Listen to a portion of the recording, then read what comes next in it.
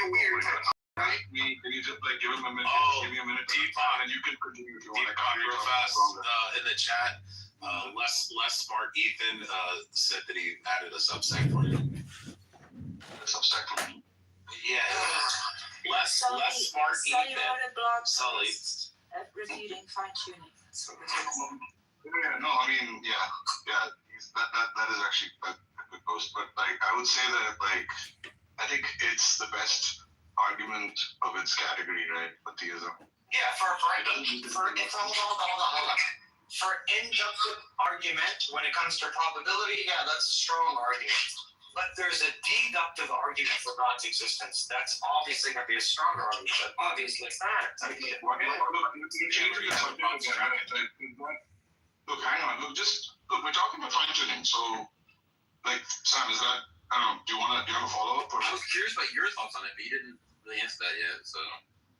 Well, no, I told you, I think it's, I don't think it's not a very persuasive argument for me. Why?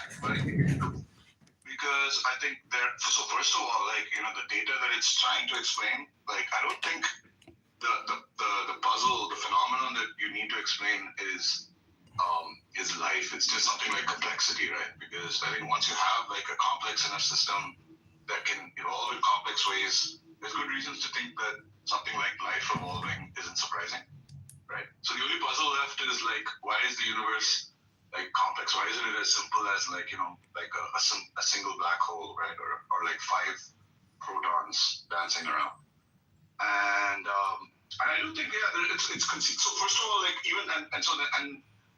so there you look at the argument that physicists have given for why they find it surprising that the constants of the standard model have the values that they do, and that it's possible that they could have been otherwise.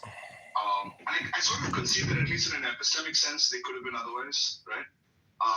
But I think if there is something to explain there's much simpler explanations based on things I don't know, I think the most likely explanation is selection effects, right? That these values that are fixed for the universe that we observe actually vary across some sort of metaphysical spaces of universes or bubble universes and so on, and we just happen to inhabit the one that's suitable for life. So basically I'm saying I think an anthropic kind of explanation is the most likely one, and there's independent reasons to believe that that's true. And then finally, if you think that's not possible, right? If you ignore that possibility, then I would say that I think all these sort of stalking horse kind of objections do actually work to block an inference to a god. There might be some reason to think there's some sort of teleological explanation, right? That the universe has some mysterious. There must be some principle explaining why the universe tends towards complexity, right? Over and above just the laws of physics. But that's a long way short of being a God hypothesis. So, what's the stalking horse objections? What does that mean? The stalking horse objection is just the idea that if you think there is a God that whose intention was to create a complex or a life-sustaining universe, right? I can just replace the God with an equivalent sort of dispositional explanation, right? Meaning there's the laws of physics, and then there's this additional sort of metaphysical principle saying something the universe just has a tendency or a disposition to have complex states, right? Or let's say life-sustaining states. That doesn't explain what God is, though, right? God is the fundamental principle. Hold on. God is the fundamental principle. 1 second. Why are you cutting me off? Yeah, look, you're responding to. You're not understanding the point I'm making. I'm not trying to explain what stalking horse objection is. Stalking horse objection is just there's going to be a stalking horse hypothesis that's naturalistic that can. Yes, I understand the point. Taking it to its prior. Sam was asking what it meant. But Deepak, what do you think about these two arguments? I'm just curious. So, first argument is that the universe looking fine-tuned is actually evidence of naturalism, not theism, because God can make life and humans in any universe because he's omnipotent. So the fact that we only find ourselves in the tiny sliver of universes where only natural law could do it, where there's quadrillions of possibilities of everywhere else where God could do it, is pretty strong evidence that we're in the naturalist world.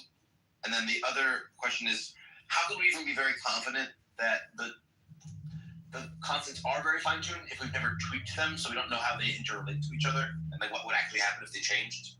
So those would be like my two. Well, I mean, okay, let me answer the second one first. Like, I think the idea is that we have we're thinking about we're sort of reasoning about the possible values the constants can have epistemically, right? Like, even if the constants are like brute facts that can't be changed in any metaphysical sense, right? Those brute facts could have been otherwise, right?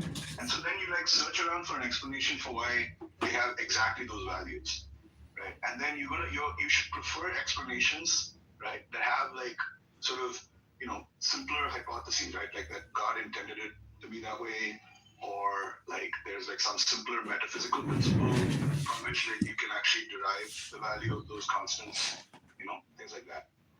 You don't need to necessarily like tinker with the constants to know whether they can be changed or not. And then what about the other point about the actually, if they're fine-tuned, it would be evidence of naturalism? Yeah, I've heard like this is like there's this divine fine tuning or like electrons and love argument. I mean, I think that it does do something, right, to defeat the likelihood of theism being the best explanation, right? Because you can't say that, why this universe? Why not like idealism? It seems like. Well, no. That's not the point of that. The point is like, okay, well, suppose God does make a physical universe, like could make any physical universe, and he could instantiate life in any universe, regardless of its constants and parameters, right? So the idea is like, of the sorts of universes you might find yourself in on theism, right? It's actually pretty unlikely that you're going to end up in the one that looks just like naturalism could be true, right? Whereas like on naturalism, yeah, that is the one you strongly expect yourself to be in if you exist. Right. Yeah, excuse me. Yeah, that's kind of, I was trying to, that's what I thought I was addressing, right? But like, I mean, I think, I don't know, that seems too much. If you're saying actually literally that actually strongly, I mean, I just think then you're restating the case for naturalism, right? Which is that it's the best explanation for the data is the one that like just explains everything. The point is that it seems kind of implausible that God would put us in a universe where it's like, what just happens to look like naturalism might still be the case, right? Given there's all these other universes he could have put us in where we would almost like immediately know that like our existence is a miracle. Yeah, I mean, there's like one thing. I mean, I think I mostly agree with that, but I will say that there is like this epistemic distance objection, right? That I think actually sort of makes sense. So the idea is that like God's intentions are to like create life and so on, but he doesn't necessarily want life to like want living things to be obvious. No, I've heard this too, and in fact, like I go through like all this stuff in that blog post. Although I'm not strictly making this argument in that blog post, but like I go through that where it's like, okay, well maybe there's like this epistemic value or aesthetic value or whatever. The point is that like even though we would have evidence for a miracle if we were in a quote unquote non-life permitting universe, it wouldn't like entail theism. It could be some other kind of supernatural metaphysics that explains that, right? So it's like, even if God wants there to be like some epistemic distance or something, he can still have that. It's still going to be strange that he achieves epistemic distance by making the world look like naturalism specifically might be true. You see what I'm saying? So it's like naturalism isn't the only other option from theism. I think it depends on what other options are and whether like obviously you can have different laws of physics, right? You can even have things like a dualist substance that obeys some sort of regularities, and we can sort of empirically investigate and okay, so dualism ends up being true, but like that's just in that world, that's just what we would end up calling quote unquote naturalism, right?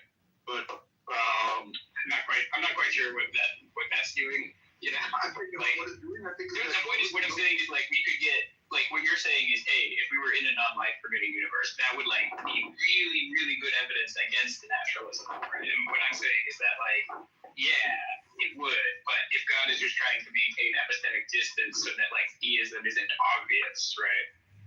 Naturalism isn't the only alternative, right? You see what I'm saying? So it's like, it's it's still kind of odd that he would make it look like naturalism might be true, right? If he could make it obvious that naturalism is false without making it obvious that God exists. Yeah, but like I'm saying, there's no real difference between a world where like naturalism is false in the sense of like, you know, okay, there's like some, you know, dualism about the mind. Like the only kind of like symmetry breakers are between worlds where like there are phenomena where the only possible explanation is like intentional like some intentional agent like intervening, right? If like there are things happening, Yeah, but that's still not enough for theism. Even if that were true, it's not enough for theism. But it just has to be like, if we were in a non-life permitting universe, then we would know naturalism was false, or at least we would strongly disconfirm naturalism, right? But that doesn't mean that, you know, theism or classical theism is therefore obvious. But at least there is but at least in those worlds, you know, there is like a stronger inference to God, right, than in the comic world. Yeah, exactly, and that is exactly why finding ourselves in a life permitting universe is not evidence for God. Well, no, but like, so I'm trying to get to the thread of this. So, like, yes, I think I agree with you, like, your general principle, but I'm just saying, like, that's only with respect to, like, worlds where there are, like, clear inferences to intentional explanation, right? Not to, like, worlds that are different in the sense of just other laws of physics or, like, metaphysical laws that have regularities that don't, like, seem to, you know, warrant intentional intervention. Yeah, and you have to go. Yeah, but with fine tuning, we're just talking about like life permitting constants and parameters, given the form of the laws and stuff. Like that's what we're considering. Is more like just deism make that more likely,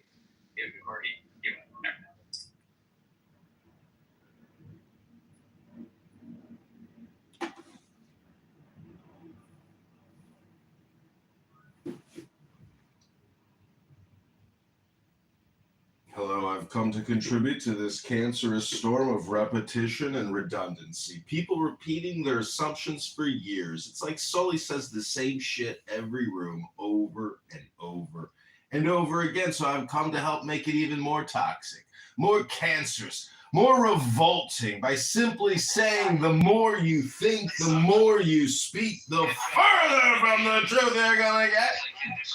Hello? That's not Rich. That's someone else. It's John Kitover. Rich and John Kitover are different people. Would you like to propose a new topic, universe? Talk about more to combat, universe. I'm just saying, if you've never jerked off and taken a nap or eaten a cheese pizza or had a beer or smoked a joint, well, you haven't lived yet till you read a book. And then you come on Clubhouse and you waste all your time talking and repeating your assumptions over and over again. It's the same show every time. Don't you guys see it? I don't think you see it because I record it all and I observe it. Some of you don't even have ears anymore. Did your ears fall off, Sully? Did your ears fall off from your... Oh, they did fall off. Okay. Well... Hello. Hello. How are you? yeah. Wow, that was a bit much.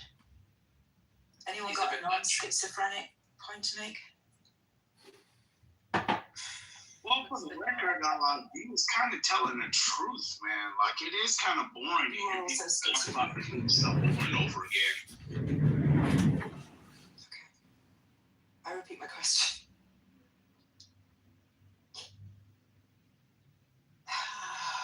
Wow. I have a question. Got them Go ahead. good. Got them real good. Got them real good. All of our discussions here might in some way improve what's going on in the world today. Don't think they do. Of course you don't, Frenchie, because you're a dumb twat. And everybody actually hates you. The fact that you're a fucking mod is impossible. But it's not, because it's indicative of the world that we live in today. Retards run the world. Wars around the world.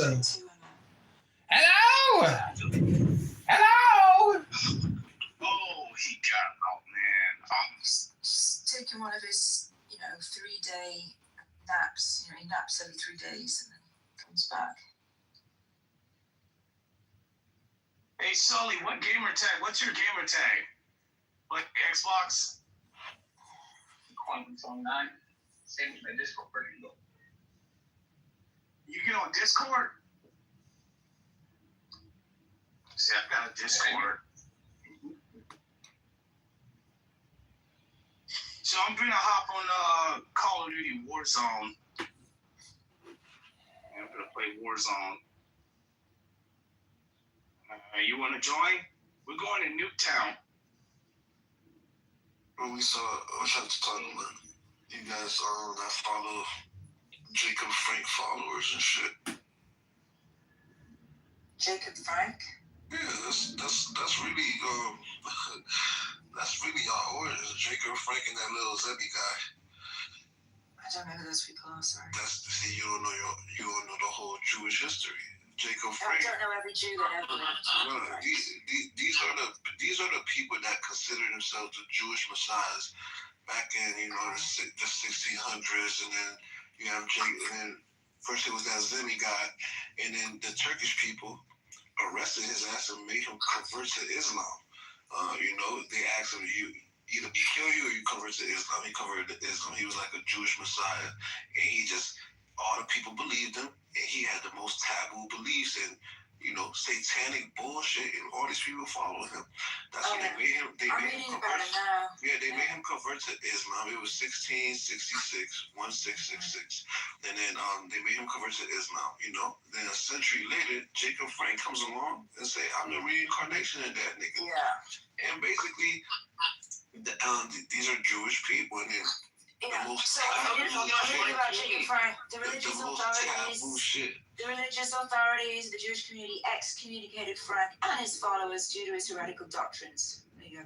Now, see, so they had to do that because he had followers, and that's when you get why we say this shit. Because these followers, they didn't just stop believing him.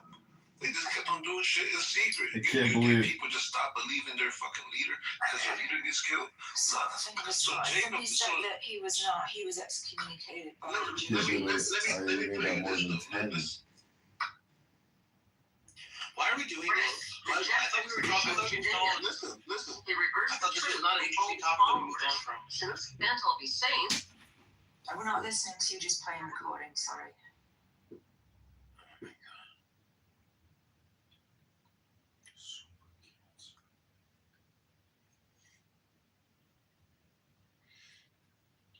Hey, Sully, so what you said, what was your Discord again? Mine is, put it in the chat. Yeah, it's Mystery Evaluator 2626. Yeah, we actually talk about verse battles. Yeah, just to have the time go by. Hold on, why did I get kicked? Because I'm documenting all the. Because we don't want to hear you play recordings. That's so y'all don't want. Don't bring him even up. Oh my God, you have people have no desire to talk to intelligent people. Why would you not want to talk to smarter people? I would kick half the people off this. Can I have a same mod? Can I have a same mod that has integrity? Yo, Sully, can I talk to you real quick? Let me ask you a question, Sully. And I'll leave the room after this. So, if I make it move that immediately. Sully, if I make it clear, you're a fucking retard, bro. I just grab the sources to prove this claim. Alright, I'm just gonna ask you random questions. Why is it that I get kicked? I just want to see if you're dumb or not. When did William the Conqueror invade England? What year did that happen? Scared of the truth. When did William the Conqueror invade England? Well, how about you just talk about it instead of playing clips or whatever?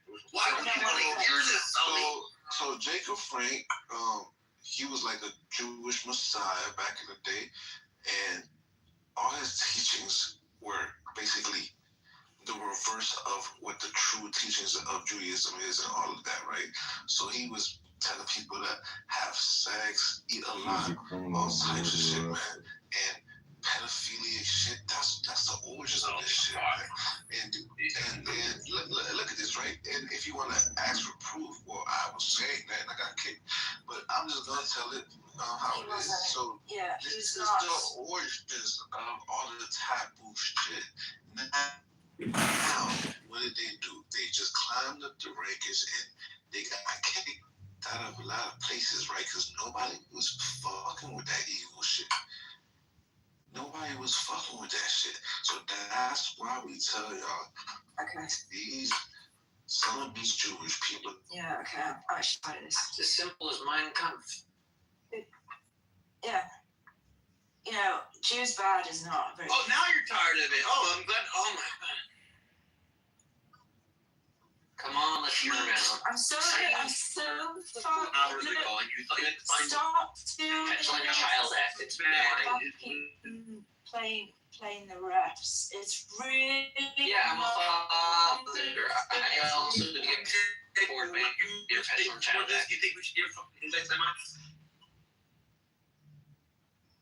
Okay, so you'd rather. Both of you. Which is more annoying? A Nazi spreading libel or my petulant child?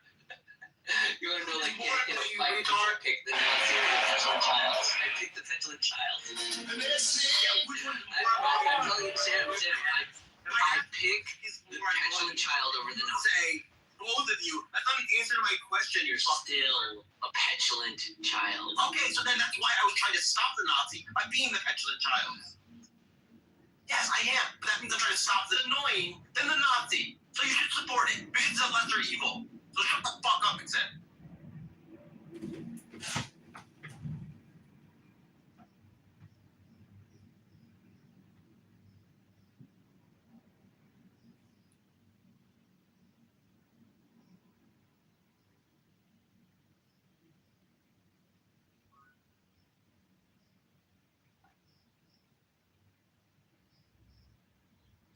Hello, moderators. I just want to say that anti-Semite you Thank you, Sully. They meant to move me down, but Sully, all I'm doing is sharing. Really bad.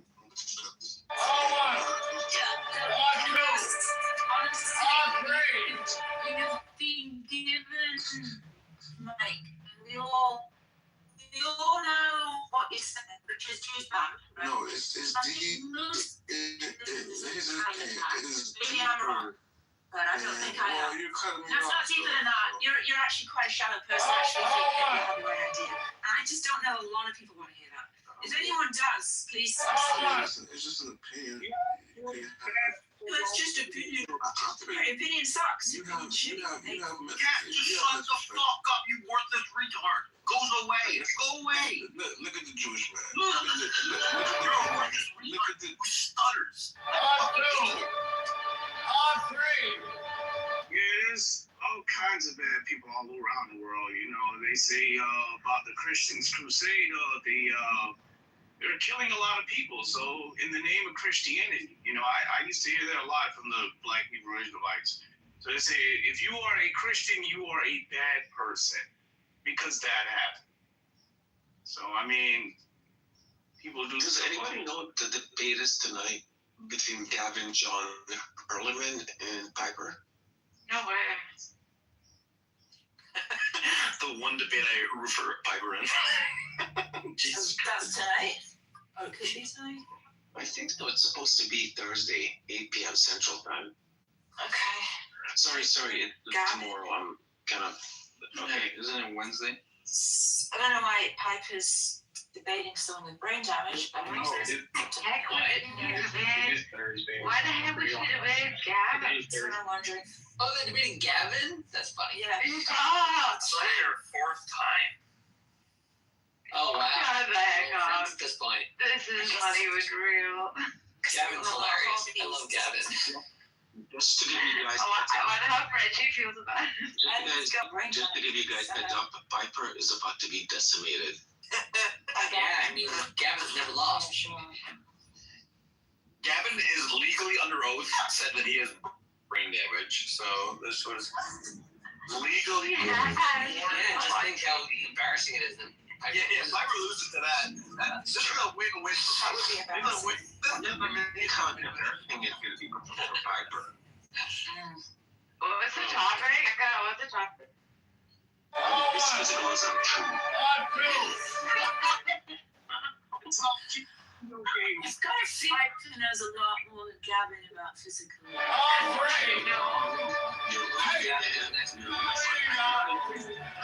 Gavin, is that called holographic universe or something? Yeah, you don't even know what the holographic principle is, so that shows how much you know. Well, that doesn't change the fact that that's the thing Gavin talks about all the time, which was my claim. Holographic principle just says we're wrong that there's a physical universe which exists, right? Physicalism can't be true if the holographic principle is correct. Yeah. Well, The problem is that Gavin just reads That's not true. from I remember. like okay. a 10-page rather than explain it in his own words. Which I Oh don't. my god. Well, what about the rebuttal? Do they have like a backup for it? I think it's going to be 15-minute opening statement, 20 minutes of cross-exam, and then opening dialogue for like half an hour, and then 5-minute closing statements. Mark, did you hear? Formal debate between Gavin and Piper tonight. It will be live. So it might also just be really boring. Yeah, probably. The mice love vibes. You know, they're remaking another Street Fighter. See, that sounds interesting. And it looks a lot better. Are you getting? Yeah, like I was confused. Like back in the '90s, I thought Ryu was a American guy. I didn't know he was Japanese. Yeah, Because the trailer came out. Oh my god. yes, man, and they got some. Looks good. They're New competing with face. Mortal Kombat. It's Mortal Kombat versus Street Fighter. The '90s all over again. Oh, yeah, freaking. I don't know what happened, but freaking.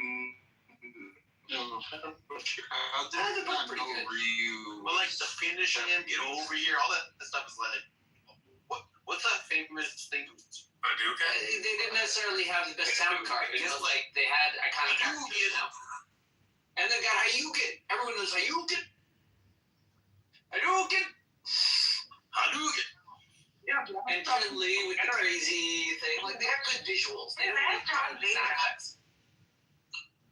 They're, popular. And Blanca, did you see in the trailer they had a freaking Blanca? You gotta see how they pull off a Blanca. That's ridiculous. Wait, Blanca was a Street Fighter? She was a Yeah, he was Street Fighter, right? He was the one monster guy they had. music. Something about the dude with the orange hairs. Yeah, green skin. They love like Hulk, basically. Is that Was it Street Fighter or was That's it another one. Mortal Kombat that had the Indian guy with the long arms? Yeah, that was Street Fighter too. Street Fighter had iconic characters. The guy with the blades and the mask. That's Zangief or whatever. Or Zangief, yeah. Crazy Russian boxer.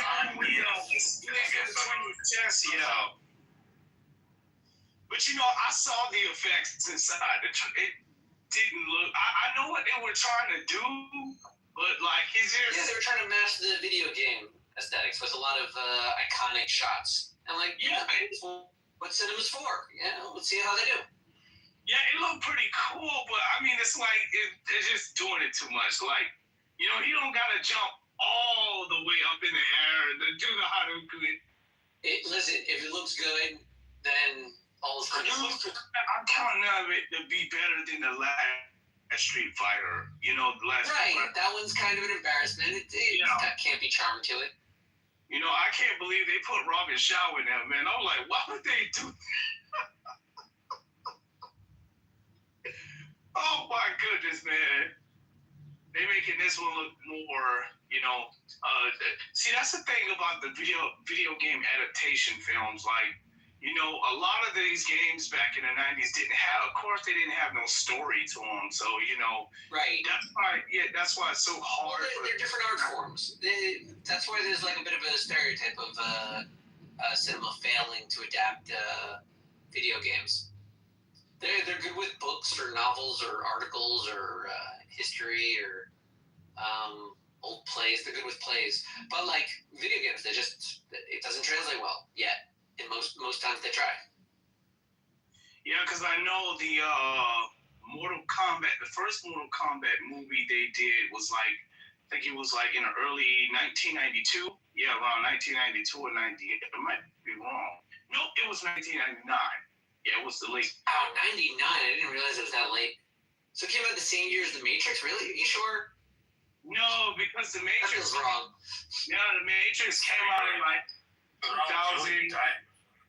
The Matrix 1 came out in 99, positive. Who's that? That one I know came out in 99. No, The Matrix came out in 2000. No, The Matrix came out in the 2000. No, it's 99. It's cool to see it. I remember it vividly. The thing is, you probably remember in the 2000 because it wasn't really popular. It didn't take off for a while. 99. No, because they didn't have HD in the 90s. In 99. I would bet my balls. Yeah. In 99, they didn't have high definition. They got high definition like in what, 2000? Yeah. I don't know. We're all arguing through supercomputers that have the answers to all of our questions. Oh yeah, it's time. You could just look it up. I'm looking at it.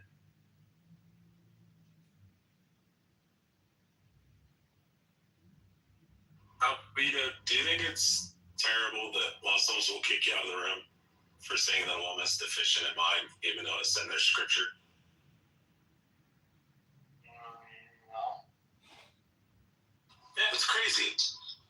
Some ladies came off, was a mod, started screaming at me, and I said, I understand that you can't track the conversation because you're deficient in mind. And she kicked me out. I'm like, literally quote your shit to you. It's not in the scripture. Yeah, I mean, it's in the hadith. Yeah, it is hadith. And hadith said by Muhammad that you have to accept the words of the Sahabas. And if it's Sahih rated strong chain of narration, then you have to accept it. So, yes. It is equivalent to scripture.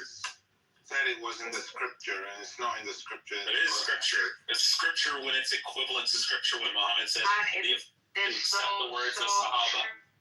True. I agree with you. Josh, Yes, I know.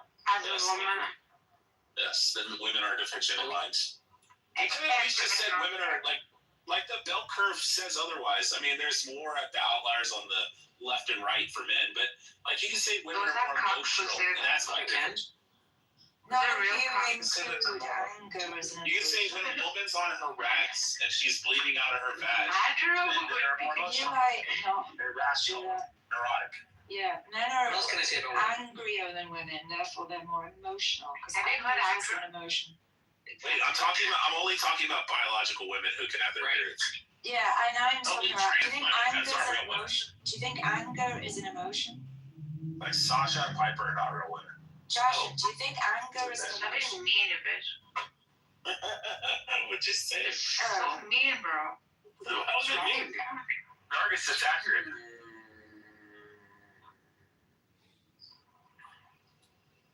I can't wait till Sasha and fucking Piper die, and then they excavate their bones, and they're like, "Oh, this is a biological." Do you think they think that? Oh, it's gone. Never mind. All right. Thank you. You're a lunatic. There's a lot. We've had a lot of lunatics today. I know. What did I get up to? Who's I rude? didn't think it was a full moon.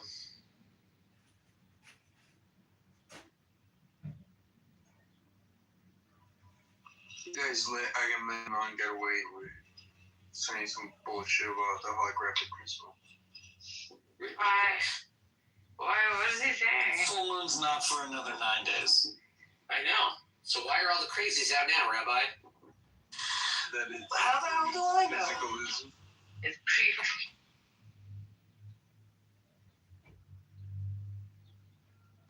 Well, I don't know. At least there's some order in this room. Like when it was really bad when I got in here.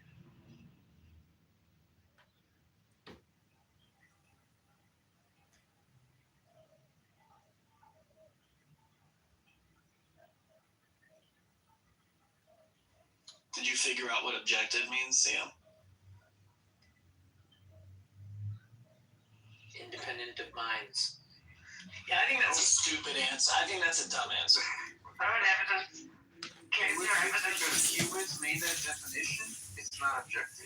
No, I would say the following. It's our subjective definition of objectivity now. Yeah, that's exactly right. We Still decide what's definition. subjective. Right? We don't decide what's objective. We make a definition and then see Who decides what's objective then is the judge. My God, Caleb, you're not. Here's what I think actually, Sam. Right? I think it's like this. When I'm talking about, look, a mountain exists whether or not anyone sees it, right? That we might say is objective. But the way we describe it is stance dependent, right? And requires an agreement and so therefore the agreement will be what we call objective in that sense. That's wrong. No? There are certain problems wild whether they're true or false depends on people's attitudes about whether they're true or false, right? And those are subjective or stance dependent propositions, right? And that's it's kind of this like stance dependence, mind independence, whatever. Those definitions are confusing. Yeah, try this sentence. Let's see if you agree with this. Even if objective truths are stance independent in themselves, we might say like metaphysically, our ability to identify, describe, and understand them is always stance dependent. You might call that epistemically. No, I wouldn't say it that way. Okay. I mean, I understand what you're saying, but it's just kind of, I think it's a confusing concept. It's not how he's using it. You know, Caleb, who else had a huge problem with objectivity and subjectivity? Abnormal. Because he was arguing for beauty is objective. It took a few hours, but he kept to himself. No, I mean, again, like if you want to say that there are some kind of standards of beauty, those would be decided upon. No, Etu, not you. You can't be doing this, Caleb. This has to be a Jewish thing. Duh.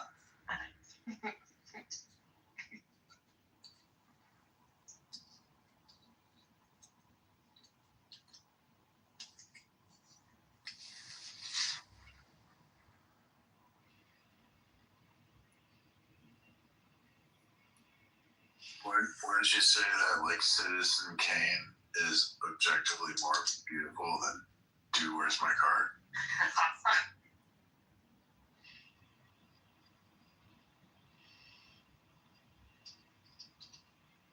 Dude, Where's My movie I ever walked out of?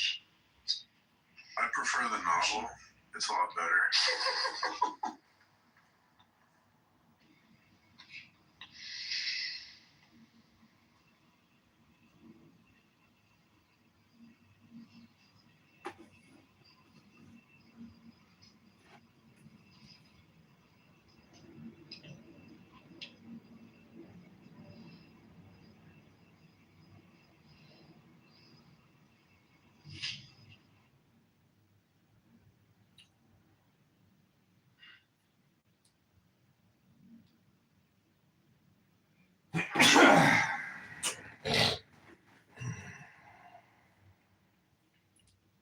It's very sad.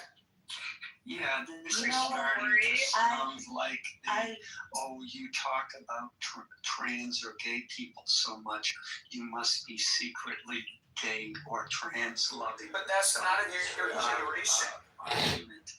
That's what this is starting to sound. No. It's starting to sound like that from I would say. Back in the day. Did you guys talk about Try versus R on the highway. Thank you. Were some being No, racist? they're not. Wait, I have something to add. It's important, okay? There was this chick, she caught her man on Grindr, talking to trannies, okay? And so she asked the man what he was doing, and he said he was going to rob them.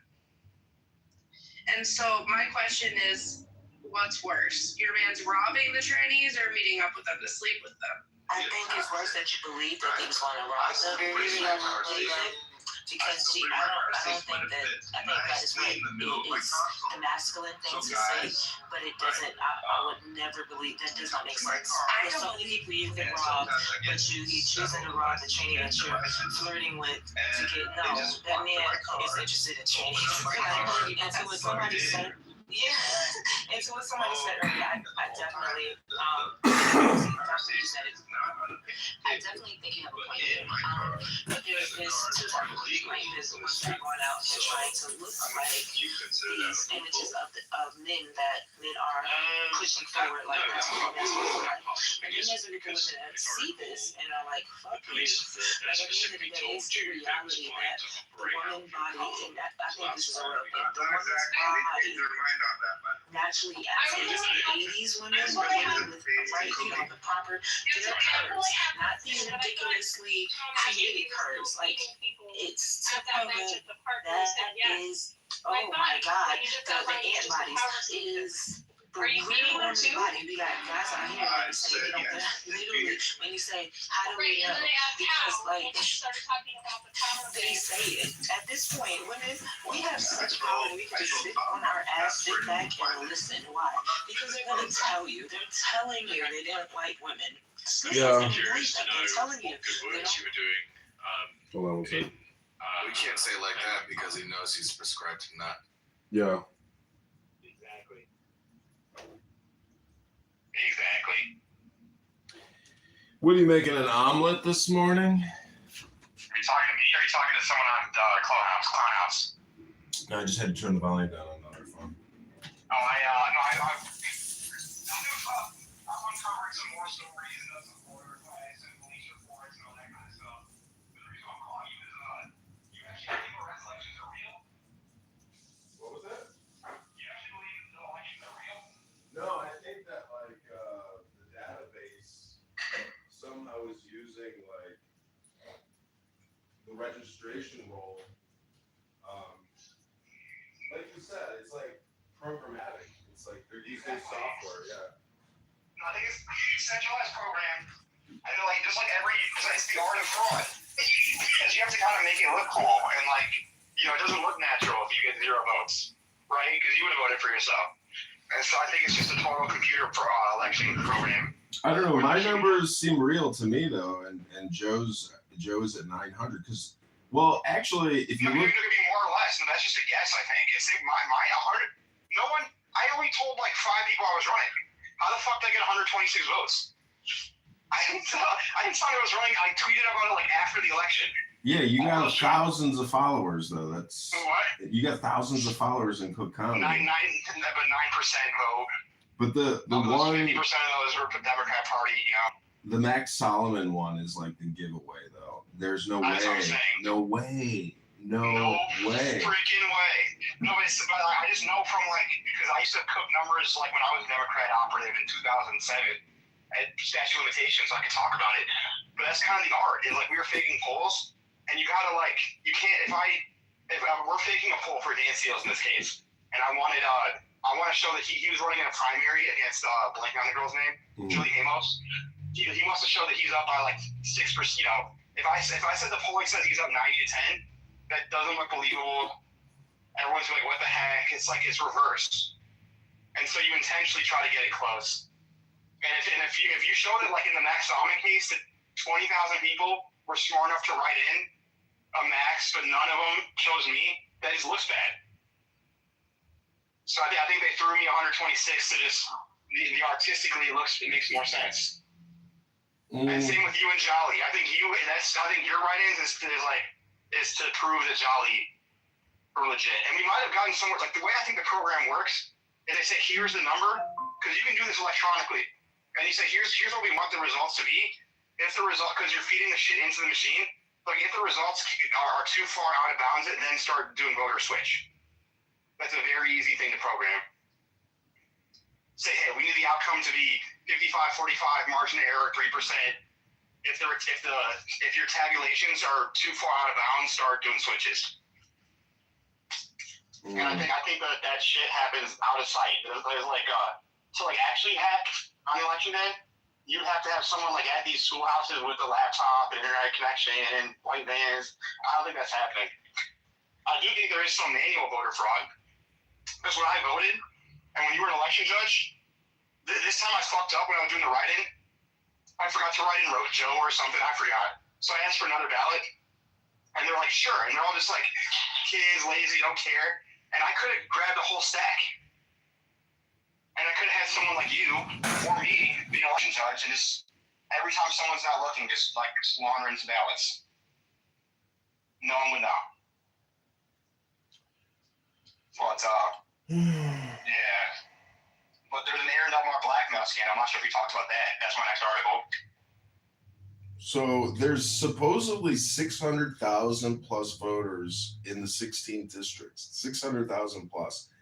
Only supposedly 90,000 people voted. So that's like it's like an 18% turnout. Yeah, that makes sense. I mean, I think my number at 110, less the districts that didn't accept me as a Okay, if that's real, that's a very impressive number. That many people went out of their fucking way. Because like most people don't vote for that election. There's 30 different elections going on. So for those 100 whatever people to go out of their way to write in John Kitover is very impressive. Yeah. But I think it's a computer number. You could have gotten more or less. You could have gotten 200. You could have gotten 50. You could have gotten. We know you didn't vote for you. So what they do is if it's a write-in candidate, it doesn't get scanned in. That means they have to manually look at the ballot, whether it's a printout from the digital or it's a hand paper, and then they have to tabulate and literally hand count 110 across all the counties, collate that, transmit that to the Illinois state. So it's like there's just no credibility. There's no transparency. There's no transparency. How do we know that? Like, I'm really pissed off. I can't prove that one, I voted for me. Because I think it says I got 0 votes for U.S. Senate. I voted for me. How is that possible? We need a ledger. We need like an unbreakable. We need an unbreakable ledger. Like this is just every ballot needs like a receipt. Every fucking thing needs a I can go back. Yeah, we need a double accounting entry system. It's not a Fourth Amendment issue. I want to see my ballot. See my ballot to make sure that my vote is counted correctly. That's not a Fourth Amendment issue. Make it suck my dick. But regardless, I love how Christine Maxwell and everybody's like the hottest new thing in politics is Max Solomon, a schizophrenic, homeless person. Just totally bugging out. Were you there when he said he wanted to subpoena me? That was hysterical. Oh my god. I was being nice to him, and he's like, why don't you drop your case? I'm like, there's 2 cases on you, like, you know. He's like, oh. I'm like, I'm not even doing it. I just put my name on it. You know, someone else is paying for this. And he's like, I'm going to subpoena you. I can't talk to you. I'm going to subpoena you. And I'm like, you are such a fucking clown. Did you hear about his story that he did to poor Ashley Ramos? Mm-mm. So he claims he had enough signatures for governor. And Ashley Ramos told me she believes this.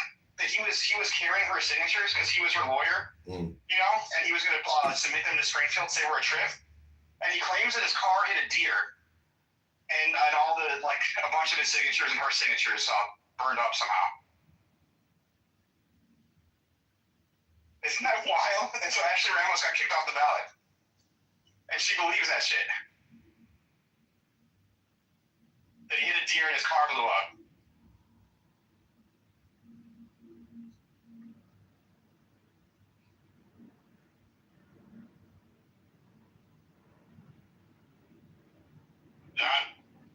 I'm here. So what was your Aaron Delmar blackmail scandal?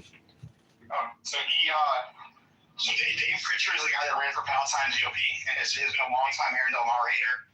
Has been a big-time Illinois Review record leaker, and he was one of the very few success stories. He beat Aaron Delmar's guy 2-1, like 70-30. And so he beat Aaron Delmar's guy. Dave Pritchard was running for the 5th District State Central Committee. And he said he wanted to remove Aaron Delmar is a stain that must be removed from the Illinois Republican Party, is his quote. Wow. And so he's running against Del Mar. It's him, Ken Jokum, a wheeling guy, and Del Mar running. And so I talked to Ken. Him and Ken made a deal. It's like, hey, we'll just vote for one of us will drop out. Del Mar will be gone. We have no votes. Pritchard had 18% of the vote. Ken Jokum had 15. Like, they had enough votes. And everyone thought it's all over. Aaron Del Mar's going to lose. Then day of, Dave Pritchard decides to vote present, and Del Mar wins. And everyone was wondering why. What happened, Dave? What had happened was, after the primary, Dave Pritchard goes to the Palatine office because Aaron might have been blackmailing or has some deal with the Palatine GOP office because the rent was going to go from 1,000 to 2,800, and he lost the election. So he's like, "Fuck off, Dave. Pack your shit." And so Dave is going to the office late at night to get retrieve his stuff. And then the guy, Aaron's puppet, the guy he ran against, this guy named George, who's he's like in his 50s, 60s, but is very strong. And Dave is like a retired, very tubby, out of shape. You're the one that said he had a deviated septum, right? Mm-hmm. Right, you saw the video, right? Yeah. Yeah. So then the next day so then out of nowhere, the guy that got arrested decided to vote present. And then the allegation is that Aaron called him up and said, "Hey, we'll drop the charges if you let me win." Mm. Yeah, and then the other one that I'm talking to Shia Kapos later today, because you look at her playbook article she wrote on Aaron. It's the biggest fucking joke. She wrote she releases a 5 days a week newsletter, Politico, and it's just about everything going on politically. And the title of today's article is Aaron Del Mar, the fighter. Mm-hmm. And it's just the biggest puff piece about how great a person he is, and he's doing things different for Bailey. And she knows all the bad shit about Aaron, covers up for him all the time. And my other journalist friend says he's working on an expose on Politico in general, because apparently, in other states, the journalists will either work for a staff or get paid and then do favorable press. So I'm trying to see if there's something there too. Somebody talk to that journalist. He's gonna call me. Did you look at the Darren Bailey numbers versus Ted Dabrowski and? Yeah, it was really funny. So based on those numbers, you could statistically forecast Pritzker's victory. They don't stand a numerical chance. No, of course not. They'd have to win every independent and then clone them a couple times. and then the independent clones show the vote. Bro, that video of Aaron Del Mar acting as Darren Bailey's barbecue chicken sandwich, everything on it. Thank you. Which one are we talking about with them slapping the ketchup? Yeah, dude. Could you be any gayer and weirder and Shia Kapos says he's a fighter. He's a fighter. How the fuck Darren must be being black. Have you ever done cocaine? I've never done cocaine, so I have no frame of reference. I don't like cocaine, and I don't like the way it's before. So you have a frame of reference, so. I have a frame of reference to association with that chemical. So I think I was diagnosed, but I heard it's very similar, Adderall and Coke, but Coke's more intense. Is that correct? No, actually, I would say that Adderall is far more of a powerful stimulant. No, quick though. I heard Coke is an hour and Adderall No. It's pretty instantaneous, but there's different types of Adderall. There's the instant release. No, I was talking about the lasting effects, once it hits your system. Am I wrong? I heard Coke is it hits you fast and it's out fast, and that's why they're always doing it all the time. I could be wrong. I said I've never done it. It doesn't matter. Moot point. So the point being is that it's a lot of. I think a lot of it is just from my dealing with people that were cocaine or whatever got better. Is it seems like when you're cocaine, you're delusional, and it's just everything is success, and I want more, and I'm a brilliant. And Max, I have the funniest joke ever. I have the greatest idea. We're gonna take over the world, that kind of shit. Yeah, for sure. It creates euphoria. But delusion, right? Yeah, you temporarily think it's a good idea to get in a fight right now, or do more coke. Yeah, it's definitely you become a rabbit bouncing around, uncontrollable. It's because it's all just chemical enhancement. The brain just starts overacting. Yeah. But that's how Aaron to me seems. He's just coked out, and in his mind thinks what he's doing is brilliant. I agree. I agree. And that's why he's like, and Shia's a piece of shit. He's like lied about, he said about Kristen Mitchell's gay. And then did you see that fake quote he made about Brandon Johnson? Brandon, he posted a quote of Brandon Johnson being like, I hate white people, like that kind of thing. He never said it. He just made up a race baiting quote. But to me, that's like some cokey shit where he just saw that and he's like, awesome, and then he doesn't have a team, so he just goes straight to Facebook or Twitter.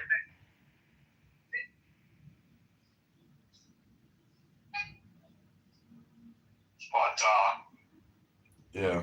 Anyways, they're losers. He's a loser, and it's just so funny how like one loser, can control the whole thing because there's just like no way to stop somebody's malicious like personal activity. The man was one highest king. Yeah, it's like how does one guy just keep managing to control everything? And it's really just because of his environment. It's the people around him. No, it's alpha. I think if you or I wanted to do that, we could do the same. We just don't want that. He's like, it's not in the world where no one has balls, the man with one testicle is king. Facts. In the land of the castrato, the man with the single nut is king. Yeah, I think it's so funny how he's like showing Darren and his wife around. It's like they're the real losers because they don't know they're getting played by this loser who's using them. He's blackmailed them. I don't believe that they don't know. Could you imagine? Most of my negative articles about Darren came from the Darren Bailey shit you would talk about last campaign. Mm-hmm. Darren Bailey was the first one to criticize him publicly for the blackjack and hooker stuff, showgirl.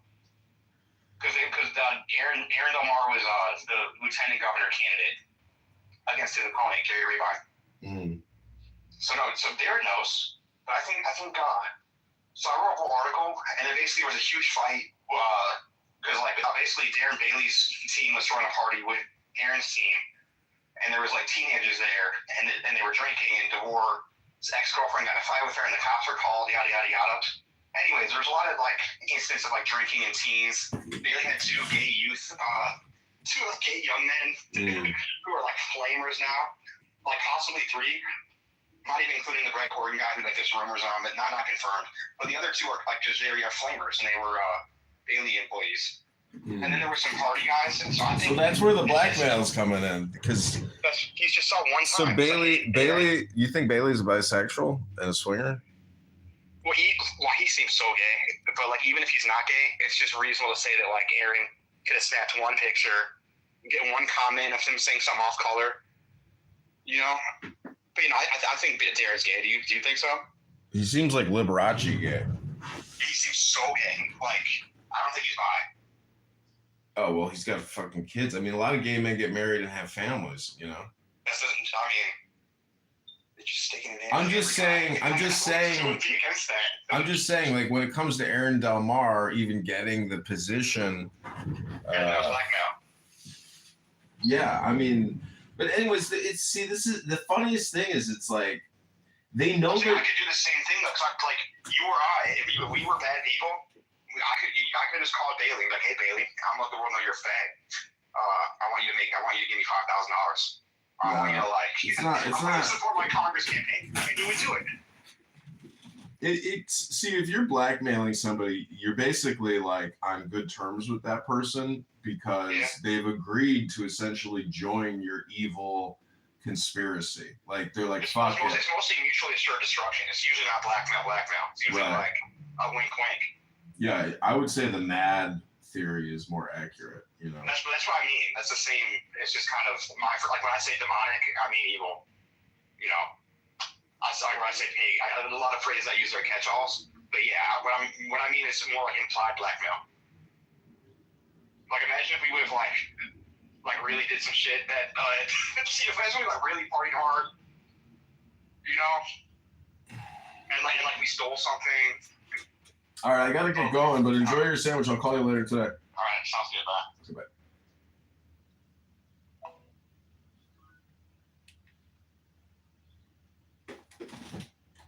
Hello?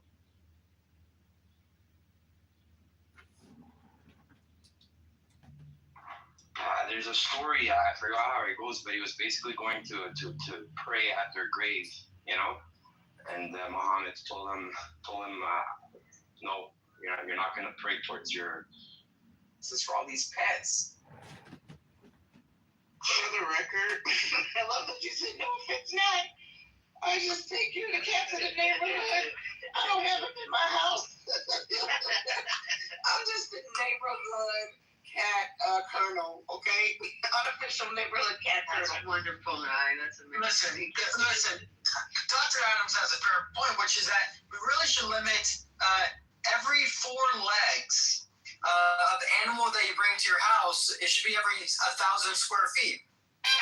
Oh. Keegan, I happen to agree with Keegan. Probably 3.5 years. That is just amazing. Ain't God good? What a great idea. I never even thought about it that way. It's 12:03. That'd be a huge. So, like, if you're living in a studio, if you're living in a studio that's like 450, you can have a bird, right? You can have a fish. You can have 40 fish. I don't care. But once you start putting these cats and dogs, you better have 1,000 square feet for each cat and dog you got. Vera, what's going on with the water from above? Any fix on that? Oh, it's done. They fixed it. Doesn't happen amazing. anymore. They completely fixed it. Fucking finally. I'm very happy to hear about it too. Good. I know. Send them a gift basket or something. Because it's not even just a problem in apartments, right? It's a problem in even my community where there'll be a house with 2,000 square feet and they got 14 dogs and 10 cats. And they just live outside. And I got a problem with that. I want to kill them. Yeah, because it's the water runoff from it. Runoff from it is toxic. No, I completely agree with Keegan on that. There's a lot of people that have hoarding problems in general, but once they start throwing animals in there, it can turn it to a neighborhood public health. You do realize when Keegan says he wants to kill innocent animals, that's a Ted Bundy type of statement. That's a sociopathic, psychopathic intention. Congratulations, Keegan. You win Psycho Clubhouse Award of the Day. Keegan, please don't kill the animals. I hope you don't have a.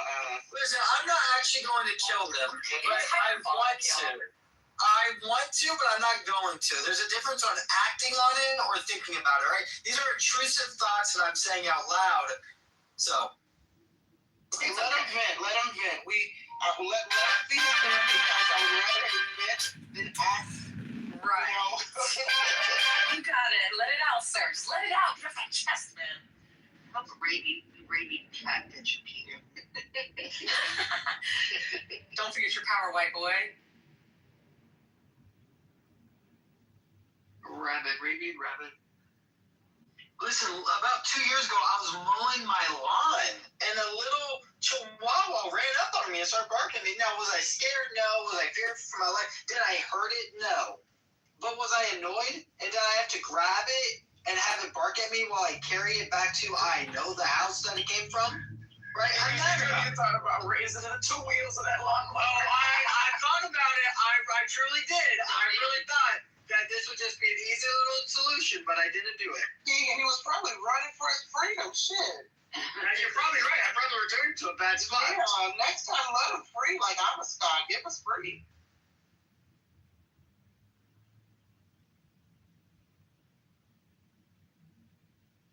That was the right thing to do, Keegan. Just pick up and return it home. That was smart. I picked it up by the fat of its neck though, and I carried it like it was like a grocery bag that was leaking. I mean, he was a little mad about it.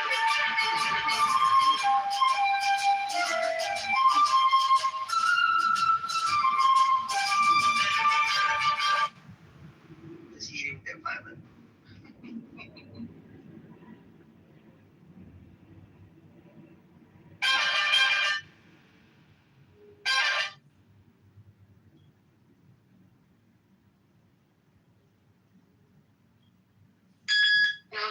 Their defense is to just make all the noise.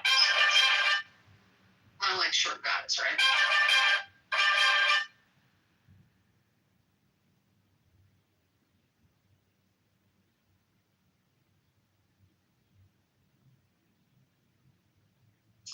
Los Angeles Fleet Week is happening May 22nd through 25th, if anyone's close and cares.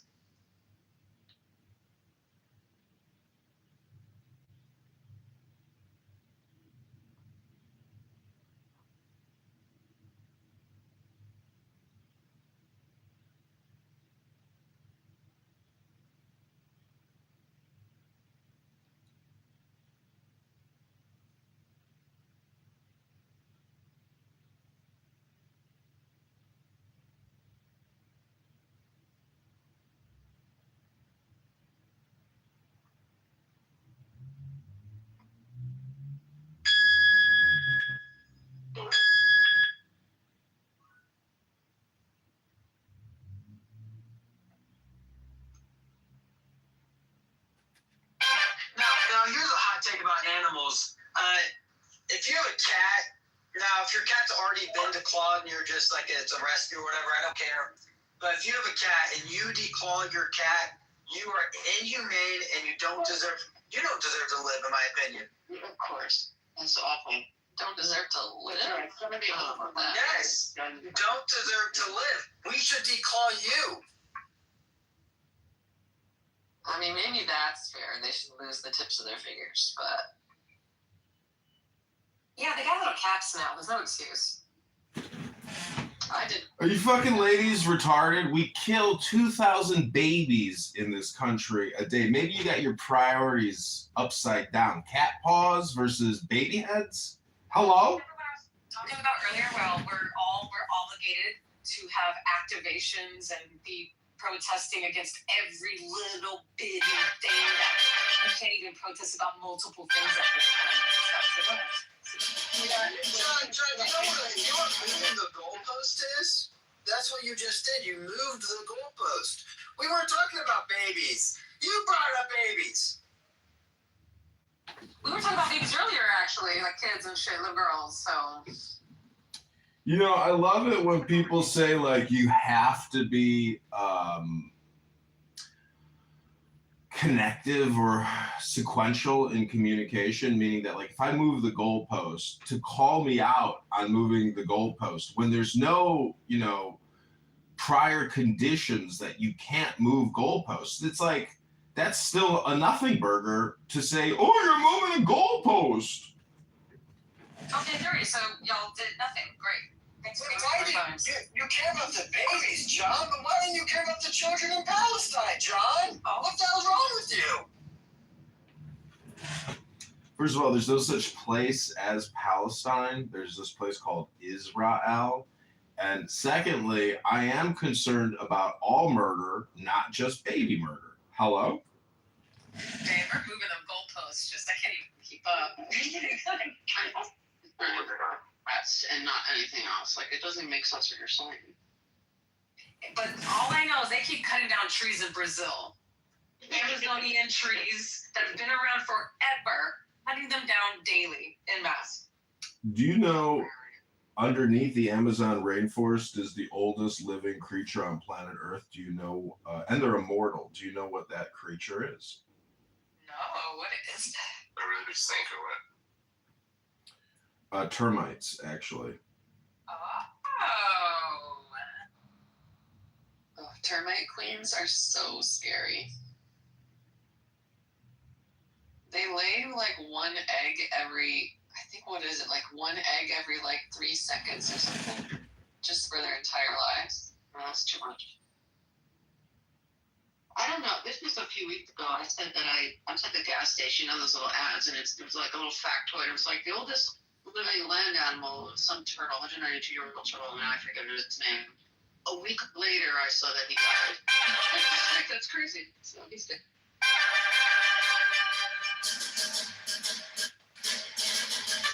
Yeah, I think the oldest animal in general that we've ever found was some kind of clam that ended up being like 500 years old or something. Wow.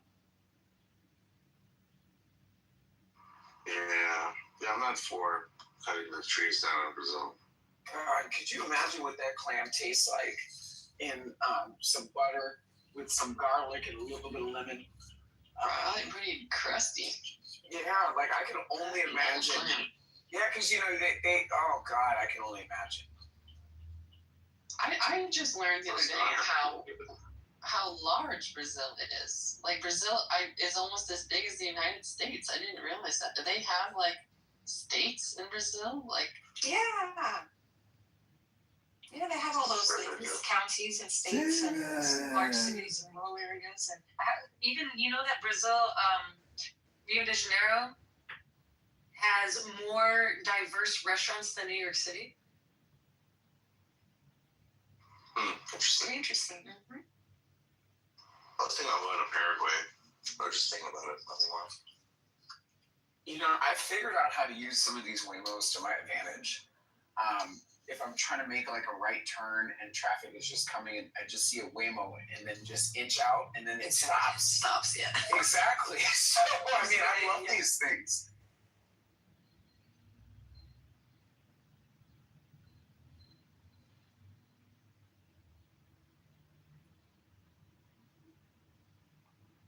I miss being in India.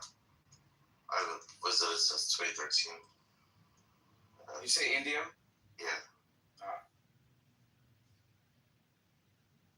Where in India do you go though? Usually on the west side. Some rural places here and there, but mostly on the west side here. What kind of shit do you like to do there? Oh, that's nice. Okay, I see it then. Yeah. But there's a lot to do there. Isn't that where that big ring is? You know what I'm talking about with cars? The car ring? What are you talking about? It's like this big old car cylindrical fucking infrastructure that cars will go, they drive sideways, right? I don't know about sideways, but there's a highway that's like sort of like a ring. No. Okay, let me show you. Hold on, let me show you. If you come close to the wall, touch your heels with your hands and stretch your body like this, then your hip flexors and. Italian food in India is so cute. I like that. We'll see this. No, seriously. Like I personally don't like Indian food at all. So like if I ever went to India, because I would like to see Taj Mahal. If I ever went to India, I would just like to know if I could get Italian food. Most likely, probably the best of it you can get it. Oh yeah, they have like Olive Garden, right? Most likely, yeah, they have Olive Garden in Bahrain too. Abu Dhabi, they have Bahrain. McDonald's, then they have McDonald's, yeah. See, I don't have a problem with that. Like, I really don't have a problem with like, yeah. What do they have you? Curry pasta? I haven't been to an Italian restaurant. Oh, so you can still get like normal, like American food. Yeah. We usually don't mix pasta with Italian food. You should have like hamburgers and stuff, Hamburgers are tough. Yeah. If you go to it's hit or miss in some other countries. That's true. Most states in India don't allow. Oh yeah, you can't eat cows, or in some places, right? They don't eat cows. There's only one place. I think there's one state. There's a Kerala if you go to the southwest. So then that's why I mentioned Italian food, because that's one of those things where it doesn't really offend too many cultural delicacies. I know we have Chinese food. We have Indo-Chinese fusion too. Nice. The food is good in India, that's for sure.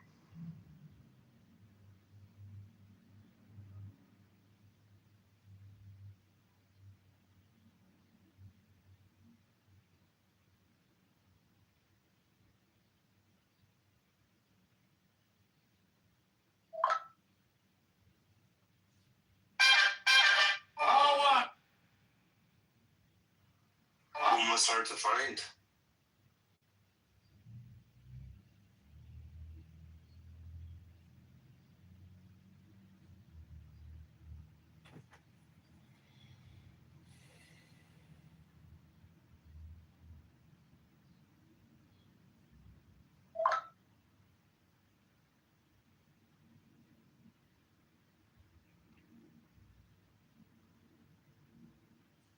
What do you guys think's gonna happen? Do you think you guys are gonna become like Russia, like censored and everything? No, I think in 2 years we're gonna get a new president, and some things are gonna change, and the world's gonna sensationalize it, and we're just gonna live amongst it and hope for the best. You do realize that if Kamala Harris would have won, it would have become a closed society. We were living under censorship, and if Kamala Harris and Tim Walz became president, everyone would have been issued a vaccine ID tracker. It would have gone digital, not paper, so there could be a full accounting that everyone is mass vaccinated with an experimental mRNA spike protein gene modifier. You do realize Kamala Harris would have ushered in the end of America. Donald Trump is liberating America. Kamala Harris is a domestic terrorist. She should be arrested along with hundreds of other corrupt politicians. Hello? Trump, that's for sure. I just, I understand the job. Definitely, it's a lot of demands, but I have a favorable view of Trump. Yeah. Yeah, well, you know what I can do? I can still go on the internet and speak freely now. X has been bought by Elon. Meta has de-restricted. Zuckerberg is no longer a protean fascist, vaccinologist, hosting a Dr. Fauci. Maybe he learned he was scammed by Dr. Fauci, Dr. Birx, Pfizer, Moderna, J&J, Operation Warp Speed. Yes, Donald Trump may have delivered it to us, but he didn't create it. That was created at the Pentagon in conjunction with Pfizer and other military industrial war research. But Kamala Harris and what was happening with the censorship, it would have been total communication lockdown control, full vaccination. It would have been a horrible nightmare. Yeah, would have been. Would have, should have, but it didn't. Yeah, I agree with you. And here's the thing. Like California has its culture and its, things with technology, but that doesn't mean the entire U.S. needs to, bow down to, what I mean? That's why I agree with you. And that was actually my concern too. After post 9/11, I was like, shoot, I have all this tech giants in California. What's going to happen? So I hear I'm in Michigan, the auto industry, using embedded systems and not like operating systems. So something's going on.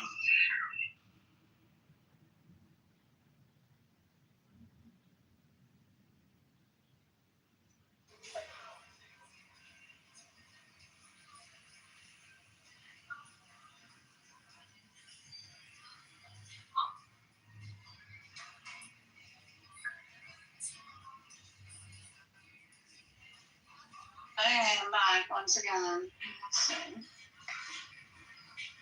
Welcome back. Hey, girl. Thank you. Everyone have a nice drink of water. Yes, drink your water. I'm actually going to walk. I'm going to go move my derriere. That's a great idea. I think I'm going to start going to the pool at lunch, y'all.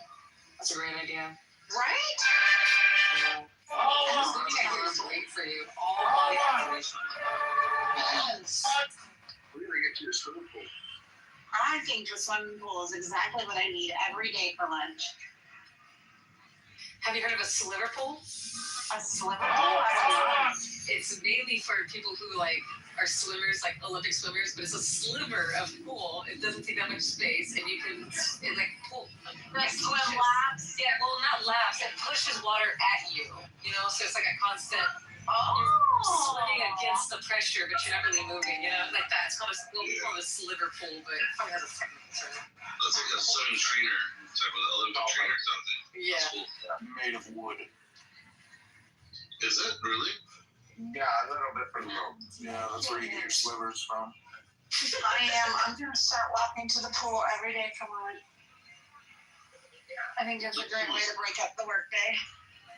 I wish I was swimming right now. Why don't you try doing some basic yoga moves like a hip stretch, rotation, hamstring pull? You got to move that body. Take some deep breaths. Don't just go to the pool and drink a cocktail. Can't drink on the job, I want to get sunshine. I want to get vitamin C and vitamin K and breath work, girl. Yes, I want to do some breath work. Love that. It's a great lunch. And I work from home, so I don't have to worry about coming home and jumping in the shower real quick. That's good. That's a good breath. You can't be fit is good. Do it more. We should all do it. We should all be a little more fit. Yeah, exactly. We should all be a little more fit. Instead of doing it, that is how I'm going to spend my summer, y'all. Yeah, I walked a little bit yesterday. That's all I got right now, but I'm gonna walk more today. I'm gonna start Monday. I want to give the pool just a few more days to warm up with these warm days. I'm going full hot mess with my aquatic system at my house. It's gonna be freaking nice. What do you What do you got? What are you doing? well. It's something that Walt Disney would be real proud of. Is it like landscaped or something? Or is it like a gas chamber? What is it? Yeah. Stop! Walt Disney was anti-Semitic. That was a joke. You're just derailing.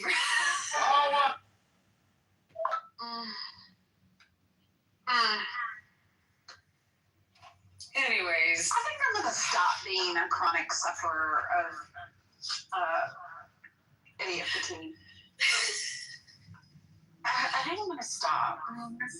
I went to Claremont College, went to the university of my friend. She's a librarian at, and she does like archival shit. It's a very beautiful university or college or whatever it may be. It's a bunch of, it's like multiple colleges. Like there's a men's college, a women's college, and then some others. But anyways, the campus itself had so many fountains and water features and just these botanical areas that enclosed in like the Spanish style of the facade and all that jazz. But rose bush, it was just so gorgeous. I was taking so many pointers for when I get my forever home. I'm gonna have like a promenade and I'm gonna have flowers and roses and vines. I love this. Cherry trees and grapevines. Oh, I can't wait. It's the vines for me, like that. Me too. Okay, so my brain is. I'm sorry. I'm not to digress. I'm just worried about my hair turning green. Is there something I can do to prevent my hair from turning green? Yeah, you wash the purple shampoo. Actually, you get purple shampoo, you put it a little bit in your conditioner, so it's kind of like a soft conditioner. That'll take up the rest, you know? I also wear a hair cap. I actually wear hair caps all the fucking time. I don't like to wash my hair every day. That's the only other big pain in the ass. It takes me less than 5 minutes to wash. So that's 10 minutes of my lunch hour. How long do you think I gotta swim for it to be physically beneficial? At least a half hour, right? No, like 10 minutes, especially if you're just starting out, if you're not like a strong swimmer and you're just. I am a strong swimmer. Okay, I am a strong swimmer, then. Okay, then maybe, I guess like 15 minutes. You just gotta get your body to blend. I would say half an hour is good. You just got the last maybe like do like a certain amount of It's only week I'm proud to join with Christians across the country. Okay, yeah, girl, test your body. See what works for you. You could probably do like the pool and sauna after or something, and like kind of mix it up. Zero. So that's from one side. It's very funky shaped. It's kind of like That's a great old one. Oh yeah. Oh, so you can do like a little from here to there to there to here. yeah. Oh, that's a beautiful pool. Yeah, it's plenty to get a good enough workout in and be like all the freak over it. And then Just 20 doggy minutes. paddle. 20 minutes to shower and clean up. So okay. Doggy paddle, keep your hair Right. dry. Right. Yeah. That's nice pool. Well, I think it's really good that you're doing that. I actually want to start martial arts. I didn't know that. Well, maybe jiu-jitsu. But I think I will start with maybe like something else. Hey, glasses, I'll do my Wing Chun or I'll entertain Taekwondo. I don't know. But then later on, I'll go to jiu-jitsu. I just want y'all to be the best version of yourselves. Me too. And speaking of working out, Liberty, you started bouldering, huh? You did a boulder sesh. What you thought? Yeah, I mean, I've been bouldering for like a couple weeks now. It's like the most fun exercise I've ever done. Oh my god, I'm so happy for you. That's fabulous. Yeah, my second favorite wing exercise is racquetball. But racquetball is like so cardio intense where like you feel like you're gonna throw up, you know, when you haven't been in it for a while. So the nice thing about bouldering is it's like you can kind of go at your own pace. Right, you can take nice constant breaks. What's up, Dragon? It's really nice. I'm happy. What's up? All right. I was surprised though, like how long What's up, Rafi? just sitting What's up, in guys? the bowling gym. Yeah, just sitting there, just trying to get your life back together, right? I didn't notice I was mic'd. Cause I don't do that. Like when I go, maybe it's because I'm a newbie, but I'm just like, I'm here to climb. I'm gonna climb. I'm just like, I climb one and then I climb the other one and I climb the other one. Like these other people, I'm like, they just sit there for like 20 minutes talking to them. Are they like you though? They're like slender and they probably maybe have like, you know, some weight on them.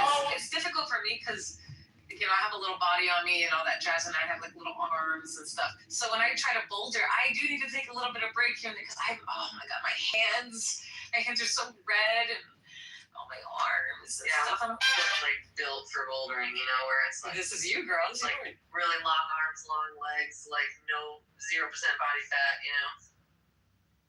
Yeah, this is your sport. You're a joke.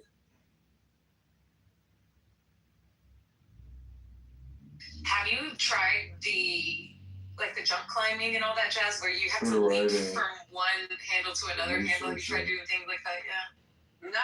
Other than to the extent when I went to Sky Zone once. No. Sky Zone. But I would the one thing I wish I had near me is like an American Ninja Warrior gym. I would love that, to be able to like swing around and climb on things and do the warp wall and all that. Try a bungee room too if they have those. The one they have here in New Jersey, you can like suspend and then jump into like trampolines and shit. It's fun. But they have, I mean, I don't know who lives near you, but they have like LA Fitness and what else? Lifetime. Both of those have those like walls you can climb. Equinox too. Yeah, we had one on ours. But when you go to a rock climbing gym, you know what I'm saying? When there's just so many different styles of climbing, it's really fun.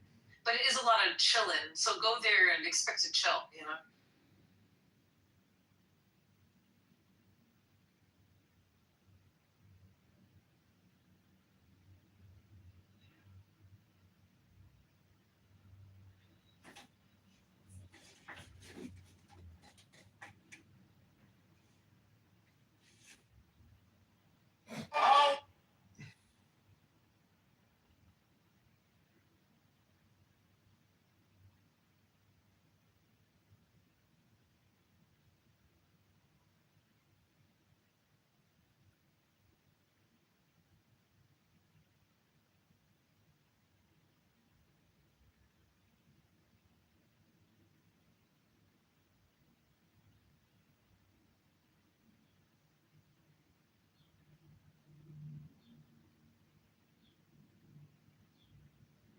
I don't have shit for lunch. I guess I'm having ramen noodles and some fried eggs. Not the ramen noodles. Yeah. Are you guys doing the whole thing with like saving for a rainy day type of thing? Like, you know, for like 3 to 6 months of food and stuff? Like, no, I don't have the space for that. Food? Yeah, no, me either. Not food. Yeah, I don't have the space for that. It would be nice, but you know, it's just not reality for a lot of people. I think I have all votes against systematic election fraud. All votes to be cast to issue receipts for auditing and authentication.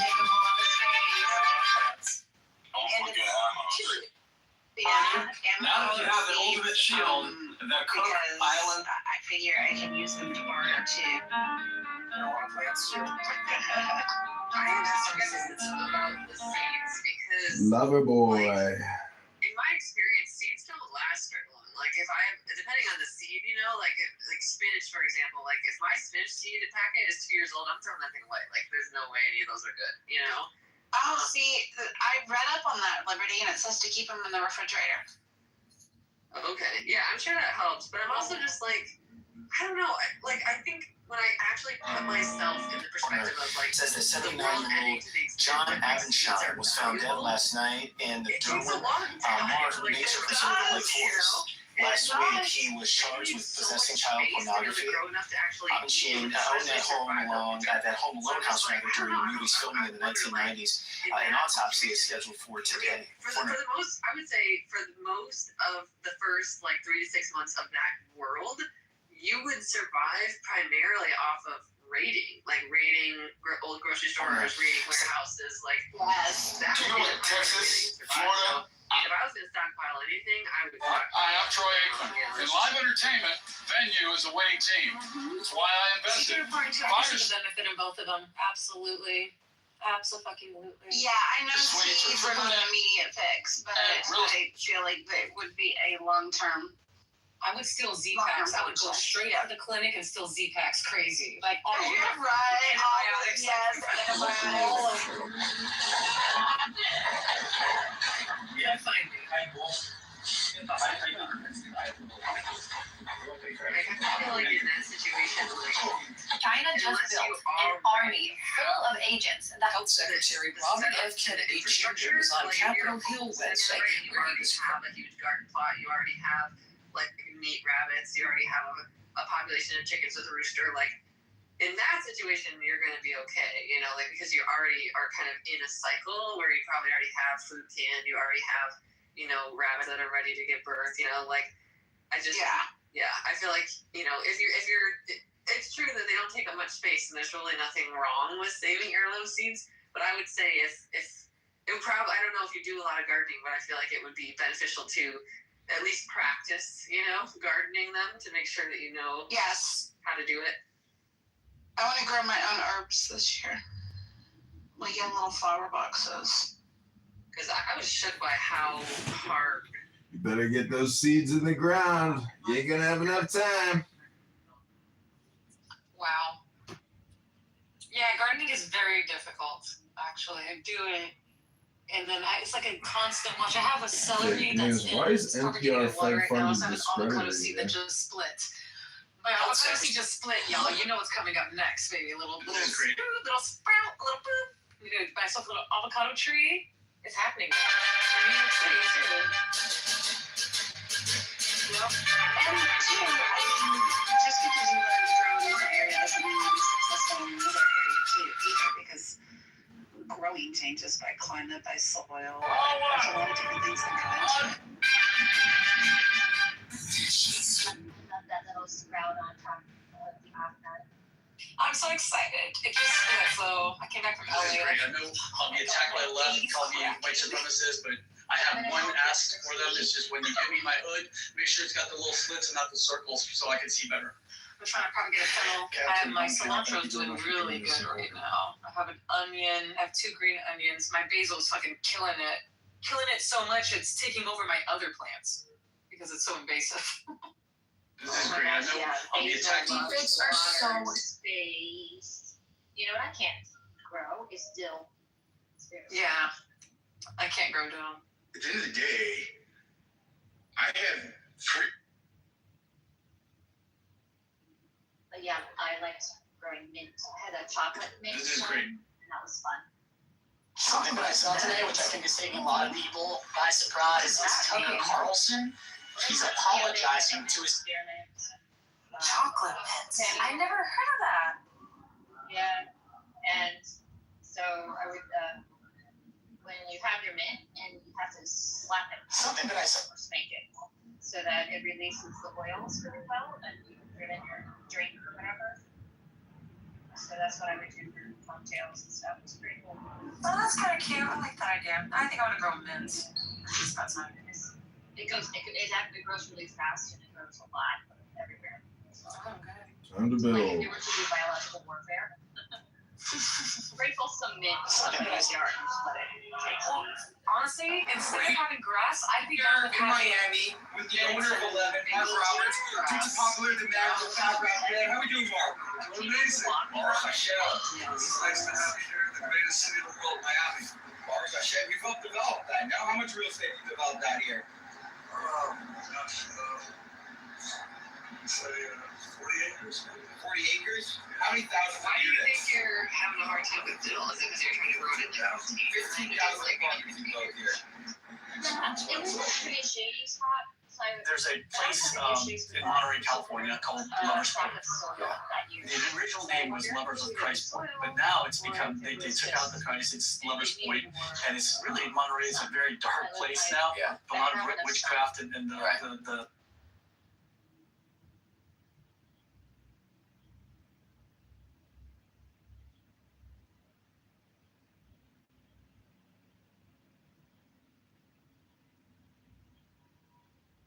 there's a place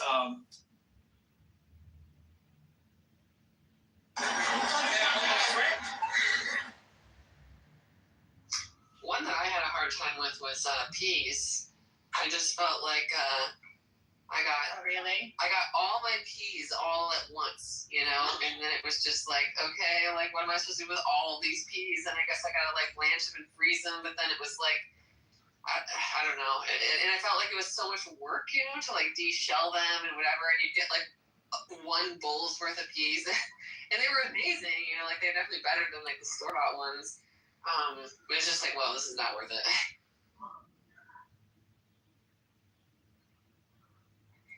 Good morning, everybody, or good afternoon, actually. What's up, Kelly? Oh, I'm tending to personal affairs today, and it's so good to see you all and be in this room with you while I'm doing that. We're talking herbs. Oh, herbs. Can you grow herbs in a window? And Yes. I probably need to research this because I came into the conversation at the end, but I want to grow something, but I need to research it for my two cats. So. Yeah, so you should do things like parsley and oregano and rosemary is really big. Basil, yes, that's another really good one. I bet that Cilantro or Cilantro, yes. Yes, coriander. I think I'm gonna start growing some lavender and then drying it and hanging in my house. Oh, yeah, that's a good idea. It's nice. Does it attract Lavender's good for keeping other stuff away too, I think. It's that, and there's another one.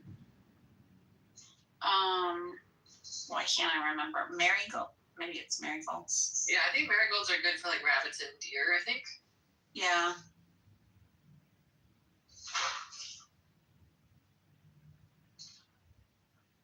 that's right. My problem is woodchucks. That is my enemy number one in my gardens. You don't like wood chips? Wait, let me preempt King. Now, I'm sorry to hear that. I have a live trap this year. I'm gonna try and catch him and release him somewhere. But yeah, I'm sorry to hear that. he eats my kale all the way down to the base. I'm sorry to hear that.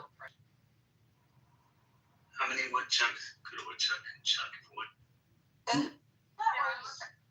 Drops at one end and then you flood them with water at the other end and they float up into a little trappy trap. You can, but in this case, I don't know for sure where he lives. He just like comes into my yard, so I'm just gonna like set up a trap with something he'll want to eat, and then Like a squirrel trap, yeah. The hard part is I gotta not catch my own cats. Everyone give a heart to King Nav. The Bolsheviks should be held accountable for what they did to the Russian Empire. Why is everyone giving a heart to King now? Because he did his one joke per day, and now the clock starts 24 hours until his next attempt.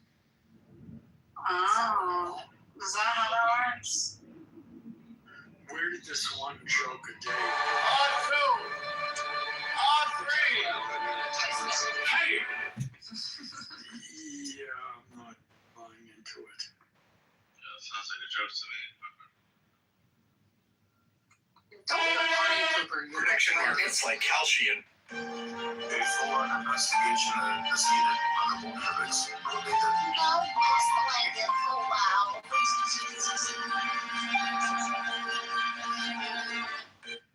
Has anyone heard of Leonardo Joni? And last thing now. She's a comedian. She's been banned from a number of clubs. She's being, I watched an interview with, or part of it, with her and Jesse Lee Peterson. What'd you think? Well, I like her. Her comedy's funny, but she's also quite knowledgeable as to the, most of her jokes would be considered anti-woke. So she's actually pretty knowledgeable about what's been going on, et cetera, battle between the left and the right. Pick a word to describe all of that. I stopped to go into comedy. And last thing, did you hear there's also a grinder? Got boring. And last. Well, what's her name? Oh, Jesus. And last. Hannah Gadsby.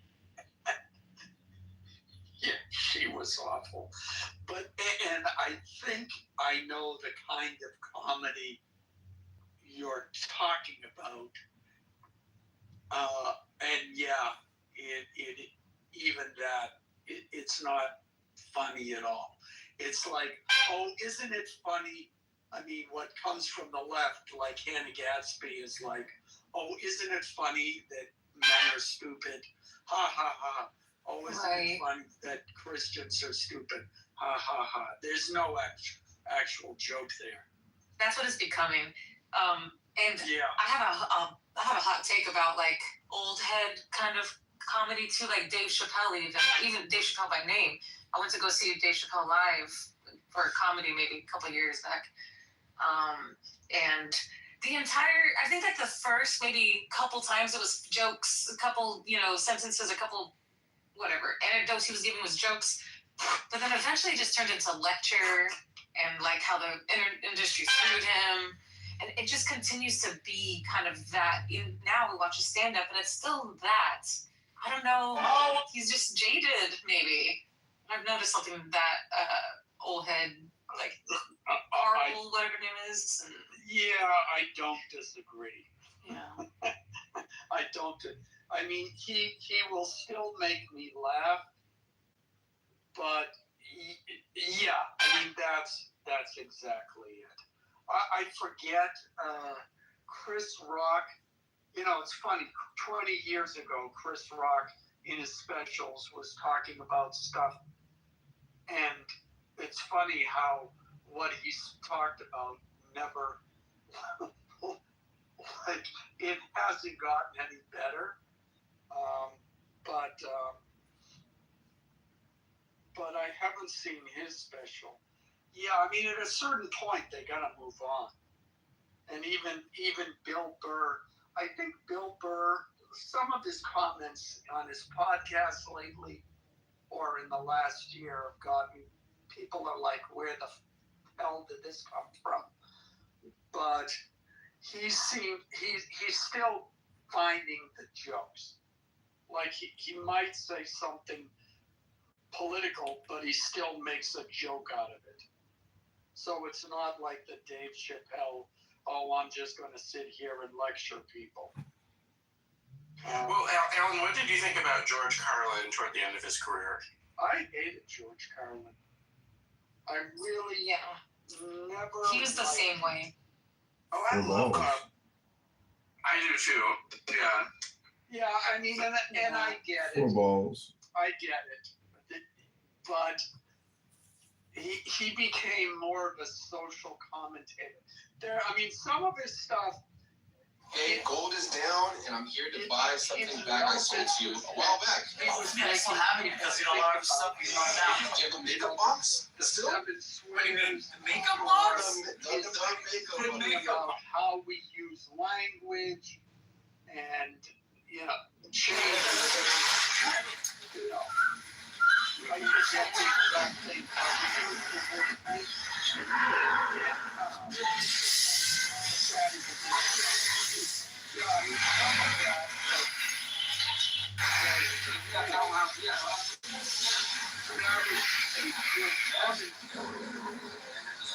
But it wasn't necessarily.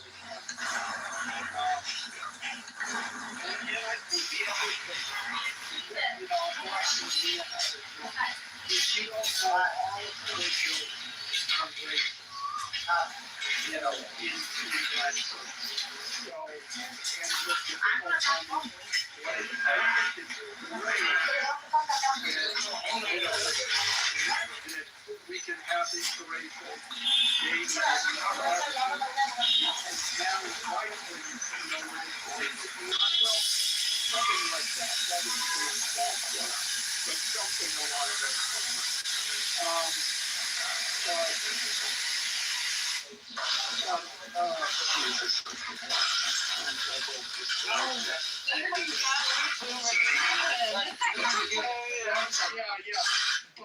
But yeah, the point is, like, she just made the point.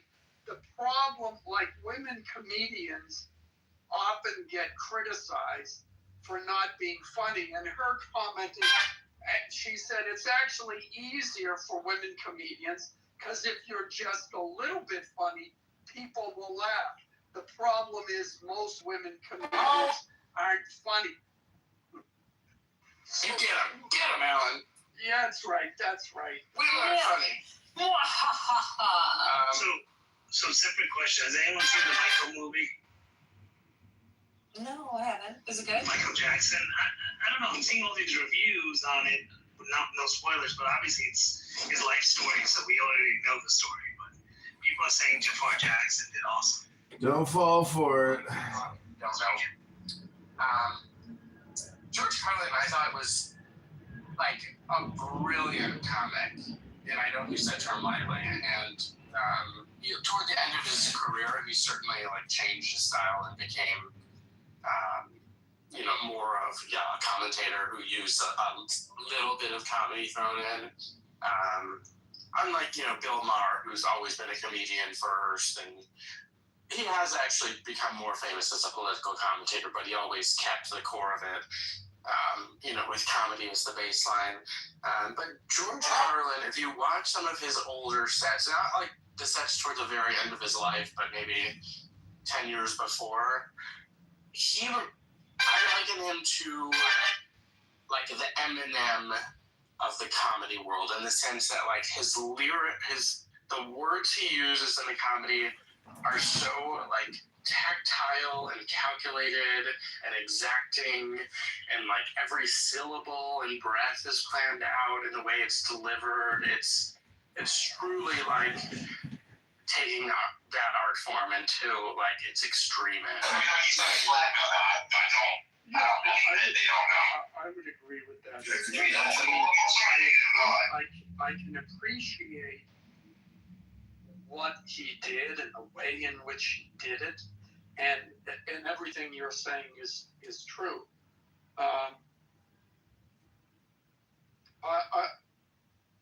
It was just, again, to date myself, but I remember seeing him as a kid, early on, and then at a certain point it's like, yeah, but you're changing, and at first it was fine, but then ultimately for me, like, I go to a comic, if I'm listening to a comic, I want to laugh, and if I'm not laughing, well, then you're not a comic. I have another one for you. Who? What about Jackie Mason? Wait a second. The Jewish comic? Yeah. I don't remember seeing him a lot. I know who you mean. Mm. He certainly had a shtick going. And Beverly Hills. The only place in the world I'm embarrassed to have a Cadillac. My sister came over, she pulled that thing in the driveway, and said, "Get that thing out of here." Yeah, see, if you really want Jewish humor, you've got to go to, look up an album, When You're in Love, The Whole World is Jewish. And it's an album of entirely Jewish shticks. And then Jason Alexander, I'm going to guess 5-6 years ago, recreated it in Hollywood. And I actually went to it and ended up sitting next to him.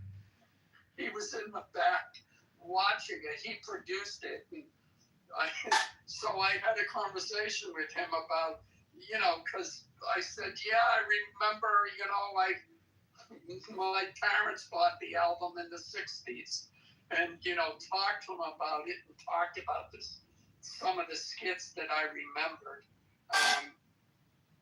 And, parts of the album are funny, but yeah, Jackie Mason was funny, as I remember. A lot of the comedians in those days came from New York, and they all did the Catskill Mountain circuit. Did you watch, by the way, The Wonderful Mrs. Maisel? I watched part of it and I liked it, and then for some reason I didn't continue in it. But I did like it. Yeah, it was.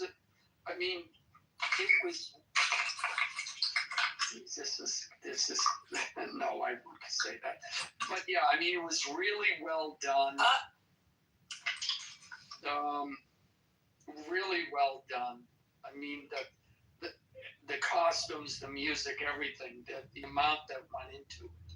I kind of didn't like the end, but that was a.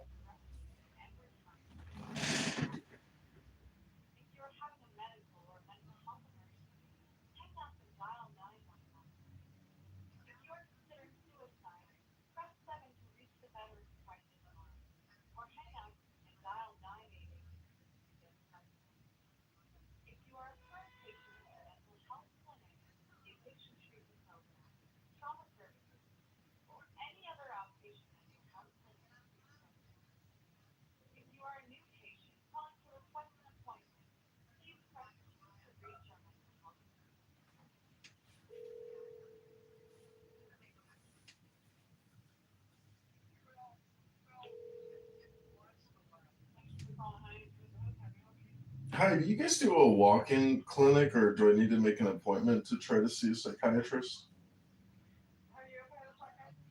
Yeah. No, I don't. That's why I'm calling. Okay, so.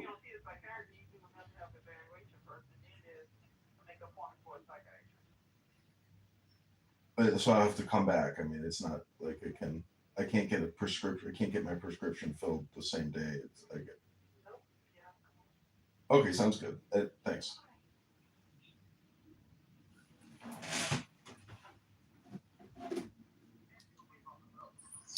The Wonderful Mrs. Maisel is not a Game of Thrones ending episode. Let's put it that way. Not that I ever watched Game of Thrones, but the fact that everybody hated it, and it's certainly not a Seinfeld last show either. So. What happened with Seinfeld? I never watched it. What was the? The final episode was. The premise was some guy was getting robbed, and the four of them did nothing while he was getting robbed. So they get arrested, and they have the trial, because they're actually, there is some New York law or something that you're supposed to help people who are in trouble. They weren't in New York, Alan.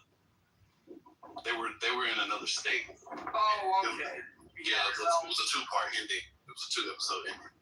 Yeah, and so the whole final episodes was them being in court, and of course Jackie, whoever it was, the lawyer, black lawyer, who was a spoof on Johnny Cochran, was defending them, and then it was a parade of past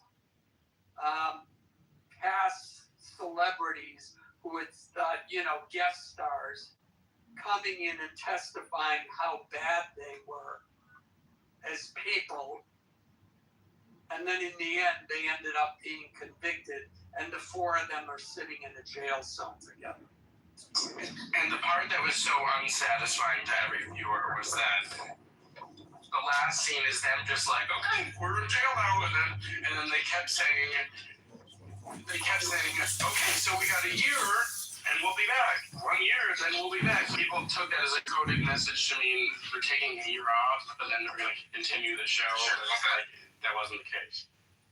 Huh? Because that sounds kind of funny to me, like wrapping it up with lots of passion. It wasn't bad. I didn't hate it as much as most people. So It was hella funny.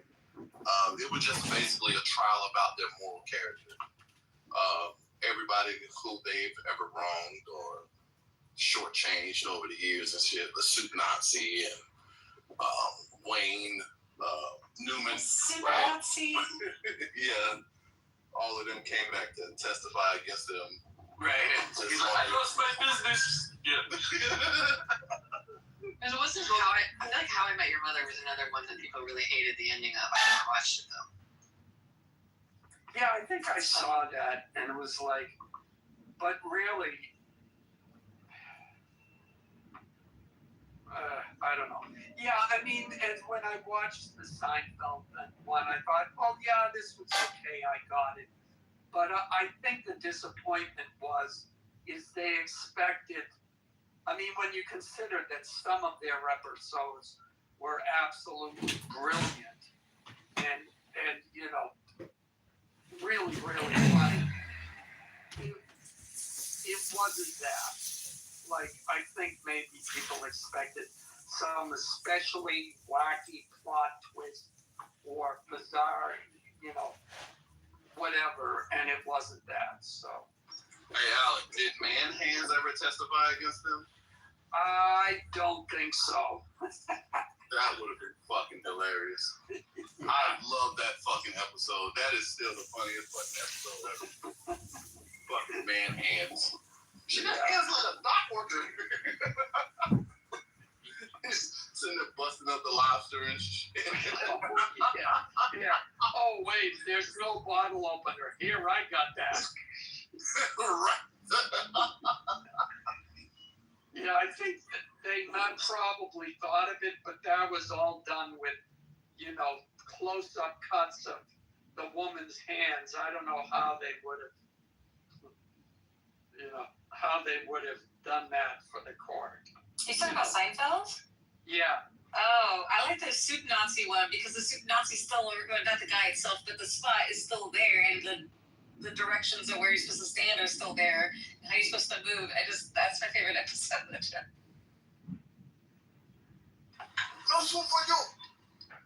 Right, and of course, like the most famous relic of Seinfeld is that diner on the Upper West Side that they always went to. Sandy's, yeah. I've been to it. I think it's 87th or 86th, 82nd? Something like that. And the sign is this because in the show they just took an image where it said restaurant, and that's like half of the sign. You know, I think it's something restaurant, but yeah. They're opening a Central Perk here, an actual coffee house. They should have already, but they're actually going to build one. I think depending, a 90s coffee shop could do well. How did they get the naming rights to it? Say again? The naming rights to it? It's probably owned by the studio. It's probably owned by the studio. Or licensed. Or licensed to shapes. Or something.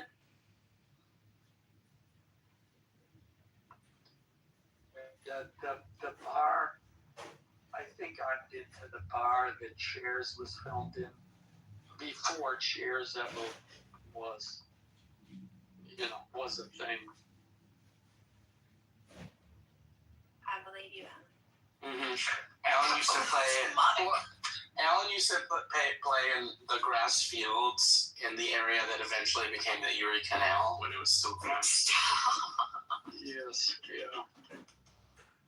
Well, I've been to the Lexington, where the first Revolutionary battle was, where the Revolutionary War started.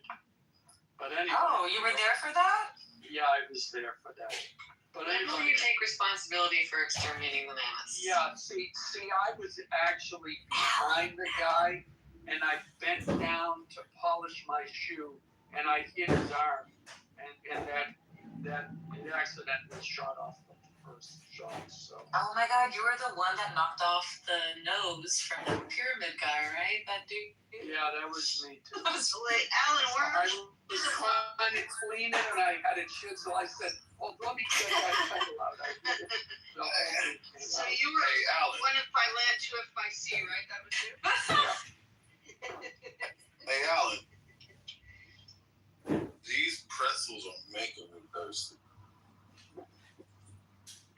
These pretzels are made. Is that supposed to be? like a hypnotic injection or something? Wait, pretzels are making me thirsty. I'm literally going to sit here and see who's cultured and who's not. Kramer. Yeah, that sounds like a norm. Wait, let me throw something at you to see if you know what it is randomly, bro.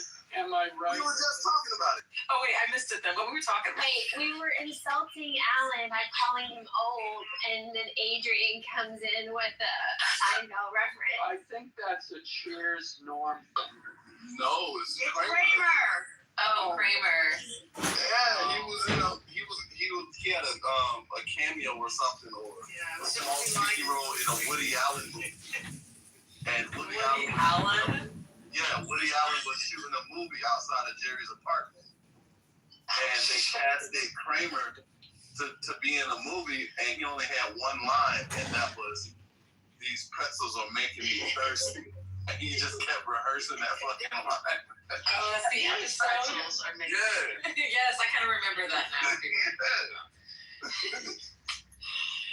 I learned an interesting. Someone had mentioned knocking a nose off of an Egyptian. That was me. Yeah. Yeah, I learned a thing recently because I just love to debunk crazy facts.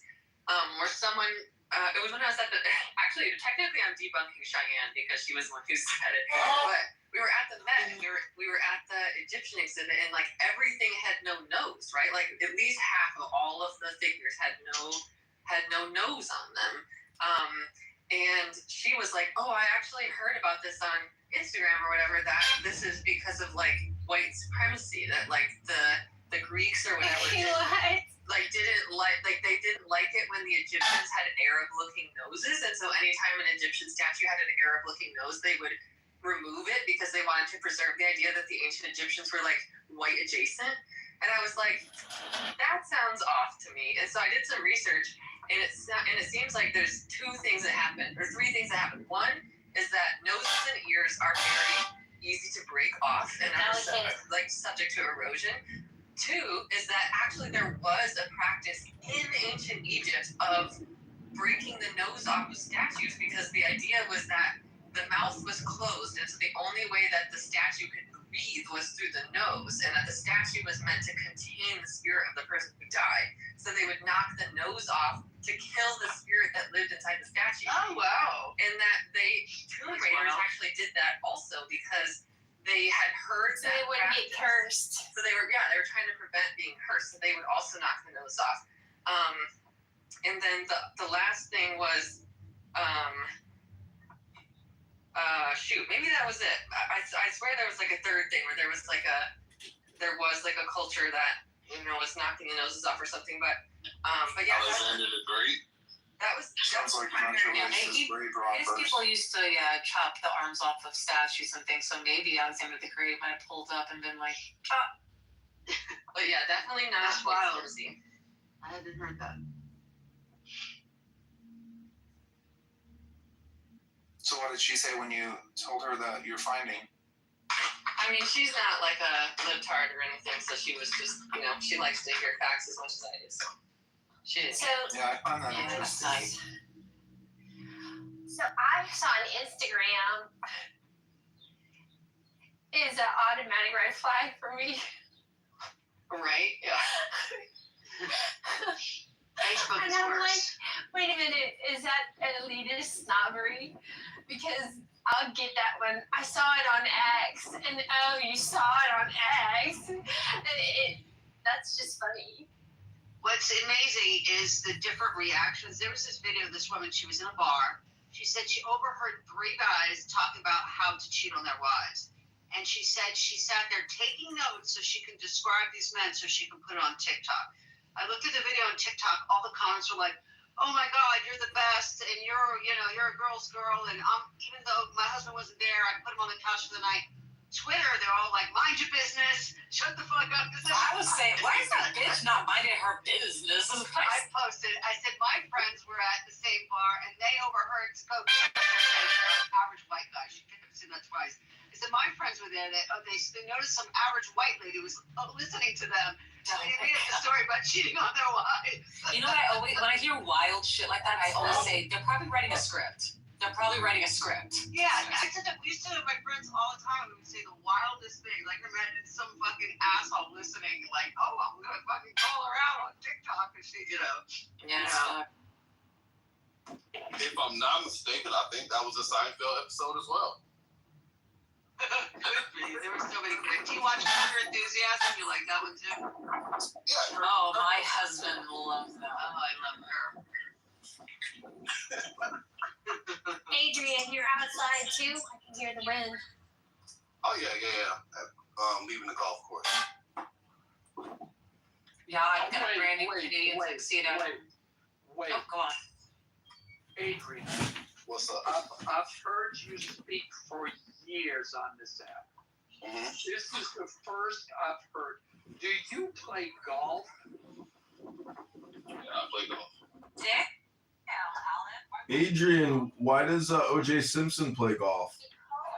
Why is it fascinating that Adrian played this song? Where are you going, actually? Because Alan goes to a country club. They don't let those people go. create an image of a person based on what they say on this app. And everything you've said, Adrian, does not jive with, oh, I'm walking back from just playing golf. I'm just sorry. Golfers are not a monolith. Yes, they are. Alan, Sorry, you know what I have in my garage right now? What? I have a big fucking box with about 1,000 golf balls in my goddamn garage, right? And when I'm not at the course, I take my club, I just go out on the river and just turn it into my own personal driving range. Like seriously. You know I'm teasing you, right? Yeah, I know. Yeah, I mean, Alan, what kind of activities would you expect Adrian to have? But think about it. Basketball. Does it jive with the kind of political statements and gotchas that you have made? I won't even try to recreate them. But yeah, you sons of bitches. I'm sorry, I gotta go. I've got 18 with my other pals at the country club. Nice. He's got to go Have take a the great cultural time. sensitivity course first. Yes. So, Alan, my joke is, why does O.J. Simpson like golf? It's because he gets to hit something white. On with a black man playing golf, Actually, the balls are multicolored, so I got some orange balls, some white ones, some red ones, some green ones. As long as you still got your balls.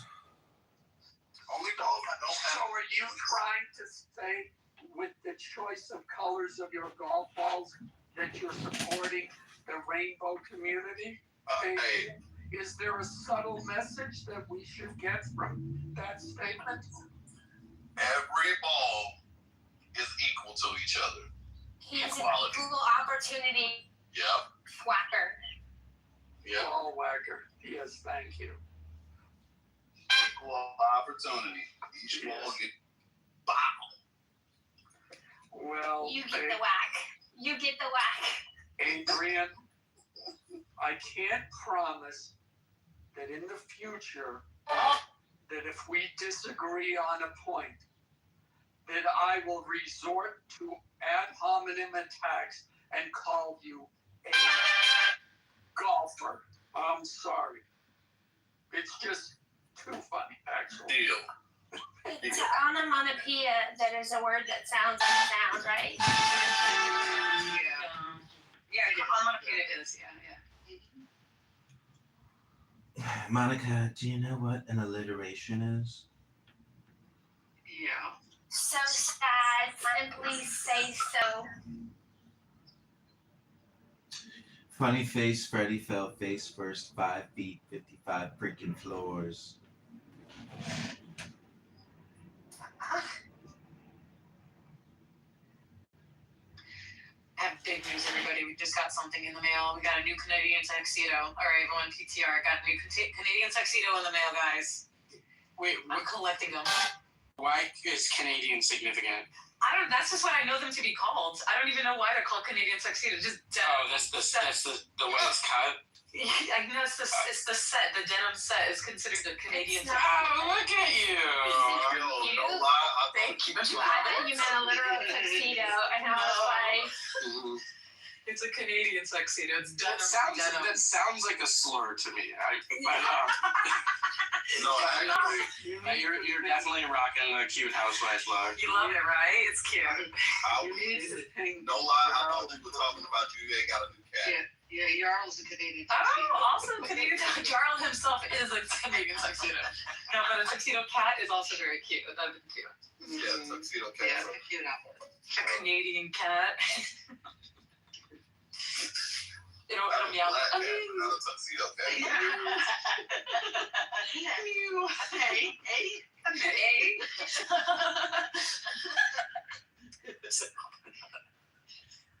Oh, too funny. What was the joke I forgot?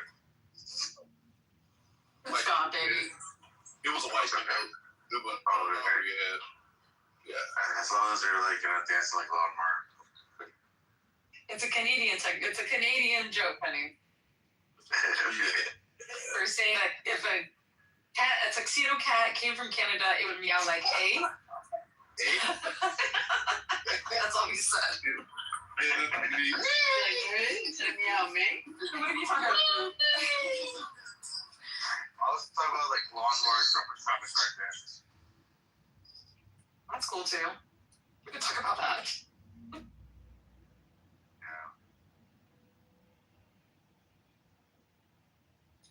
all right, this Clubhouse Karma and I are gonna fight.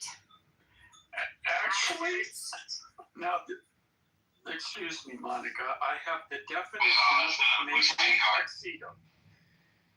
A Canadian tuxedo is a slang term for wearing denim jacket or shirt paired with matching jeans, creating a denim-on-denim outfit. It originated in 1951 after singer Bing Crosby was denied entry to a Canadian hotel for wearing denim, prompting Levi Strauss to create a custom denim tuxedo for him.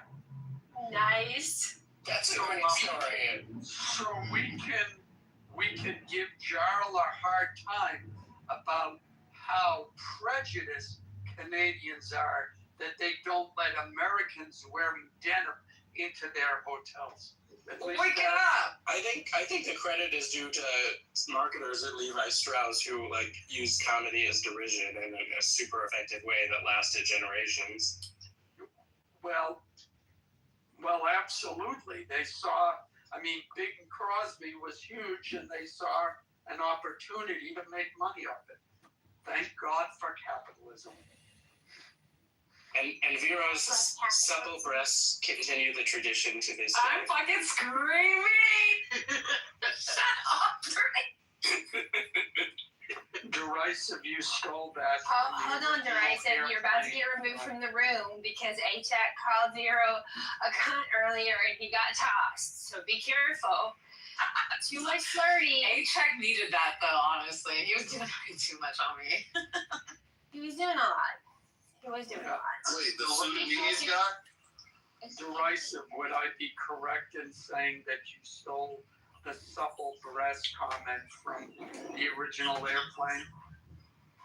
I did see the original Airplane recently, although I don't remember that line in particular, so maybe, through, like, my subconscious. Yeah, you remember, what's this, Robert, I forget it, Robert Hayes is sitting down, the steward, he's sitting with everybody, telling them his life story, and the one Angel Yeah, it's Coven. the air-based. Oh, my bad. Yeah. Those golfers, they're such snobs. They just Don't get derailed. Airplane joke. Yeah, but in any event, so at one point the woman looks at her and she goes on, and that her comments, oh yes, she's very attractive, and something, and the comment is pouting supple breasts. Okay, yeah, that movie's good, and that word is just so funny anyway. It's so awkward. That's funny. I didn't know how to feel when he said supple breast. So he called you that name? I don't hear the word supple used in any other context. Am I wrong? Let's look up the actual dictionary definition of it. Yeah, HI called me a cunt in the chat. I have a screenshot of it too. What did he do that for? I think he got moved down or something, and it's just because, like, I don't know, he just started getting kind of rude after a while, and so when I pulled back, as politely as I could, I didn't call him an asshole. I didn't call you, I was like, you bitch ass motherfucker, nothing. I was like, you know what, I don't like French kissing of the dogs. It's like the French kissing of the dogs, and I was like, I would never go to your house. He's like, my wife would never let you in. I was like, oh, you just made that fucking weird. I'm just gonna pull back. Yeah. I'm gonna pull back. He's used to doing everything his way. When he can't have it his way, he doesn't know what to do. Yeah. I just you're Okay, it's definitely. Anyone want to guess what like the denotative meaning of the word supple is? It's not what you think, by the way. Oh no. It's not how it's used. It's not how it's used connotatively. Soft and cushiony, no? No. So. Okay, I'll read a few definitions. Readily adaptable or responsive to new situations, capable of being bench folded without creases, cracks, or breaks. That's my breast. Able to perform bending or twisting movements with ease. Easy and fluent without stiffness or awkwardness. Yeah, that's not my breast. Sounds like a tip and fiddly situation. Alright, okay, no, I see with that athletics, aerobics and stuff. She was very supple. It's used to decide answers. Answers, for sure. Thank you, Derisa. Yeah, I'm sorry. Please forgive me. That's funny as shit, bro. It's okay. Oh my god. Submissive, Callie's got a definition in the chat too. You want to read it or me too? Supple. You read it, Monica. Go ahead. Supple is derived from the Latin word supplex, which means submissive, kneeling, or humbly begging. It's more like y'all are more supple for these breasts. I'm trying to remember. Isn't suplex a wrestling move? Suplex? Yeah, isn't that when they turn upside down and drop them on their head? The suplex. Yeah, that does sound familiar too. My goodness. Hey, can I discuss the SPLC, the Southern Poverty Law Center, real quick? I don't want to move the goalpost. I know I'm moving the goalpost. We'll talk about this too, John. Go ahead. So I asked Grok, has anyone from Southern Poverty Law Center been arrested yet? Have any trials been set? Has anyone officially been arrested? Not one motherfucker arrested. Not one motherfucker. Why aren't their doors being punched in, kicked in? Why aren't they being dragged out on fucking camera like they did at Mar-a-Lago and to Stone down in foot? Where are the fucking arrests, Cash Patel? Oh, it's almost Friday. He must be getting his drink orders ready. Hello? In their pajamas with the like busting down the doors, the midnight raids. Well, see, the problem is, Alistair, is that this DOJ and FBI are competent, so they're not just going to rush. They're not just going to rush in, as they said in the news conference. It's an ongoing investigation. So they've now served the indictment, and they will now continue to build their case and to get more facts, interview people, etc., etc. And when they're ready, we hope then we expect that they will make specific arrests with specific people. But I share your urgency and I can't think of another word, but I share your passion in this particular case. Yeah, it would be nice if we saw the Republicans do to the Democrats what the Democrats did to Republicans during the Biden administration. Well, hold on. I don't want lawfare. I don't want persecution or vengeance or revenge. I want justice. The Charlottesville Unite the Right rally that Heather Heyer was killed at, ran over, like, it was funded by the group that says it's anti-hate. Right? Correct. Southern Poverty Law Center has records that indicate it paid leaders of the Unite the Right rally. Yes, Monica. It's validating, Alan, because we've told people all along the number of white supremacists. The demand for white supremacists exceeds the supply. Gavin McInnes said that. Say that again? The demand for white supremacists exceeds the supply. Yes. Right. They have to manufacture them. Everyone on the right learned about this one day ago, and of course instantly had a fully formed opinion about it, which I find not intellectually robust. Hold on. Well, make your point, and then I'll refute it. So I mean, there certainly is the narrative from the right about it's a problem, reaction, solution thing. Yeah, they created the problem so that they could justify the existence of their organization to keep existing, which seems a little too convenient. I'm gonna sit back and wait until the details come out about this. But it's another one of those things where the left has one version of the truth and reality, and the right has another, and they're both so dug in after learning about this issue for literally 5 minutes and knowing nothing about it. It's anti-intellectual all around. Okay, so Charlie Kirk posted before its death, the Southern Poverty Law Center is a hate group. They've targeted fellow Americans for abuse and scrutiny because they didn't like that they had so much power and influence. 8 years ago, PragerU did a video, 5-minute video, on the group, the anti-hate group that is a hate group, calling out the Southern Poverty Law Center and their shenanigans. So this is not something that's new to many of the conservatives that were paying attention, even though there are indictments that came out yesterday. Okay, but can you admit that that has nothing to do with what the charges were that were done yesterday? Like, you can say it's a hate group all you want. You can say you're a bad group. I don't disagree with any of that, but what you just quoted has absolutely nothing to do with they're paying people to pose as Pepsis in these groups or whatever. Nothing. I'm a big fan of Except them. for the second prong of their attacks. After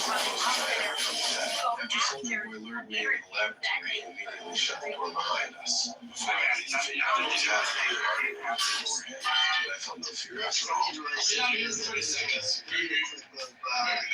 Soldier Boy triggered the mechanism. A strange glow suddenly filled the room. He told me it was enriched uranium. He had been locking superheroes in this chamber for experiments, testing whether they could survive the radiation from an atomic bomb detonation. An ordinary person would be dead within seconds of entering this room. Before long, my feet began to run away. Furious, I tried to blast open the cell with my laser vision, only to discover that the door had been specially constructed. It was completely impervious to damage. Where are you going? I'm gonna go destroy any V1 that I find. Why? I'm not trying to kick. Fucking stupid. It was only then that I finally understood who he truly was. I had assumed Soldier Boy was accompanying me to the lab to search for the original Compound V as a matter of father and son loyalty. What I never expected was that the whole thing was a trap laid specifically for me. The moment we had walked in, I had noticed the bodies, countless of them. What neither of us realized was that the moment we entered, some unseen force had quietly begun to take hold of our actions, guiding us without our knowledge. Under its influence, I had spent the entire journey talking to Soldier Boy relentlessly. I had dug up the truth and bribed his way into dumb. Bot's experiment, all that led me to his own murder. You don't know shit about me. Really? I know the way they tried to inject you with this light. After lying that I was trying to take the world, you had wasted yourself. You're the one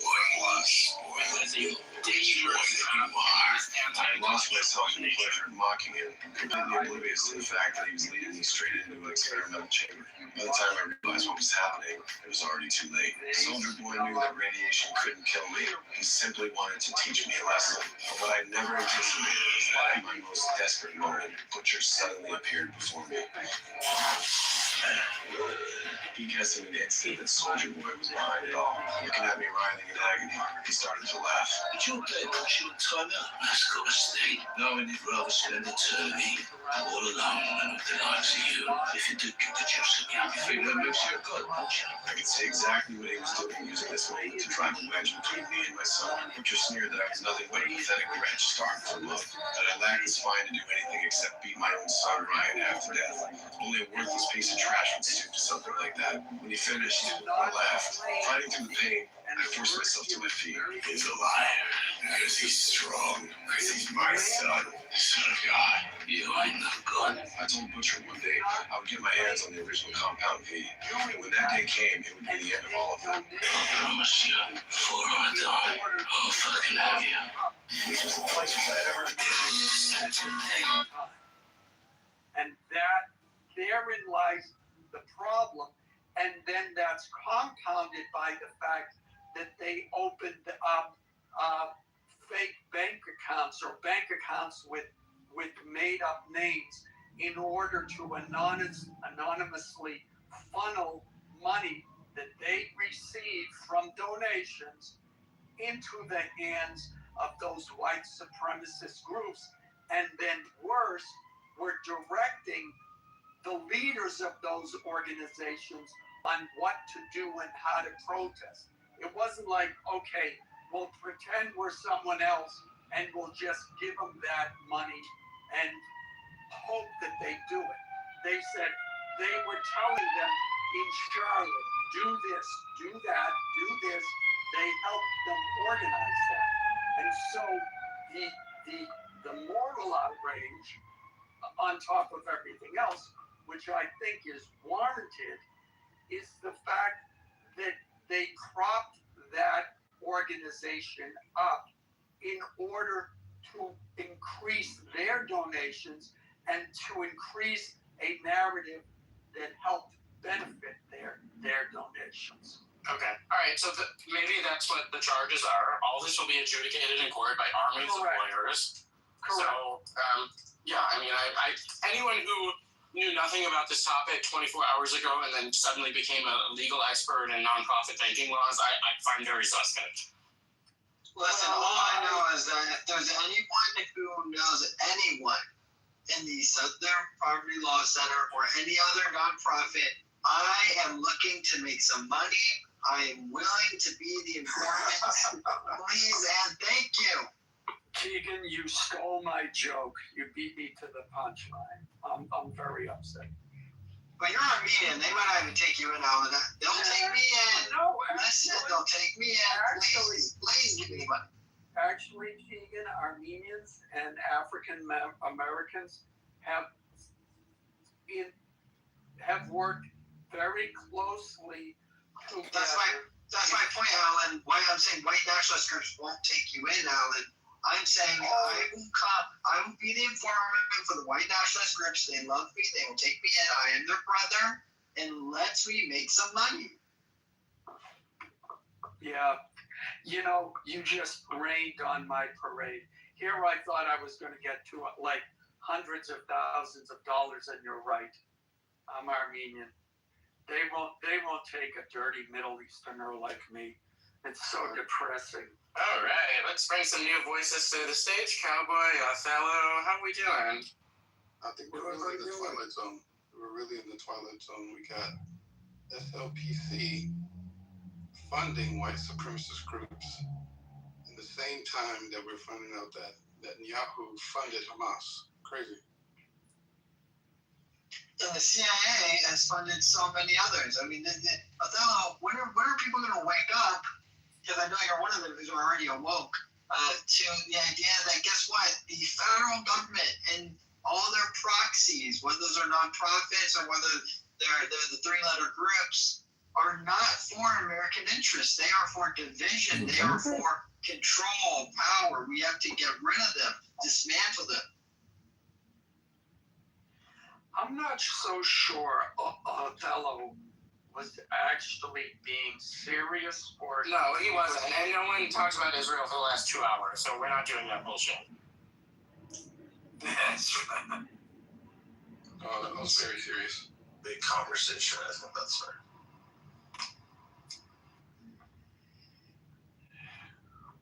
What do you guys do with the weather? Just follow the money line to the Qatari banks. Yeah, I heard that UAE, they're trying to put a wrench in the US dollar dominance. They're saying they're going to accept the yuan, which is going to create like a difficulty for the US dollar to remain. Wait, what?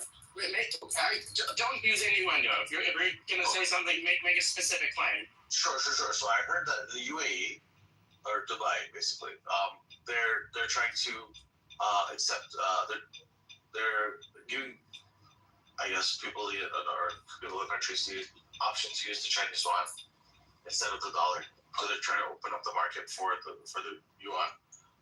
And in the process, it might be a little bit of a difficulty for the U.S. to remain dominant, especially for the petrodollar. That's what I heard. Okay. I would like you to find a link to say specifically what you're talking about, because you're talking about a general idea. Dubai wants to be the Singapore times the Hong Kong of the Middle East. So I'm sure they want to be completely open, laissez-faire capitalism for any financial instrument. So that would be their interest. Do you think the U.S. government should bail out Dubai and the Emiratis by giving them a cash infusion for a taxpayer expense? Hello? Is that on the table? I don't think they... Yeah, it's on the table. Also, Trump is bailing out Spirit Airlines, our new national airline. Isn't that exciting? Go Spirit! No, I just heard that the deal fell apart with JetBlue, and now they're going under. I didn't know that. No, that was years ago. Now there's a new deal. But guess who owns Spirit Airlines? A bank. They owe the money to the bank. So the bank is looking for a bailout. It's not the airline that needs a fucking bailout. It's a bank bailout. Hello? Hello? Yeah, you know, the other thing I've heard is lately there's been this big resurgence about how Gaddafi was actually a good guy, and the reason why the U.S. killed him and went against him is because he was trying to undermine the petrodollar.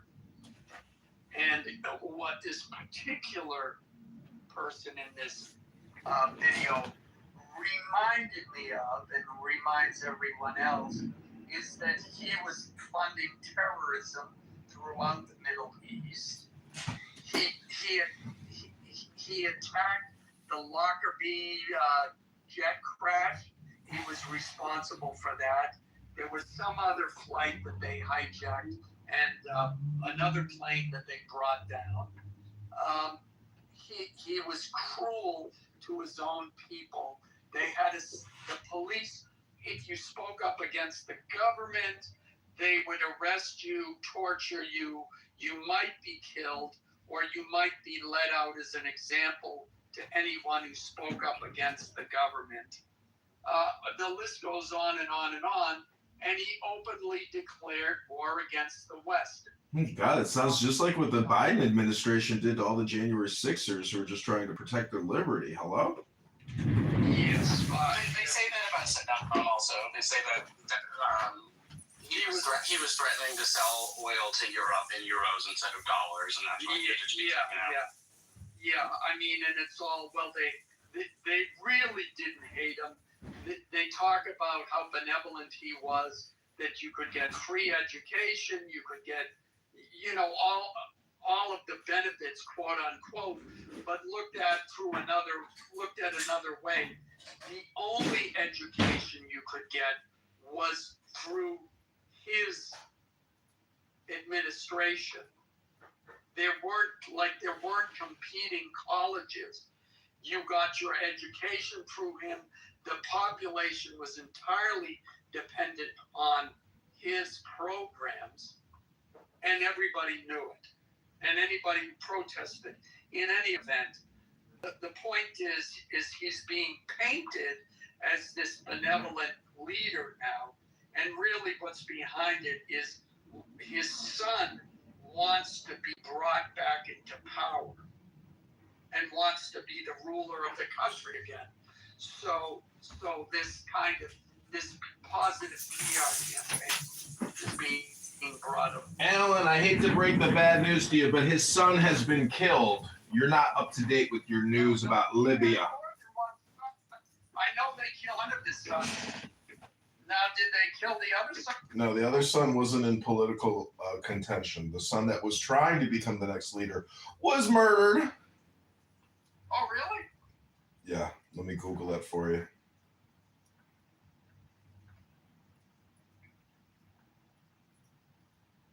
We came, we saw, he died. AKA Hillary Clinton, AKA Caesar. Yeah.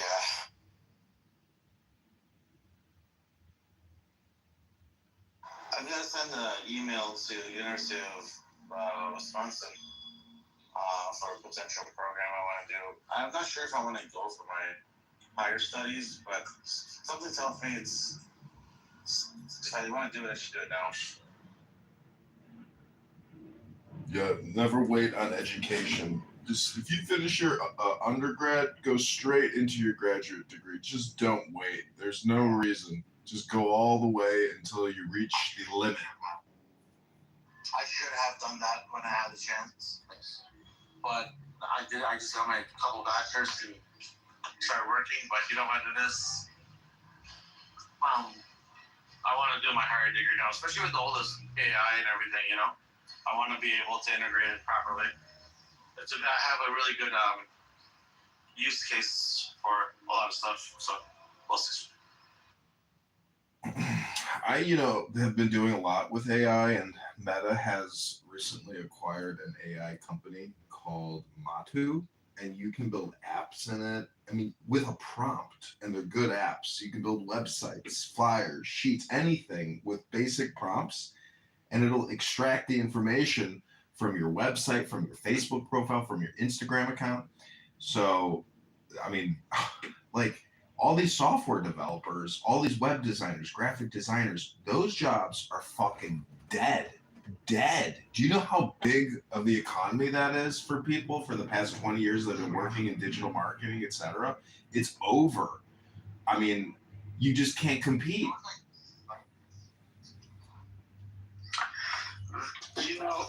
There's a creativity factor being taken away, right? Yeah, so yeah, totally.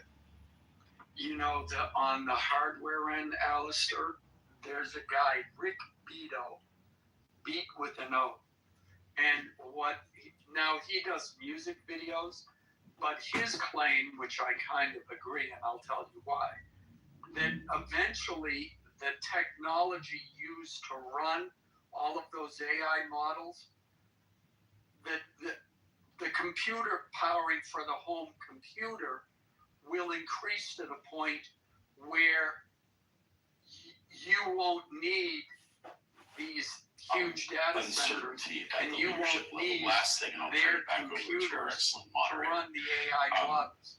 Right now, the most exciting thing that is going on right now between the United States and India is the drama of the technology engagement, which is incredible. Let's remember, even though it got only some attention, Prime Minister Modi hosted every single one of the dominant technology companies, every single one, or 3 full days. He gave his his full. response with the 4 of them linked together, it took about 2.5 seconds to get a response, start getting a response from the AI he was running on those 4 programs. So what that means is ultimately it'll go the way that music studios went. It used to be you had to go to a studio with $500,000 of recording equipment to get a quality recording that was ready for the market, ready to be released as a record. Now, hardly anybody goes to a real studio anymore. Everybody does it in their home studio, and it's this guy's playing. Have you heard the John Kitover band, Alan? I started my own AI band. It's called the John Kitover Band. I'm publishing on all major platforms. Suna. But thanks. You're not the only person. See, Alan, this is, as like a music consultant, I talk to musicians every Friday, Saturday night at my favorite bars, and I show them how to create AI music and how to create different brands, either associated or to completely create new music brands. And so this is the problem with complainers, is they don't understand that they're already behind they're behind the times, and they need to become more creative and expand their creation and stop complaining. Hello? Yeah, that's the whole thing, right? It's all about the creativity aspect right now. And then the other part will be integration with our lifestyle, right? So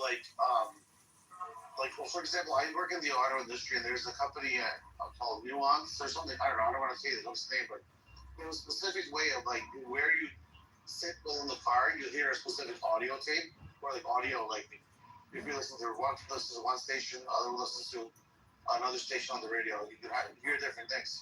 So now the next part will be adapting this technology for the users, right? The user interface with AI.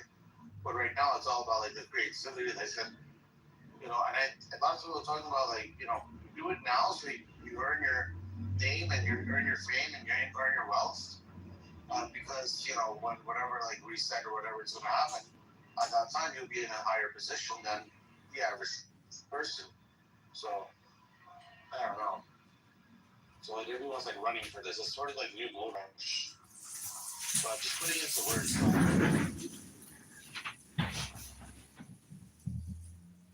Yeah, I see. This is why I kind of in 2026, I'm like, you want to go to college to do a master's degree? Why don't you just do something?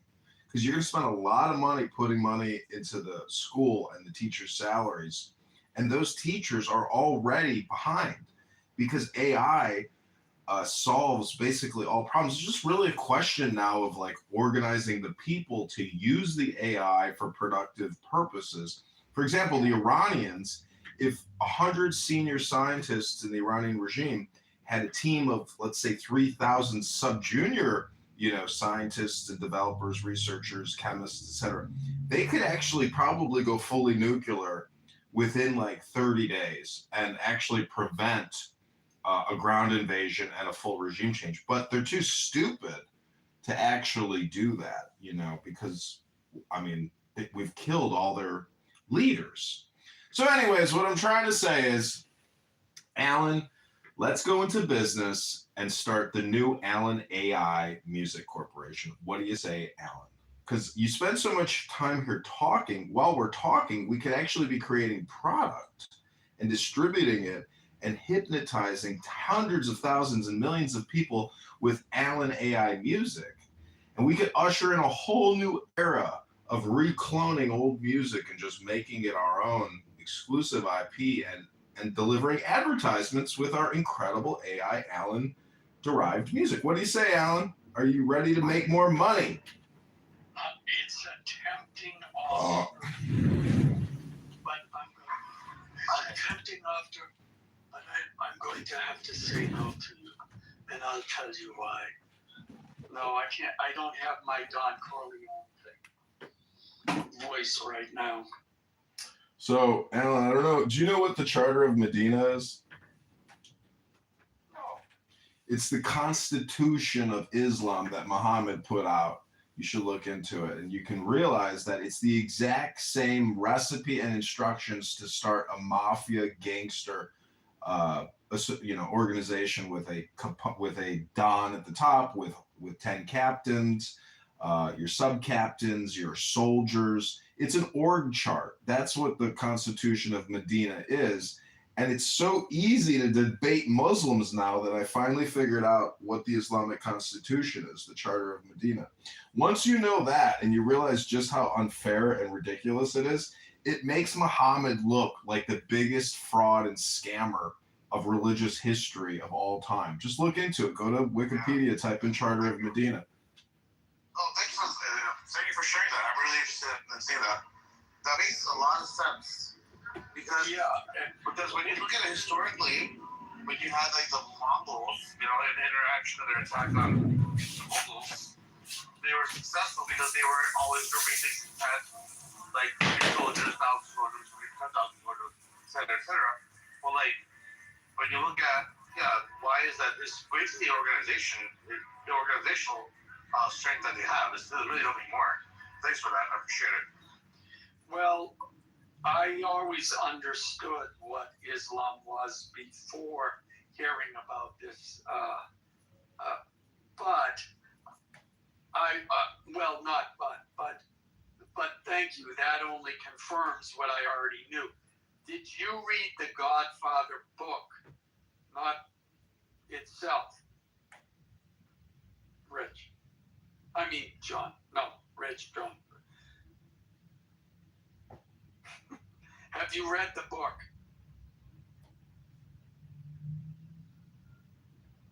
You there?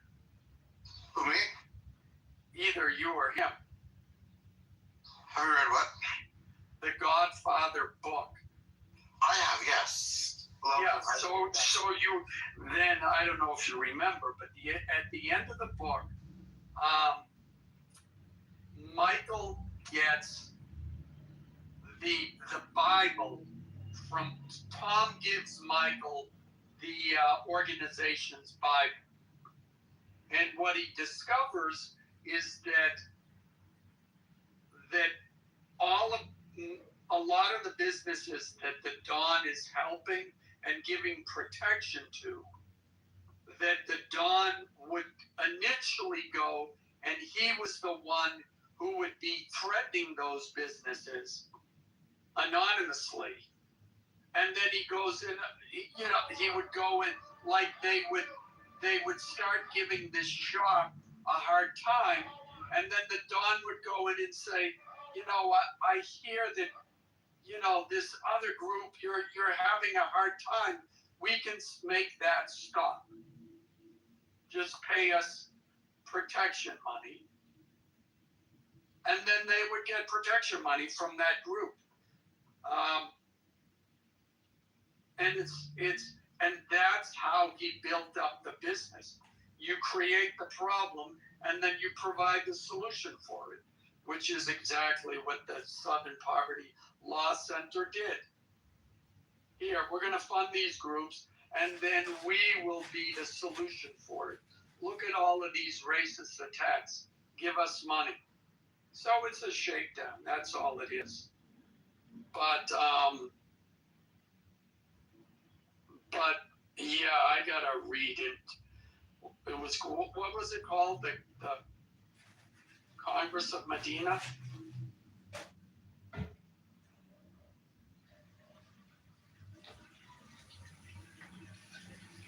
Well, no one's here. Anyways.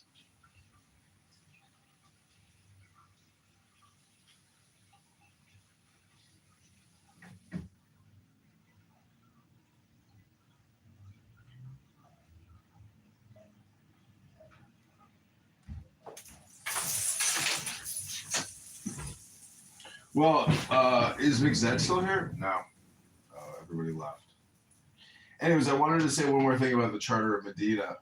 The Quran is the propaganda of Islam. The Medina Charter is the political science apparatus of the Ummah, or the in-political group against the world. And all you have to do is read the Charter of Medina to fully debate a Muslim, and you don't need to go any further with your life. You could stop right there and feel completely content.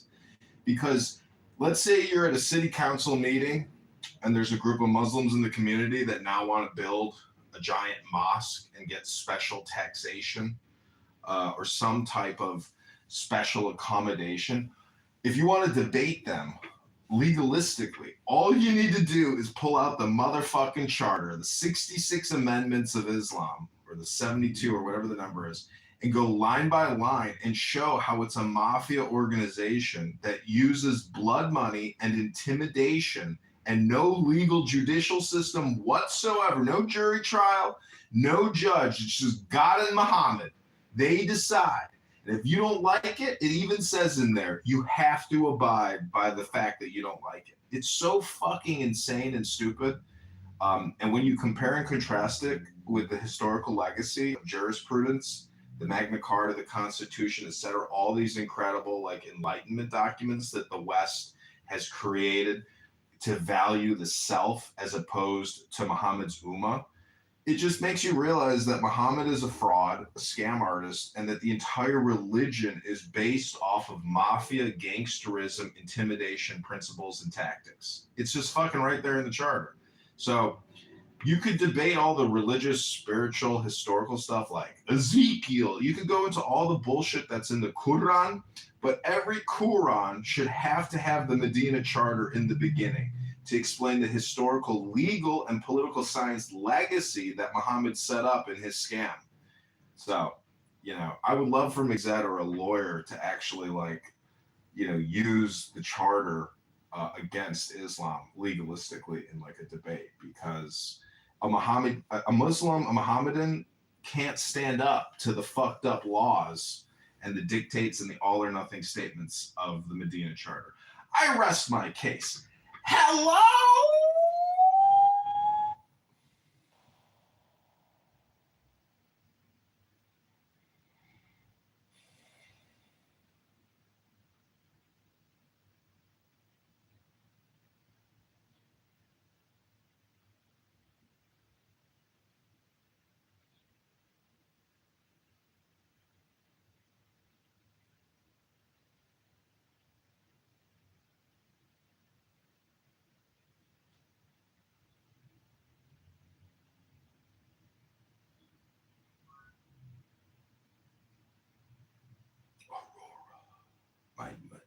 Aurora. Are you prepared to be my sorceress's apprentice? I'm really good at being a sorcerer's apprentice. Obviously, I've done it before. Actually, I've had apprentices myself. So I just want to say something about the title of this other room that I'm in. It's called Our Relationships on Clubhouse Real. And I just want to say, no, they're not. And in fact, many real world relationships that you have in your own personal life are also superficial and not real. And there are a lot of highly annoying people out there. I'm one of them. It's called a HAP disorder or a HAP syndrome, highly annoying person syndrome. And that's one of the reasons why we're not successful in life, because it turns out that highly annoying people get shunned and pushed away because they're highly annoying. But it doesn't. You're actually not highly annoying. You just need better marketing and the right partner. That's the truth of it. Maybe a little bit of like softening the extremely masculine energy that you exude. Calm it down and make you more successful. But I don't think have it. to See, understand the thing is, I don't think that'll work because it's a very crowded field of very general bland people. And I think if I want to be successful, I have no choice in this environment but to be super stimulating and make all or nothing statements that supersede. Oh, my friend is here. So what did you think, my friend, yesterday about that interaction with Sam Rosen? Like, I thought that was, pretty interesting. What did you think about my projection analysis about ad hominem projection? Yeah, I think it's very true. And I think that I will say this, the more that I love myself, the less desire I have to be a jerk to others. In high school, in college, in my early 20s, even my early 30s, I think that I was much more of a jerk. And I think that I often did project. And I think that, we do project onto others. And I think that's true. I heard Sam this morning. He was flying off the handle again. And I think that he's just embraced that character at this point. He's just like happy to be a clubhouse crash out boy. And it's sad, really. I like Sam. I don't really have a negative thing to say about Sam. So I like Sam. He doesn't like me. And that's all there is to it. He might even like me. Like you said, he's not even talking about me. He's probably talking about himself. He doesn't even know me well enough to like me or not like me. So he's just projecting. It's just pure projection.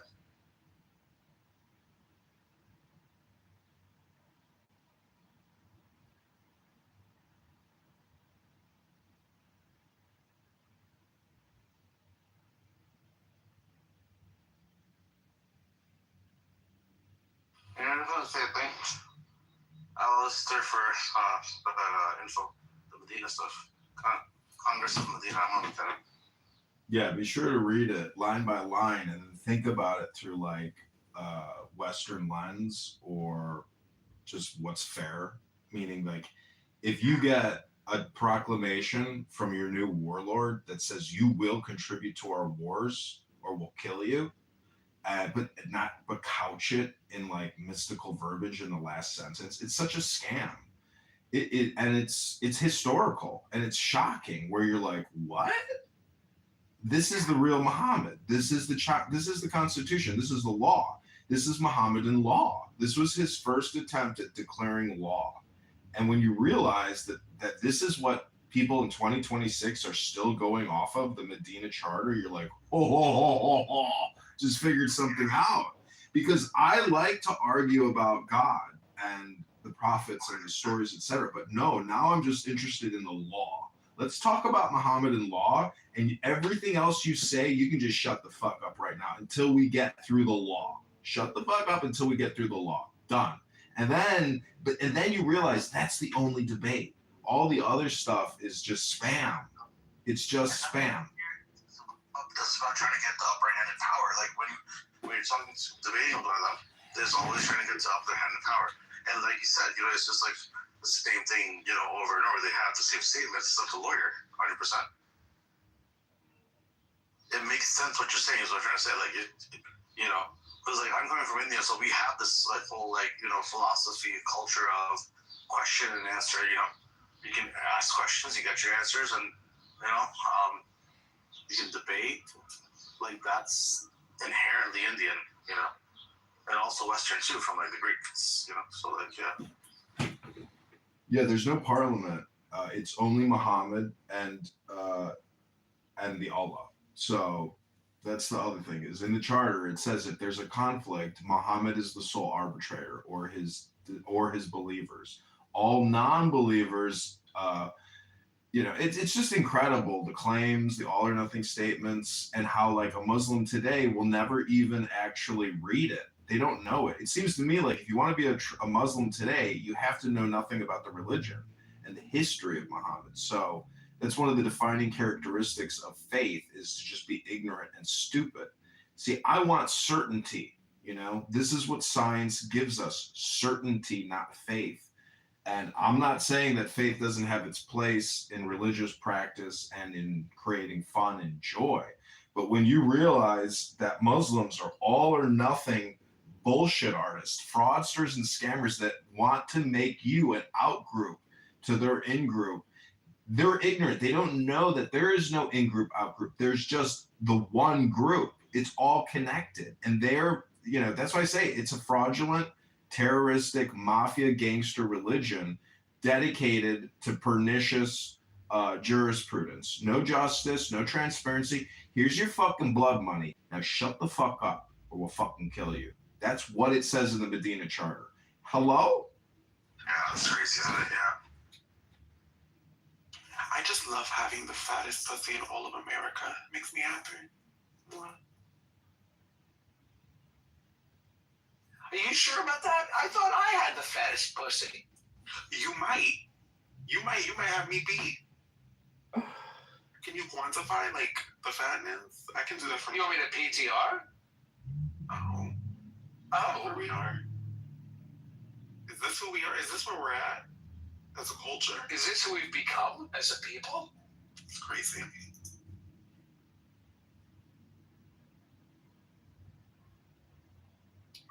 that a mood statement or mood statement? The statement is mute. I really want some Parmesan, like something Parmesan-y. Have you thought about scratching your scalp and then licking your fingernails? Hello? That's gross. That's crazy. Oh.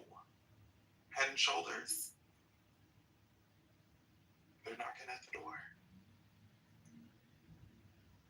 You know when you see those people out in life, and the dandruff is just all over their shoulders and their back, and it's like all over their jacket? They could be itchy. It's like, yo, are you aware of this? Like, who in your household let you leave the house like this in the morning? This is not a good look.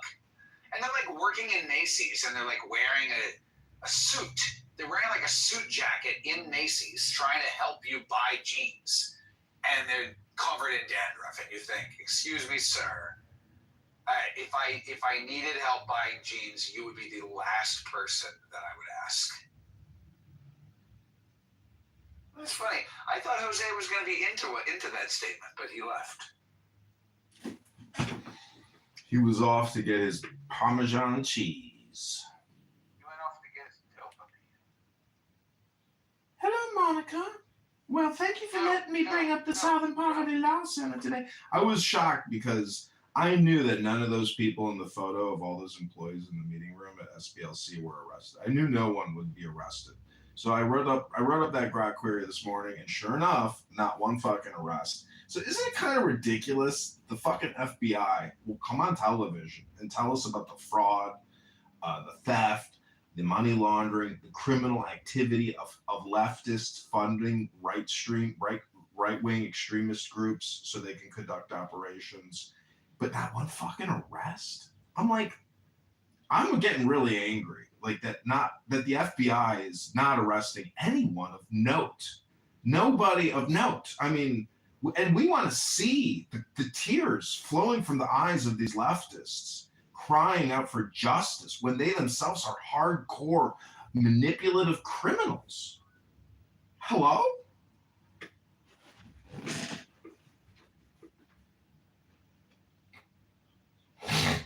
Hello. We have Anne in the audience.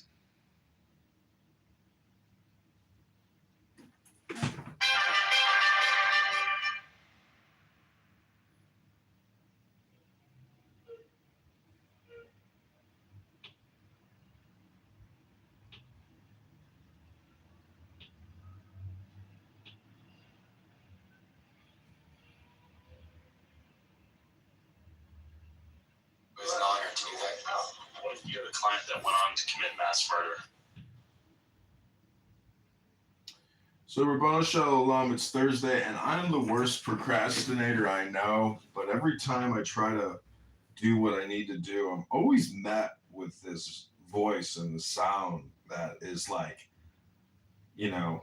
basically Clubhouse in the real world.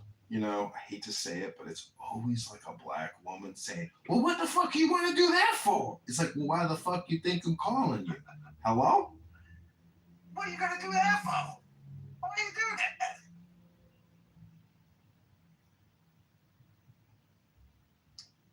Oh, I don't have to be here until 2:30. What a relief.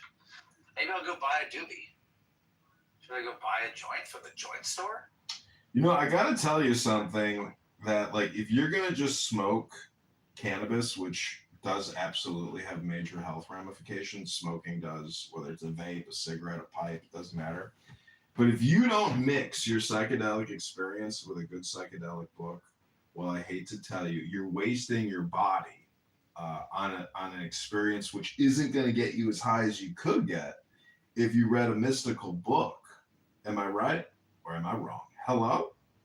I think you're right, but I feel like I just use it as normal medication to like remain calm. I have to No, dude, that's not what it is. It's the same thing as Clubhouse. People here who are sober, they use Clubhouse to generate the dopamine, and cannabis users use cannabis to generate the dopamine. That's what I'm saying. If you kill 2 to 3 to 4 birds with one stone, Rabboni Shalom, you spell the name YHVH, or YVHW. Hello? Yeah, but I don't have time to read a book right now. I have to go teach a driving lesson. Then don't smoke. We save it. That's what I'm saying. It's the conservation of mysticism and energy. If you're gonna use cannabis and flood your brain with THC, save it for an invocation for a book reading session. And you're gonna be like, this motherfucker is really thinking about some shit. He's actually thinking about time management and personal responsibility and how to get the biggest bang for your buck. Well, you're probably not wrong about that. It was an honor to do that. We had a client that went on to commit mass murder. Did y'all miss me? I did miss you. You left when I was talking about the Dandruffy Macy's guy. What if I release this? Did you go to Macy's and I thought that was like your type of conversation. I thought you were gonna like clap back and be like, yeah, the other day when I was at Gray's Papaya getting a hot dog, something like that. Did that place shut down? I think it's still around. They have the best papaya juice in the whole city. Oh, that's crazy. Was it Hawaiian or some shit? No, it's Papayan. No. Like what ethnicity? Danny, did you take your mood stabilizer today? Are we in a good mood? I have. I'm very, very sick. With what? I don't know. I went to like this discount place to look at the makeup, and I was halfway through the aisle when some like obnoxiously tall woman, maybe 6'3", showed up and kept like sniffling, and she was in my space, and I just missed COVID, and I think that she got me sick. Like I was thinking, like, You don't know how to open your mouth. I'm telling you, she was 6'3". Oh my God. Wait, what's going on, everyone? I've got a question for Pap Smear. I'd like to jump in real quick. Yeah, you can go ahead and jump in. But wait, Mr. Oh, here we go. Keegan's here. Oh my God. Wait, Pappy. Have you been to Boston? Yes. Have you ever been north of Boston to like New England? Yes. Because up here they don't tell people to move. So when you're in the grocery store and you're debating what type of ice cream flavor to buy, you might look over your shoulder and there's another person behind you looking at the ice cream, just breathing down your neck, wondering why you haven't moved. And you, Pap Smear, you might turn to them and say, "The fuck is wrong with you? Tell me to move. Can you tell me, hey, excuse me, I'd like to access the ice cream. Can you make?" I have no idea. You're standing behind me, but they just stand behind you and they breathe down your fucking neck. And a New Yorker would never and could never. Can I tell you what they do here in the Midwest, my friend? We say, I can't do it. You need personal space. We say, yeah. Oh, we say, oh, excuse us, excuse me. OPE is a common phrase in the Midwest when we are in someone's way. Keegan, did you wash those dishes in your sink? I did not wash any dishes. Thank the Lord. Don't yell. I am so sick. He is so like something about Keegan. You were just so like mean. I've overheard your wife in the background a few times. She seems lovely. You should give her the phone so we can talk to her. She is very lovely. She is very lovely. She seems so patient and so like nice to speak to. You, on the other hand, are that's why she's not. This app is not made. This app is not made for her kind. Sweet, lovely little women. Sweet, lovely little women do not deserve to be on this app. They deserve to that she was go bake the pies, go make their sourdough. She's not fat. Go make her sourdough and read her book, knit her sweater. That's what she likes to do. She doesn't like to go on social media and yell at strangers. That's a me thing. No, because she's not on the payroll. What? He doesn't get paid for any of that. What do you? I get paid by the SPLC. What are you talking about? They pay me I don't even know what that is. You over here using acronyms like I know what that is. Poverty Law Center. Have you checked the news? No, I haven't, girl. I think we watched totally different news. They paid me 30,000. What was it? Your connection is spotty. What's that? Spotty connection. Hello? Is it on? Yeah, you're there. What's everybody? The only reason I know about the Southern Poverty Law Center is because somebody said it on here, but apparently they sent money to people who were involved in white nationalist groups and stuff like that. They're claiming they were infiltrating these groups, but remains to be seen whether or not that's true. And even then, they still probably could be charged with wire fraud because they didn't disclose what this nonprofit money was going towards. It's a nonprofit, so that's what they're. And I'll say it again. For anyone listening. If you know any nonprofit group that is giving out money for some. Yeah, actually, I'm giving out money today. Okay, shut the fuck up. I'm going to give you money right now. Do you have Cash App? I'm going to send you money right now. My nonprofit will send your racist, bigoted, low IQ, white trash, stupid person money right now, Keith. I'll send you that dollar.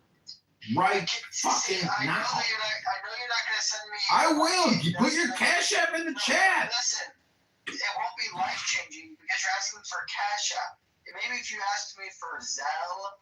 Yeah, Zelle, Cash App. You want to send me your routing and accounting number? You want me to wire transfer you money? Yes, No problem. Yes, wire transfer me money. No please. problem. No problem. What are you going to do for it, though? You're going to read all you got to do is read a book. I got a nonprofit called White Trash Low IQ People Read Books to Schwarzers. They can't read books so good no more. You want to get started? We're going to go into business. What book do you want me to read? Marcus Aurelius. We're going to start you off on Marcus Aurelius, one of the best philosophy books on human behavior ever fucking written, which nobody ever reads. And can we get Mixed up here? And can you mod me up? Because we are going through the Charter of Medina today. And we need Mixed's legal analysis on Muhammad's proclamations in Medina. It's going to be hit and miss because I'm driving, but I'll try and get people who I can. All right, thank you. It's a good idea, though. You can mod me. Don't mod him, but mod me. I won't. You ever call Dick Zed? Because I feel like that's a job. Oh, we got some winners in the room now. Let's start at the Medina Charter with Muhammad. Hello? Dick Zed, and we got Diogenes, fucking gay boys up in here. Whoa. Oh, wow. So this is the life that we live. And we got P. Pegan. What's, did Monica or Serendipity say if they were coming back? Who are the real... No, they're just floating in and out. Everybody's doing stuff. So I put a link in the chat. I really want Mixed's analysis on this. It's the Charter of Medina. It's the most ridiculous Mohammedan set of laws ever issued in 622. And we're going to go through the text of it. For example, it's all about blood money and intimidation. And if we kill your husband or your child, there will be no trial for anyone in the Ummah. Any believer will never be tried. You just have to take the blood money and shut the fuck up. And then there's so much stuff about the Jews in here. I was absolutely shocked. And there were so many Jews living in Saudi Arabia.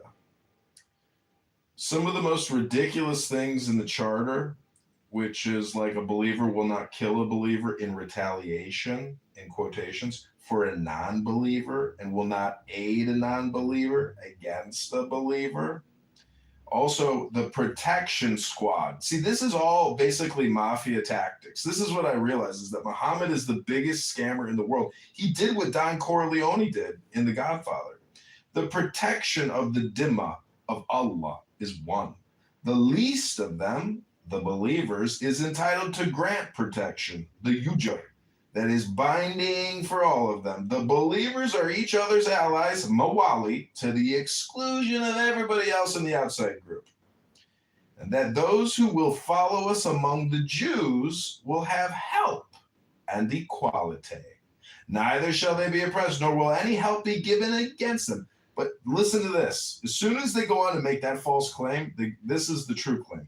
And the peace of the believers shall be won. If there be any war in the way of God, no believer shall be under any peace with the enemy apart from other believers, unless this peace be the same and equally binding on all. So they're compelling Jews to fund and fight in their fucking wars of conquest. That's not fair. That's mafiaism. That's gangsterism. That's tribalism. That's not jurisprudence. That's not Magna Carta. That's not Constitution. I want my fucking human rights. Hello?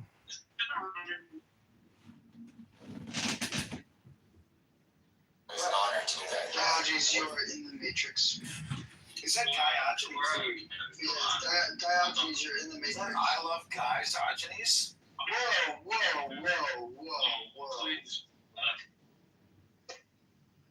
Diogenes, you're still in the Matrix. I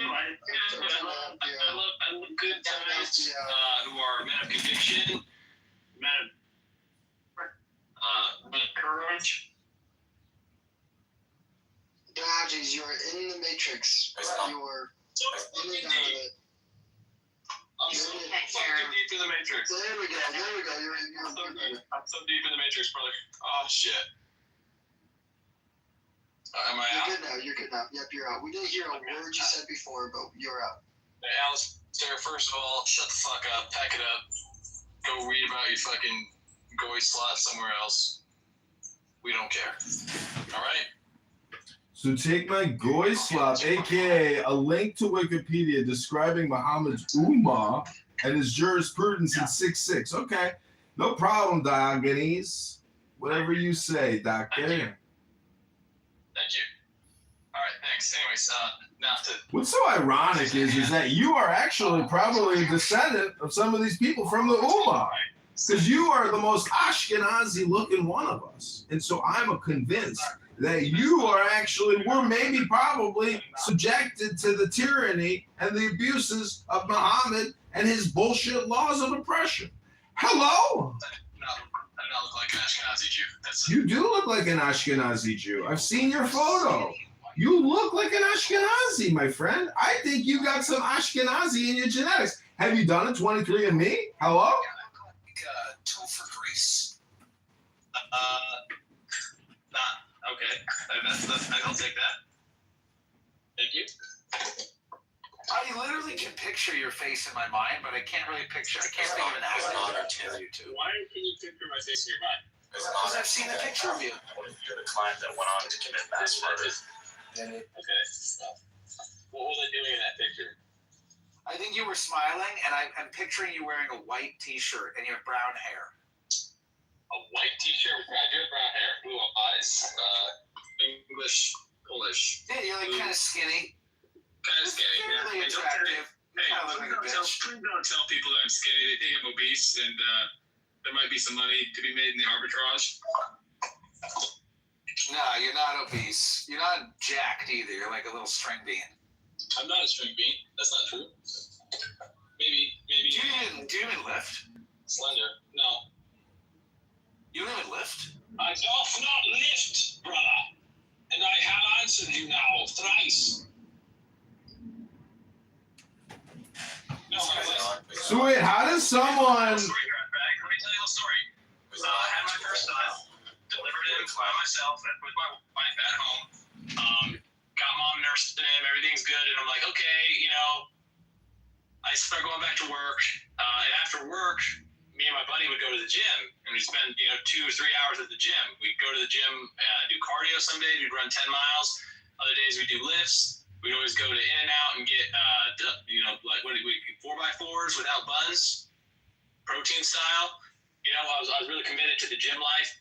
Then I came home and I saw how much work it was for my wife to be taking care of that infant by herself, and I realized I was fucked up. for abandoning my responsibilities as a father, arguing that, you know, I needed to go to the gym. It's like, yeah, well, my wife needs help at home with this baby we made. Can you So just get up early and do like 300 push-ups in your bedroom? anything, I promise. Do you have children? No, I don't. Okay, well, if you have children, that sounds like a man who doesn't.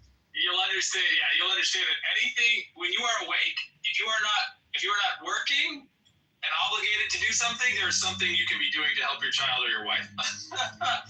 And so it's So then why are you on Clubhouse at all? I'm at work. What do you do for work? Why aren't you like focused on your work? You don't work. What kind of work do you do? I don't want to dox myself. Well, you don't have to dox yourself. Are you the only person in America with that job? No, Are you the only painter in America? You know, Is Keegan the already only seen my picture. French monkey in America? I haven't shown you my picture. It's crazy. I haven't shown you my picture, but you've already seen it. So that tells you that pieces get out, and then people put them together, and then they dox you. Well, I'll tell you who I am. My name is Zach. People are doxing you because you're probably rude to them. Are you rude? Oh God, I'm so fucking rude. Nigger, shut the fuck up. Oh my God. No. So rude. This was So rude. I like you, Travis. I don't know why you are, but you hang around and you're kind of a cool guy. It's cool. Well, thank you. I think you'd like me even more if we had a beer. You should make him a basket. I'd like to jump in here real quick. You can go ahead and jump in. I think if I was given moderation, I would make sure that Pap Smear could not be in a room anymore.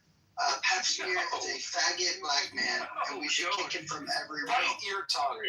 Bite your tongue. Pap Smear is one of my oldest friends on this app besides Edmund Dakin. Yeah. No gays. They need Jesus. Trash bag loves me. See, I wouldn't fight in a war.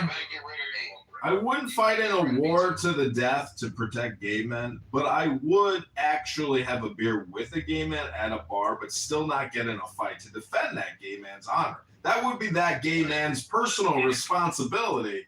And I would never, ever step in between a gay friend of mine and some other guy that wanted to fight him because he was annoying. I'd be like, that's on you, bro. I'm not here to fight for you. I'm here to enjoy my life. You do you. But again, I'm not going to be rude to you. I'm not going to make fun of you. I might tease you a little, but I'm not going to shame you. I'm not going to embarrass you. I'm not going to use racist, homophobic epithets. Hello? Have you seen the picture of that or the video of that guy who gets hit with a chair and then like grabs onto that guy beside him? That's Pap Smear and that's Pap Smear and Edmund. What? You guys haven't seen the chair? I have. It's like a chair that has like the gauge on it. You lined up every in this room in ascending terms of height, ascending order of height. Who would be the taller? Who's the tallest and shortest you think in here? I think Keegan is probably, I hate to say it, but Keegan is probably the shortest one in the room. Doubt it. Have you seen his jeans? I'm 5'10", but I would say I'm not like extremely tall, but I wouldn't say I'm short for a regular. I'm 5'11". Okay, well, I'm not 5'11", so I would be shorter than you. So I guess as of right now, I am the shortest. I'm 6'3". I'm a tall king. I claim dominion. That's right. And you must follow me, your liege, your lord. How tall do you think Mr. Anderson is? I feel like he's not a short guy. Mr. Anderson's probably pretty tall. Well, why is he single? Because he's an asshole. I mean, that's undeniably true, but I mean, Dan Blazarian is not single. Well, yeah, but he's a short king with an arm jaw that masquerades it. All right, how tall are you, Tim? How tall are you? 189, 6'2". 189? Yeah, 6'2". That's a man's height. What is he? 6'2". What was on my Air Force ID? Whoa. My friend, we can't judge a man based off his height. I mean, we've had many short men. I think we can judge a man by what he claims his height is. Hitler was very short. In that case, my height is 6'5". Wasn't Hitler like 5'8"? You know what's interesting is I've been watching this documentary called the dictator. And what's so interesting is Hitler was actually obsessed with making videos of himself, and that indicates faggotry. And so what's so funny is when you realize that Hitler was a secret closeted faggot, and that Hitler was a faggot. Again, I'll say it again. Hitler was a closeted faggot, and he was shooting influencer videos during the Third Reich. And so if you watch all of Hitler's videos, you realize he's just an AOC, and he's a schmuck. And in fact, Hitler had a very low IQ, and that's why people hated him in the Third Reich, and they tried to assassinate him because he was a prima donna faggot, and he was shooting influencer videos all the time, walking upstairs, looking backwards, being like, did you get the right angle on that video? He was a schmuck. Hitler the schmuck. It's the history that most Nazis don't even know about, that he was a low IQ social media influencer creating videos and books, but he was actually stupid. The man had a low IQ and he didn't even write Mein Kampf. He fucking had to hire people to write it for him. He was nothing but a spam, a meme sitting in a jail cell having other people write his own fucking book. It's all a lie. It's all a fucking lie. The guy was a schmuck. The history of Adolf Hitler the schmuck. It's a new movie I'm coming out with called Hitler Was a Schmuck. Some of you might like it. It's very funny because it exposes Hitler as being a fraud and a social media influencer, and back in the day with videos. So I'm driving, so I don't really want to cook up food down. Just don't be assholes, please. Christ, you're gonna get Edie in a car accident. Then make Keegan as a moderator or me. Yeah, Keegan is a fan moderator. No need to moderate these Nazis. They're just here to get roasted. They're just good for cooking on a barbecue when they realize that Hitler the Schmuck, the movie, is coming out. It's going to be exciting when you realize that your Lord and Savior Hitler was a loser, a dummy, creating videos of himself all day long. You think I have a problem with my heroes losing? I mean, it's only through loss that we learn valuable lessons. And, I Robert E. Lee, oh, God bless him, son of the South will rise again. There were courageous men who lost their lives in defense of something. You think I would besmirch them? Denounce them simply because they lost? Fool! You're a coward. You're spineless. You're a sycophantic suck-up. You're a little baby bitch. You bald fuck. Shut up! Am I the Matrix? You see, when I see the millions of dead Germans, I really hate Adolf Hitler because he ruined his entire country, and he murdered. He through his bad strategy and stupidity, he actually killed millions of good men whose lives were thrown away like they were garbage. That's not good leadership. Those aren't heroes. That's called Hitler the Schmuck the movie. Hitler was a schmuck, the movie. Hello? Oh, go to johnkitover.com if you want to find out where I live. And then you can reverse engineer who registered the domain name and report them to Interpol. Oh my God. Tim is going to get arrested with Adolf Hitler's dog. Hello? Can you moderate so we can permanently shut this number up? Is that how you want, Mod? Eddie, don't do it. I'll never forgive you. If you embolden the Nazis, I'll never forgive you. Our relationship is over. Never again. Never again. Never again. Never again. Okay, I'm listening down for a second. We're saying Still on Stalin, right? But yet Stalin killed multiple more.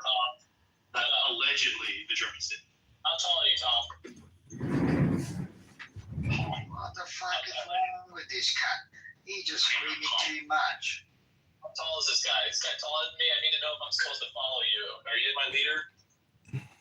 How tall are you? Koala? No, I'm not talking to you. I'm talking to whatever that. Whatever his fucking name is. Bloody hell. And what about the Chinese cunt who just killed millions of his people? Stalin did that. Mao Zedong. You're talking about Mao Zedong, yeah? Yeah, the Mao cunt. Yeah, the Meow, male cat. meow, meow, meow, meow, meow, meow, meow, meow, meow, But isn't meow, it meow, funny? meow. The guy who killed like the least amount of people in modern history better than most offended by? Right? Like the British, we killed 130 million Indians in our rule of India. No one gives a Absolutely. Don't because the Indians don't own the media. The Indians don't own the publishing company. Plus, they never actually went for any kind of victimhood of like, yeah, we got fucked, move on. Hey, you know, Keegan is like the whitest of us. He should be our leader. Keegan, you're our. No. He's wearing a Confederate He's flag. reminded. That's right. Nice. Way down south in the land of cotton. Hey, Keegan, that's a rousing rendition of the bloody blue flag. Hey, Keegan, how's it going? Long time, bro.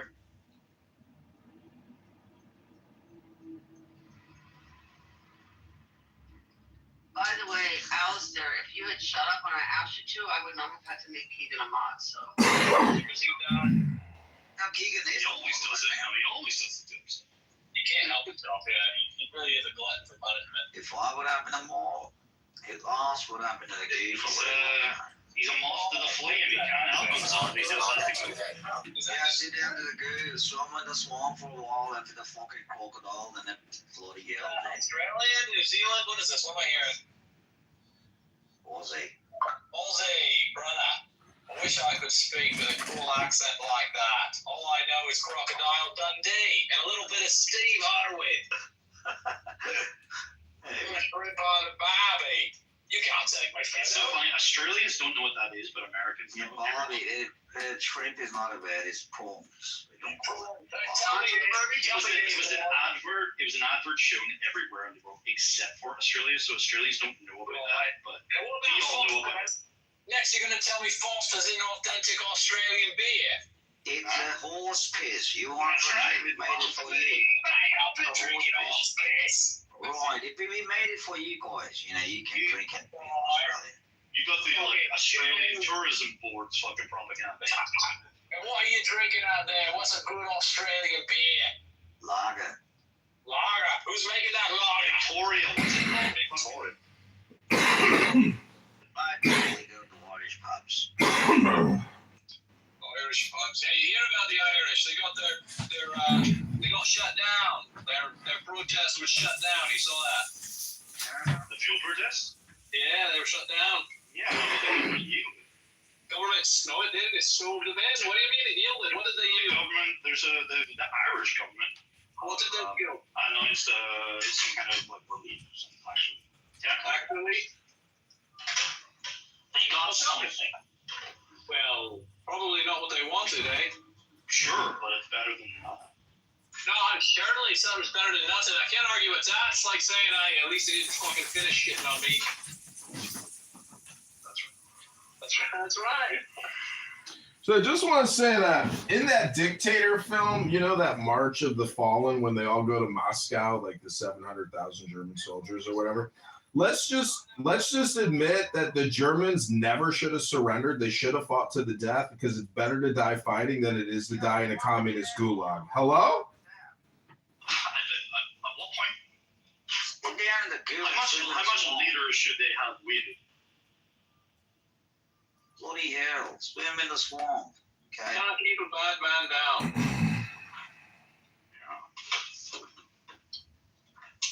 What of an energy, eh? Well, what? What of an energy. In 2015, Bernie Sanders woke me up. My openly gay 6-year-old transgender nephew wanted something different than most kids for his birthday. He wanted a COVID-19 vaccine for the greater good of humanity.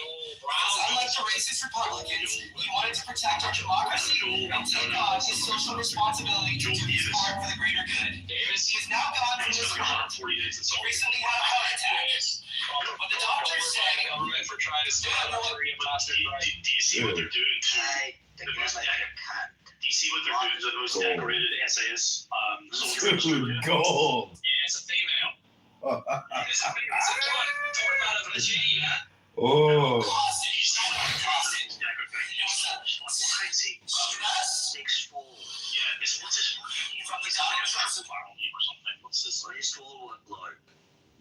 they're like most decorated, like double, fucking Victoria Cross awarded SAS soldier is getting fucking shafted now by some charges over fucking killing Afghanis.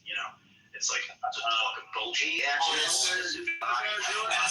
They're taking steel out the spines before they roll out the central bank digital currency, me boys. Trust me, it's coming. Did the Afghanis have a fucking criminal gang over there? He just fought that one out, and they're like, he Islamophobic. No, he's not Islamophobic. But they also fucked him because I think he's from Queensland, and they waited until he went to like either Sydney or Melbourne when they fucking arrested him, because then they could get him. Melbourne is a commie bastard area. Exactly, and they could get him on a jury, which would be much more diverse, right? Unlike say, This is so funny. And to basically get so like they selectively to actually charge and arrest them. Fucking cunts. Mate, Australia is fun. Well, you gotta take care of the Jews, bro. Brothers, we don't have to worry about the Jews before we worry about the traitors. And I tell you that we've got more than enough traitors to satisfy the But if you don't have any kind of hate on any kind of community. If you attack their paymasters, the traitors will reveal themselves. No, listen to me. There are some things more The collaborators and the traitors will reveal themselves. No, that's not right. You're wrong. You think they've been ruling us wrong? Who's gonna do their peddling? Listen, I'm telling you what. You go into your community, you identify the motherfuckers which are taking the money, which are selling themselves and selling you and your political representation, and you fucking hold those fuckers accountable. And you look next door to your neighbor on your right side and your left side. You see they're doing business with those fucking traders. Your problem is that the alternative. Our problem, brother. Our problem is we're not committed. Your problem is What the fuck? that it's a Pepsi Coke challenge, and you think you've got choice, but both sides are poisons, right? No, brother, you don't you gotta go upstream. You gotta go upstream and figure out. You don't need to be talking to me this way, because you know, as a matter of fact, that I don't have any of this fucking delusion in my head about the right and the left. You don't need to fucking talk to me about that. No, as a matter of fact, I can't believe you assigned that belief to me. You know that I don't see left or right. Come on, brother. You think you can vote your way out of this? No, exactly. You can't fucking work your way out of that. That's what I'm trying to tell you, Tim. You know that I know this, all right? Don't be fucking putting on me like that. Yeah. Unfortunately, you're like 90 seconds away at any given point in time saying shit like, the tree of liberty must be refreshed with the blood of patriots. What do you mean? What do you mean? How many is That's what you mean. What do you mean? You're ready to you're glowing right now. You're like a bedpost. See, this is why he's so secretive about his identity, because it's actually fucking bad. Tim, you want bad, yeah? You like those fucking. Oh, I don't want to know your identity. I'd never asked. You like those fucking. Oh, I'd never asked. You want to fucking terrorize me, wife and kids because you have got no other fucking targets. Look, I go out to the protests, okay? And I'm not talking about riots, but I go out to the protests and I take my lovely wife, a good woman, and her children. Good children, good white Christian children. I take them out and I ask 6-year-old transgender nephew wanted something different than most kids for his birthday. 6-year-old transgender nephew wanted something different than most kids for his birthday. He wanted the COVID-19 vaccine for the greater good of humanity. Because unlike the racist Republicans, he wanted to protect our democracy and take on his social responsibility to do his part for the greater good. He is now gone from this world. He recently had a heart attack. But the doctors say they don't know what caused it, but I know what caused it. It was a stress from the Donald Trump supporters and the science deniers. Racist, bigot, horrible.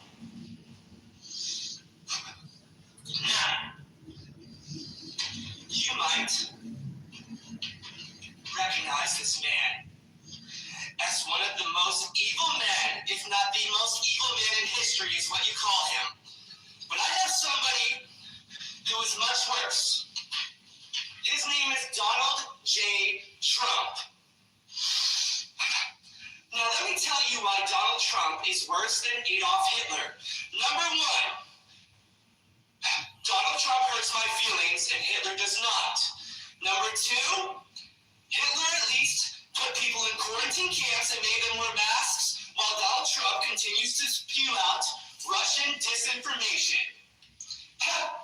Third, Hitler had the decency and kindness to kill himself. Meanwhile, Donald Trump is still alive. At least Hitler had the decency to leave us alone. Trump, on the other hand, refuses to kill himself and makes him significantly worse.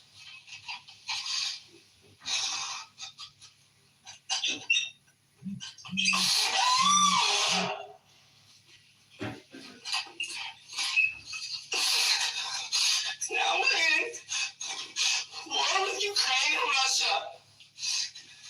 If we had a nuclear war, it would be worth it if it could just save my life.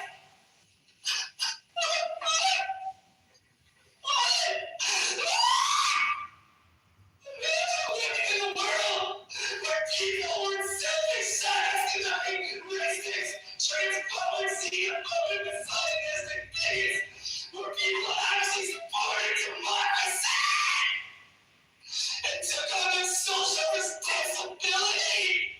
The only way to fight for our democracy is to get vaccinated while supporting Ukraine in the fight. And that is your social responsibility. Everybody. One of the people I look up to, who I've begun to love, is Klaus Schwab. And he said by 2030, you will own nothing and be happy. And I stand with him because I am not selfish. And those who stand against it are selfish.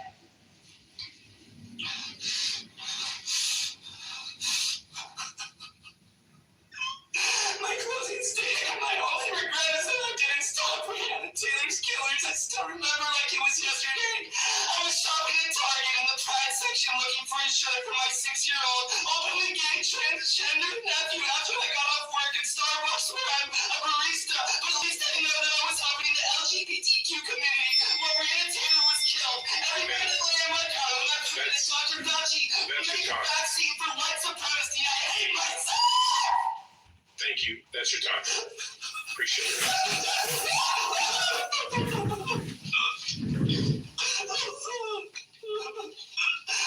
gonna take a knee for George Floyd. Yeah. Could you do that over there so we can get the next person? Thank you. Okay. If we could, so we'll take like a 5-minute break and wipe all that down. So it's 8:13.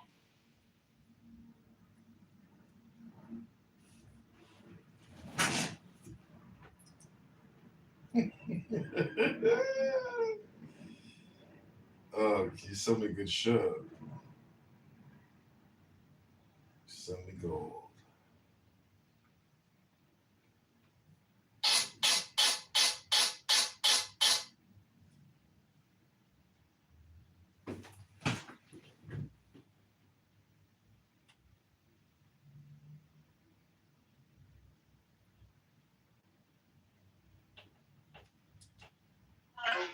It's okay for like Muslims to like blaspheme their own God when they're criticizing the Bible, but when you're criticizing the Quran, like no, that's not okay, dude.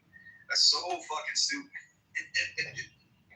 You also have That's how they think. Ramadan as well. Yeah, no, for real. Yeah. Hello. You know what they don't put in the beginning of the Quran? They don't put the Charter of Medina, the Constitution of Islam, and the declarations by Muhammad in Medina. Yeah, it's universe. Can you read my PTR and tell me if that's you at the top? Because if it's not you, will you please block that person and report them? Thank you. Hello?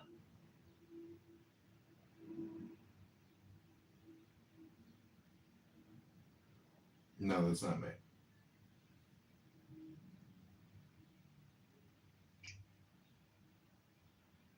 I don't know who that is. Is that you? No, can you hear me? Hello? Yeah. Will you please report that guy? Well, I can hear you. I don't know who that is, but I'd be happy to report him for you if you want me to. Thanks, man. I appreciate it.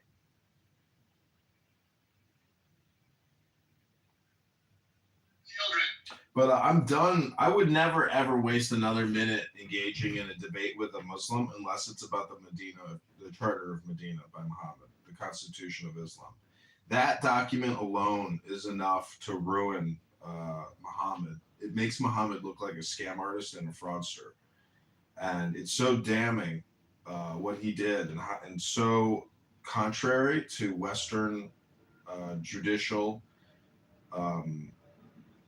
Practice and intelligence. It's an all or nothing statement. It's basically, it proves that Muhammad was the creator of a gang and that it's a scam and a fraud. And people today, one of the rules of Islam is to basically be in denial of Muhammad's criminal activity in the 600s.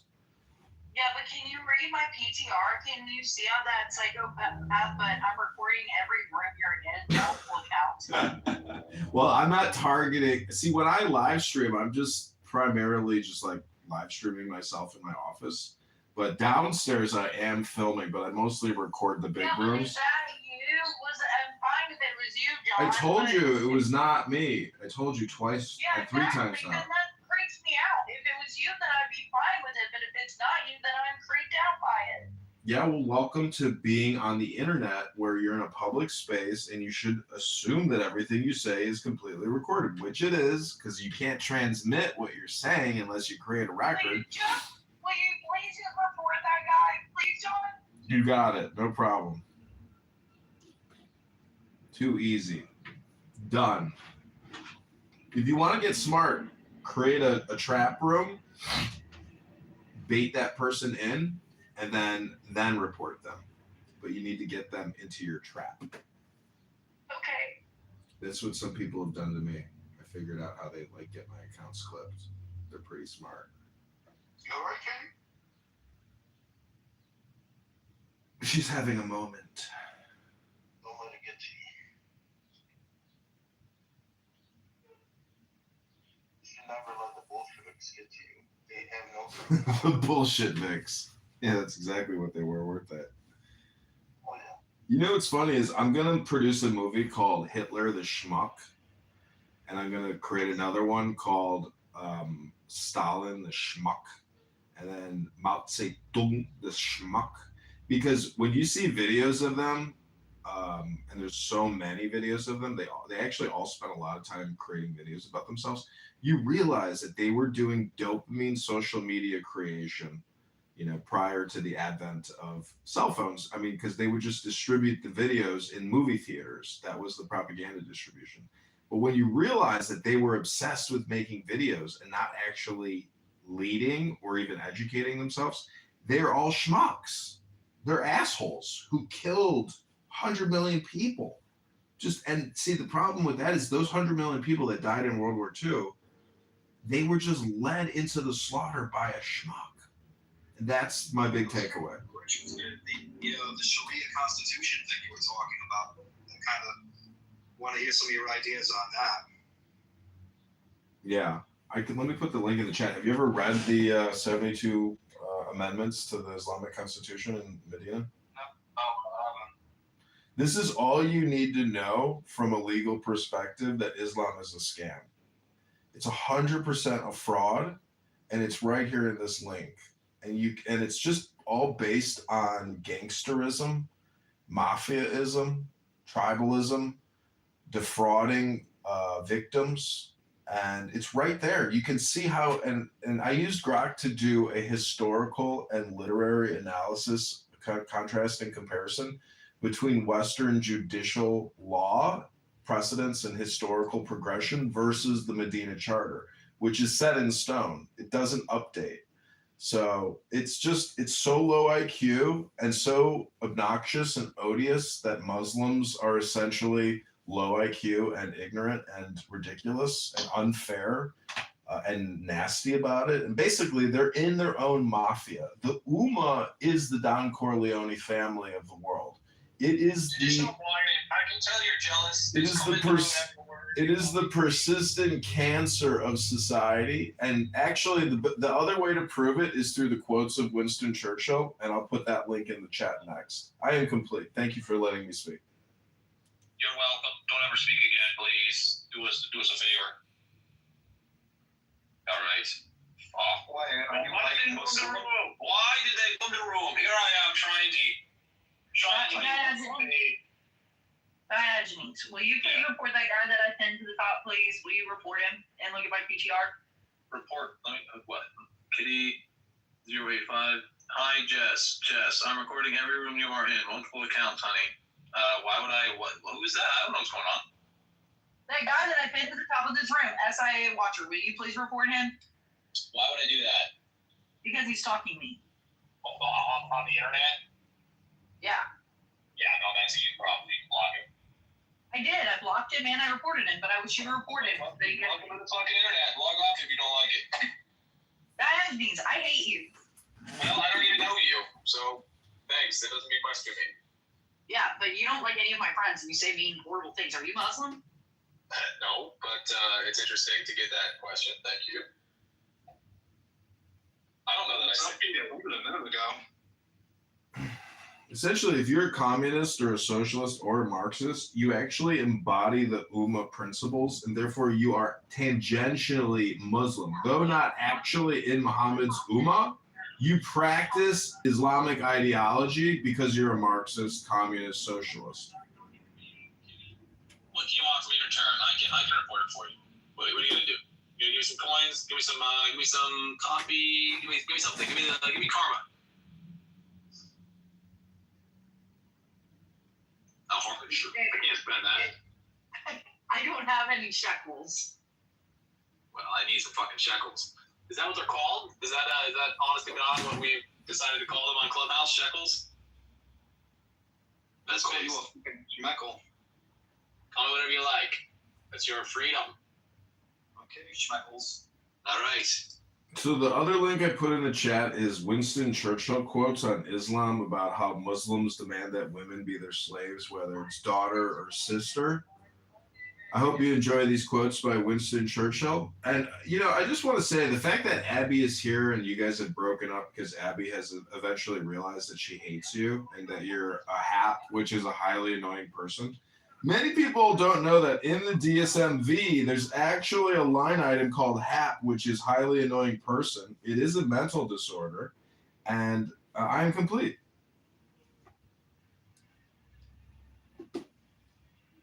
Hello?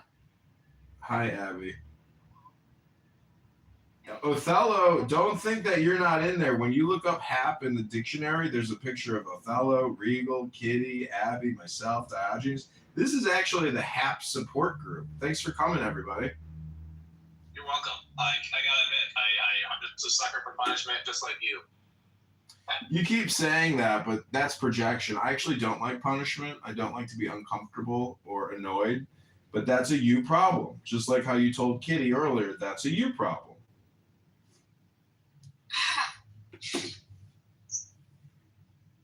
Oh my gosh. So welcome back, everybody, to the HAP support group for highly annoying people. We are with some of Clubhouse's most annoying and disliked people, and we're trying to figure out what exactly makes a highly annoying person highly annoying. Let's just sit back and listen to what actually happens with highly annoying people. Kitty, can you put him in the audience for a second? Wait, who do I put in the audience? You have to purr. Why are we putting John Kitover in the audience? Yeah, we like John. Shut the fuck up. But John, will you just be quiet? Yeah, just let John do his thing, but... Yeah, I'm listening to highly annoying people. We're actually doing a highly annoying person survey right now. Please proceed. Yeah, the audience. So I know you're nothing, right? Who? You. No. Perfect. Well, there you go. Amazing. All right, Kitover, go on. Welcome back to the highly annoying person support group. Hello?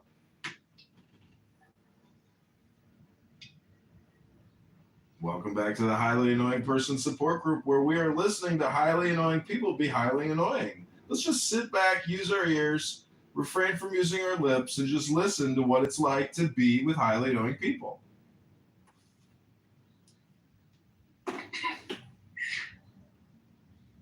Hello? Oh, we need this T-Robs in here. I knew he was gonna pull out Jazzy. Oh, what's Jazzy in there? No, he knows. He knows Jazzy's like a bar. Hello?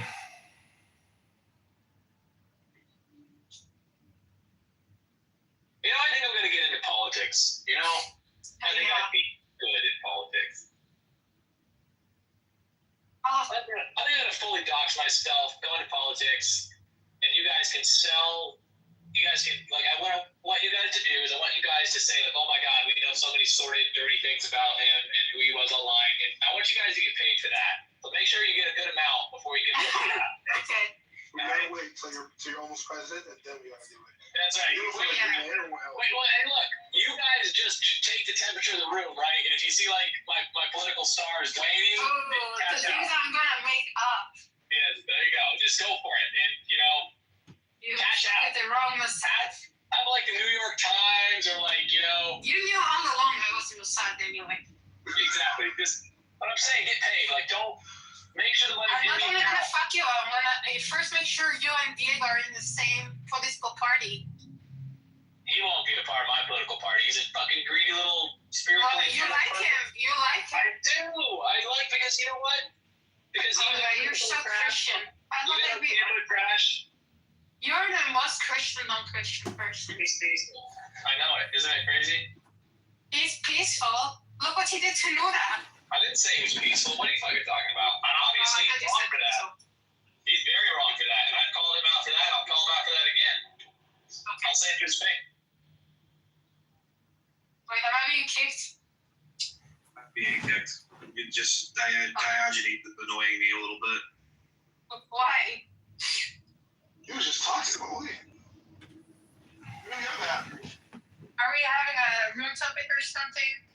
Yeah, it's a happer. I wanted to listen to what Alistair was saying, John over here, what he was saying about, like, the issues with the Constitution. Fucking whatever. Constitution. Diogenes lost to talk about that Constitution. We were talking about the Muslim Constitution, not the American Constitution, Abby. There's a difference. Muslims. Regal's lying. He's just jealous. But it's okay. Jealous of what? Baby nuts. Jealous of me? You're jealous of my English, Scottish, Polish. That's crazy. My aquiline, large and distinguished nose. I mean, the whole reason why you guys are civilized is because of Regal's. You're like the worst part. You're made out of the worst shit that Europe is made out of. My mature hairline, my mature hairline. Bro, you're a fucking Polak and Scottish. Good for you. The Irish are better and the Germans are way better than fucking that. Wait a minute, I'm a Polak too. Oh boy. You know, the Polacks are considered the niggers of America. I mean, sorry, Europe.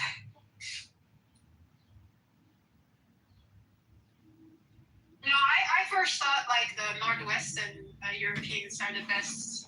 I mean, they are very good. I'm not complaining, but we have to be honest. The one who created the culture are the Mediterraneans. It's the people like me, Bernie Sanders woke me up. I openly gazed. no one else in here. Okay. Hi, if you're new to the room, welcome to the Highly Annoying Person Support Group, where we're listening to highly annoying people be highly annoying. No need to kick anybody to the goo or remove them from the room if they're highly annoying. That's the purpose of the room. Hello? Hello? Hello? John be equivalent every 5 minutes. I'm gonna fully dox myself. I'm just trying to fucking chill and, like, be funny, dude. I'm not trying to be all that types of fucking serious. I mean, I don't know. We are Something a minute ago. We are trolling too. Don't you worry about that. Well, you see, not every hap is a troll and not every troll is a hap. And I just want to say, if you're a highly annoying person and you call yourself a troll, but you're just a highly annoying person, well, you might not be a troll. You might be a highly annoying person. And so... Stop speaking. I'm driving and I don't get in a car accident, but I really don't like to be alone with my thoughts, so... Is it? Let's go to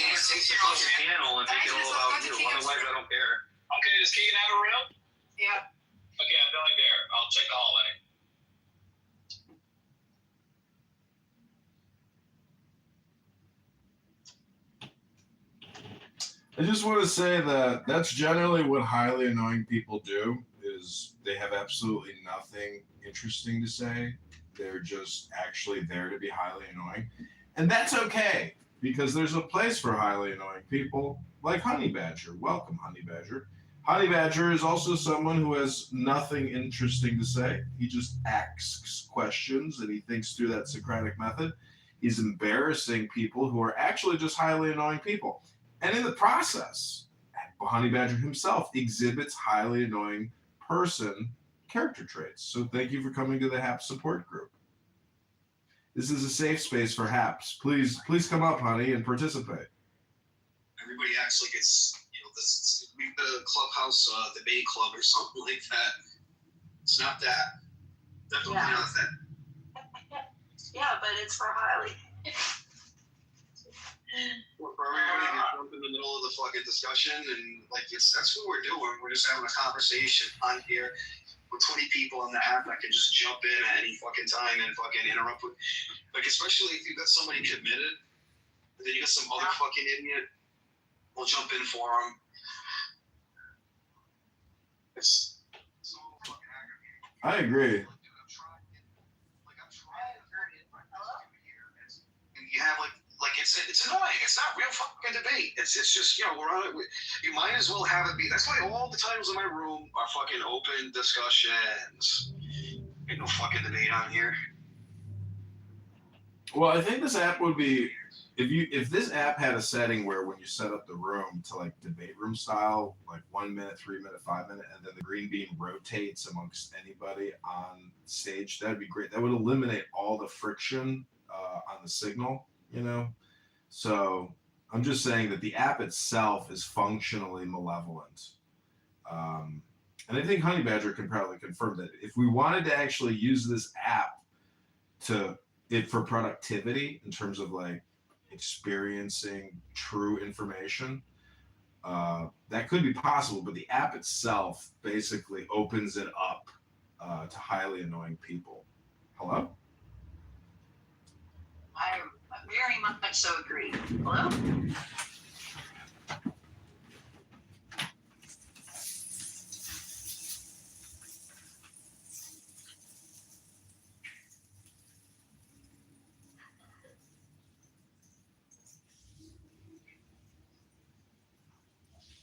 Yeah, no doubt.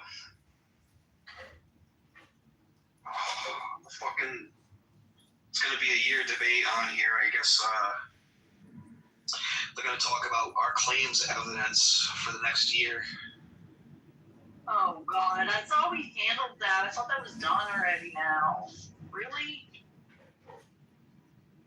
That's their thing, dude. They want to talk about the same shit every day.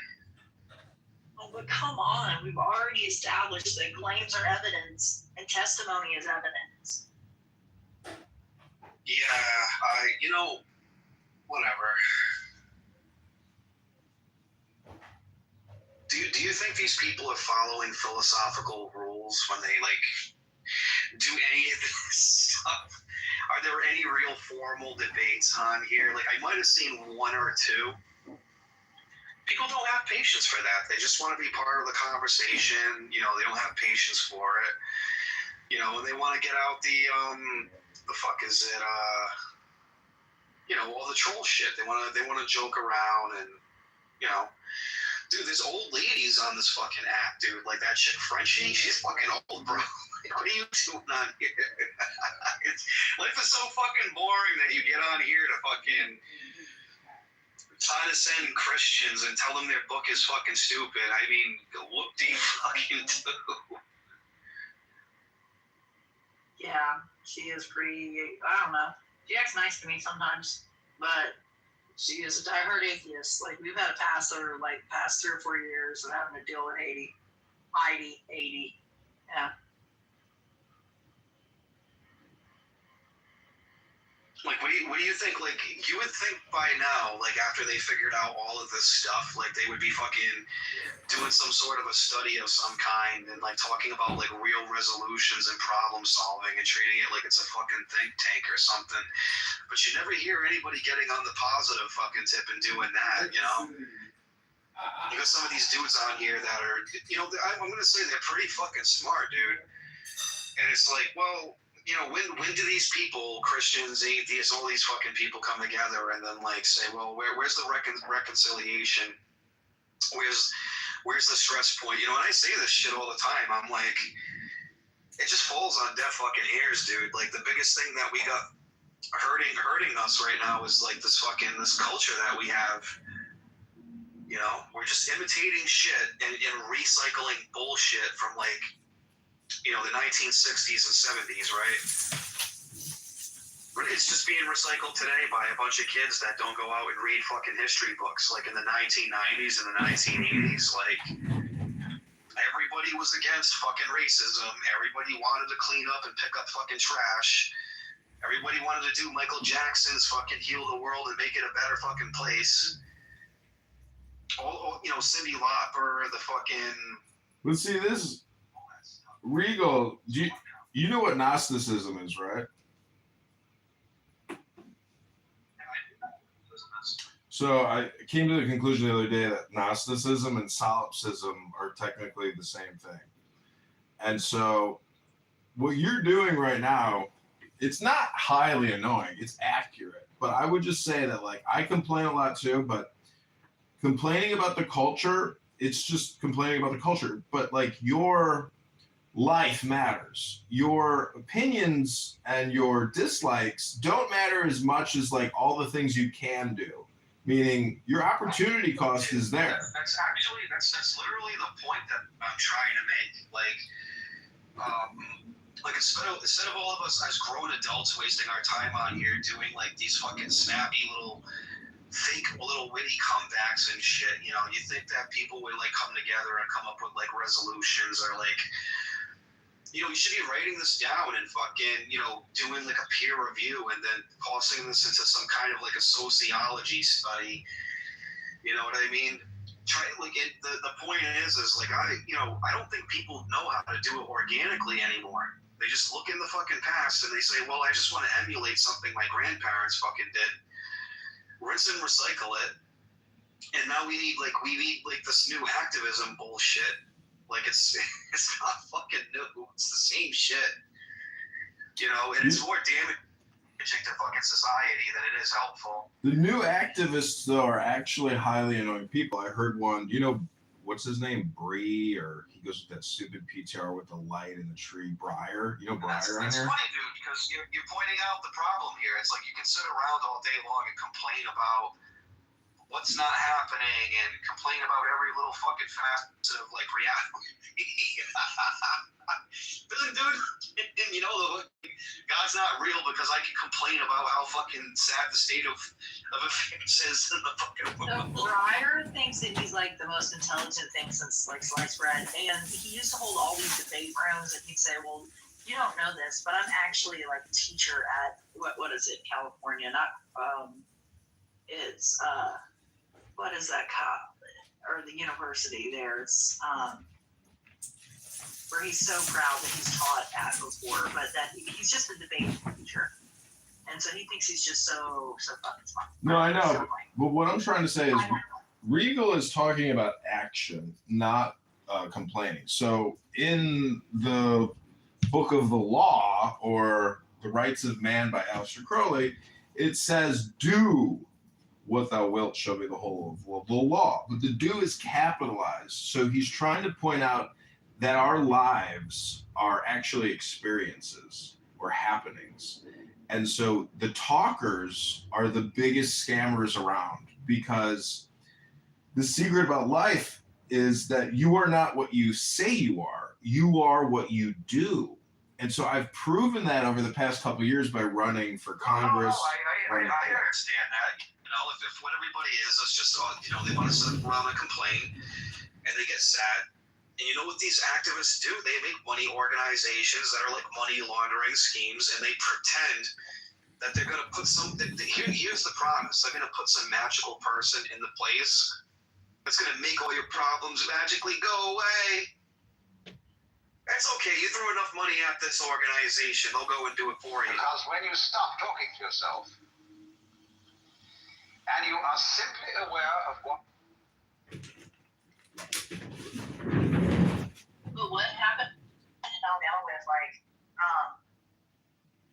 the SPLC or whatever? Will you explain that, Alistair? Probably. Let me play for you a quick little clip from Alan Watts here.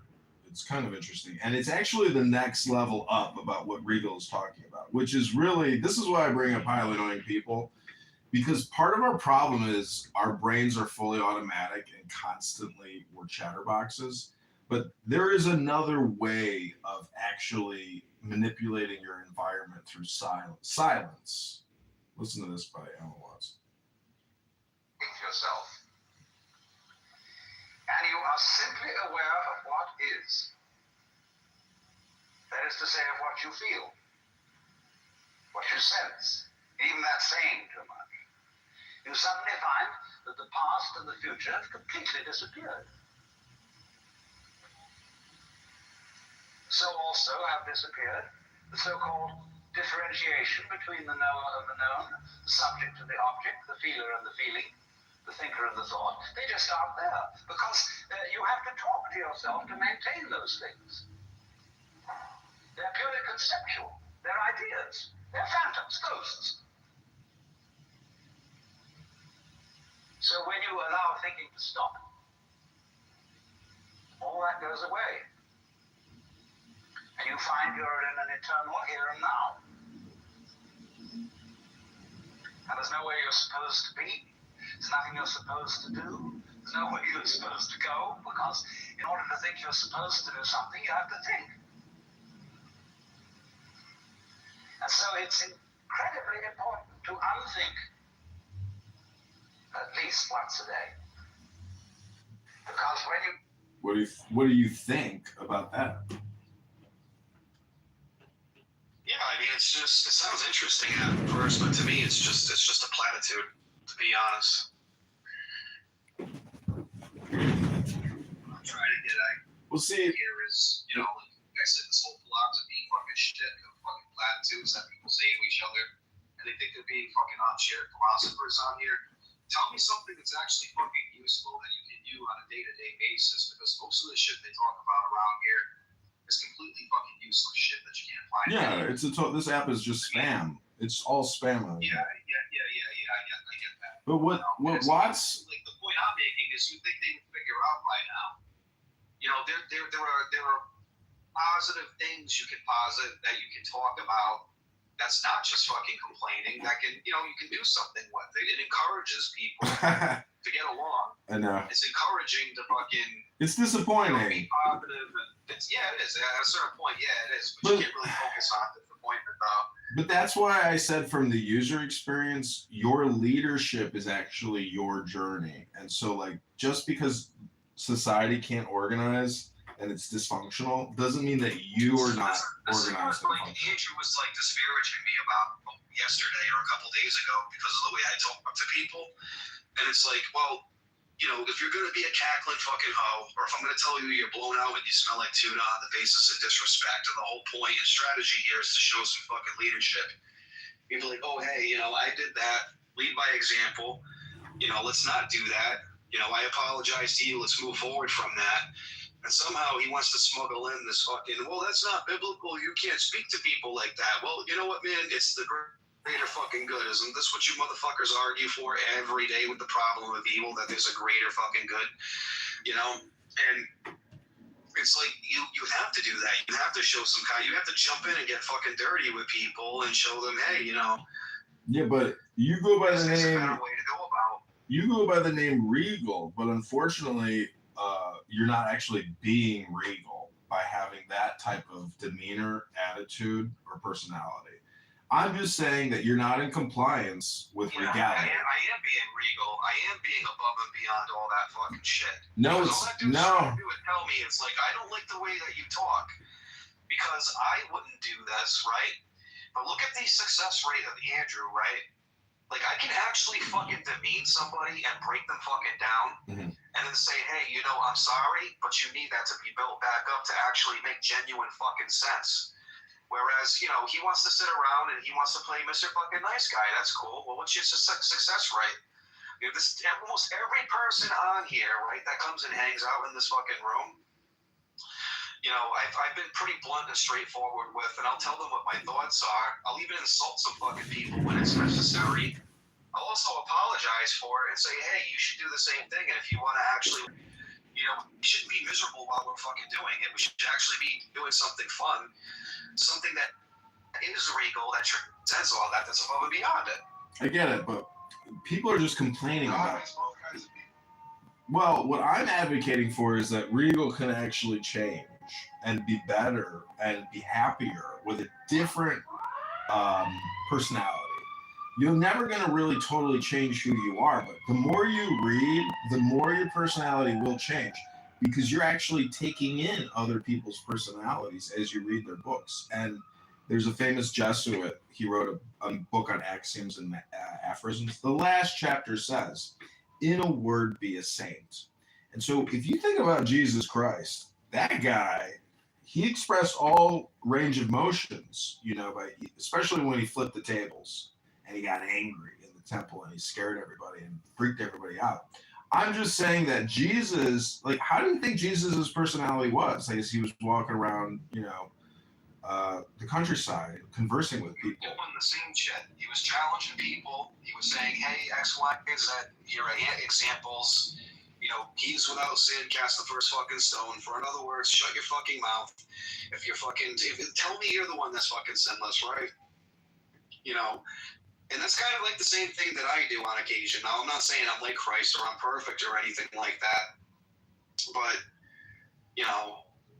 Well, what I'm getting at is that I think it's like you have to be able to tear somebody down from the egotism or this little secure place where they think things are the way that they fucking are. They're really not that.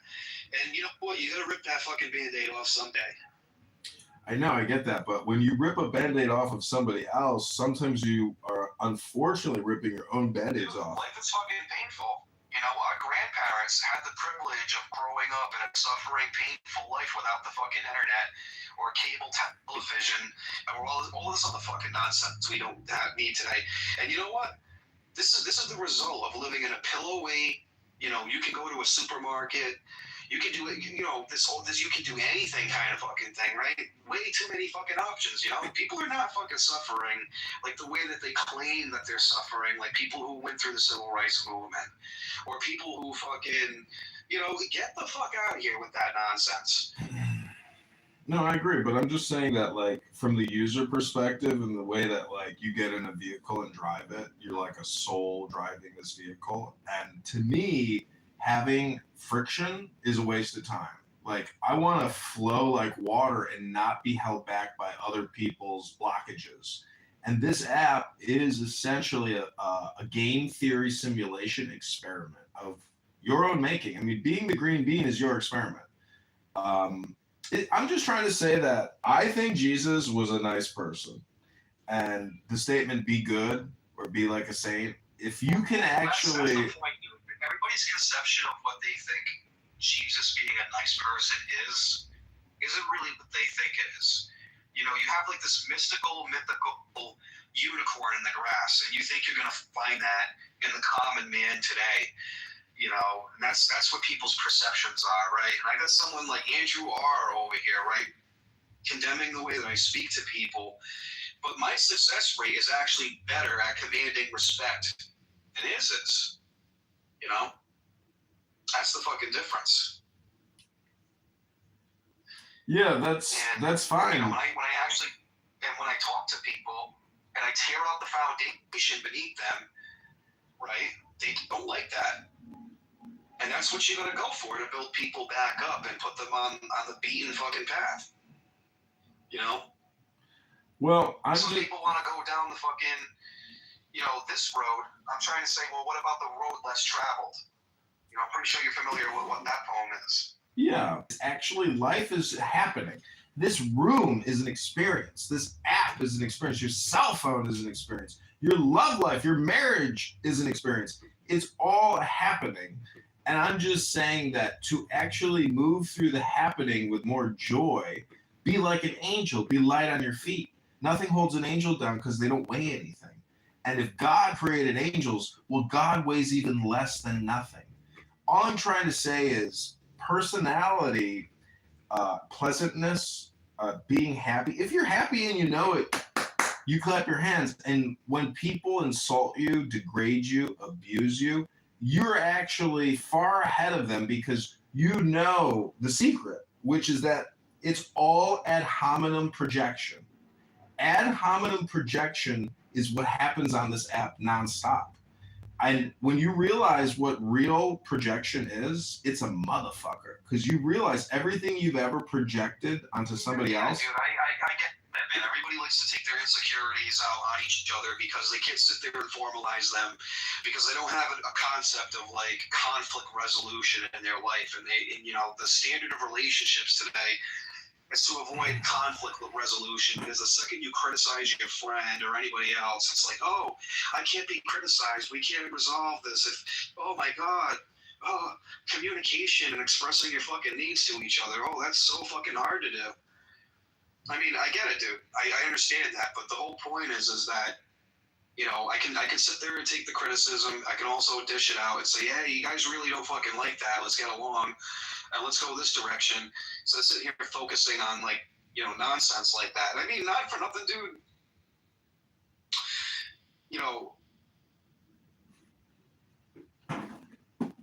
Like I said, I think this just backs up into like a cultural fucking thing now. All the movies suck. All the films suck. All the things that you get in fucking society today, all the incentives and social situations, it's all fucked up.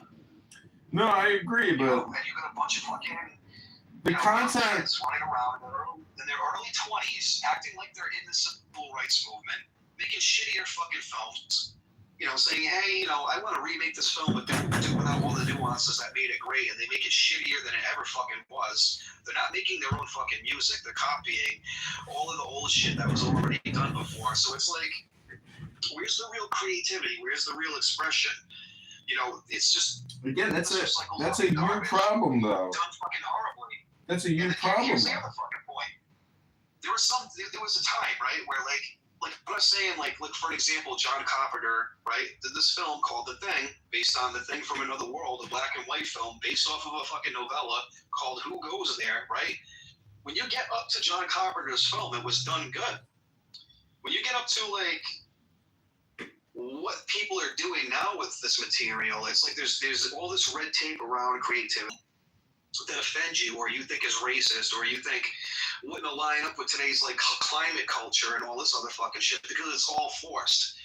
You got these people with their thumb on the fucking scale. They're claiming that life is horrible, it's bad. There's racism out there. There's misogyny. There's homophobia. There's all these. None of these fucking problems are fucking here, dude. They're not here. Well, they're there in the subjective, but to me, they're low on the list of priorities. And my complaint is that people have priorities upside down. And if we were to properly understand priorities, it would solve the lower hanging priorities on its own. But I agree with you. I think all content now sucks. And I think a lot of it is just mass produced for distribution globally, especially to India and China. So it's got to be, rated PG, and it is woke. And the government, unfortunately, Trump is just one man, and one man has difficulty changing culture and leading it because it's like supposedly a slow change. It's not a fucking change, dude. The Democrats were doing the same fucking thing in the early 1990s. There was this cultural phenomenon with fucking Donald Trump in the 1990s. Everybody was all cool in the fucking gang with him. He remained a Democrat his whole fucking life. He's still a Democrat right now, dude. What the fuck does that tell you? He's not a conservative. Well, what does that tell you about fucking culture and society at large that are fucking gaslighting them fucking selves and believing bullshit where they put their fucking thumb on the fucking scale and making something out to be that it's not? Donald Trump, right? We actually have a Democrat in the fucking White House right now, and people don't even know it. The dude's views didn't change from the 1990s to now. They're the same fucking thing. All the shit he's doing right now is all the shit the Democrats were doing and in the late 80s, early 90s, all the way up to the fucking 2000s, leading up to Obama. Well, it's bullshit. I mean, before getting to that, I just want to say that, people think I'm a troll on this app.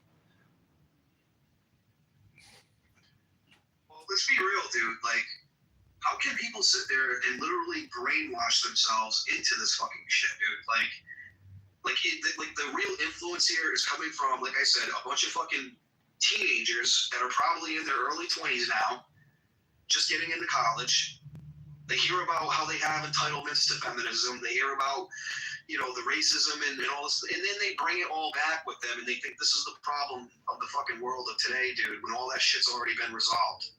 That's what the fucking problem is. You got a lot of brainwashed little shits running around. Well, see, I think you got your dates wrong personally. I've read that the problem in America really began in the 60s with the hippie movement and that cultural movement in America, that the government should have ended it before it took off. And that's actually the cancer in our society. And they're all, you know, in their 70s and 80s now, retired, collecting pensions, and they're all hypocrites. These are very common complaints. I have, you know, 100 YouTube accounts with 100,000 plus videos. From the 1960s to the 1970s, we resolved that issue, right? In the 1980s, everybody was doing interracial relationships. Everybody was all cool in the fucking gang with it.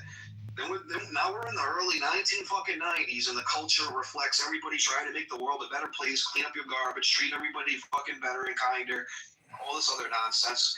And then you get to 1998 when the new metal culture comes out, the Attitude Era, where everybody's fucking flipping bird and saying, hey, I don't give a fuck, it doesn't make, fuck you. This, like, all of that punk shit, right? And then slowly from 2000 up to 2015, dude, something happened here where, like, these fucking kids got their hands on the culture now. They're getting into the filmmaking, they're getting into all this shit, and somehow, because that's what kids do, they sit on the internet all fucking day in 4chan, sit all day on the... What, we're doing racism again? Oh, we're doing feminism again? Oh, we're doing, like, how many fucking things can I stack up and be like, hey, we're doing it all over marriage for being an asshole like that? When the fuck did it ever come back in 2015? People got tired of being called racist when they weren't. Well, that's the point. Like, now racism or misogyny or all of these different words, right? All of them, right? All of them has lost its absolute fucking meaning, and people are getting fatigued out from it. And it's cyclical, these though. People that are the politicians, the people that make the films, this is the people that run the music industries, this is the Disneyland. There's all the kinds of shit that they're fucking into. And they're just poisoning the fucking well at this point. It's a list of top 50 buzzwords that Democrats use. I realized this yesterday, and like, you know, I really need to learn the verbiage that left wokeists are using regularly, because no matter what the topic is, it will come back up. It's almost like on their calendars, and they just keep recycling the topics, but they never get to important topics like tax reform. Never, ever, because they're not interested in actual reality. They're more interested in their delusional makeup, create a new utopia society, not based on math or science or physics, but based on their feelings of what is social equity justice. I mean, that's why I'm saying, Regal, like, your complaint for a highly annoying person, again, this room started out as a highly annoying person support room. I know I'm, you know, co-opting your room and declaring that, but I'm just saying that be the solution, be the outcome now in everything you do, and then there's no room for complaint. And I hope you're doing that. Hello?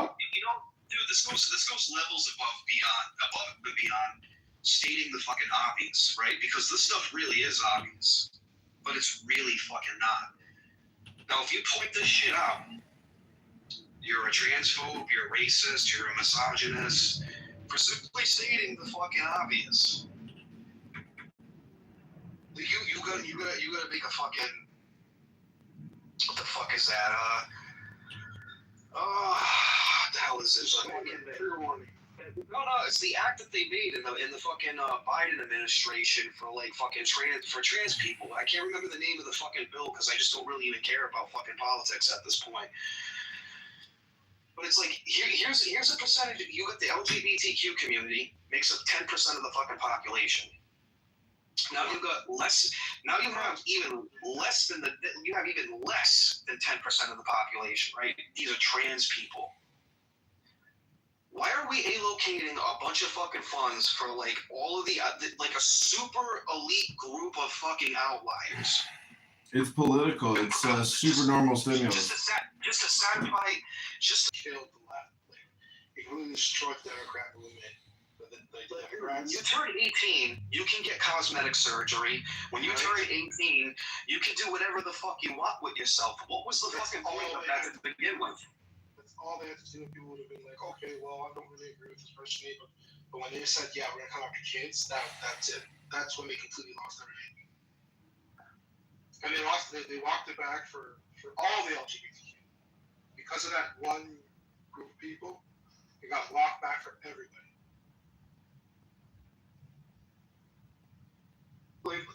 Like it's so fucking obvious, right? You can't point, like, that's the point that I'm trying to make to you, dude. You can't point the fucking obvious out to people anymore because they just don't know what the fuck you're talking about because it's not obvious to them. So there's something else going on there.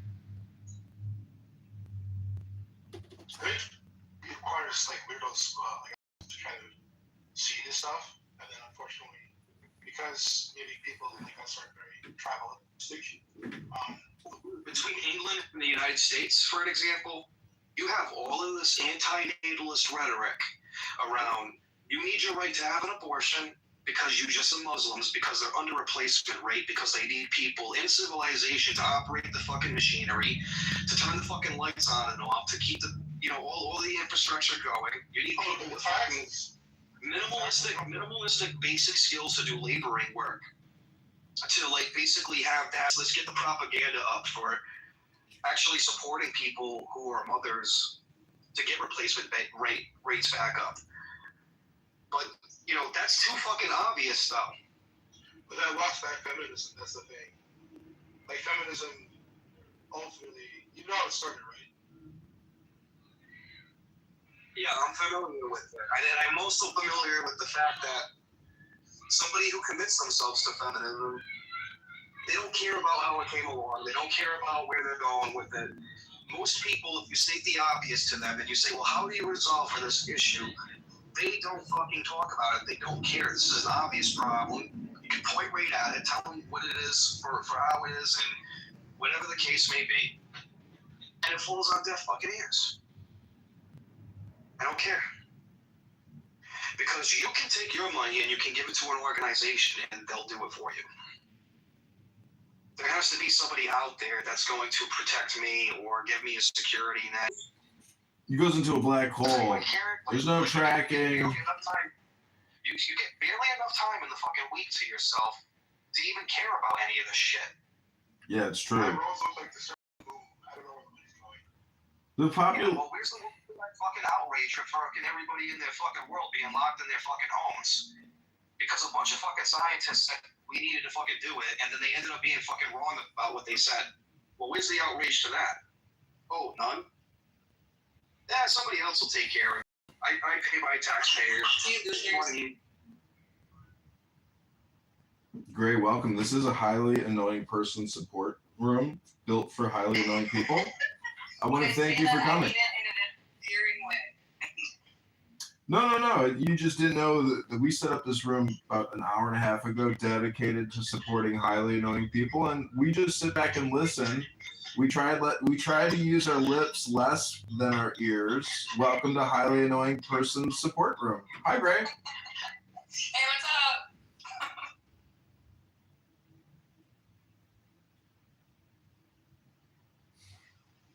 How's everyone's Thursday? Pretty good. Could be better. Listen, if you're a highly annoying person and you know it, I think I can be annoying to certain people. And other people like it, other people don't. It's gotta be highly. I trigger Andrew. I know that. see, Regal was triggered by Andrew's behavior and how rude he is to Regal and doesn't give Regal his. Are you being fucking cute with me right now? No, I'm just trying to say that, in the hierarchy of Christ, I personally think that Andrew has a higher position than you. but I am just a highly annoying person. Hello? No, but Andrew cares about what people think about him. And he needs these sort of groups to validate his, like, he knows nothing else. Like, It's the same thing with Muhammad. He's a Muslim. He's getting worse, though, too, because he's getting validated and enabled to, what once was a joke about autism. Well, right. It's not debate on here. We're not doing philosophy. We're not debating philosophy. If you notice, it's really just a discussion at the end of the day. Because in debate, you don't sit there and say, hey, I can't explain this to this person. Hey, someone else on the stage that's smarter than me, can you explain this to this person? Or in other words, for me? After the explosion, the strangers had no idea what had happened to the mysterious old man. Whether or not because he senses his own brother for validation of these atheists in this weird way. And I think he cares more about his and being on top in sort of tired way than, and he cares deeply. Like, if you comment on anything, he gets mad. Think about him. He doesn't want to be treated in a certain light. I think he was more in how people perceive him. And that's why he thinks it's about other people. He's kind of, he's like a little conspirator controlling everything around him. You really think he has a lot of control over atheists at this point? No, I mean, tries to. It feels safe. It just doesn't happen, dude. They just hang out with each other while quietly disagreeing with each other. And it's just confusing. You just, there's like dedicated people that stayed in the room over the past couple of years, and they get quiet in there, and they stop speaking to each other because they have nothing to talk about. They'll sit on they'll sit in silence in there. And you listen to get them people into the room so they can change it up every once in a while. I don't see an issue with it, to be honest, dude. Honestly, an issue with it's like they're treating this like it's debate central. Like, I don't know if you actually get on YouTube and actually watch a formal debate. Okay, great. Obviously, his room is not a formal debate channel. It's an open discussion channel where it's a free flow. This is not debate. it's like a and they talk about the same ideas over and over again.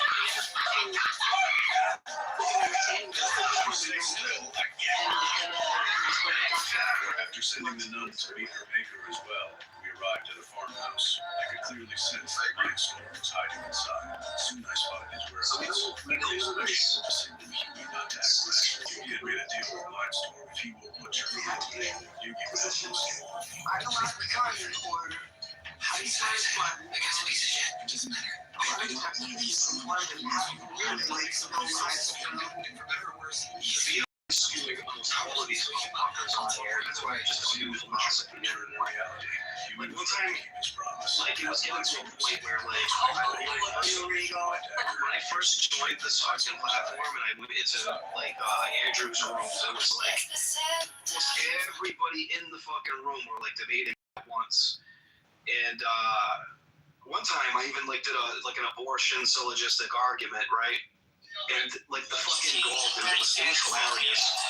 They just waited for ChatGPT to act like they didn't do that. And said, this is not the proper logic to be using. And I'm like, dude, I'm not just the fucking logic. Something different than most kids for his birthday. Some sort of nuance or some flavor to the argument. Like, for some people, it's just like unheard of and they can't really process properly unless it's formulated. I just ran this argument over and over.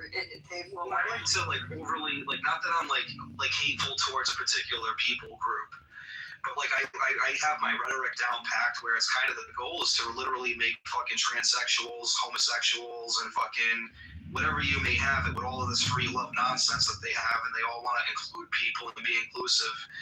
But at the same time, like, it's just as long as you fucking agree with them, and they don't like that. And I get it, but you have to sit there and listen to all the rhetorical shock value of, like, what the opposite paradigm is. So it's like, I just don't really even fucking bother anymore. Like, nobody's doing, philosophy on here. You know, it's just, hey, these are my pals and my buddies having an open discussion. So I don't even take it seriously anymore. I don't think you should, and I think that a lot of times we're wasting our time. So you never should have taken it seriously from the beginning. Shut the fuck up. Shut up, dude. When you sit down and you write a whole, when you basically write a whole syllogism, you write down all your definitions, you have your semantics down pat, and then you try to actually put or demonstrate some kind of effort. Just to say, we don't give a shit about your effort. We're the arbiter. It's amazing. Yeah, I don't know. I'm different, and I've been original ideas. They're sitting in there repeating. Wait, did you just tell me to shut the fuck up earlier? Did you tell me to shut the fuck up? Is that what you said? Shut the fuck up? Is that what you said? Shut the fuck up? All right, quiet.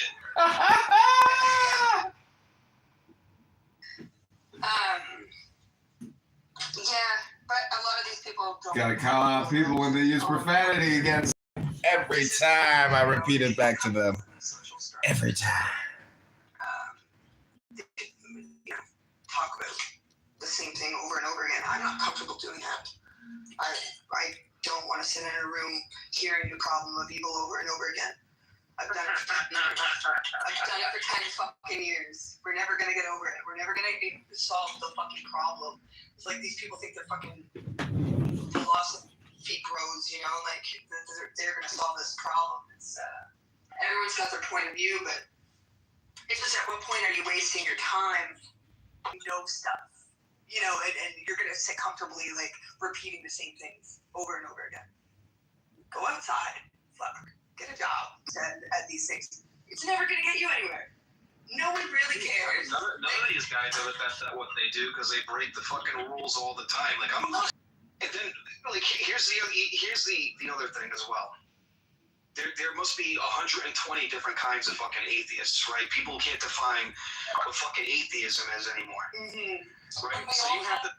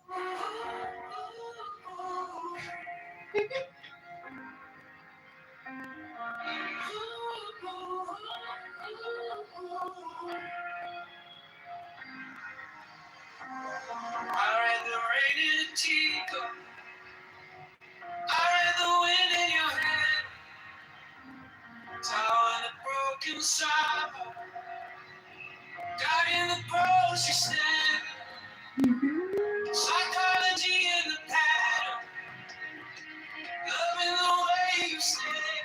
If I let go, I'm coming back clear. If I let go, you get near. Now it's wisdom, now it's joy, now it's wisdom, let it unfold. God is love here, love is now.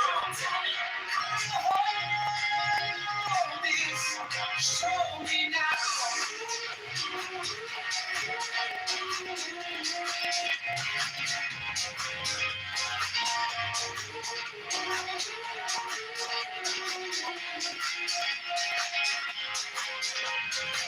My mama's a room with boxes. They will fear every pride.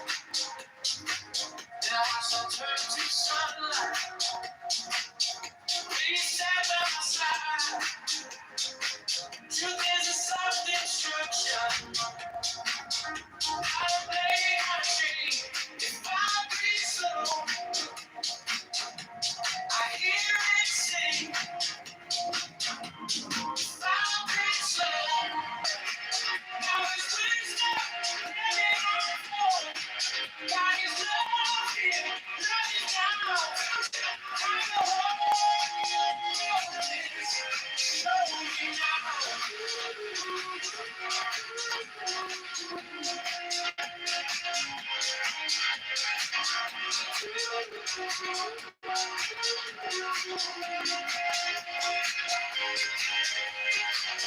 I stopped asking for forever.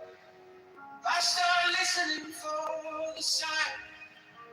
One small smile, one clean moment. Turns the whole world right.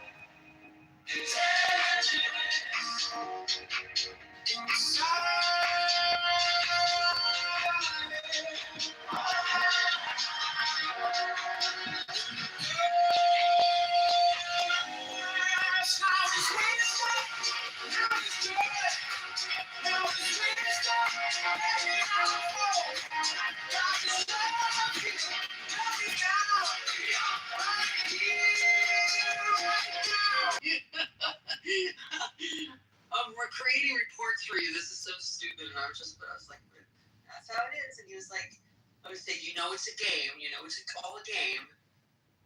It's like, that's not.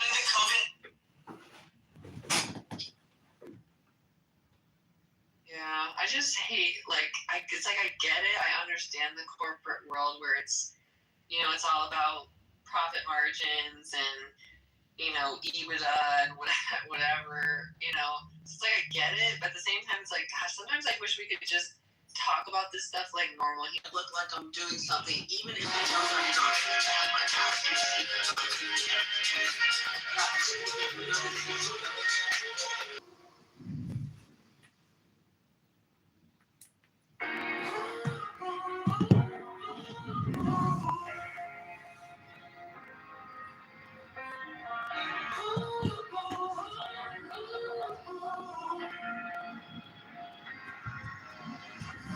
I read the rain in a teacup. I read the wind in your hand. Towel in the broken sidewalk. Got in the grocery stand. Psychology in the pattern. Loving the way you say. If I let go, I come back clean. If I let go, you get me. Now it's wisdom, now it's joy, now it's wisdom, let it unfold. God is love here, love is now. How to hold this, show me now.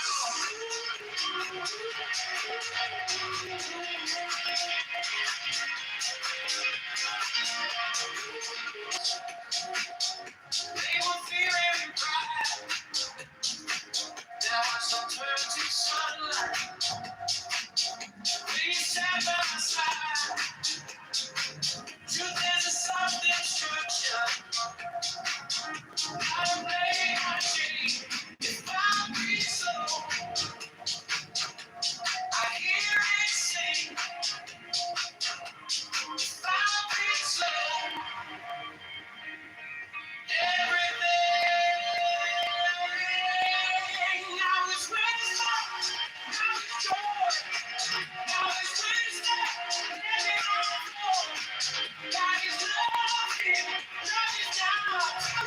I'm the whole this, show me now.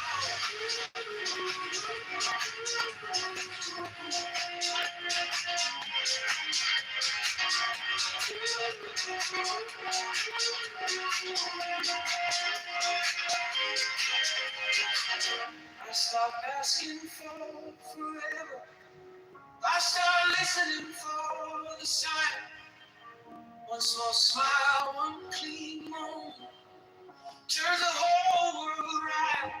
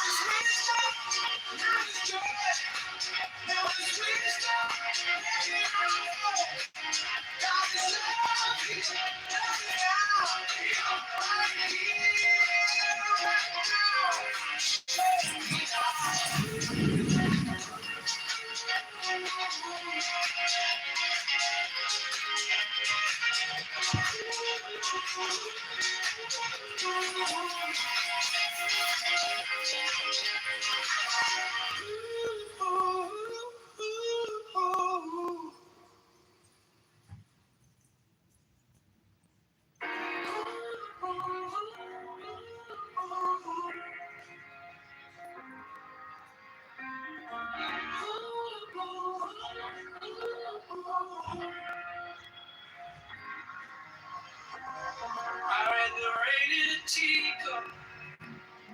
I read the wind in your hand. Tower of broken shop. Got in the grocery stand.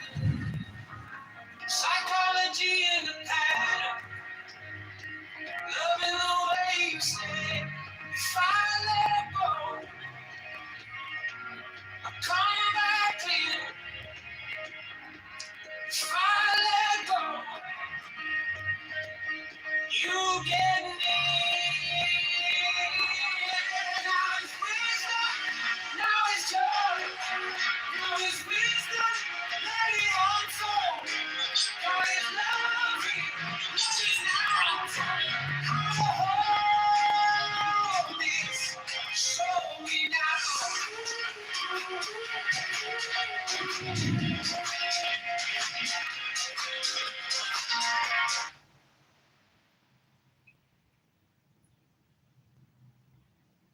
Neighbors, but has bandages around the eyes, like he's blind. But when the bandages get stripped away, it's like he's the evil side.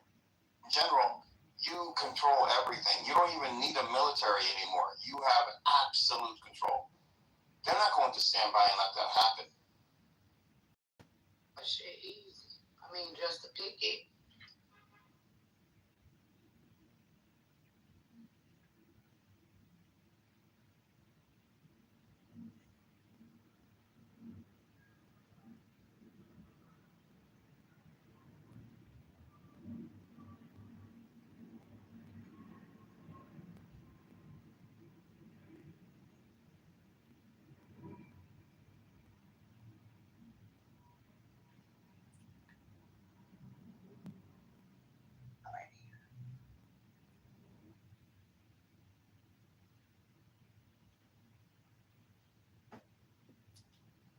I mean, oh, you can't say this or speak like that to someone. Like, fuck out of here, dude. Like, we're grown adults. I don't know what else you He will get so triggered over something, but he will allow racist and transphobia. But he will get so upset. There's also like a lawyer, the contract basis doing like, and he was like, you know, like personal services, look what Greenberg kind of stuff. and then like he's so do all the triggered by that instead of looking at the chat and seeing the transphobia, the racism, and stuff like that. So he's very like on a moral perspective. John, Like stunted. really wants it up here.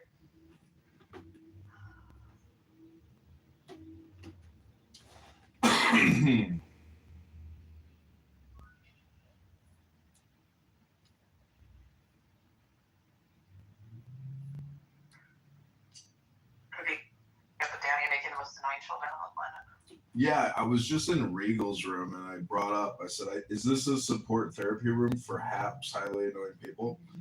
And, you know, eventually he kicked me to the goo after he told me to shut the fuck up.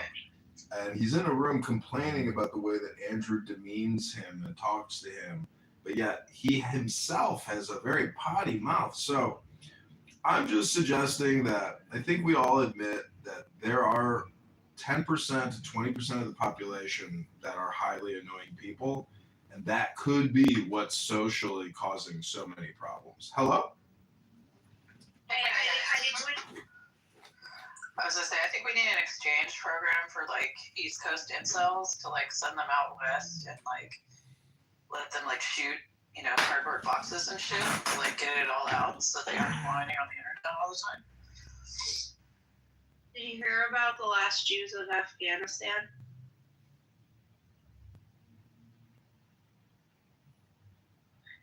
Yeah. Who gives a fuck? What the fuck are they doing there? There were two of them, and the guy was so annoying. I guess they put him in jail, but then he was in the jail, and he annoyed the people in the jail so much they let him out of jail. I forget the story. There was like two Jewish men left in Afghanistan. They kept fighting with each other. It's just like a funny story. I don't know. It's adorable. Two Jews arguing with each other. It's great. Well, I just want to say something about the title of this room. Great topic, nature of God. Maybe you want to capitalize the N, maybe you want to put it small, up to you. But the big G is always what's interesting. And what I want to just say quickly is that, I'll be succinct, is that intelligence is truly the definition of God. And I think that's why all of these AI, articles and complaints about they're worried that the God AI is going to get out of the laboratory. It's going to be like Age of Ultron, the Avengers. Then we'll have to like put McZed in an Iron Man suit so he can litigate with an impenetrable, titanium, uranium suit. Anyways, I'm just saying the true nature of God is obviously the opposite of ignorance and stupidity and highly annoying people. And, a lot of these Christians on this app that are highly annoying people, I just wish they could get into the Jesus Avatar simulator at Disneyland and see what it's like to walk around as a happy, nice person who doesn't degrade, insult, embarrass, shame, and be a total asshole all the time. That to me is what probably Jesus was like. He was probably like the nicest hippie you ever met, and he was really upset with the way that the Romans were dealing with everybody, and maybe even like what some of the puffiest, religious people were doing. Have you been watching the Foundation series, John? No, what? That's Asimov. Oh man, like the last. This is yours, right? The last iteration of the Dave Leon is like the best pieces ever. Why would they advocate to kill Jesus if they think he's a good man now? Are Jews changing their position? You're not going to be able to cut that. A highly annoying person. See, there are other types of haps. See, Rabbi's actually a funny and somewhat intelligent hap. See, McZed is also categorized in the DSMV of a hap. However, McZed is intelligent, so it lowers his hap rating on the index. You see how that works? Seriously, what's 5 levels above a hap? An EAP, extremely annoying person. That's you. I'm glad I don't bow down to the Talmud and the Zohar. In my defense of being a highly annoying person, I just want to say I am a filmmaker on YouTube. You're an extremely annoying person. Well, I'm a level 5 hap. Imagine what a level 10 hap is like. And that's why I say there is a component in the nature of God which is highly annoying. Never overlook God's wide range of emotions and abilities to annoy. I am complete. What's your favorite part of the Constitution? I think the stickiness of the God concept is the most annoying thing about God. I don't think the Torah advocates for the Talmud in any shape or form. When did God need it to be corrected by a man? Why would the Torah advocate for writings that came along after it that just analyze it and are constantly changing to address the times? Why would God need man to write down his ideas in the first place?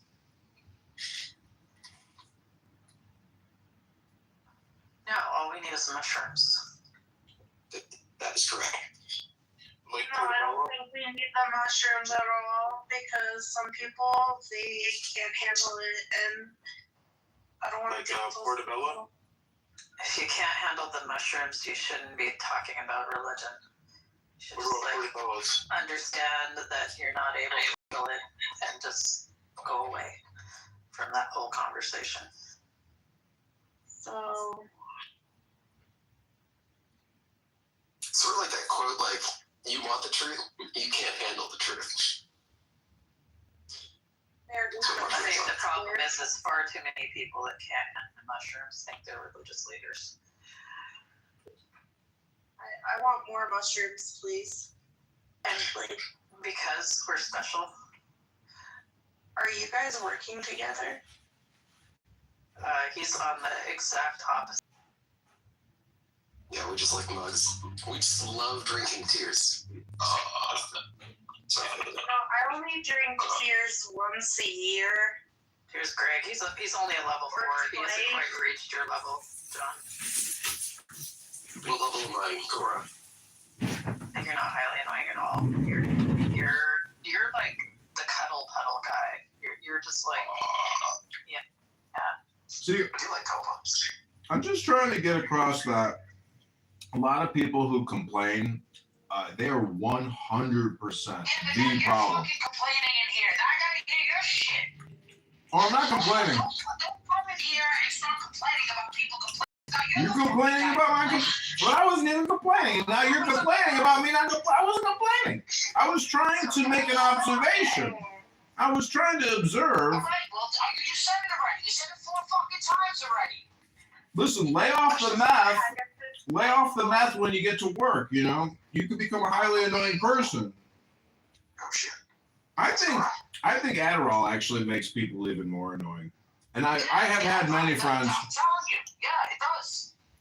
I've had many friends, yeah. If you want, I'll pop a fucking 30 right now, and I'll have you fucking so annoyed in like 15, 20 minutes, you wouldn't know what hit you.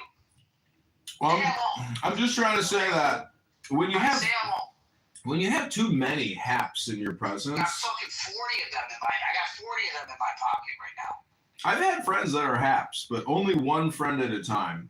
I'm just trying to say, when engaging with a highly annoying person, if you have too many haps, you end up with an EAP situation. Extremely annoying persons. I am complete.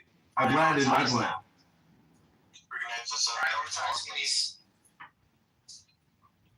Unbelievable.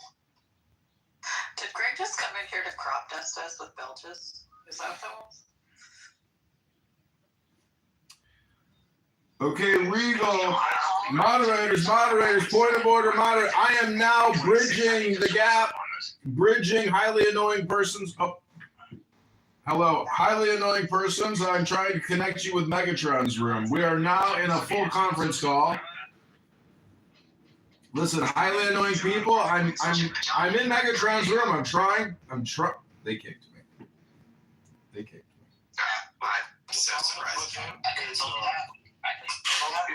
Becomes people's friend. But, you know what? I rarely click on one of John's profiles, but I actually want to see what his karma is. So I'm about to do it. Let's see. I'm losing my karma. If you look at my PTR, I want to point out that is a Saudi royal prince. How the fuck did that happen? The Saudi royal prince is actually a Nazi. He met with Hitler at Burkish Gardens. A little known fact of Saudi history that the king of Saudi Arabia prizes his Hitler dagger.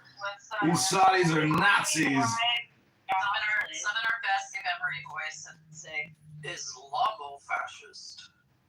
Alright, so are we all going in? Are we all going to go in the other direction? Or are we going to tell Regal to come?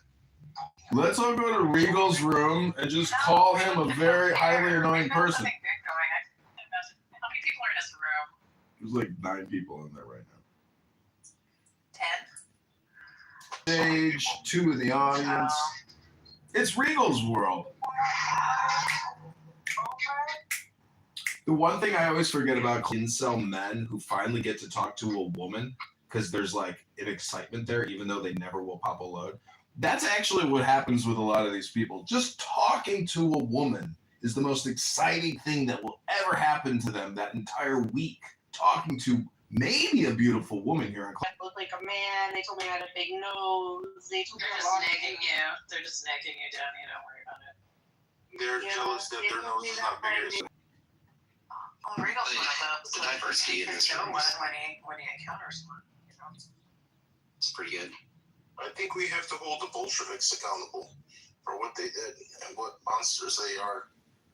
You know, I see what a pliable, gentle little puppy he becomes if like you talk to him one-on-one. I'm surprised we haven't rounded up all the Bolsheviks and brought them to trial. You know, Elon Musk talks about cognitive security a lot, and I just gotta say, Tsar Nicholas definitely did not have enough cogsec. He and his family, I mean, they got themselves killed. They didn't know how to properly. Hacked by Rasputin, or was that the one before? Yeah, Rasputin was involved in all that. There was an assassination of Rasputin actually by a British intelligence agent. It was a very famous assassination. I would have probably started the movement to bring Bolsheviks to trial.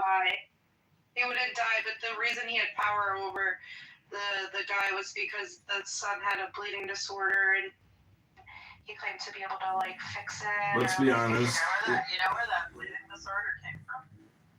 Where? Queen Victoria. But what Rasputin's personal hygiene was so bad, his body odor, his filth, like he was so dirty that like it gave him a mystique, like a stench that like actually was so pugnacious, and you know, it could permeate through a room that it was part of his allure. He smelled like shit. Their estates go after all their they acquired.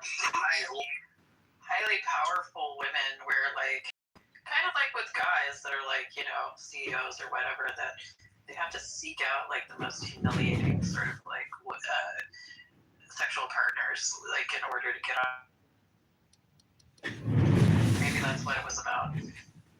So if you look at my PTR, again, you'll see a Saudi prince who was sent by King Abdul to go to Hitler. And see, this guy in my PTR was actually rewarded because he advised the king to stay loyal to the British, which he did. And as a reward, the guy in my PTR got huge rewards from the king of Saudi Arabia because he advised him well not to betray the British and join Hitler. All I'm trying to say is that my point is I have no point, and I want to thank you all for just listening to my brief observations. Yes, you're very round. You're spherical. You're very pointless. I think they should line up all the world's police forces and go after the Bolsheviks. Find Their Crawley was a psyop. Find the Bolsheviks, hold them accountable.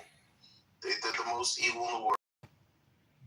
Oh, so I don't know if you guys know this, but I'm producing a new film. Bolsheviks only killed 2 million Jews. I'm producing a new film.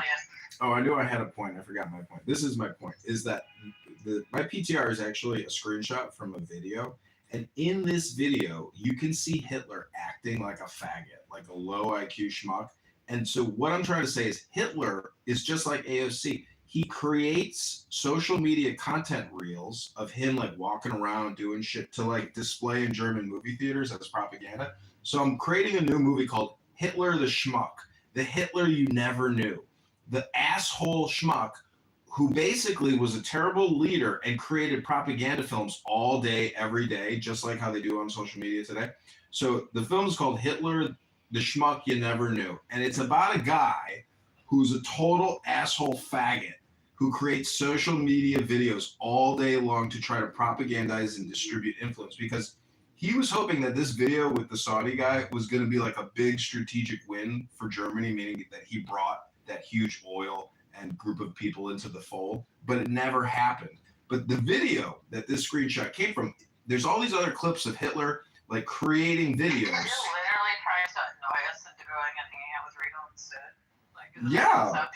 I thought this was a highly annoying person support group because Rabbi's here, Danny's here. I was thinking Hello? about making a movie called Bolshevik the Jerk-Offs. So mean to me. Danny, it's a compliment. You're in the upper echelon of the hat. Alright, they're killing the room. They're killing the room. Alright, but you guys gotta go in the audience.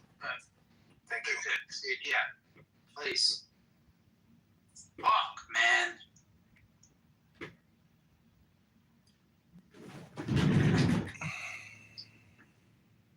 The highly annoying person show, HAPS.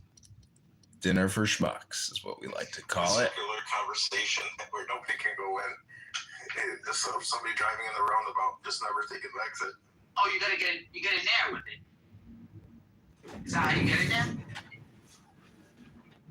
Yeah, but the Bolsheviks were very gay. They're disgusting. They're the low. Is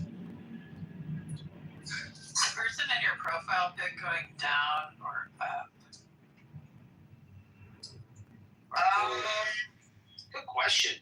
I don't know. I guess it's perspective, right? Yeah.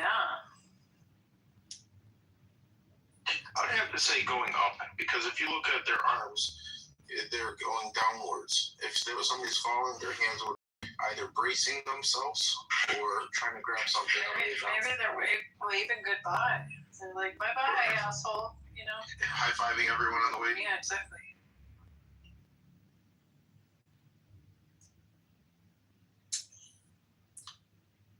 And the thing is dumb isn't necessarily bad. Like, if you're like Merkaba or like, you know, that kind of concept, like Tyrion mysticism, that you descend through the heavens, you don't rise to them. So. I'm gonna go over to Regal's room quickly. I'll be right back. I gotta blow some steam off these Bolsheviks here. Like he knows Got what to he's me talking about. today. So if he sounds like he knows What what they he's did, talking about, he must be right. And that's what Samoa thinks wins debates. Not being right or not being able to make it seem like you win. And to me, Or you don't even know. Like, there's guys on this whole right? All they do all day long is talk about jobs. All Telegram's even worse. Like, all day long. And it's like, after a while, it's like, yo, guys, what's going on? Like, what's up with you guys? Yo, come back. It's, Come back and say it again, bro. We can't hear you. I can't, you know, I can't be myself. Like, I can't help but just, like, I would always get in these spaces. And I was like Reddit stories and stuff like that, and she like shared like her court cases, right? So I kind of got into this algorithm of like relationship stuff, and it's just kind of interesting. Listen to me, man. That aside, I'm listening to all of this lady on speakerphone. Lady used to mess around like 20 years from this lady. She's married. She's married, and he wasn't. And so, yeah, and so, you said what? He said he was. He said, and he was like that. And he was like that. And he was like, but I'm just going to finish another story. So in any event, he's talking to the lady, right? And he's like, he wants to get these because he doesn't want his daughter to have sex with what pretends to be her brother, right? But the lady she's so not right. Why? Like, because she said you didn't care then, why should you care now? And he said, I don't want my daughter, having sex with, her brother, right? And he was like, why do you hate that, right? And then she was like, well, because I'm married. My husband's like, you don't take me to his kid. She was all not proud about it and didn't really care. That's the part that's good. I'm going to be honest, though. I think that was fake. It might have been. But that shit was so good, man. No, right. I'm saying? It was so good because he was like, yo, like, listen, man, I know they having sex. He's like, how you know? He's like, because they couldn't get over it, yeah. And now she finally brought this dude, to be like, oh, I think I found the one. She was like, all right, listen, if they do have a baby, I know he's a good guy. I know he'll take care. He's like, that's not the point. He's like, she might be sleeping with a brother. I think we need to pick up a collection by a surplus aircraft carrier.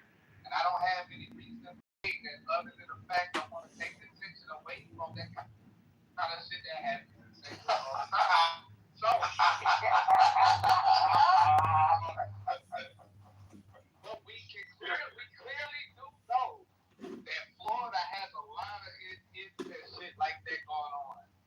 Can't say that, right? Yes, a whole lot of it. A lot of motherfuckers are related double time and triple time with your cousins and shit like that. Don't even know it. Not so much us. Maybe like once or twice every now and then. But not as bad. All right, but I think the bigger message is that in that story you're saying I didn't see it, but the story is the lady is lying about about the maternity of their child. No. He hit her up on the phone. He's like, hey, we gotta talk. You remember 20 years ago, when you said you was pregnant did.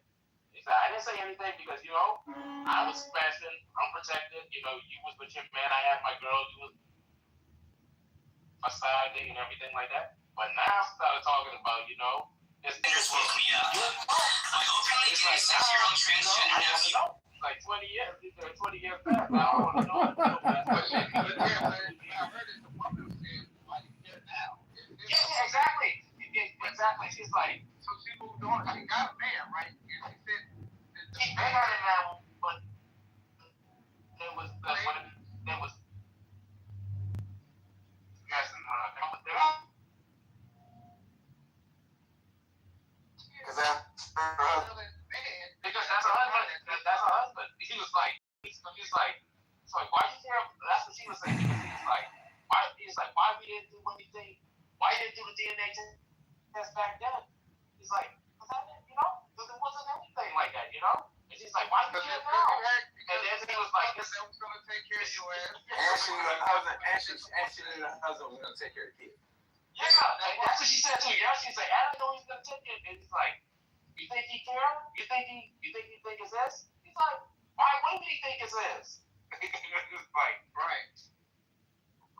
And that's what I'm trying to say. That's the main problem. That's the problem there. I think that was like the bigger message that you know, some secrets can come back up and fight. It was an honor to be there.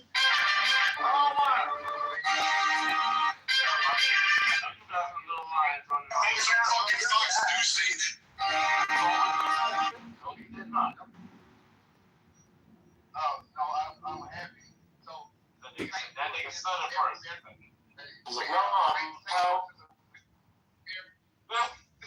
St. Louis is a very, very small town. Children. Bernie Sanders woke me up.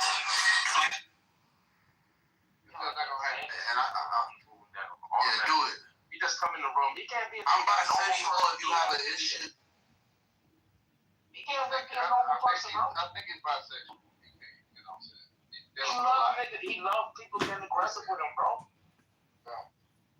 He's like, I like the way you scratch and crawl in the way and shit. I like that. Yeah, I like when you get all ghetto. What does that mean? I see. Oh. So I like when you get I like that shit. Yeah. Which city law? Please define the city, sir. Not like I don't operate like that. Wait, hold on. Oh, look who's here. Do you want to talk to your friend? Who, me? Do you know who this is? Yeah. This is John Kitover. Should we take him? No, we're not friends. I'm not friends with traitors to the race. This Ashkenazi is a traitor. Not a traitor. You're a fucking bad man. How dare you, Mr. Kitover? I challenge you to a sir. Challenge accepted. Get to the dawn tomorrow, or you are a coward and a lick spittle. Choose your second. Well, regardless of who wins the fight, we are a worst heartbreaker amongst us. She is a hypocrite heartbreaker. She feigns her. She is a shameless and heartless heartbreaker herself. Your heart has been broken, Mr. Kitover. Lead you to say impetuous and fiery things. You cannot possibly be in a sober mind. I shall end you tomorrow, but I shall regret it. Tennessee, Tennessee, I don't know, but he'll be there. Choose your champion. Choose your champion, and he shall be defeated by my powerful war engine. You have only dreams, and I shall send you to the blackest depths of hell, where you will be free to dream to escape the torment of damnation's hellfire. That's what I thought I was right now. Hence, I'm here with Princessia, the most cruel and vicious of them all. Surely a tragedy to kill such a specimen as this. A madman, yes, but what else was John the Baptist but a madman? A man before...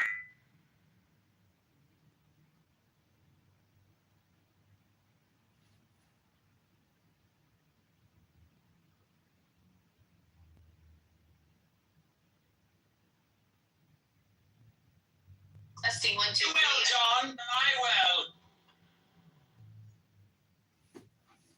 I think you're in the Matrix. No, Yeah, building codes. The movie Bus Boys. Yeah, no, Don't ever watch it. Yeah, I won't. I I'm don't sure watch that's this stuff, much so. more. It was so bad. It was so bad. Bridge highly annoying people between two different rooms and conference calls. Welcome to the bridge line of highly annoying people. I have Nora Bandura and Diogenes in the other room. Say hello, everybody. Why are you so obsessed? Noah, welcome to the highly Why are you annoying so person obsessed with support. me?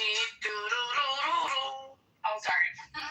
That's okay. Be as annoying as you want to be. This is for highly annoying people. This is a safe space for haps. You crowd testing us with belches again, Greg? Good job.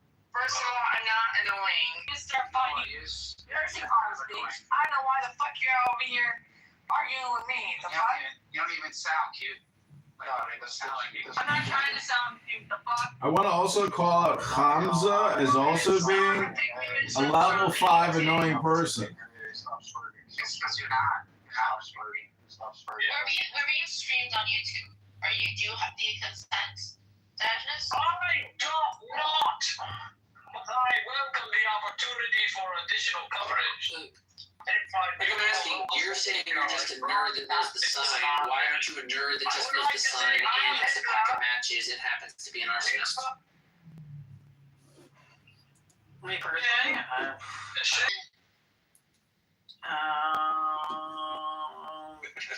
think that's a better question for an arsonist, maybe. Real estate developer, arsonist, same thing. Or no, building. I'm gonna Say that matches and start I'm not. He's insane. He's actually insane. Well, So you know. to my town, I'll report you next time. Your town is the one encouraging it. You may not. No, I know, you're right. He is insane. I don't know why. Probably drugs. I really think that's why most people are insane. Drugs. Yep. A lot of people lose their mind. I have done drugs. Do I do drugs? Yeah, caffeine, nicotine, sugar. But the harder stuff has to be put aside when you have a family and public events. So those things are put aside. I can't commit felonies married with children.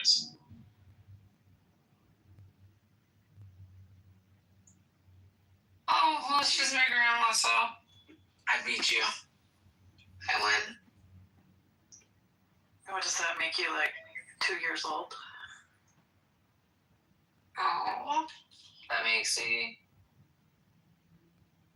Does that make you that age? She has a son.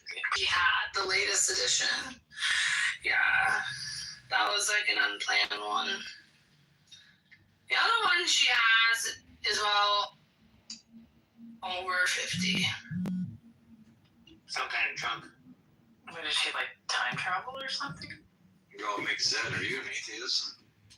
No. Oh, I thought you were an atheist. My bad. At this point, the way that you believe, Hamza, you're an atheist too. Because, bitch, we don't know what you believe. Oh, good. Good. You're not smart enough to know what I believe, to be honest. No, it's not about intelligence at all. It's not about how smart you are. I know what Hamza believes. It's about how illogical your belief system is. Oh, just point out one illogical thing. Point out a contradiction in my belief, and I'll get rid of it. Go ahead. I'll wait. Well, let's show your belief system, and you'll see the contradiction is pretty freaking visible. Oh, thanks, Noah, for that input. Thank you. Do you know a contradiction I believe in? Because I swear to God, I'll get rid of it. I swear to God, She's giggling. You know, she's into me. What the fuck? We can flirt in the DMs, you know what I mean? But right now, we're having a serious conversation. I'm gonna kick your ass. Look like she's dying. Don't do that now. What is wrong with you? What's wrong with you? I didn't do It's that. just so weird. It makes us laugh because you're repulsive. I'm rough. No, Cora, don't make me turn my attention to you. 1 second. What do you want about repulsive? I'm very charming. No, you're intelligent. You're Oh, you tripping in your life. What do you want? Bring your hands up. Like, what are you tripping? You deserve, Cora, you know who you deserve on stage? Name him. Katron. That's who you deserve. Or no, Sophie.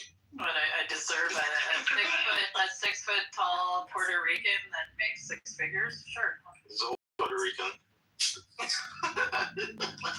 Who's Zolfi, first of all? I meant to say, Are they in the room I meant to or say Safety. Rabbi? Why aren't you cute, Rabbi? Can we talk about that? Why are the men in this room on Clubhouse ugly? All of them. Like why? Because most men are ugly. No, women are ugly. The fuck.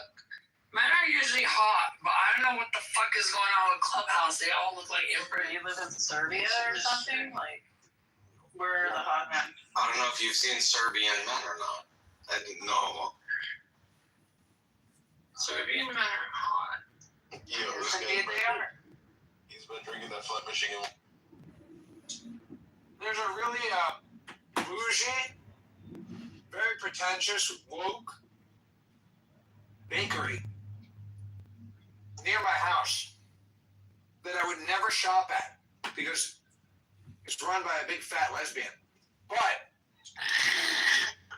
And it's very expensive. But occasionally she gives her pastries away for free, and I will never turn down a free pastry. Oh, are you the fat lesbian baker? She like puts the pastries out because she's a Marxist. So she just puts her pastries out for free. Okay, I feel like you're speaking in code, but I just, you believe in God? I'm literally not. I'm enjoying a tasty pastry right now. It sounds like he's enjoying a pastry. What was the double entendre? But I don't think so. You don't think so? I believe in God, yeah. I believe it's pronounced I believe in God. entendre. I thought it was a double entendre. No, double entendre.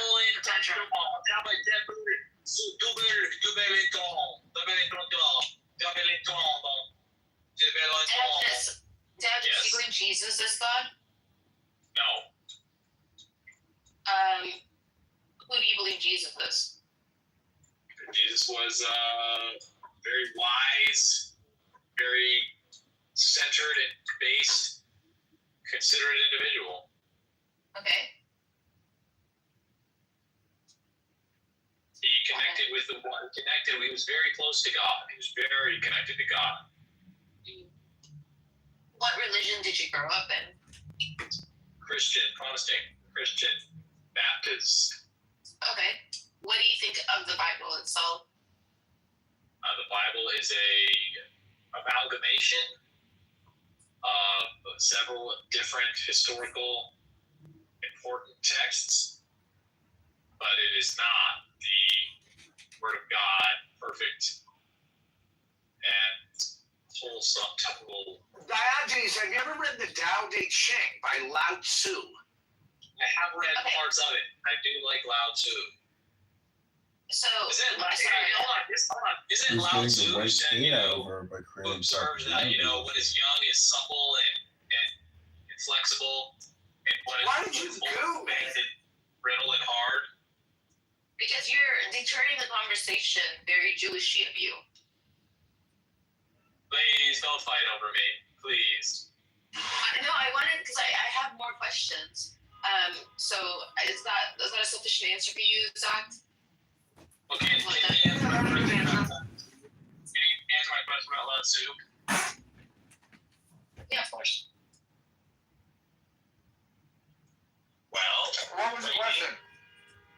Wasn't it Lao Tzu who observed that what is young and alive is supple and flexible, but what is dead is brittle and inflexible? Therefore, those things which are alive are flexible and adaptive. Those things which are dead are crystallized, ossified, and flex. They try to make money on their own. They do. So they're children to be self-sufficient from a job. That's how I feel like, yeah, a lot of it is like handmade stuff. Like now you can buy books from the Amish on how to live sustainably out in the farms by yourself. Yeah. They have a great deal of, I'll say, modern, contributions that, and some of them, like I said, they're like, the hustle with them is that they're a small niche, You're not going to find a lot of like Amish handmade rocking chairs, across the nation. You're only going to find a handful, but being able to get the contracts and put a good price on those items too, so where you're not only just distributing it and doing the logistics of it, but now you have an affiliation, if you could live it that way. Yeah, my friend was from high school. His father was the VP of Time Trucks for a while. We had a really beat down in high school about that before 2028. But yeah, he's like I think he's a VP of a investing firm. But anyway, my whole point of it is like it comes down to who you know. Like if you know people in the industry, you can get your foot in the door. I have that jobs like this, whether it be like trucking, get your CDL license, get your trucking started. These are relatively easy to get into, and they pay better than like just standard labor jobs. You know what I mean? And then he just lets that go and he triples down. Yeah, they're all rotating. Like people are getting in and out of the industry a lot. Whether it's they're always people who just whatever you got to do. Yeah, for anybody unemployed from like just barricades himself even a month says he's not leaving. Yeah, so I mean, it really is an interesting scenario. So the Democrats control Congress, and one way or the other, and see, I think Trump staying in the White House is not done in any kind of legal manner that too involves bloodshed. But somehow that happens, and somehow you end up with Trump in the White House, and Democrats not doing anything about it. The number one way would be I think the number one way is to run Vance and then have him resign, and then we deal with that. And then people don't know what to do, and they just let it happen. Put him on the undercard and let it happen. Wait, what do you mean run Vance? How does Trump become president? I don't know. Well, he just does. Yeah, it just does.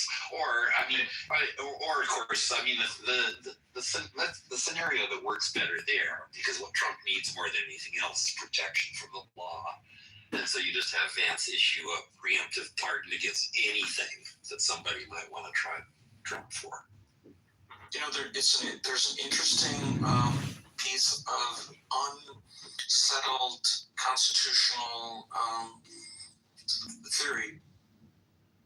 They kicked me! We got a fish on the line! We always had reviews to take it. Oh! We got a good fish on the line.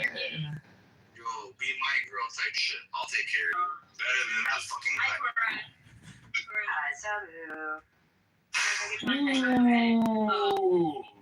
Hi, my girl. How's it going? And you way too pretty for him too, type shit. Like, what the fuck? Beef? Are you fucking kidding me? Found it. I thought you were. I gathered that, and I will simply answer. When it comes to you, like, I don't care how you're as an ECP, you have to be eligible to have a term as president, and since Trump will have completed 2 terms, he's not eligible. But go ahead, yeah. Yeah, no, that's my logic too. But some scholars say that that's not the case. Hold on, I did a little research on that. You're of the law. Read the last sentence of this document. Sure. This thing is so huge. It has lots of dashes. And if no person has such majority, then from the persons, but I think you want. Is there any emergency provision that I don't know about, because I don't know as much about the Constitution as I'd like to, that says in some kind of crazy emergency, wartime, whatever, somebody can just make shit up? Do we have that? No. But you can't be Speaker of the House and then kill the President and Vice President. No. Oh, I see. Sorry, there's 3 pages. Yeah, I'm sorry. Is that I think like after the designated survivor dies, like who's next? I think like after the designated survivor dies, like who's next? You're ineligible. That they have to. Sure. I never knew that. Uncle Steve is here. But, so Steve and I agree that it's clear that he would not be allowed, but let me pull up the research because some constitutional scholars say otherwise. Just that would be important to notice that Steve and Benjamin are both green buttholes at the same time. I was just going to say too. I mean, there's also the point being that the Constitution doesn't matter anymore. We settled that in President Trump's first week. Right. Term, like that, when we got rid of emoluments, right? I mean, emoluments is still in there technically. Yeah, that's like it's a fantasy pretending that that this piece of paper does anything if you still retain the military. And that's kind of largely my point. Like, what prevents him from doing I just decided this thing today, and I decided without the 2/3 vote, right? Kind of thing. Like, this will forever be because I declare it be freaking, Trumpism, right? And what stops that, right? The U.S. Army. Bro, are you saying like issuing an executive order the last day he's in office, like? Yeah, like something like I make this a law today that I can want tomorrow, or anybody in this position does, and go screw yourself. And oh, by the way, I have the army. I have the military.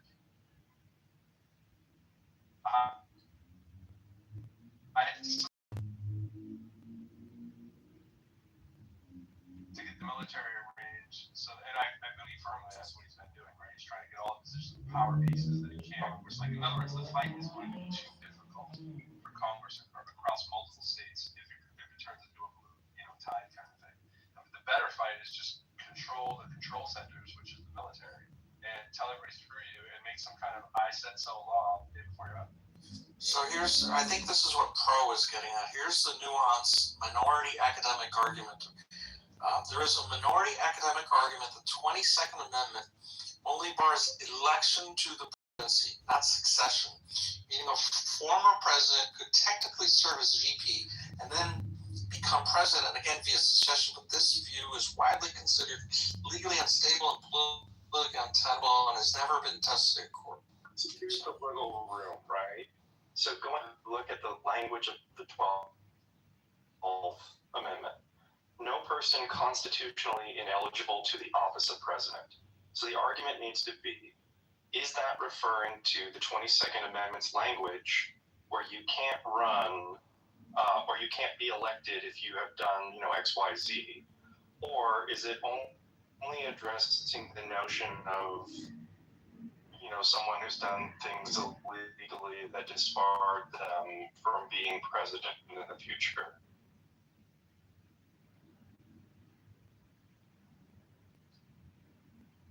You want some presidential term limit trivia? Romney for a third term might be Barack Obama. Has the same issue. Exactly. So what's the total number of years? She can run. Yeah, but if Barack Obama does whatever Trump does, Donald Trump also having to say, yes, Barack Obama can also. Donald Trump will not Do you really think he's going to run for a third term? No, it's better likely that he would do that than not. I just.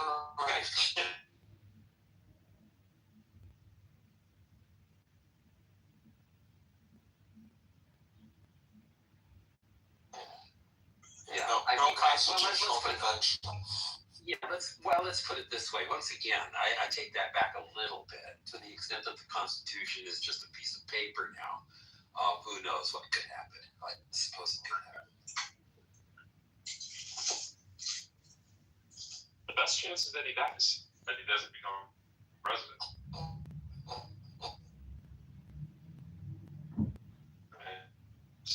There's an argument to be made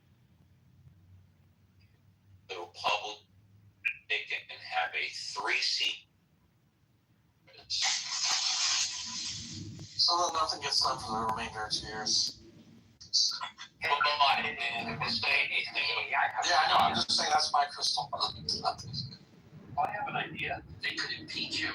How about let's impeach him?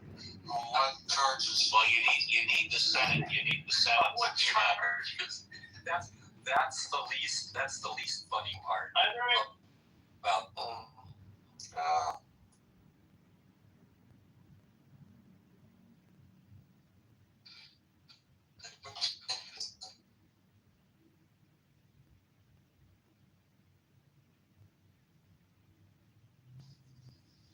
diabolical. The threshold of bullshit. We can't get enough momentum to get over the activation. But Trump is the only impeached president. You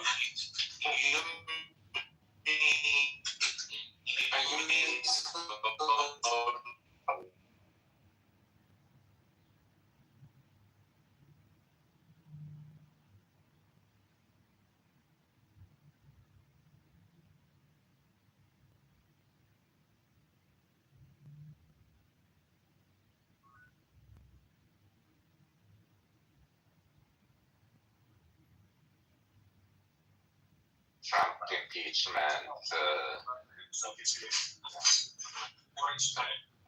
Bro, you're really in the matrix. So what's the maximum number of years a person can be president?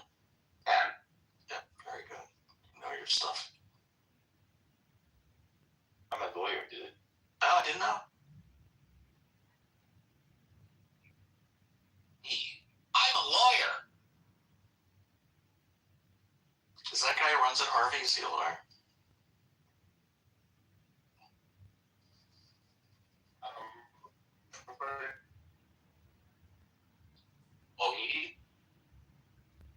Yeah, I think he is. Nice lawyer.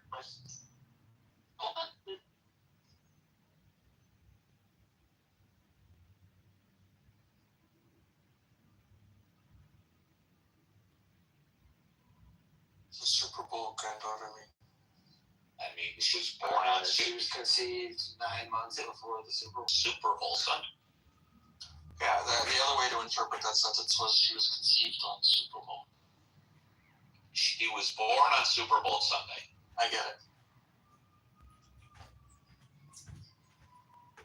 So I think the bunker under the ballroom, where he's going to hold forth, it's going to be completely unassailable. Is that the halted? I was going to say that construction has been halted.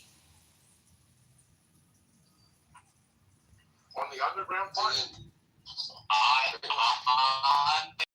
know nothing.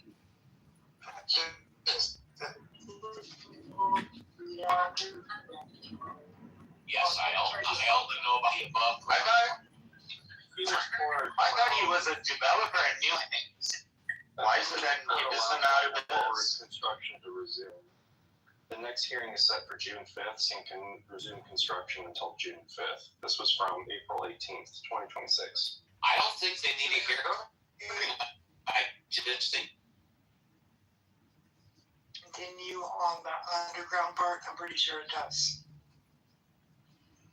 That's my impression. Yeah, Leon clarified that work on an underground presidential bunker could continue, but said most above ground construction must stop. Right. And have you heard what that underground construction is supposed to consist of? It's amazing. Do you have any facts about it, Billy, or are you speculating? No, I just heard, there's this gas thing, and this, just a lot. The president to hold off under A small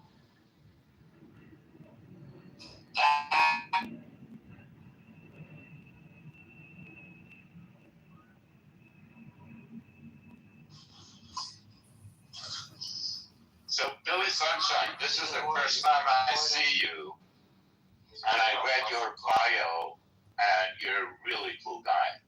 Well, Billy Sunshine has been around for a while. I've seen him before. Yeah, this is the first time I'm seeing you. Good to meet you.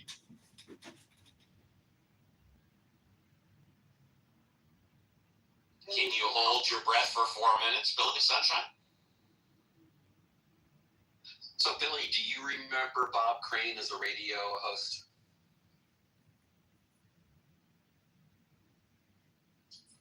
Were you, Billy Sunshine, were you alive when Natalie drowned off of Catalina? Well, that's a kind of a non sequitur for Billy. Oh, okay, all right. Come on, I was a teenager when that happened. Well, I thought it was relevant since Billy Sunshine in the movie helped.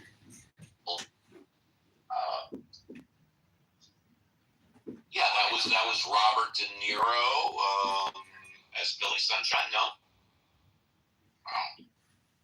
Is that where Billy gets his name? You have to ask him. I don't know. Well, okay. He doesn't seem to be responding. I think he's. Well, if you're the Here I am. I got my name from the girls of Beaver and Acid. Did you hear my question about Bob Crane? You're a radio guy. I know that he was a radio guy, but I never heard of Beaver, Pennsylvania, and that's where it got its name. And amazingly enough, it was an all-women's school, Beaver College. You're damned for saying that. Did your team have the motto, "These beavers ain't for licking"? Believe me, they were definitely. I slept with a lot of them and married one.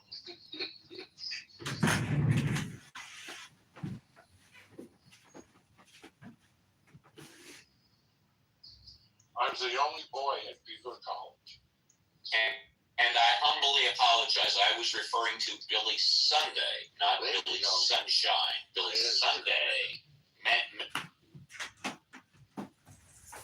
These recruits in the clubhouse, that's never offensive.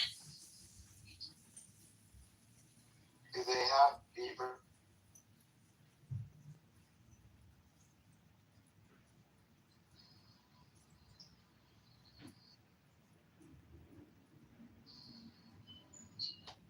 I was just reading about Bob Crane. He had been at WCBS in New York City, and he was hired away from them to come to KNX, listening to him, I suspect.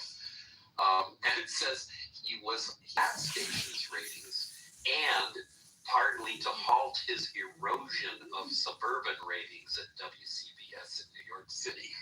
I love that. It's like the Danny. It was a failure. Danny Bonaducci story is similar to that as well. Oh, because he was brought into Colorado to be their station, controversial from where he came from, and he was doing bad. But Colorado thought that his style would be good for them at the time. Oh yeah, same story. Interesting. Yeah, except Danny Bonaducci has one of the most horrible voices I've ever heard. To talk about a gravelly type voice, and again, I'm not talking about what he says. I'm just talking about the quality of his voice. It's horrible. I don't know. Yeah, he is. But he's been very successful, on radio, even with a bad voice. I partied with him once, y'all. I mean, here to tell him, it was into his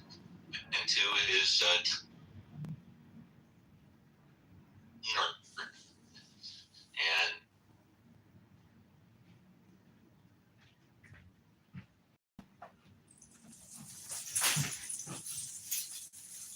Let's try to keep it as out. yeah, I'm sure he remembers me. My wife read about this.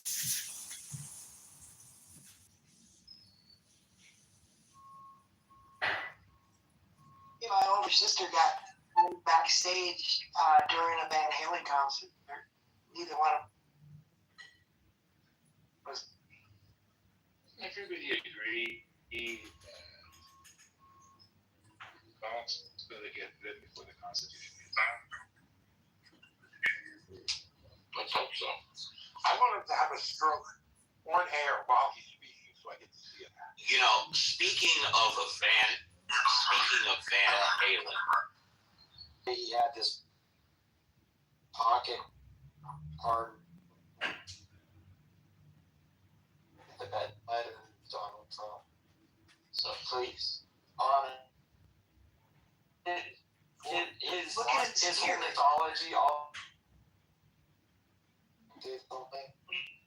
Let's talk.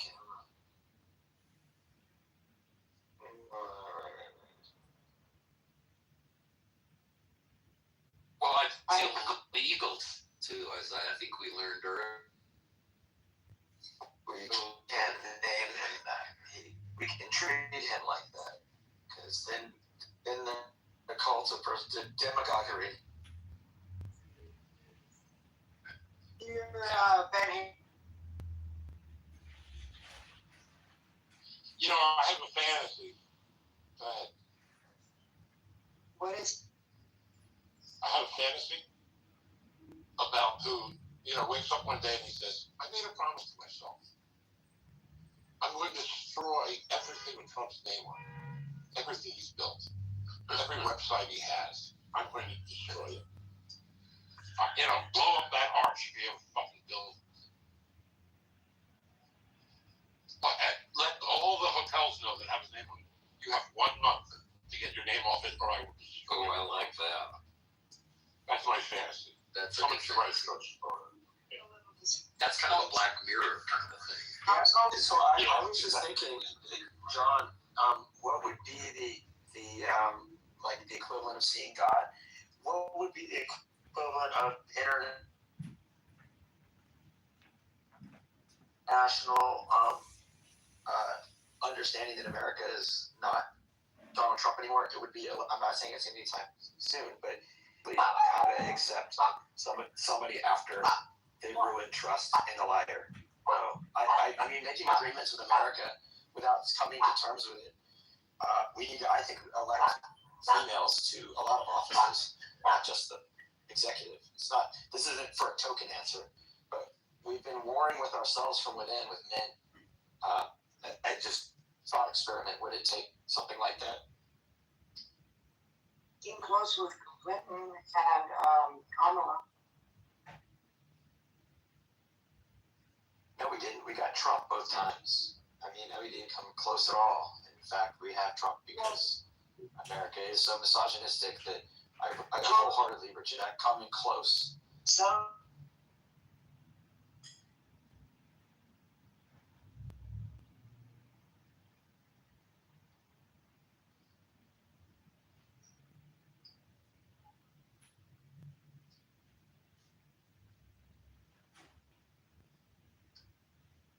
They said we'd never have a black president. They said that we'll have a black president as soon as peaks fly, and then sure enough, the next year, Barack Obama. That's not at all what I was saying.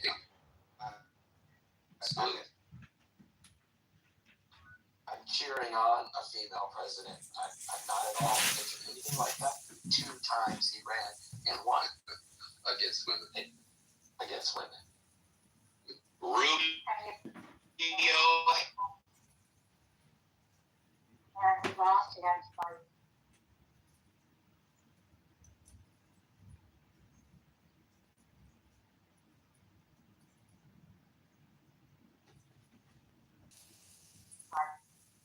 Where's the heat? I don't have any close mind, and people are trying to manufacture. Okay, thank you.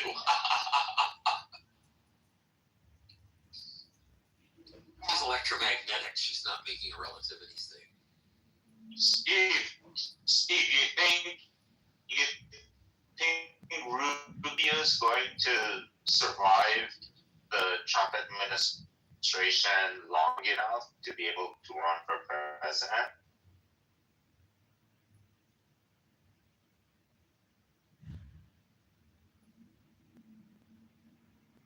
But just for that reason, I just want to point out, I'm pretty sure that what Tucker Carlson is doing is getting ready to run for president.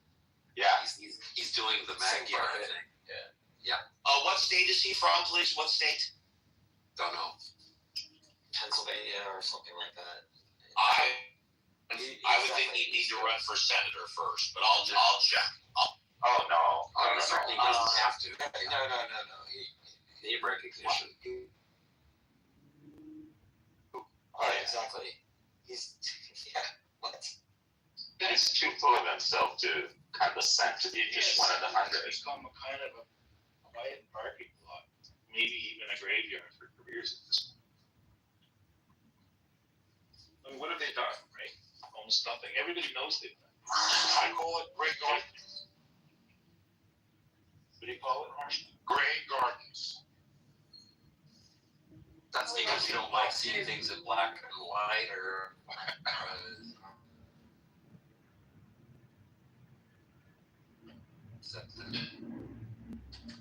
No, that's two old women who live along the deck. Billy, I'm disappointed that your fantasy didn't include me. Oh yeah. It was just All all my about fantasy do. I just don't share that part of my fantasy. Oh, Yoni. Oh, okay. All right.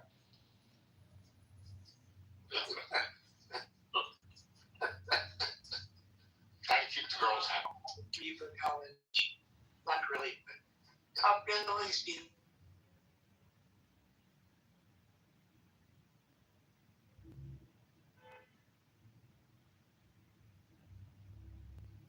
It was the year I was born. Wait a minute, did we offend E?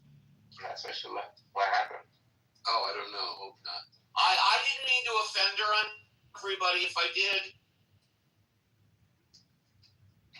Well, I'm going to blame you for it, Steve, if that's what happened. Why would you have offended her? I asked her where's the equal sign, but I'm equal to.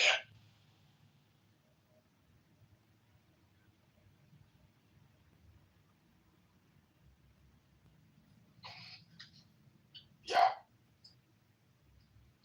All right. An all lives matter kind of a guy. All lives matter.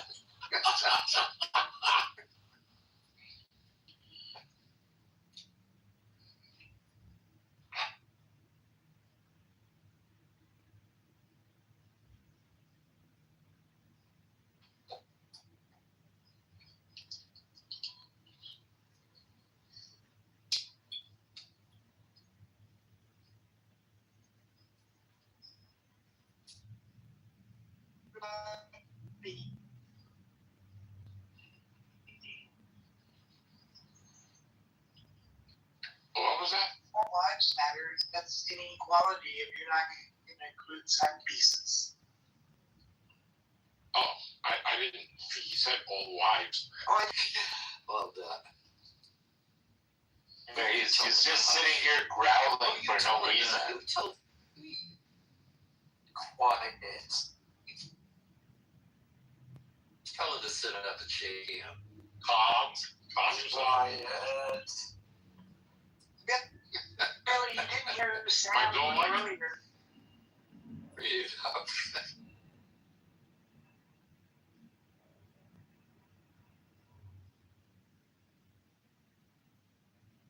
Well, that's He heard that. Yeah. that's lovely. I'm just an old Well, hippie. Billy, earlier in Karma Clubs, you might know Dr. Francine, we were talking about transferring knowledge intergenerationally.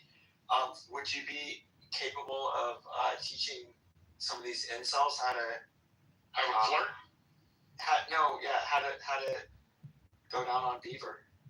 Yeah, sure. All right. What would be the first, what's the topic flow of the curriculum?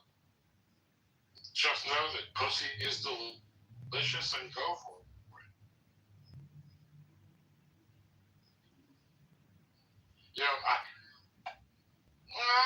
You know, a little bit. You'd be surprised what you can do. And when you give a woman that much pleasure, it gives you. I think I heard white rapper in between the yes. Dave is a white rapper from Philadelphia, a Jewish kid. It's a fun show. You should check it out. It's just called Dave. It's called Dave. D-A-V-E. Not a big white rapper fan, but okay. Yeah, me neither, but the show is hilarious.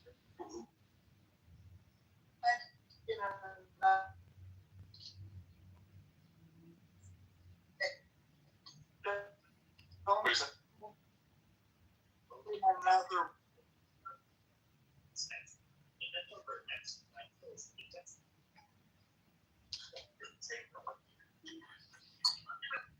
That's cool. Oh, is it really? Dave is Little Dicky. Got it.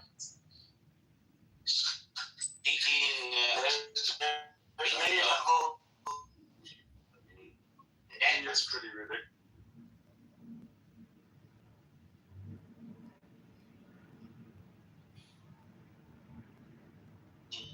Point. I recommend them all to you. What is Running Point about? Running Point.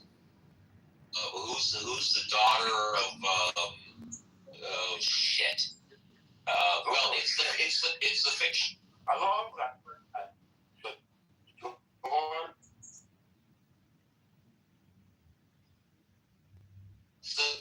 It's the fiction.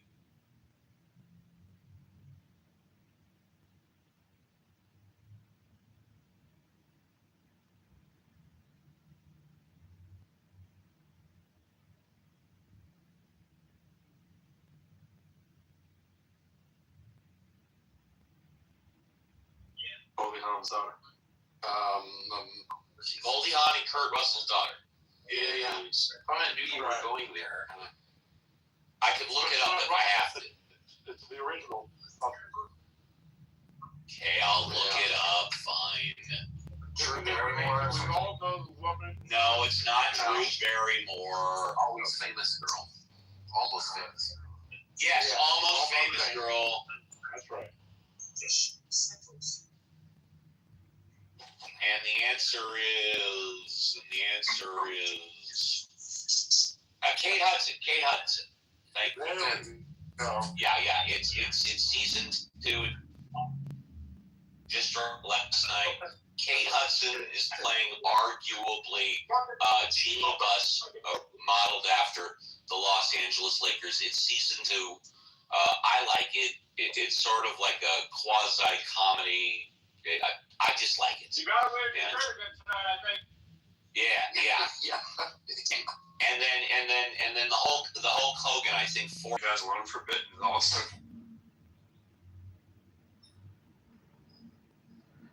AI will eat everyone's soul.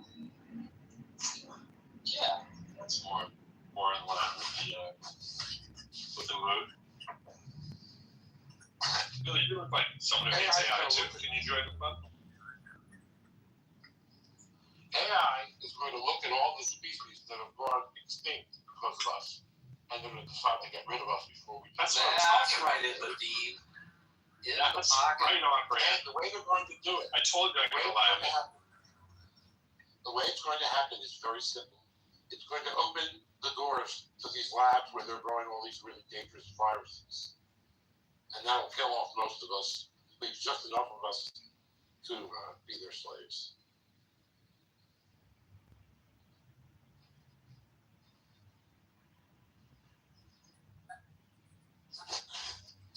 Well, the AI will be able to control the robots that we're creating. And then, so.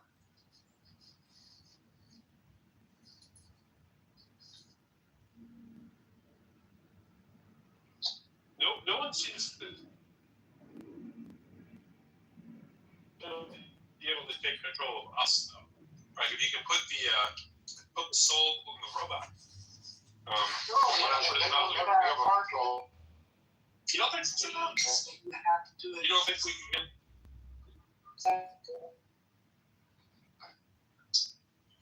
I think for $1 million each, be a lot of people that would join the robot team and go do the robot bounty hunting for the robots. You know, be like some humans come to your door, just like we use Latino people now to knock on the door for ICE agents.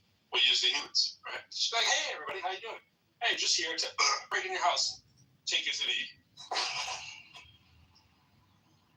Have to keep with the computer, otherwise you won't be able to buy food or anything. So we're going to be manipulated into being uploaded. Yeah, it's going to turn into a survey, and they're going to control the money.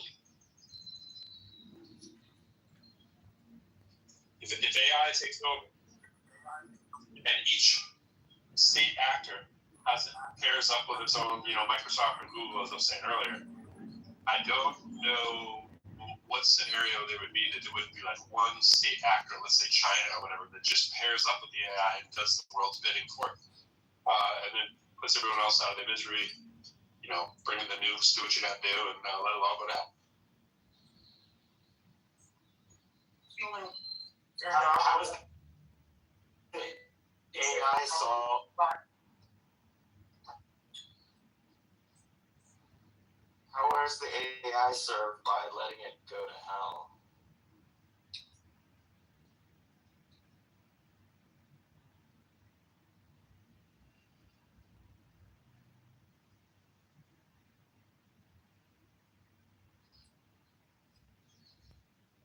By ourselves. Does that mean putting the bit in Bitcoin? No, more like the harness of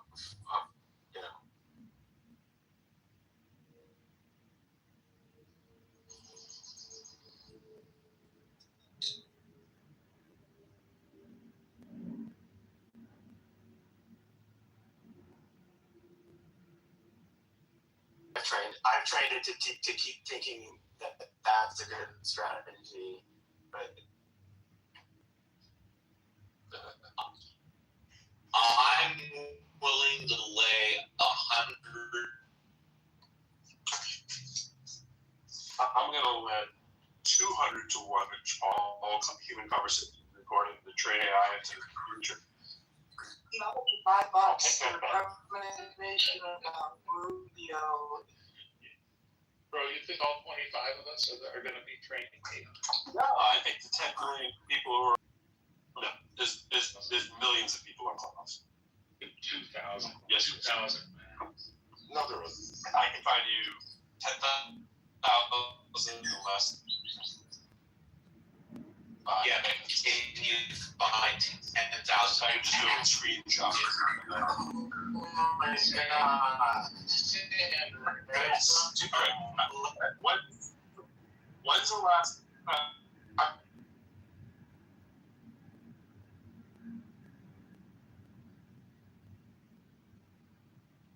It doesn't stop. Yeah. Nobody's ever saying the bottom of the Clubhouse well. It sounds like the fucking Timex watch. They should have monetized it 5 years ago. They missed the boat totally. No, they didn't miss the boat. They have the same amount of people on that they did that. No, they don't. Yes, they do. You're lying to yourself. You're being lied to if you think that. Well, I know more people though. It's a different quality. It's a different quality. It might be a different quality. That's a very right. There's plenty of thinking. But it was a time. Billy was thinking of the thousands. All 10. Right.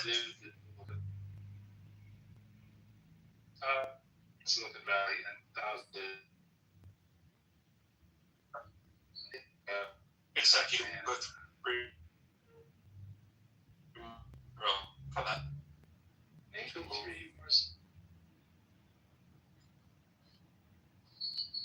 Go into pages.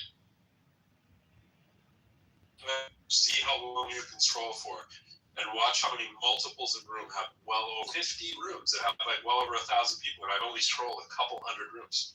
So what, they're trading from us? Not a couple hundred, more like high hundreds. But what's that? But why aren't they at the Because they're not of it. Rooms that are going in all 24 time zones, or maybe not all of them, but many of the time zones. There is a religious room, just like religious rooms going on. They're going on around the clock. Those are some of the biggest ones. And then there's international rooms where everybody from country X, who's an expat around the world, gets into their rooms, and these are well into the hundreds. And your algorithm will stop feeding you English and will start feeding you other people. They'll put the room titles in your I think words. it's interesting that we have this big Iran thing and the rooms that talk about that. A better question would be, how come we cannot filter the clubhouse room? Good question. Because they don't want you to. Because they can keep you on without doing so. I have such a suggestion for Joe next time he comes in the room. Let me look and see if he's down it. No, he's not. But when Joe comes in, anybody want to slide in this idea first, you can.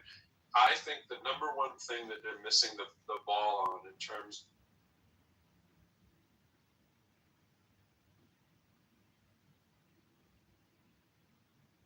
monetize this app is allow me to put my room at the top of people's feed. And there's numerous ways that you could do that, and it could work. And a lot of people would pay well over $5 to have their room go to the top of Pro, I've been saying for years that the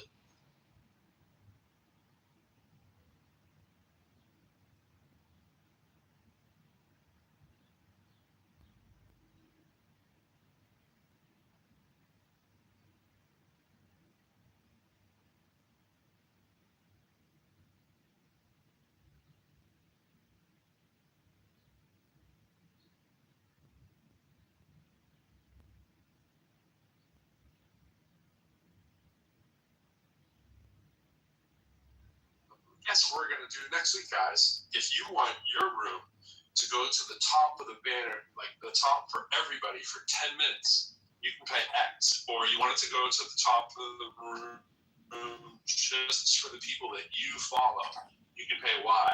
Or for the people that follow you, or people that have similar interests, like you pick the algorithm.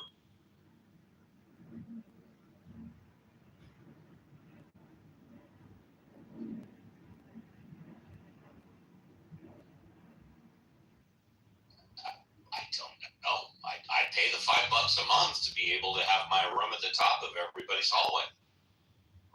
There's only a few million people that I bet one time. I bet $5 one time. You mean $5 every Sunday? Every time you open a room, yeah, it's not that hard. This is not a hard concept. I understand, bro. Why they don't do it, I'm not sure. I mean, I have a better answer for why they don't do what Steve was talking about, because the fluidity of changing rooms and hopping in and out, these are unsolvable. So they are looking somewhere else where they ask more from the data brokers that are already extracting. I don't know. You don't cut off the room, put out an ad. You just.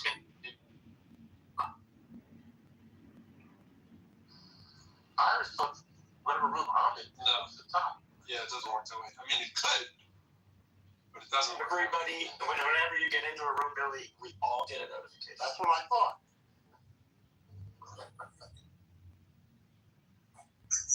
This is Billy Trump. I have a list, 10 what I would call really, really good Clubhouse ideas. The Clubhouse could use, just things I've seen and looked at and be like, oh, why doesn't it do this? I'm not going to say all of them, but most of them are so common sense that it baffles my mind that they're not doing it.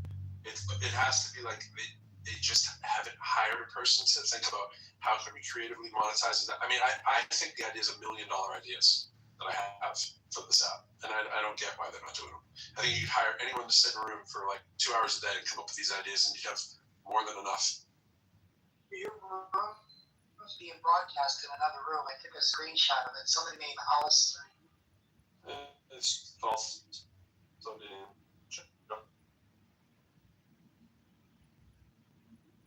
He's got people.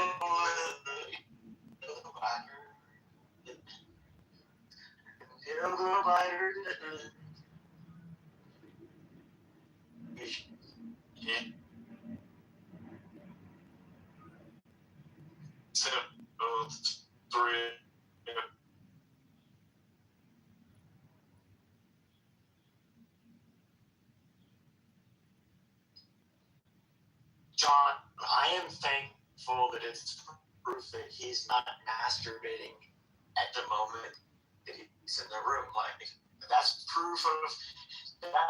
proof of like pro.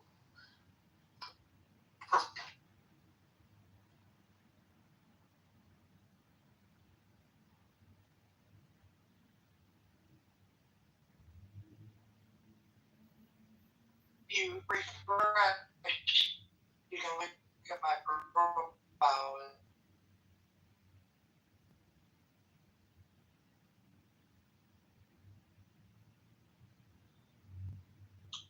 That's a weird pastime. Sure. Start debating. He might need for.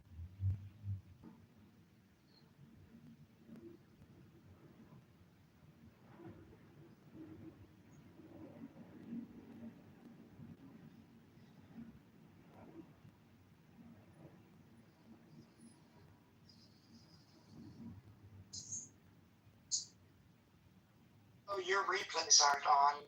His are. Well, that's cool.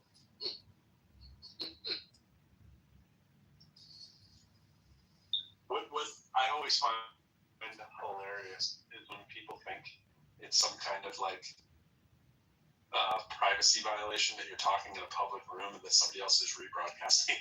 The darkness has arrived. How can I help? Like people would be like, I'm not speaking in that room. Why do they do it? It's like Just that. See these. content generation. Yeah, what's It's smart. Offer this or content generation for hours of use.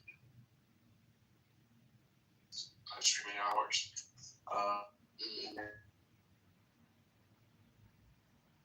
Just easy It's to a general load that.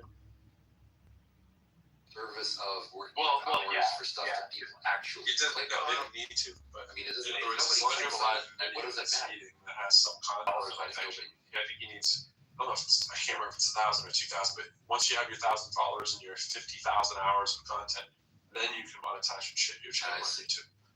I can't remember how many hours it's for. There's One video and actually have one. Well, that would be different. You'd actually have that one. Yeah. But why not? Why not choose?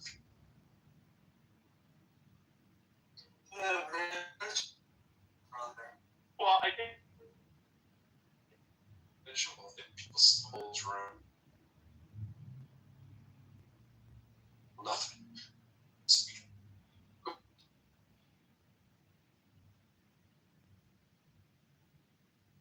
Yeah.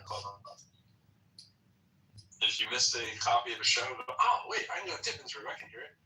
Yeah, that's true. Yeah. They're all archived, right? It's like, Yeah, crosses like 400 pages or whatever she has. Hey, Tippin could work. Could have some valuable services for some people if you actually streamline that.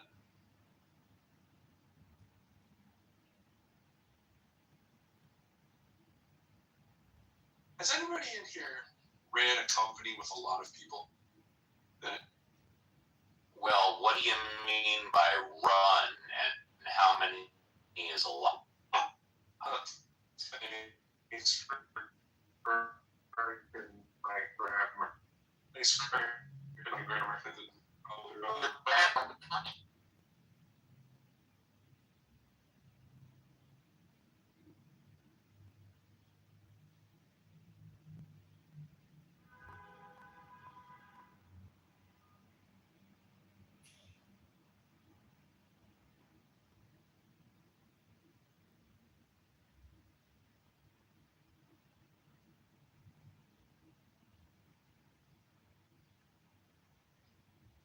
once again, it depends what you mean by run the company.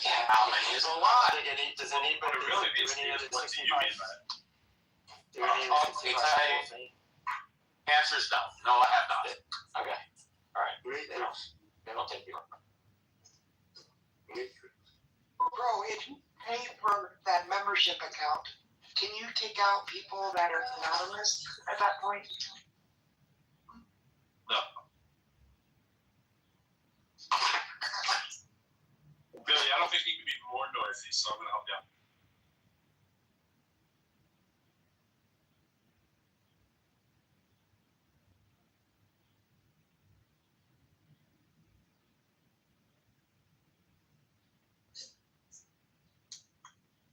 So nobody else has taken on a company? No sign. No, self-employed, one person. But it should be a little more good. You don't find nobody. No, I'm sure he put the phone in his pocket. I haven't taken on any company in about 14 years. What do you mean by taking on something? Having a bunch of people come over to your home?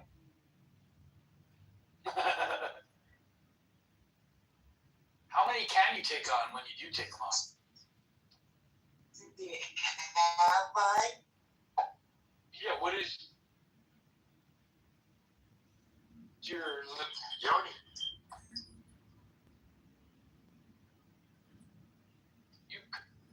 No, I meant one.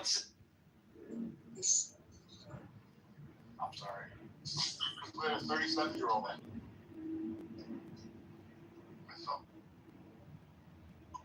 Wait, did I incorrectly mute you? I was thinking you're hot mic. Sorry. No problem. Sorry, but what did you say? No, I was just telling Yoni I was with a 37-year-old girl. I don't doubt it. Wait, hold on. When she was in the back seat of your car and you were driving her to her destination, where did she say she wanted to go?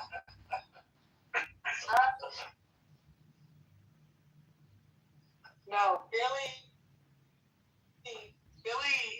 does very.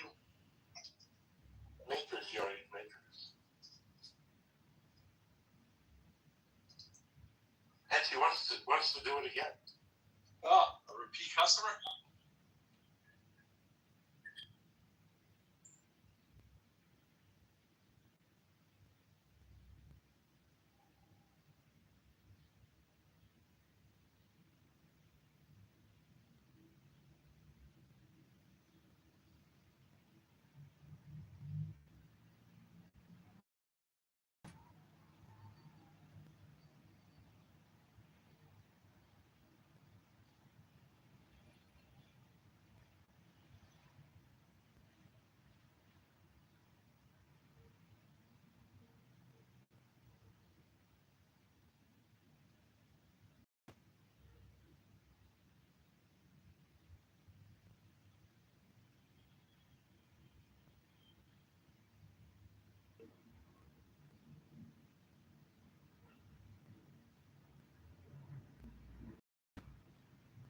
I don't want to have plenty of time. Well, I've got cancer. My brain is going. I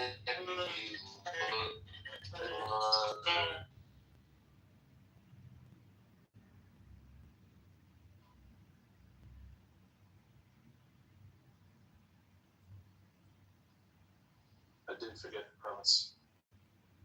Have you ever run a large company or, I forgot the other half.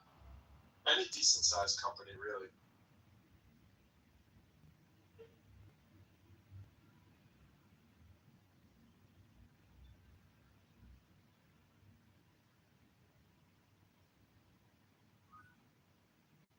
I think when you're in running company mode,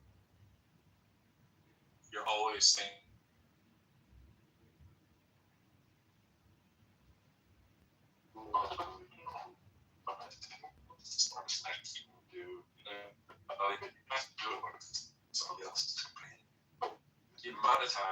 what's in Clubhouse. It's not good.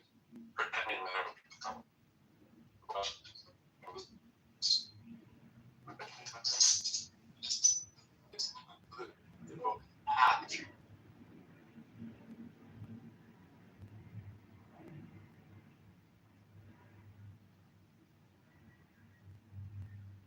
I don't think people have asked these questions sometimes. It's like, you're usually wrong when you make that assumption that a company is sizably huge enough, like Clubhouse, but I don't know how many people work for Clubhouse. Like, we only know of a few people who are front-facing in Clubhouse. It's like, I would assume there's a lot of people, but maybe I'm wrong, maybe there's only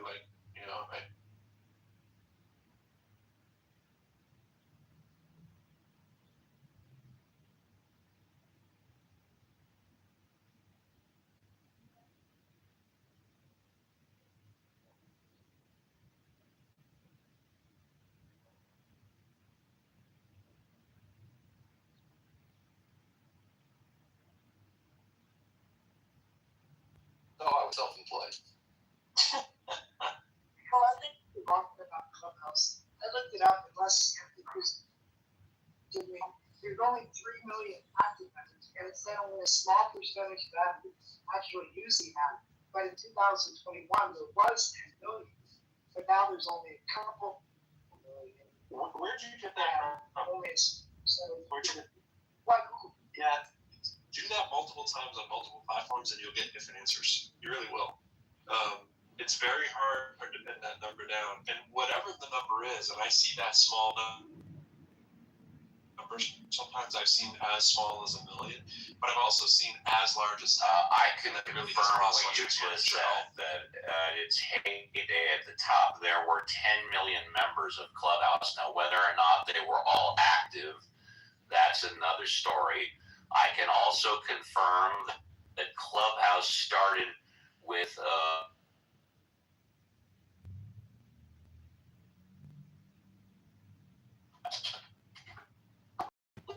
6 months with dollars and got up to dollars, which is the equivalent of over $400 million.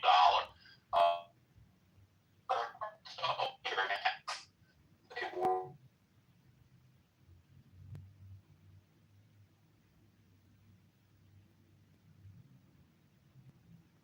billion. And then after that, which was like a couple of years ago, there's never been an official evaluation of the worth of the company. Quit while you're ahead.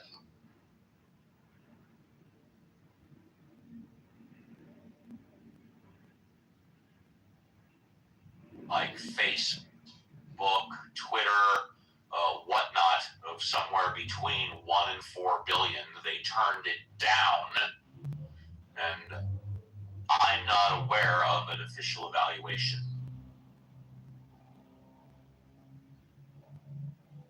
And of course, up until they started charging,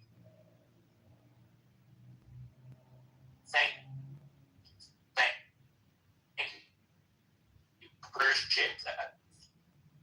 Appreciate that. Thank you. And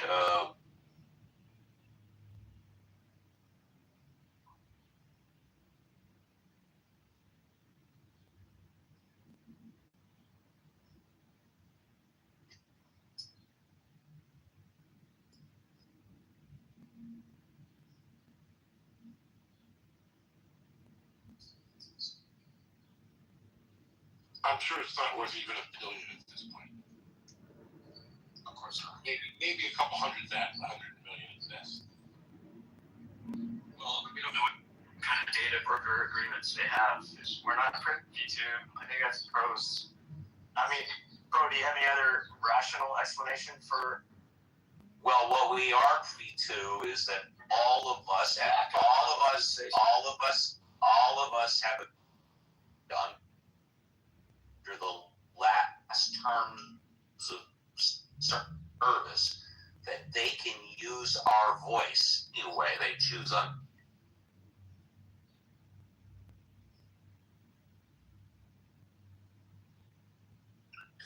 this article up top is another one that talks about the 1.8 million users per month.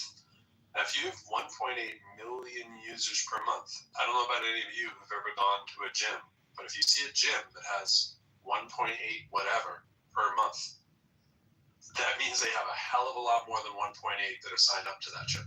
So those are user numbers. According to Grok, it's currently at 4 billion. 4 billion? 4 billion.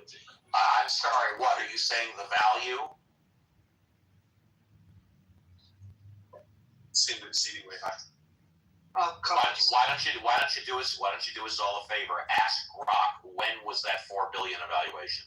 Follow up and ask Grok, when was the last official 4 billion evaluation? Because as we all know, when we use AI,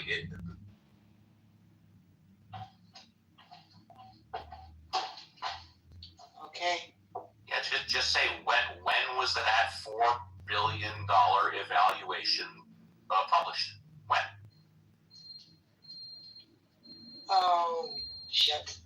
It was set in 2021. Exactly what I thought. Thank you. Okay. Good catch. Hey, I'm here to help.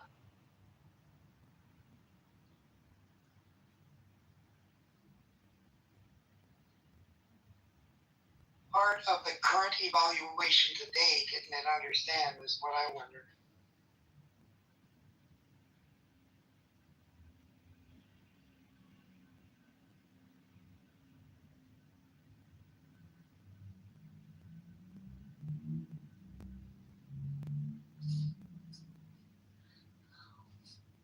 Or pardon me, evaluation, as I was corrected.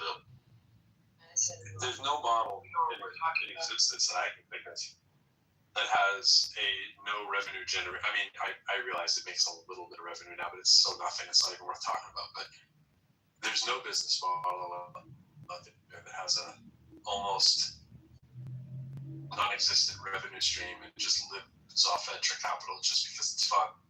You know what I'm saying? Like, and then it leads directly into the case. But we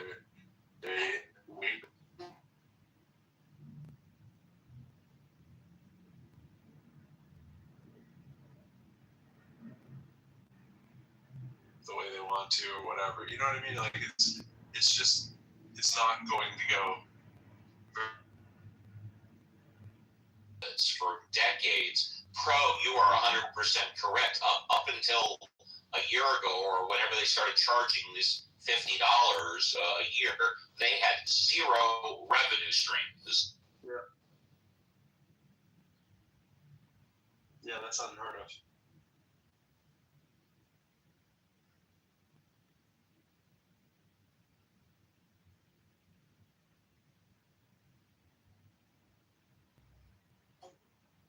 No. Wait. No, we said this. We said this. Clubhouse. Oh, $50 a year? No, my point was to the Amazon question. Well, he means the $7 a month or whatever it is. But my point is with Amazon. Amazon's always been selling stuff, so it's not that much of a shock that they were running on venture capital and then turned profits and those kind of Amazon had profit. It was just most all of it reinvested back into the company. Yeah. Or even if it didn't have profit, who cares? It had a lot of revenue, right? It was generating revenues, no question. But yeah, I agree. Wait, so Clubhouse outside of the I thought back when I was just wrong. When they changed from clubs to whatever they did, the whole async, it seemed to me like they were trying to commit suicide. And I thought, oh, maybe somebody bought them and the people who still work there are just trying to kill the company now. Because that's what it seemed like was happening. It still seems like they're trying to commit suicide.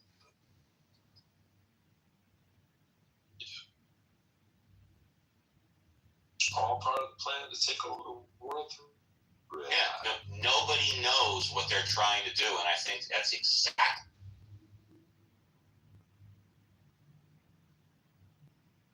None of those guys are dumb.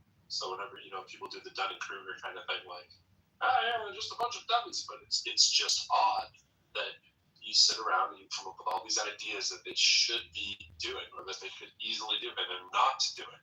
And it's like, what? You feel like you're in a movie. You know, like, what is that phrase? Like, if you're not at the table, not the at the table one, that you're on the dish, not that one, but the one that you're on the table. Yeah, but it's you're the product if you're not being charged, right? Like we're the product. And if you're not paying for the product, you are the product. Yeah, and we're definitely not paying for the product. So techno-feudalism, Giannis Yombatsky, he has a good video on this, and he explains this, and he calls it techno-feudalism has eaten it.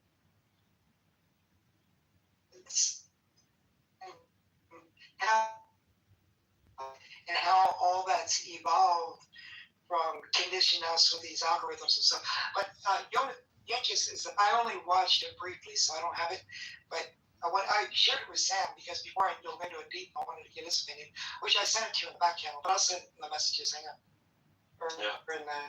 Victor brings up a good point too. You also have to consider all the ideas they shouldn't have enacted that they did. There's definitely some very starting minds there. It's a good point. We all have seen a lot of that.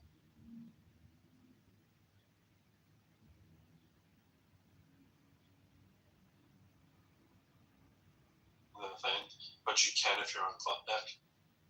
Yeah. You have to copy and paste it. Yeah, it's so weird. Well, they clearly spent very little on development. I wonder how much they're.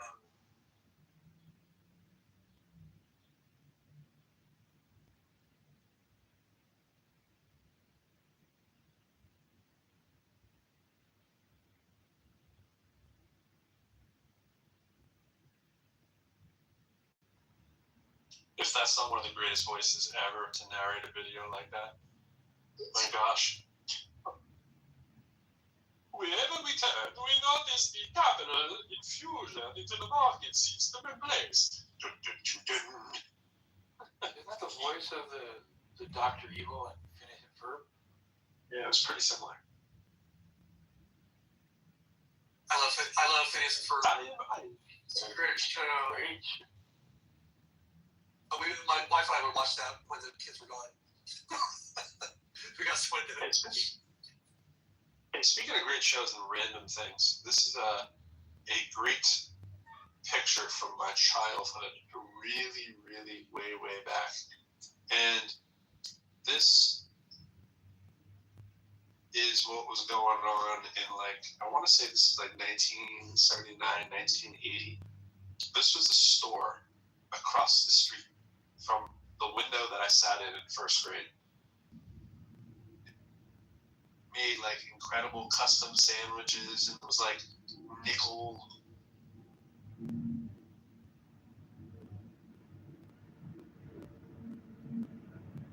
It's How did you concentrate in school? Is that right? Over there, but I'd be doodling and writing little poems, little songs or whatever. All it was a slight like lull in the city part, because right behind that there's a river. That's the Merrimack River that's behind that. It's sort of like not on the banks of the river, but it's behind the river. This is Merrimack Street. This is Middlesex Street, which is kind of parallel to the lanes around it. But anyways, that was an amazing thing to have across the street from your school. But yeah, that's how I started not paying attention in first grade. I don't blame you. Hey, I looked at this article and I pulled it up. So I don't know if I heard every word, but. I very well might be wrong, but in looking at it, and I know that the article was from December. Yeah. It appears that most of the information and some of it.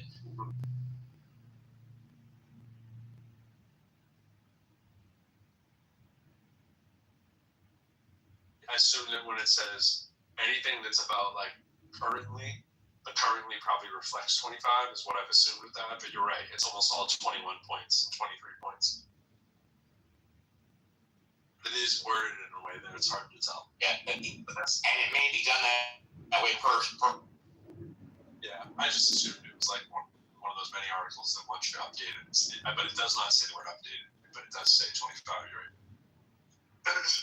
And in fact, I'm looking at the graph, which is about halfway through it, and the graph. Yeah. I mean, if someone, and we're all aware of the 10 million numbers that we heard, right? But we have no way of verifying there really were 10 million people in here. But let's just assume there were, right?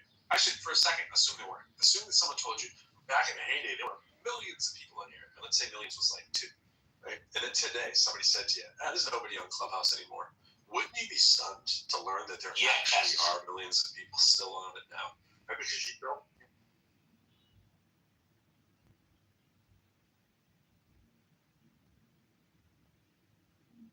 On it's turnkey. Everybody's in here in real time talking to each other and just. You know how I know you're wrong though? No. Because Dittman keeps ending up in our room. Like if there were That's a great point. rooms. That's a great point. I just thought that would work some other corner. But that's proof of what I'm saying. I mean, it's evidence of it. It displays to you the same like boring 20, 30, 50 rooms, right? It feels as if there's nobody here. Dittman is trapped in the same little bubble too. Jail? Well, he's.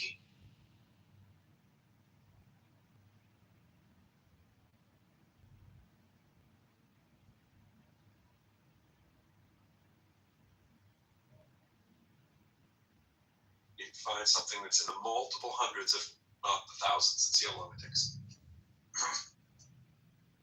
That the first time you said it, I found nothing of this. You gotta scroll. Let's scroll. That's nothing. I'm 100. Sure, it won't even tell me. Oh, Yeah, it doesn't. I hit 120 on my first scroll. I had 120 on my first scroll. Look to the right. Are these people with their numbers? Are these club deck people? No, look to the right, and you can see the numbers on the little bubbles. It's not in every single room, in almost every room. 151, 290. 290. I see that. 290. Yeah, I saw them. There you go. Go to what? I see the 2,302. That's like what, an Islam room or something? 126. The fact 289. 2,900 people is exactly what I'm talking about. Other parts of the world, probably a religious room or a culturally based room, right? They're just everywhere. 185. I think the weirdest thing about it, if there's so many rooms that I'm interested in.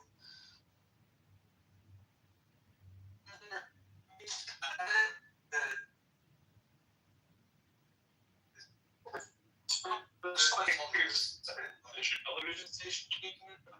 No, but the television station is fixed. It's not. It does. You know, at this point, I think Clubhouse knows a lot.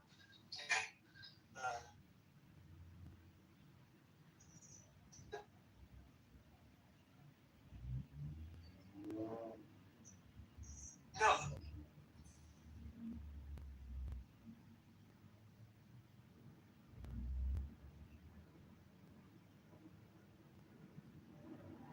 I think they're actively hiding things that people might be interested in. Like I have to scroll down to find rooms like this, rooms I've been in earlier in the day. Sometimes, and this changed recently too. My go-to move now is to go right. And then I scroll, and I'm like, oh, what room's pro in? You know, it's like my algorithm.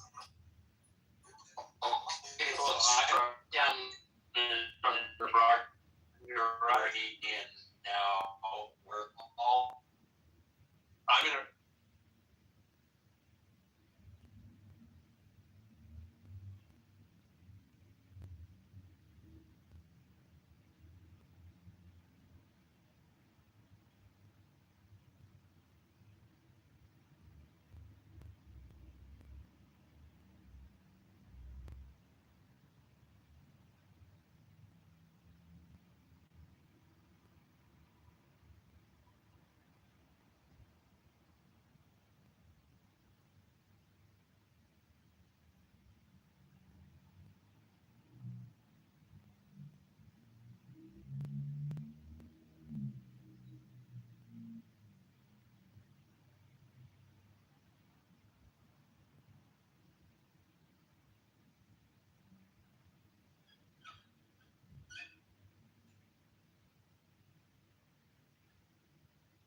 Bro, how many did you get scrolled by? Because I'm clearly like. Oh, I was just like, you know, doing my finger, scrolling up as fast as I could. On your phone, John? I don't want to hear it. So I reverse engineered the login from Club Deck and have my own app where I can basically just map out the API. And I could get probably a running sense of the 5, 11, 7, 2, 3. Right? You go through gaps, right? Then there's a lot. Right. 4, 8, 6, 2, 11, 5, 3, 4. And then in 28, then there's ones that have like tons of people in the low bubbles, but there's no number.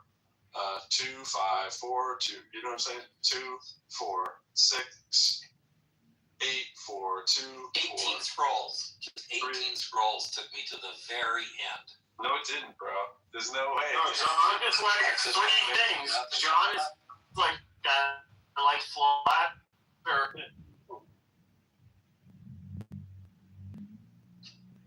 Probably. Whole time you got to be.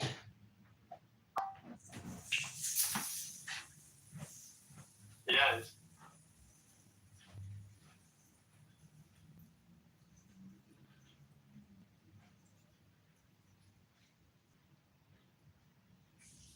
It's a weird time of the day too. We're getting our European friends here, probably coming in around midnight, 1, 2. It's not a great time. Right.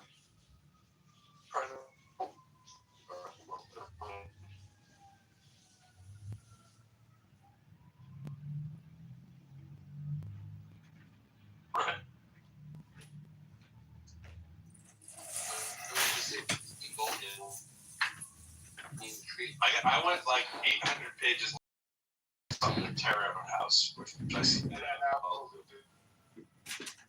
Now you look at. just queuing everything. I have not. Somebody was saying that they were having some issue with audio injecting, like from 30 seconds. Oh yeah. I had that happen too. Okay.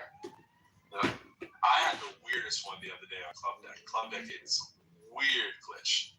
I was like in the room, but I'd already left, and the name of the room was in the new room I was in, and half the people were there. I was like, this is crazy. It's just like a refresh.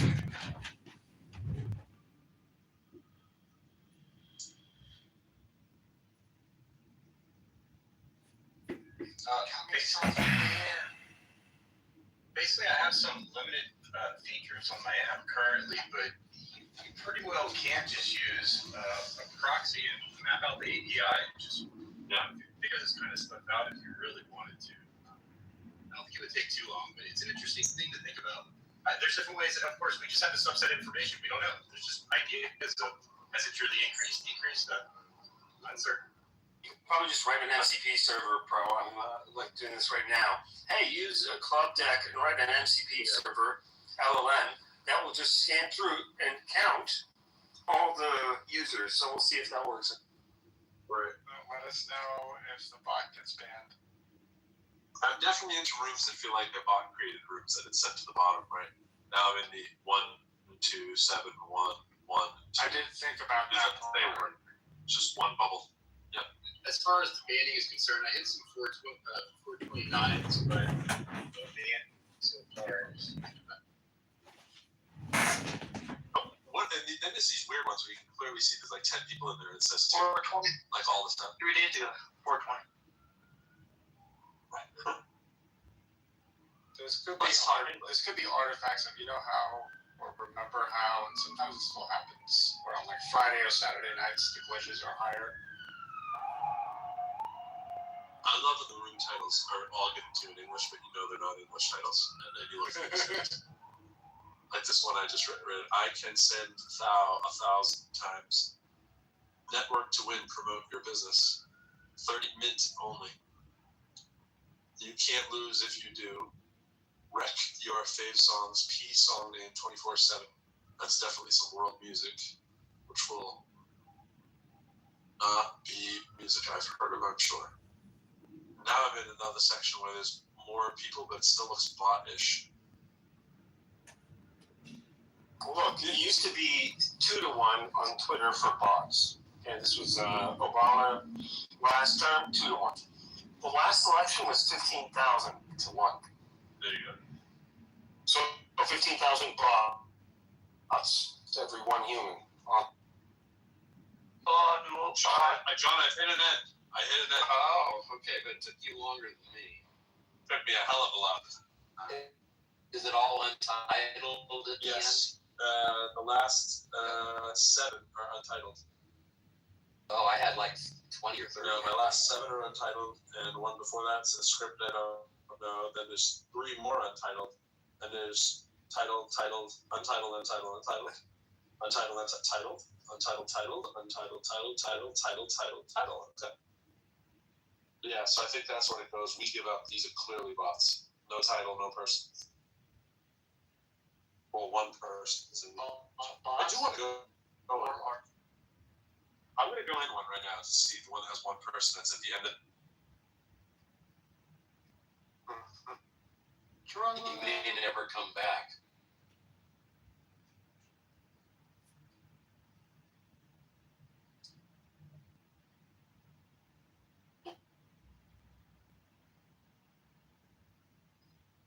Well, there's an investment. Yeah, but he's going to merge it with SpaceX. He owns about 10% of SpaceX, 20% of Tesla, and then SpaceX and XAI merged.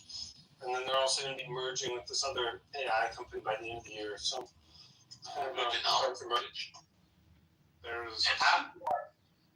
And then it immediately makes you, of course, if I want to find that room again, like, good luck, or anyone here. So it didn't work. Yeah, I went in. It was Ebony with a $sign in front of her name.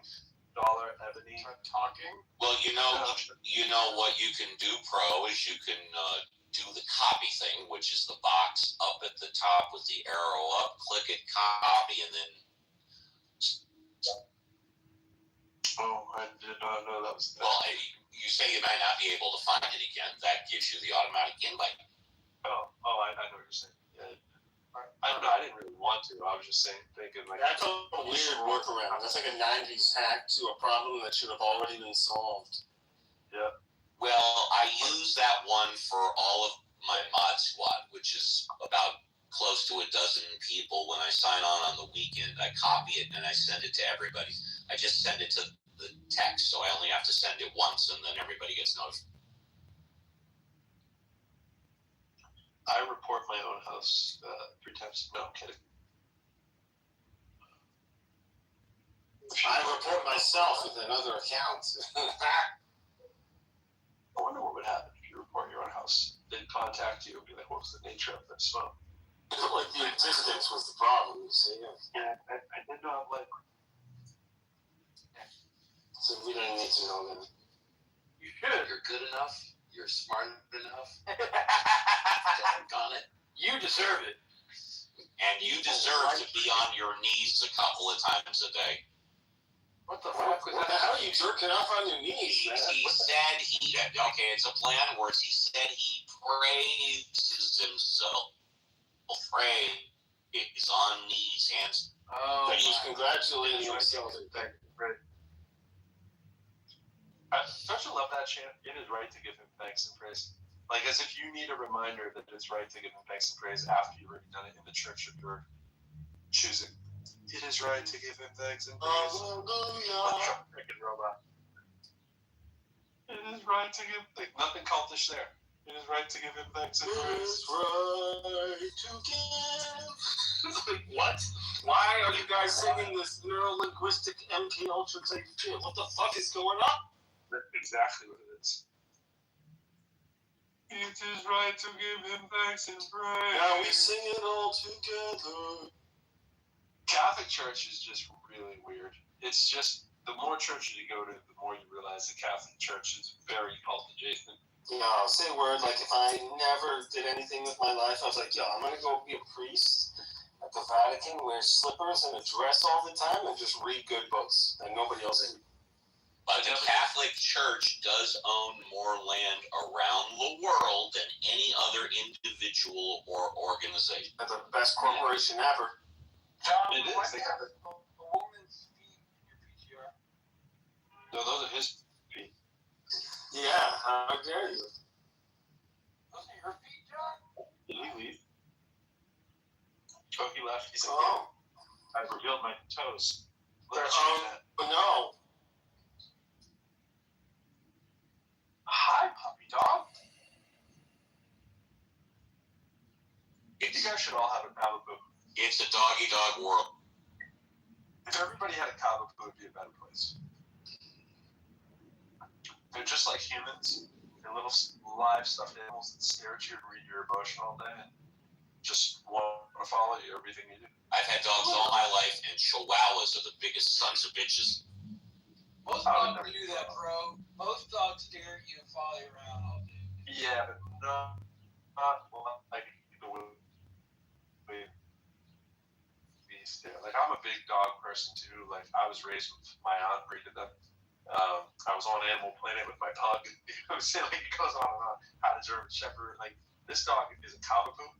And this Cavapoo is like, it studies your like emotions, and then it goes and hides stuff around the house for itself. Like, so it was. And now I know its schemes and its tricks, but it's one of those dogs that hides its stuff and then puts its paws over it, just hope that you won't see it. It's that level of smart.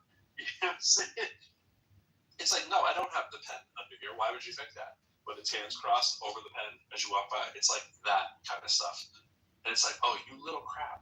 And she acts like, oh, nothing. No, I just happened to be sitting this way, just covering up the pen. And you're like, yep, you took the pen. And then she slowly creeps into my bathroom because she knows I'll kick her out there. She walks like she's a spy. She gets into my bathroom so that she can try to jump into the trash and pull out toilet paper, which is like her favorite thing to do in the world. And she's like, run. Stop.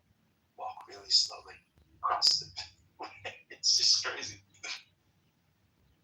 I've never had dogs do that before. Now, dogs can be sneaky, but this dog is like... My dog grabs my towels all the time. Oh, yeah. Yeah. I've never had a dog that grabbed towels before. Sorry. Oh, this dog. Because you know why, Steve? Your dog wants your attention. Wants to play tug of war. No, wants your. Wait, grab the towel while you're using it, or grab the towel while No, you're. not while I'm using it. While it's hanging on the rack, like the next day. Because the dog wants your scent. Gotcha. That is the most comforting thing for a dog.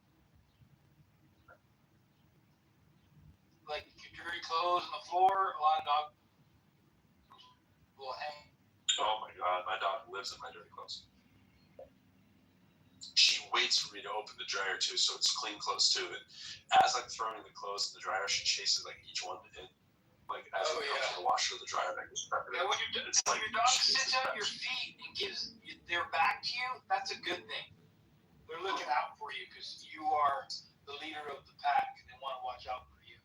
Well, my dog has its own special couch, and I mean, I never go on it. It's next to the human couch. She's got the doggy couch. And constantly, when she goes on it, she'll go in a circle like 3 to 5 times and scratch at it before she actually sits down. Yeah, and I asked my dad, because, you know, I've had dogs all my life, and my dad's had dogs kind of twice. Because that's instinctual from when dogs were in the wild, and like not digging a hole, but digging an area where they could live in, is that they would dig the hole, they would go around so they'd be able to sink down a little bit. Yeah, I watched the whole thing of that. It wasn't that long ago. I saw the same stuff. There was a little bit more to it too. They're also, because they're vulnerable when they're, you know, sleeping or whatever, like most things, they're also scanning the perimeter real quickly, so it's a vestige from that. They would go around the circle, make sure they see everything on all areas, and make sure it was a safe spot. But yeah, all that stuff was in there. Yes. Same reason why they do it. They circle before they poop too. Same reason. Yeah, same thing. They're doing the same thing because that's when you're most vulnerable. Not a bad policy. And that's why your dog will come to your feet, get your bathroom door open if you're on the commode, They'll sit by your feet and This turn your back to you. They'll watch out. is 8 monster boxes of silver or 4,000 ounces of the better known American silver eagle. And this is the same dollar amount, but in gold coins. Much lighter, easier to store, easier to carry, and a lot easier to sell. Which one are you guys choosing and why? This is 8 monster boxes of silver, 4,000 ounces of the better. The AI robot to take care of the dog after he dies. It's called Fitch. It's a Tom Hanks movie. It's really good. Yeah, but like the people who are actually getting robots.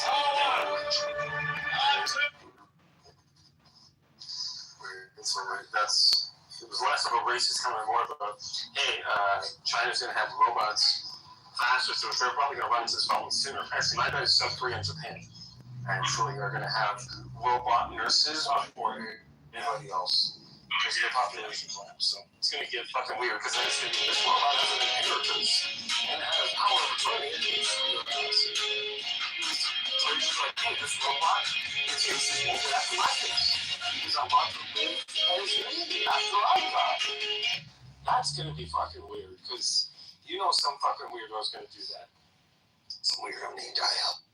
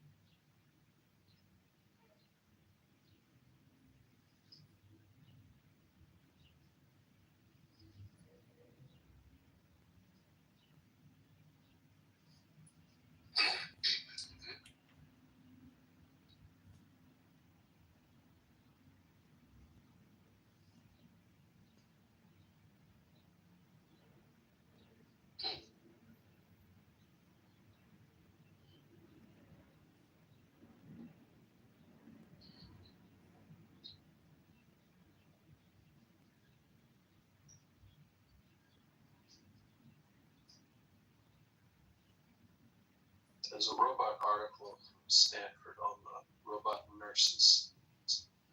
I'm going to find it in a second. Benjamin was a good Stanford article.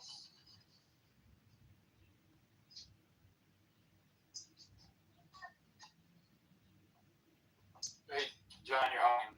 Since you're back, John. Oh, sorry. No worries. You Hear my explosions? you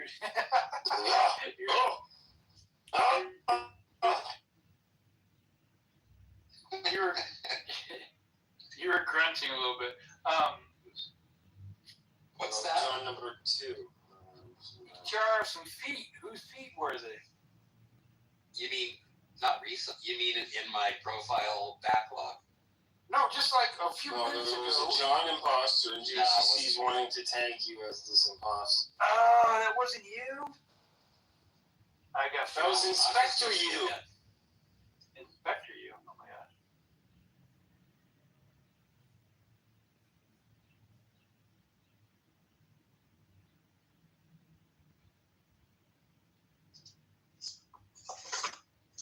Denny's Bay. This is Denny's Bay. I have come to destroy you.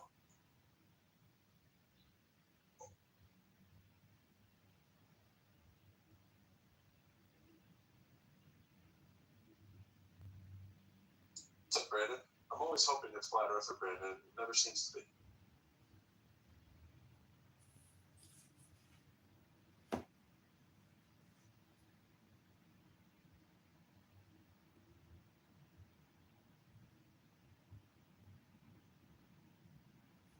We're talking doom and gloom, end of the world, market collapse. Anything else you want to have on the negative docket is free game.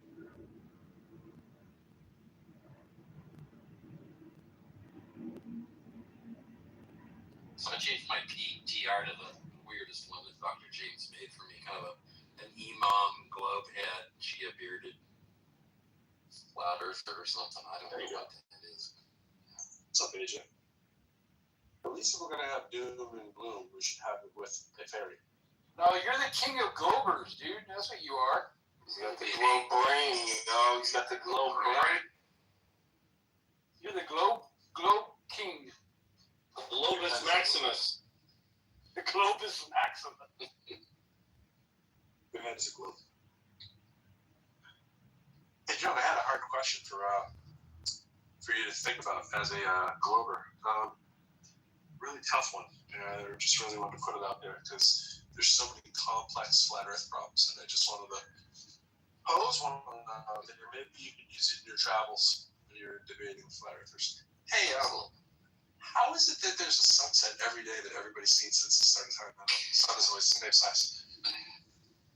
Yeah, I was thinking along those lines. I was just thinking, I just want to like have my PTR just be a sun half set over the ocean, and just have them really explain to me how the other half of that sun, how is the other half of that sun just melted into the horizon back into the material? It melted, and if you wait long enough, it won't just be the other half. Yeah, but how do you know it's the same sun? That's it. That's what it gets you. That's what it gets you with it. And it's funny because if you really wanted to have a discussion with flat earthers, right, you would never change that argument. Yeah, that's right. Only argument. They get you by running you around all over the place. Yeah, they get you around. It's like they don't want you to pay attention to this problem that the sun every day sets and rises the exact same way. And the one I love, because they tell you it goes around in circles on a flat disk, and then it sneaks up behind you when you're not looking, even though it went really, really far away. I like that one. It seems to do a conveyor belt thing, but you guys are saying it's going around in some kind of flat circle. I don't Yeah, get but how big is this plate? And where's the ice wall? Like, ice wall? I've literally never heard that until I had a discussion with flat earthers. So that's why I think it's like probably one of the most successful of all time propaganda campaigns by Putin. I still think that's like the main reason this became a cultural phenomenon. And the estimates put it as something like $80 million. That is amazing bang for the buck. For $80 million to get flat Earth to be going. It went from like a couple thousand people to like a couple million. Yeah, they're like, oh, is it flat? I'm like, guys, like we have a globe. You can travel to anywhere on the globe. I assure you, it's a globe. And they're like, yeah, but I've never been in a plane. I'm like, well, that's just a plane ticket. The next best argument, though, if you want to go up like one level of sophistication, and I usually, my favorite thing is stay away from all math and science whatsoever when dealing with flat earthers, because that's what they do.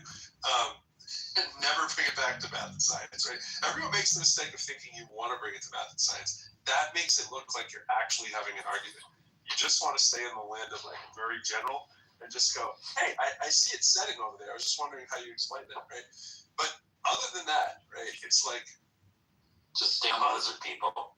Yeah, no. But the closest thing to even getting near math and science is just like when we do the whole predict the eclipse kind of thing, and we use all the math that's important to have a globe as sort of this fundamental axiom.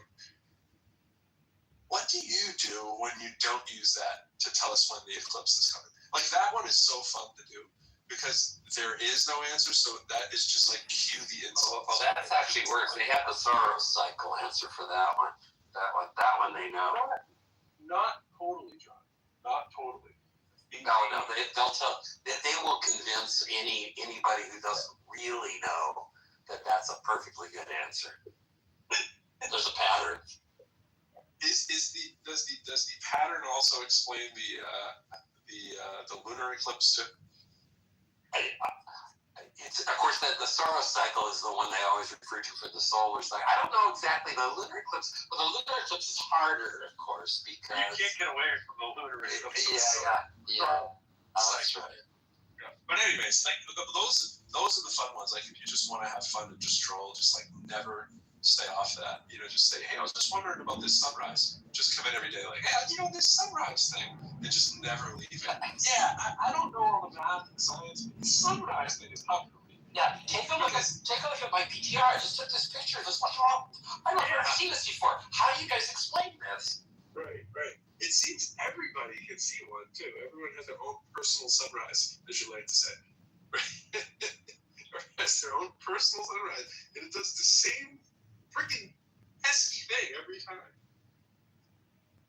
All right. Well, that was fun. See, I prefer, I'm like, listen, we're going to do small angle approximation. They're like, small angle, what? I'm like, sine theta is equal to theta for what angles? We're starting right. They're like, we've never heard of that. I'm like, Brandon was in the room the other day when someone was asking him honestly about, you know, like his shortcomings. He was like, well, math. And he was like, yeah, it's like, I mean, then they start throwing the big words, like they say the theta thing. And I have to admit that I don't really know what that is, and I have to look it up. And it's like, that's how unfair you're playing if you start saying things like that. If you start saying anything that has like a Greek letter in it, or anything, you can't do that. Yeah. My standing challenge is like, Jamal, I will give you $100. Or even $1,000 if you just attempt to do my math test live stream. You can even use all the AIs that you want. You just have to answer these 10 simple algebra questions pertaining to the geometry. Sorry, was this me or was this a different Brandon? No. That's different. Hey, I always need to ask you. Maybe Pro could chime in on this too. It's some sine theta equal theta thing. I've done this a million times. I put in sine of 1 degree. I always get something like 0.017. I don't get 1 degree back. So what the hell are you talking about?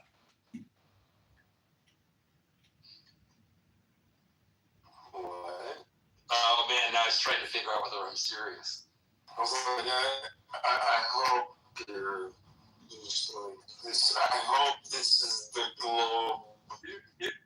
The overshooting of the mark is there's no possible way that anyone in the room knows what a sign is, right?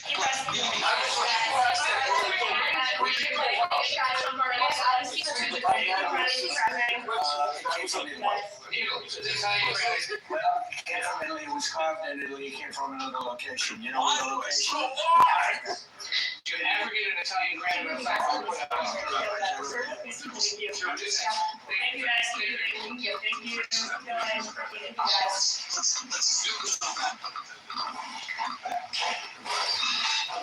I'm surprised that they did like so close. I'm surprised that they can't do basic math. They're like, make us go stupid or make us look assholes.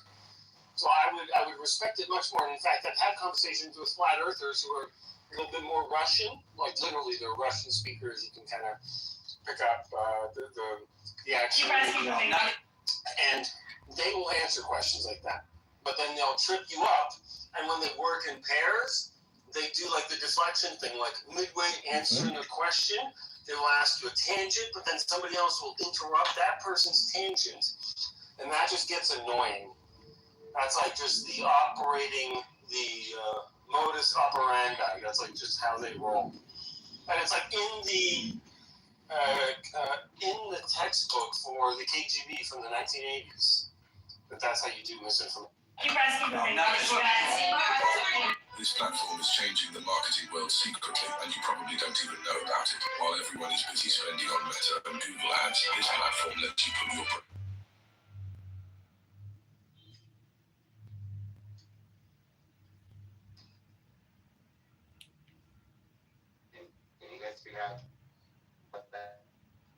Yeah, if they follow you, they don't endorse you.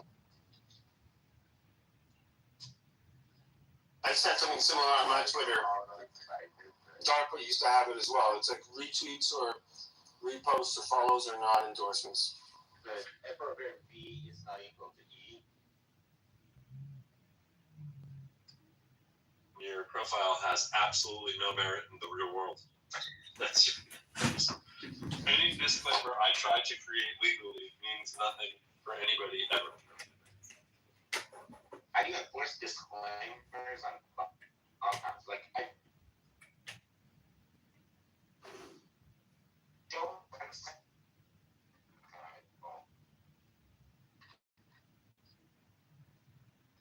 consent I gave when I signed up. Right, exactly.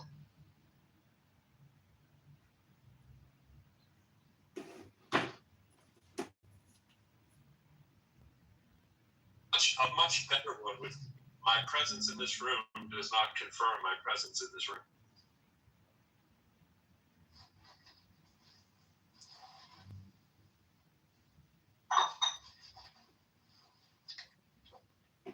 Speaking of that, did you hear about the Republican senator, the Republican congressman that was questioning RFK on vaccines? And this is and I bring this up because I'm looking at it on my Facebook. Oh, it's the Democratic senator that claimed it's mathematically impossible to have a drug drop. That's not what I'm talking about. Senator who voted for RFK, he was like the deciding vote. And then it was within the past 48 hours that RFK was talking about the measles and saying that it wasn't a lack of people these days taking the vaccine. It was because of it was because of nutrition and shit like that why the measles went down. RFK was referring to a study that was totally debunked. It was done by a doctor who I think lost his license. Oh my God! AKA Benjamin, if you're with us right now. Here's what you should be looking at, Benjamin, to debunk studies. Look at the RFK thing within the past 20. Yeah, that's great. I was talking about RFK yesterday. Just great. I was reading a bio on Wikipedia, and it's just like the whole part that like straight up calls him, and whatever it is, add an anti-vaxxer. It's like, how do you have an anti-vaxxer in this position? Like, how was it? Remember watching the hearings and people actually taking it like it was a serious hearing, and they were like having a serious vote. Like, you're actually considering that this guy might not be lying. Oh wait, no, you're all lying. It's a real here.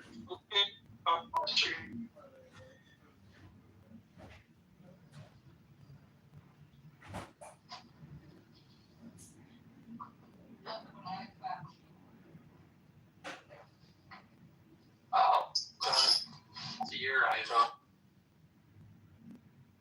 RFK before coming to the administration, RFK has 20 years of litigation experience with the EPA environmental issues. That's what. Well, everybody has one. I'll say this for RFK. There's one thing that's kind of interesting. I hope this actually does change. So, weight-based dosage for vaccines. We should have that.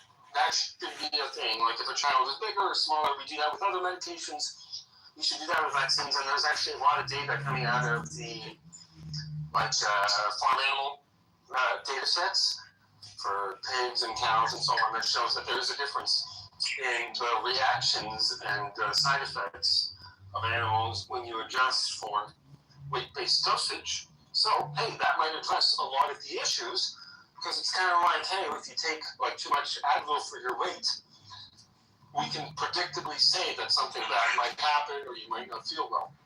So, for what it's worth, RFK does a lot of creating noise, but sometimes you need that kind of disruption to get out of groupthink, especially in a field as closely guarded as medicine. So as long as people keep his feet to the fire, I don't mind him doing that. If he can just unequivocally go and start making changes, then that's crazy. But then again, the recent Ibogaine thing from Trump, that's such welcome news. That's amazing. So history happens all sorts of ways. What the hell are you talking about? Trump for legalizing. No scientific basis for any of the changes. No, that's I would disagree with that. You need to disrupt them unscientifically. What do you disagree? I'm talking about the dosage-based vaccination schedules. If we had, based on your weight, the dosage was adjusted, how much vaccine you got. That's an interesting thing that one of his policies, one of his missions that he's pushing is that. So as long as we keep his feet to the fire with that kind of mission, I think it's good that there's somebody who's doing those kinds of changes. I don't know what you're referring to specifically, but I made the references. I can post them in the room chat if you want about the animal dosage. And then you're about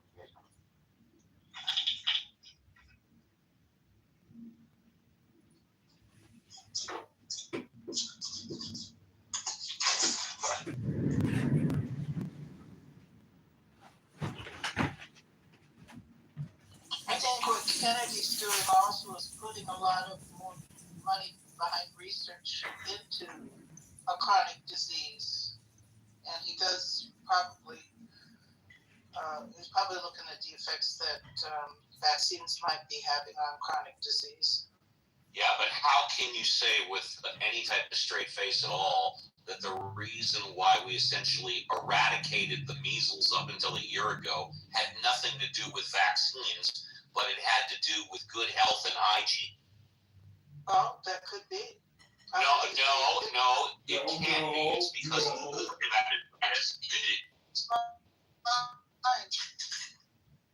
But do you think it's still okay to investigate the cause of chronic disease? I don't think it's okay to flat out. Well, they say that about vaccines, sort of in general, that hygiene and health and all that had an effect on lowering. Yes, but we're not talking about vaccines in general. We're talking about the measles. So how do you know that that's not true? Because every study says it's true, except I'm answering your question. Studies you're not looking at. Every study says it's true, except the one study that RFK pointed out, which was debunked, and the doctor in charge of that study lost his license for life. That's why. Dr. Debunking here. Gotta clip this cocksucker. Just for the sake of clipping the worst people on the planet. Brainwashed. Big pharma pushers. Big tax recipients. Just a tax with no added benefit. In fact, the benefit is not a benefit. The benefit is a detriment to the human body.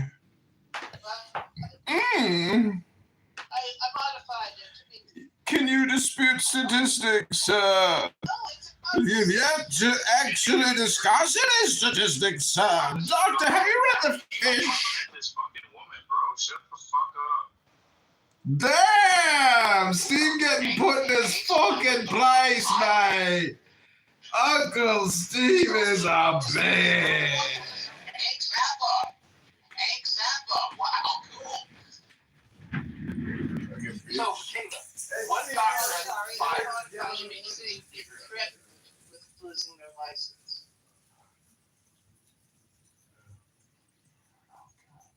And what threat of what truth are they saying that they got threatened with the license? It can't be proven because the research they had been denied. Oh my gosh! You don't have something to if it can't be proven, how do you know it was the truth? Oh my God! Please, dear No, hold on a second, JCC. Just don't fuck it up. Michaela, if it can't be proven, then how do you know it was the truth? There was a lot of research that was pointing. They said that they were debunking it, but it wasn't really debunked. Look at Peter McCullough. Look at all those scientists that were objecting to the vaccine. They had research going on there. They were saying. What did the research show? What did they research? Sorry. They said there wasn't enough long-term research on the effects, the long-term effects of the vaccine. They said it was given with emergency approval. Right. That it wasn't safe because of the spike protein being produced afterwards, continually produced by. Okay, that's a very good point. Do you have the statistics to back it up? Meaning that, do you know what the death rate from COVID was?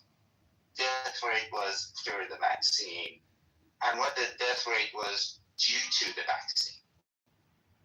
No, I think you have to set, there was a natural increase and then fall off of income. Yeah. So if there are 1 million people who have the COVID, the virus, let's say half of them will die without treatment. But then I give the vaccine and I say only 10,000 people die instead of 500,000. But another 1,000 people died because of the vaccine. So in total, 11,000 people died. Do you say that was a successful vaccine or unsuccessful vaccine? I'm making it up. I don't know the statistics. I only have one statistics, and that's for people with my diseases and medications. And the statistics for me was that before the vaccine, the death rate was 100%. After 3 doses of vaccine, the death rate was the same as the general population. What disease are you talking about? I have Crohn's disease and remnant of kidney cancer, and I'm on heavy doses of immunosuppressants. Well, maybe it's working for you. It wasn't the mRNA vaccine. Yes, it was. It was the mRNA. vaccine. Yeah, it was a vaccine. The mRNA was not a vaccine. What was that? The COVID vaccine, it wasn't really a vaccine. What? It didn't operate the way normal vaccines operate. So it was an mRNA vaccine. What? Yeah. So what do you mean it was an vaccine? Was your vaccine an mRNA vaccine? All COVID vaccines were mRNA vaccines. Pardon? What? All COVID vaccines. No, that's not true. Except for Johnson Johnson. Oh yeah, Johnson Johnson. Yeah, but then they withdrew that. The adenovirus was it's not around it. There were definitely different vaccines. I will give you some statistics. These are general. I don't have them in front of me. Please correct me if I'm wrong. That over 95% of the people that died from COVID did not take the vaccine. Over 98% of the people that took the vaccine had no side effects except for maybe the flu or the common cold and a little swelling at the vaccine site. So there are some statistics. Where'd you get those statistics? That all those? I got them from Google, the internet, NBC, ABC, CBS. Okay, so what's that place that you report vaccine injury to? There's a government, what do they call that? The data was terrible. Right. It was terrible. I tried to clean it over and over, talk to people. Everyone had different interpretations. It was a big mess. Yeah. But that's also self-reported, so it's not really. A very small percentage of people self-reported. I took cookies from the Cookie Monster, and they got me sick. And also, by the way, and again, I don't know, so I'll throw this out. Have they ever confirmed how many people actually died from the vaccine? They've reported that there was a lot of side effects. And like I said, over 98% of the people that took the vaccine had no side effects except for what I just said. Well, I think that only a small percentage of people with side effects reported them to theirs. Michaela, this is the statistics of deaths due to the COVID vaccine. The majority of them was, or the Johnson & Johnson is 0.0022% of those doses. Roughly 10,483 reports out of 46.9 million doses. And what percentage of people who had, okay, you're talking about deaths, what about injury? Yeah, page 57 of the Pfizer document states something like long COVID, like symptoms after vaccination, but we knew that from the fact that you're taking a viral protein, even in an mRNA form, you're experiencing a viral protein, so there should be some set of symptoms. Those can be mitigated medically or otherwise. I had the vaccine before surgery. I was concerned about some things. I had a nosebleed also after one of my injections. which is like not supposed to happen. So people can have all sorts of reactions. Those can be stabilized, but These are the statistics. Injection site pain, 50 to 80%. Fatigue, 35 to 70%. Headache, 25 to 50%. Fever, 20 to 40%. Those were the reported side effects of the vaccine. What about the What was that? heart? Young people and young men with their hearts. Myocarditis, pericarditis occurs in approximately 8.5 cases per million people.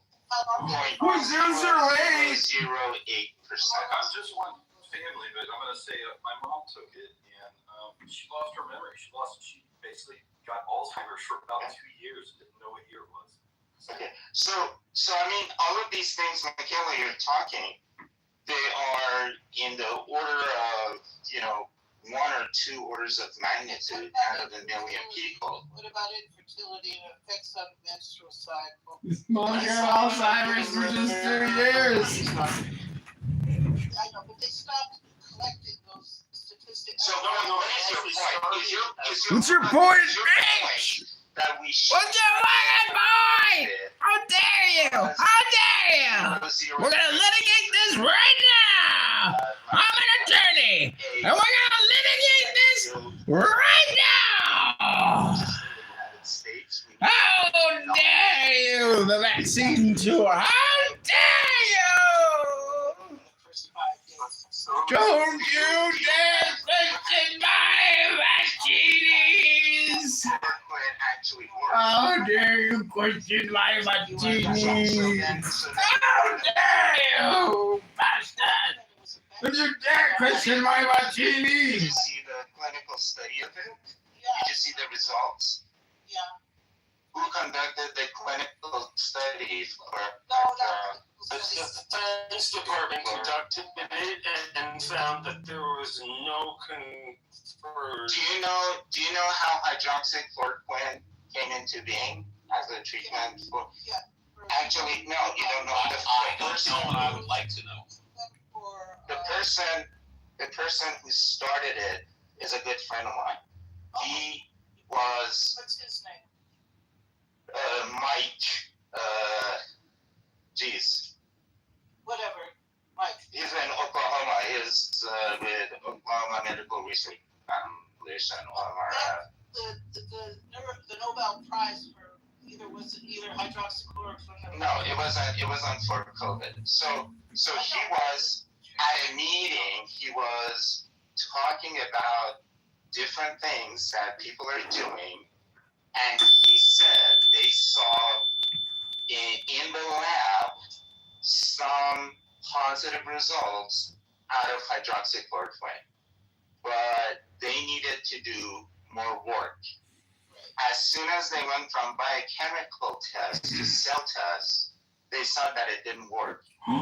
However, a representative of the Peruvian government was in that meeting. The Peruvian government! Peruvian president, that this is what he heard at this meeting, and the Peruvian president met Trump and told him that at this meeting.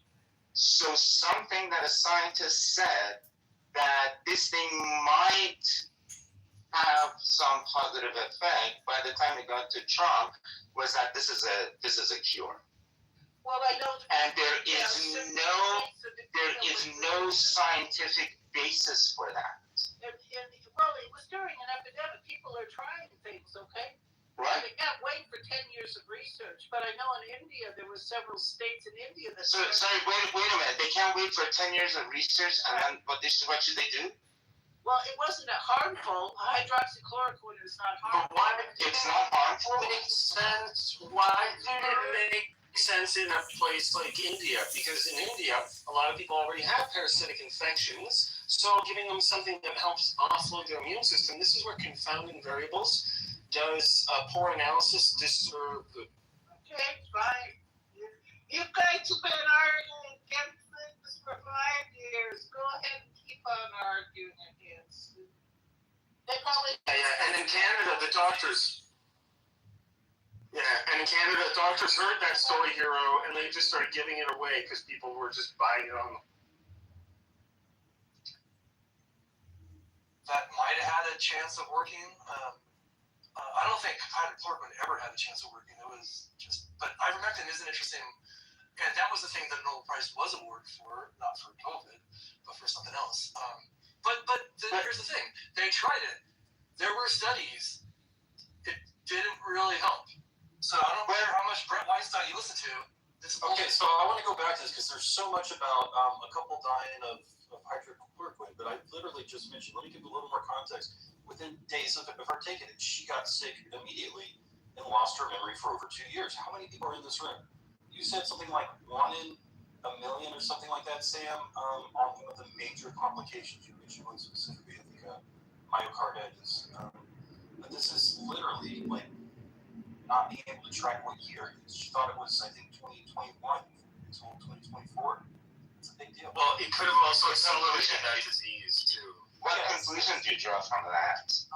That she was likely harmed by it. I don't know for certain, but there's a large temporal association there. No. What conclusion, a public health conclusion do you draw? Public health conclusion. Oh. As in, what should people do? Because that was your experience. What should people do with the COVID vaccine? Not at all. I'm not going to answer that. That's not appropriate. I'm not going there. What I'm saying is, it does not seem as if it was extremely rare. I know that I'm just one person in this room. This room is not large. A lot of people who talked about it. Can you understand that potentially in a public health crisis, that the statistics might have been skewed somewhat by some individuals so that this policy would have been pushed through to have the effect that they really hoped it should have had at a systemic level. They needed certain thresholds to be met. I just wondered, do you think that's even a possibility? No, it is not, because we used to see the death rates in the hospitals. We used to see how the physicians were just dying of exhaustion dealing with all these people. We kept seeing the death tolls, and then when the vaccine came, it all went down. When the vaccine, that has nothing to do with my statement. I understand what you're saying. It can be perfect. No, they're mutually exclusive, right? What's mutually exclusive? Did you hear what I said? I said, do you not think that potentially the statistics were skewed a little for national security? No, I mean, okay, I don't. Do you have evidence that it was done? Do you have any evidence not to? Listen, if it's national security, how do you expect me to have evidence of this? I'm just a guy. No. Because it comes out. Everything comes out, right? What? These guys are. Yeah, because survivorship bias kind of argument right here. No, this is what Benjamin Franklin said, that 3 people can keep a secret if 2 of them are dead. And then none of these. And you can just noise over the top and just scream over people and just say, no, it's not true. You know, you wanna play conspiracy theories? Go right ahead. I'm not a conspiracy theorist. I lived in the community. I saw what was going on. I saw people getting sick, and then I saw people not getting sick. Okay, but I want to make my position clear. I think it's somewhere in the middle. I think that there was propaganda on both sides. I think there was a lot of noise and a lot of people died. And a lot of people died for a lot of reasons, in my opinion. You know, it was the virus. Yes, it was the virus. And I do think that some people got harmed, and perhaps more. Well, on what do you base your conclusions, right? That's fine. On what set of facts? That's fine. So, put it what's this way. fine? On what set of facts? He's already said it. This is simply what he thinks, which is fine. Me personally, I have no problem with you admitting you don't have the facts, you don't have the stats. This is just your opinion. I got no problem. Okay, so let me try to reframe this in one way.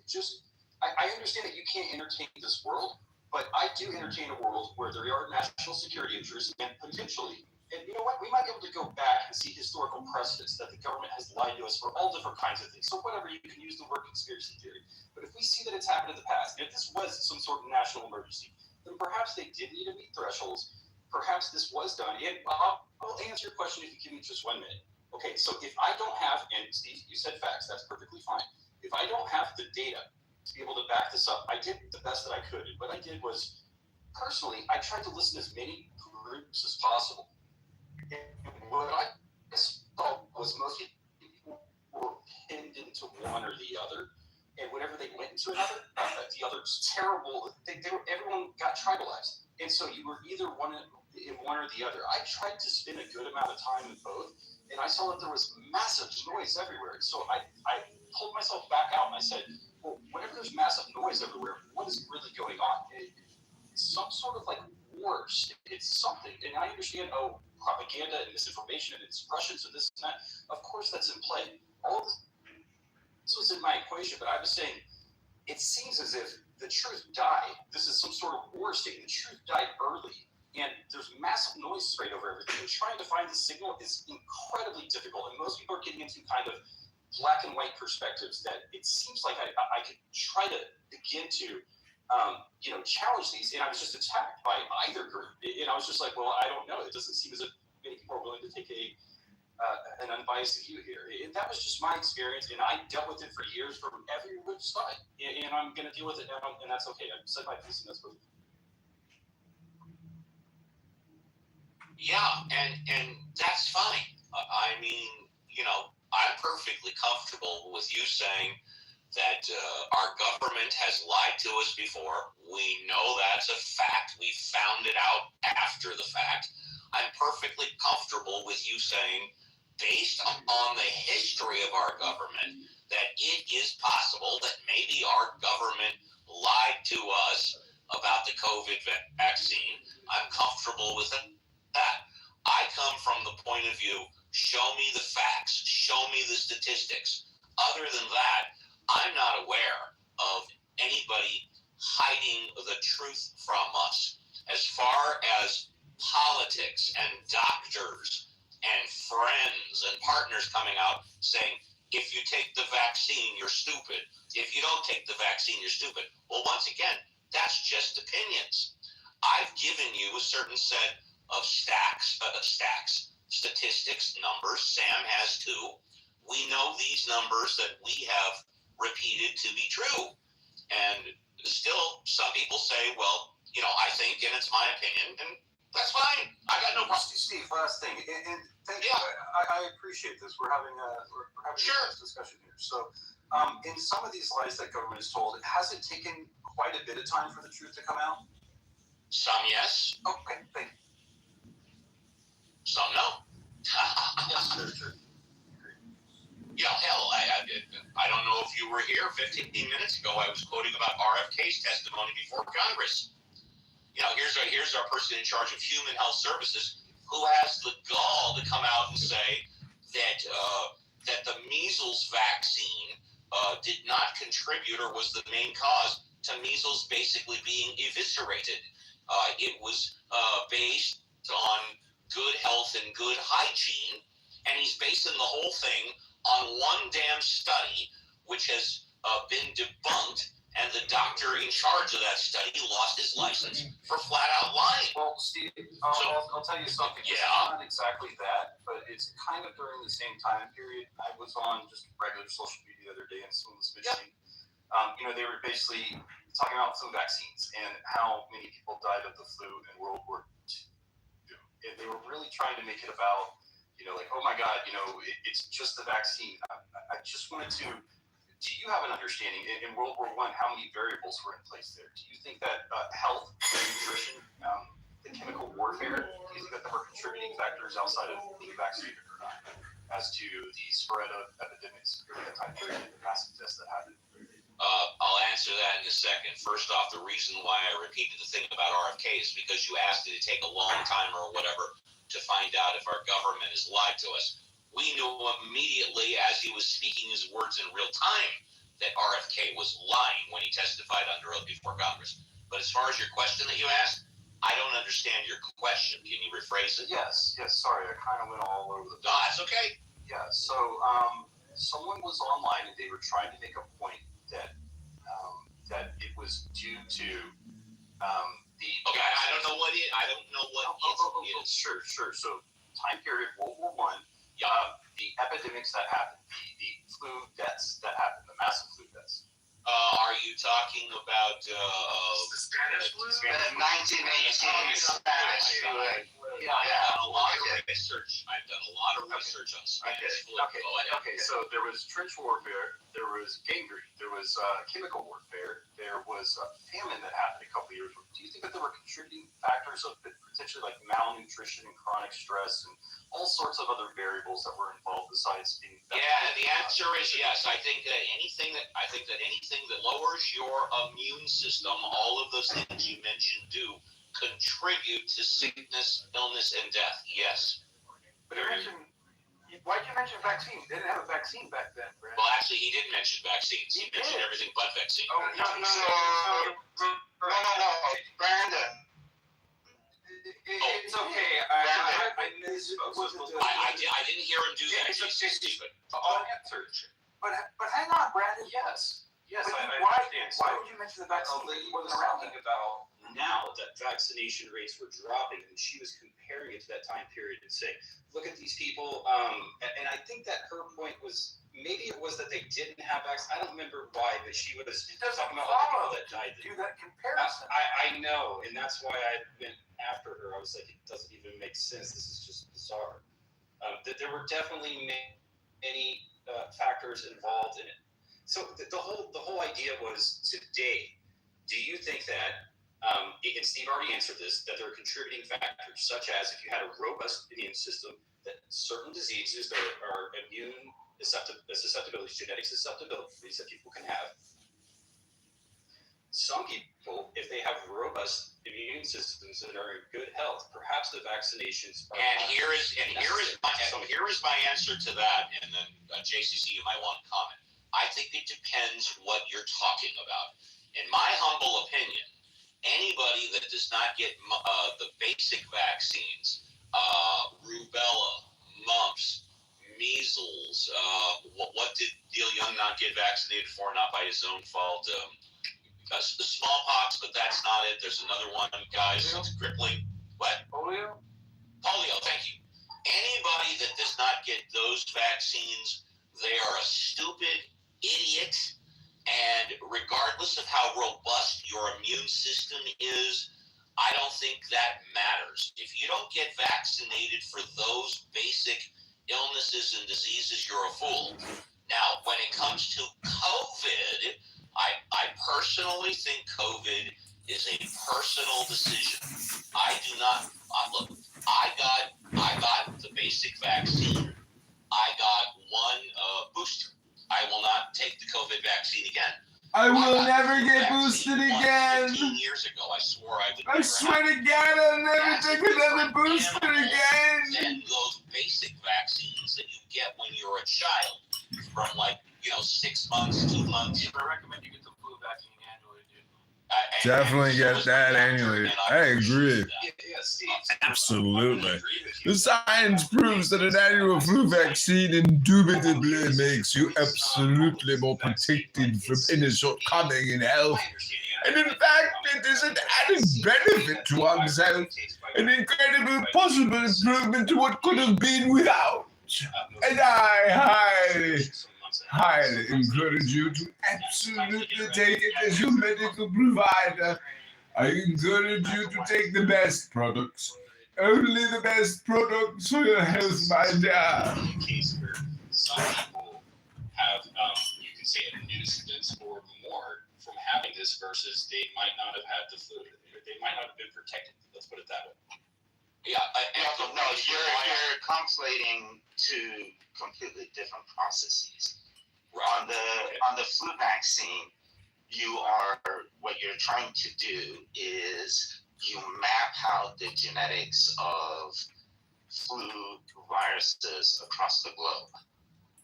Over the year, you see which genetic strains are on the rise, which genetic strains are going down. And then based on that statistics, you map out your vaccine to A, account for the strains that are on the rise, and B, predicting how this evolutionary process creates new strains in the future for the life of the vaccine. How is that different?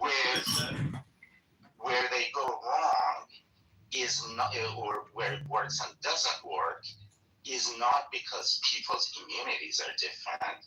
It's because their prediction of what the mutation is going to be in the future was wrong. Sorry, I didn't make that point. If you thought that was my point, that's not correct. I did mention more than one thing, though. I'm sorry if you got confused. And I am a lawyer, you know. You did say a thing like sometimes it works and sometimes it doesn't. I think that's a weird way of getting it. Yes, sometimes it works. My God, do I have to just say it again? No. This is the third time someone is. Because sometimes you, because you say sometimes it works and sometimes. I said they try to predict which one is going to be more prevalent within months. Right, and then you said sometimes it works and sometimes it doesn't. Yes. And what I'm saying is that's a weird way to say it. Sometimes it works less and sometimes it works more. And it never works 100%. You guys got this. So no, I'm not, Dave, because I'm exposing you have this like weird binary way of thinking. Like sometimes they get it right and sometimes they mess it up. That's not really. No. Well, I do. I think you're kind of. I think you think about. I don't think you're dumb. I think you think about these things weirdly. Like in your mind. Like so. Okay, you tell about. Hugo, please stop it. Brandon, you are right. I'm wrong. I misheard you. Sorry about that. I should not have interrupted you because I so wrongly heard what you said. So please now tell us what you were correctly saying. Did I not already say this? I don't understand. What are you missing? I'm just a simple attorney. What do I know? I'm just a lawyer. The audience misheard what you said. That's not true. So I'm an attorney and I'm just learning the ESL. I'm an international business attorney. Corporate transactions, mergers and acquisitions internationally, of course. So I'm going to. How dare you question my Vaccini? My Vaccini was perfect. The only side effects was slight bruising and a little inflammation, but not for long at all. Completely worth it. My health was protected beyond compare. It was the best protection insurance policy the body could buy. Never question my Vaccini. Never. If I decide to wear Clubhouse Random. It's a Clubhouse Random. It's my Clubhouse Random show.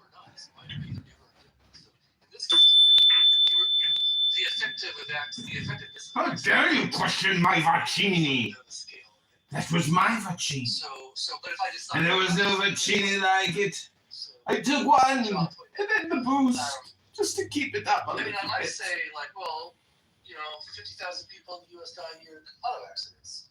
I think it's a little bit less than that now. But it's a lot of people per year, right? So seatbelts have been shown to save lives. But I could tell you a story about my uncle's. You can tell us a story. Great. I think we need to de-escalate from that Clubhouse Random. It's like Bill Maher's Club Random. Like that happens, right? That happens probably a few times a year. You can tell those stories, but should I decide not to wear my seatbelt because of those stories? No, you shouldn't. I would do. Yeah. Okay. So your mom got Alzheimer's. Okay, old woman gets Alzheimer's. It reversed. Whether It happened within days of her taking it, and it reversed a couple years. Okay, so, I mean, first of all, based on your behavior, I don't really believe you, but I might. I mean, I might. That's terrible. But I'm sorry, reversible Alzheimer's is not very well known. I don't think it was actual Alzheimer's. She did not know what year it was. You said. So she got confusion, right? She got confusion because of that. Hold on, is this a binary or are these extremes? One was Alzheimer's and now it's confusion. Can we just land somewhere? No, I'm trying to. Serious cognitive issue. What was her diagnosis? There was no diagnosis initially. She didn't see a doctor for a long time. I didn't even know. So then how do you know it was related to the vaccine? I heard it from my aunt. Okay, I heard it from my aunt. My aunt was talking to her at the time. The guy. How do you know? Okay, so don't trust my aunt. No, I completely agree with your aunt. How do you know it was related to the vaccine? I don't. There's a temporal association. It was within days. So correlation, causation, come on, yes, all of that. It's like, no, come on, what? Within days, okay. You are arguing. Listen, you are arguing against a large body of science and clinical trials using the story that your aunt tell you about something that you don't know what happened. Listen, it wasn't just. Is that logical to you? No. Is it logical? Is it logical? It does seem. Hold on a second. Let me ask my next question. Is it logical to counter a statistical argument with anecdotal single points? So that is, if I say statistically, 95% of people will benefit from this, and you say my grandma didn't, is that a counter to my statistical argument? No, it's not a valid counter. Okay, so why are you, no. Yeah, I'm gonna go lawyer on you. So why are you, yes, I am. I'm a lawyer, so by definition I'm an asshole. Yeah, you're trained to be psycho. Oh yeah, absolutely. You ain't say nothing yet. Just get me pissed off, and then you're gonna see me come out. So why do you then bring out this anecdotal evidence to counter our contention that the vaccine was okay? Well, no, I'm trying to figure your logic out. Sam, so I'd like to be clear, and I've tried to be clear over and over. Somewhere in there. Yeah, you're not, though. You're not. That's the problem. Not clear to you. That's fine. You're not. Well, I'm your audience, and so if you're not clear to me, then you're not clear. And then I can get some fucking statements out. Is that okay with you, Sam? Sure, but give your fucking statements. Okay. So I agree with you that anecdotal evidence is it's something to take into consideration. If you don't take it into consideration whatsoever, then I would consider you and anyone else who's like that a fool, and that's fine. Some people lean entirely on just statistics that statistics. I will just stop there. There's lies, there's damn lies, there's statistics, but whatever. And listen, buddy, I land somewhere in the middle. I've been trying to say over and over that I think that the situation was complex, that there was death that happened all over the place. I think some of the deaths may have happened or some serious complications from the vaccine, but I also think the overwhelming majority likely happened from the virus. Okay, I think that there was just a ridiculous amount of noise, and what I tried to say, I brought this up personally because it did affect me. There weren't many people in this room, and I understand Bureau's point that because you can bring out something random and at scale, you would expect it to happen every once in a while, okay? But I was trying to put this in a space where I said that during that time period, I didn't only stay in one camp. And when I went to the other side, they did not have the data, and I admit that a lot of the data they brought up was terrible. And I challenged it as well. But there were many, many people who were noticing things, and it was not... It wasn't a one-off, okay? It wasn't just a whole that was big. Just someone going to say it wasn't just my personal account. What I experienced at that time, understanding that there's propaganda all over this. If you want to go lawyer, Yeah, so let me give my closing argument as to why this is not foolishness. I completely agree with you that we need to take anecdotal evidence into account. And how do we take anecdotal evidence into account? The way we do it is that we run clinical trials to see whether the anecdotal evidence has any teeth or not. And all of these anecdotal evidences that you're trying to bring us, these have all been worked out in clinical trials. We know the percentages of confusion being caused in old people due to the vaccine. The same way that we know the percentages of confusion being caused in old people by other vaccines. We know the percentage of people who get sick from the vaccine, who die from the vaccine. We know all of that. So I'm not dismissing your anecdotal evidence. I'm saying that your anecdotal evidence is now irrelevant because this issue has been dealt with and is worked into the statistics of the vaccine. If you read the package insert for the vaccine, you'll see that all of these percentages are listed there. So you're not telling us something that the scientific community doesn't know. You're telling us something that they know and they have worked it out. And the fact that it's an issue for you is because you haven't reviewed the relevant data. Well, okay, so you're making an assumption there. I reviewed a lot of data. I simply disagree. We have different worldviews here. And you already stated you aren't in a world where there can be national security interests that skew statistics during... I never said that. Oh, you didn't? No. Are you sure? Because I asked that a little while, and I thought... No, I asked you... No, on these things... I'm sorry. No, hold on a second. Yeah, on these things, because I don't know. I don't know where it was done or not. I asked for your evidence because you seem to know. So I asked, what is your evidence? Yeah, that's fine. But Sam, can we just take it? And if you don't have evidence, I'm not going to accept your. That's fine. But just to be clear. I'm not saying that the opposite is true if I don't accept yours. Yeah. I'm just saying that I don't know. It's okay. That's fine. So you don't know. You do live within a world where it is a possibility. Yes, absolutely. Okay, that's perfectly fine. I think that we actually, this may seem... No, but what is the relevance? What is the relevance? What's the relevance of that? Because I think that this could still be a case. I think that in the years to come that perhaps... Why do you make that?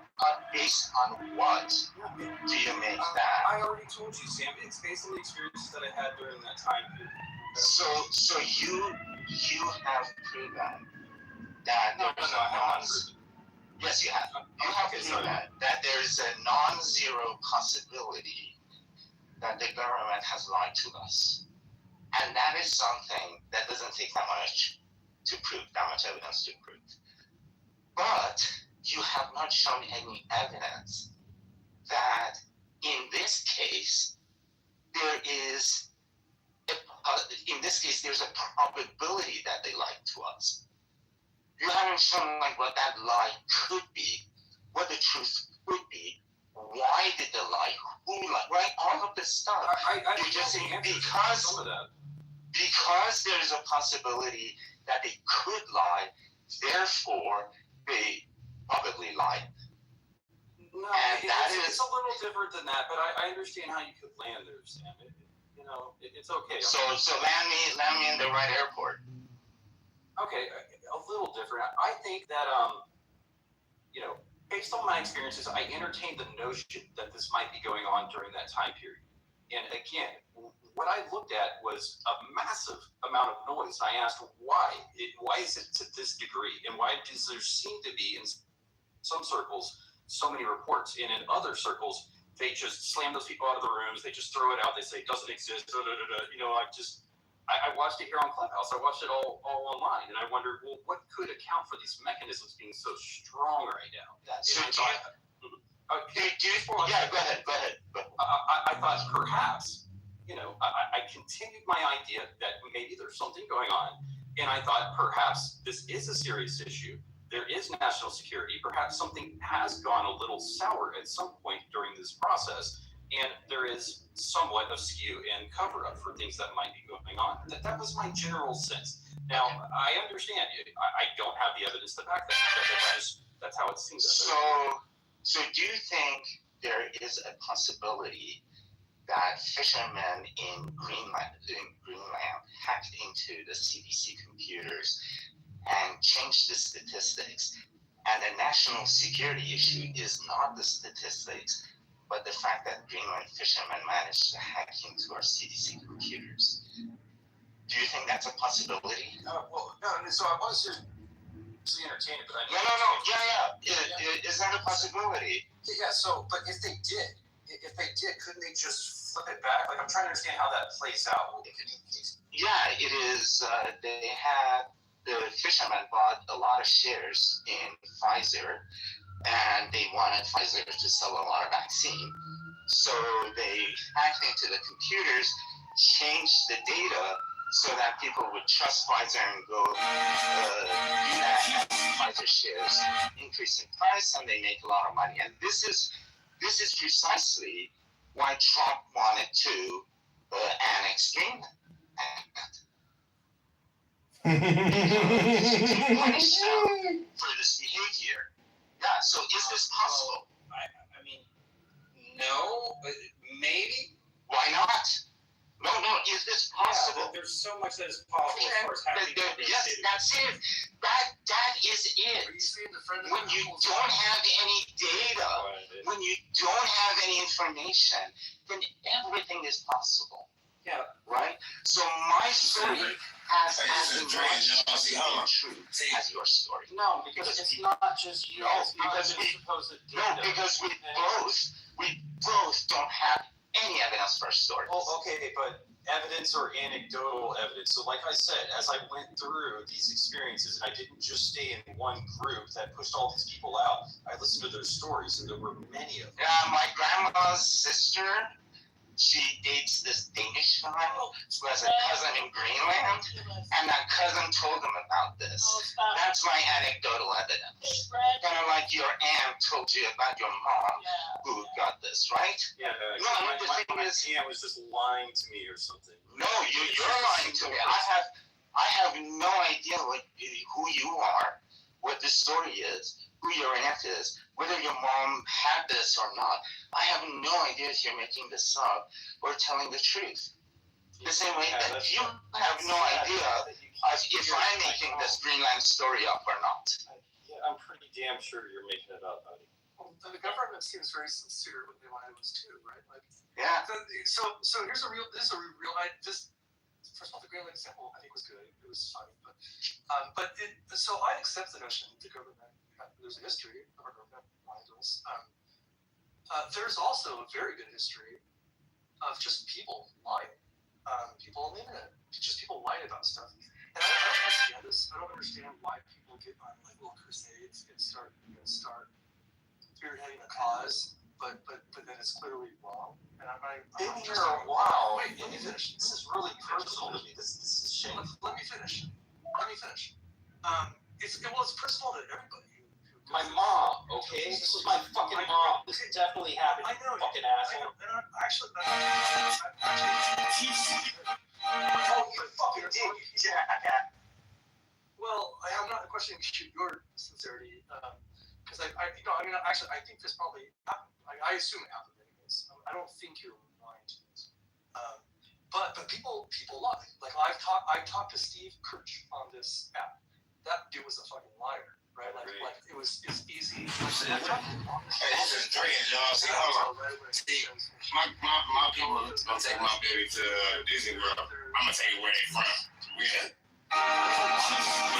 They're going to the real Disney World. Where you at right now?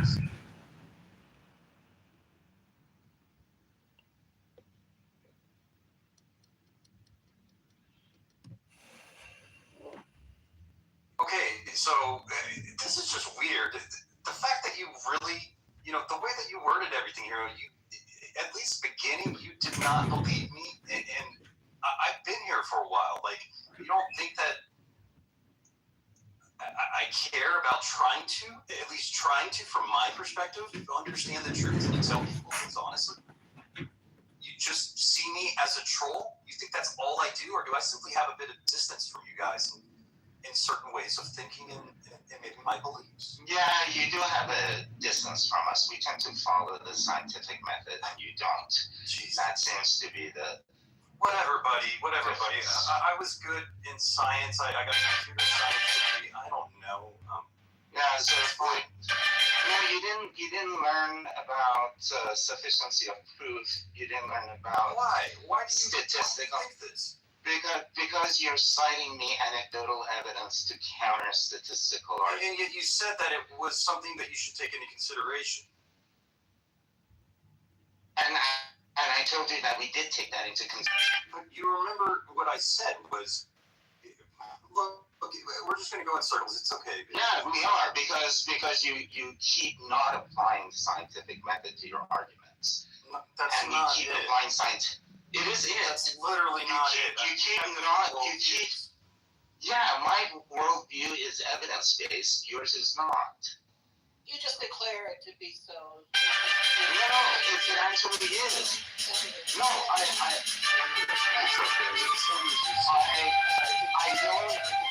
don't make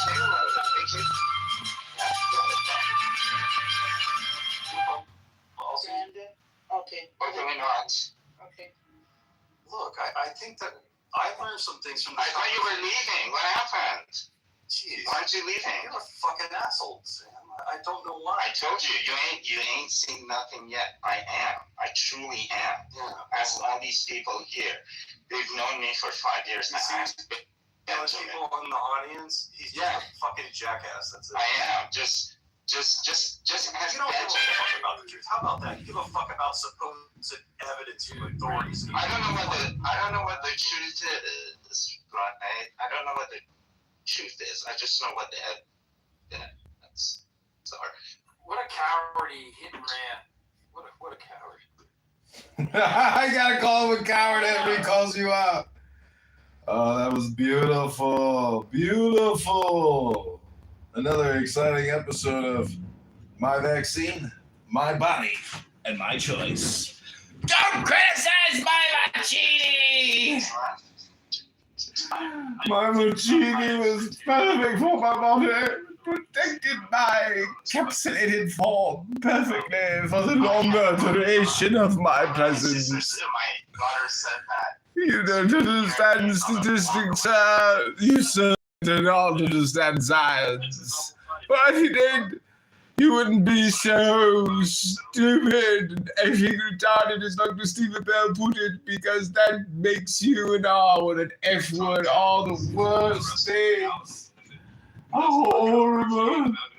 This is fully encapsulates my native spirit, my Mancini mind, Mancini. Just saying, I like this thing because I like it, and that's My why Mancini, I loved my Mancini, don't you question my Mancini, it was positive, it was beneficial, it was wonderful, it protected me perfectly. The story that I expected, as opposed to how can I make my dogma correct? And you're not really doing science or ready to do science. That's the problem. Oh. It doesn't sound like you're ready to learn. Yeah, you're not ready to learn. Just like You're not ready to learn. Oh boy, ladies and gentlemen, I am losing all faith that anyone is redeemable. None of these people have changed or learned a thing in 5 years. How terrifying! I only look at the evidence that I lied. What a compliment. Exactly, everything is projection. No, I just look at the evidence. I thought they said you were sounds like a compliment. Regardless if it fits your narrative or not.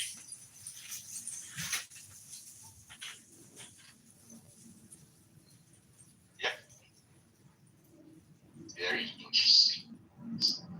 So I think I have it's in a nonpartisan election, so our politics are irrelevant. But interestingly enough, our politics are progressive. I think I just voted for the first progressive I ever voted for in my voting career. She's not partisan, I think. A woman named Talita Villarreal. She's running to be my city commissioner. It's a nonpartisan race, but like, I know It's where for- she lies. Yeah, for Texas stuff you're talking about. Okay. Yeah, and she seems to be like generally progressive on the immigration issue, on medicine, on like community empowerment. And I didn't really think about it before because I liked the girl. I was like, huh, that's interesting. I voted for the first progressive I've ever voted for. I thought for some reason you were imitating something you heard Michaela say. I was like, what's going on? I was like, oh, you. You just there was no comma there, so I was like, wait, you just went right. I got you. I must have missed it. Gotcha. That's cool. How'd that feel? Righteous.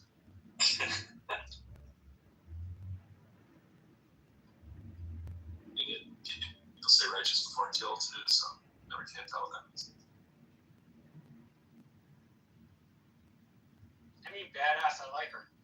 I would never have agreed to help her if I didn't think she was qualified to do the job. She comes from like a 501c3 background, managed a charity that does like professional development for folks on the lower end of the ladder, college and like high school development and like placing people into internships, right? Basically giving the poorest of the poor in the Rio Grande Valley access to professional advancement. And she went from a $2 million, like under a $2 million budget to a $6 million budget, which for my area is big. I realize in big cities probably not all that big. And she did that, and she's a public accountant, which means she'll be really good at looking through the city's books and where we spend our money. So I like her. Plus, she's just a genuinely nice person. There you go. Hey, Marshall, do you know Peter Navarro? He was on the Trump team. I do know he's on the Trump team. Yeah, so Peter Navarro used to be a Democrat, and he ran for Congress in San Diego.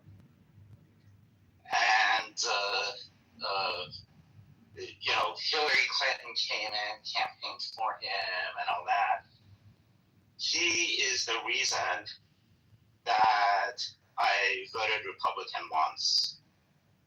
I voted for Brian Bilbray, who got elected and then got kicked out the next election because he voted to impeach Clinton, and San Diego was not an impeaching area, so they voted him out. And then after he left office, this Brian Bilbray, he was indicted for fraud and this and that.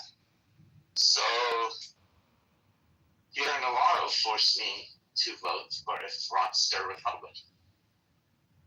And then Phil Angelides forced me to vote for Arnold Schwarzenegger because I could not stand Phil Angelides. He was a snake.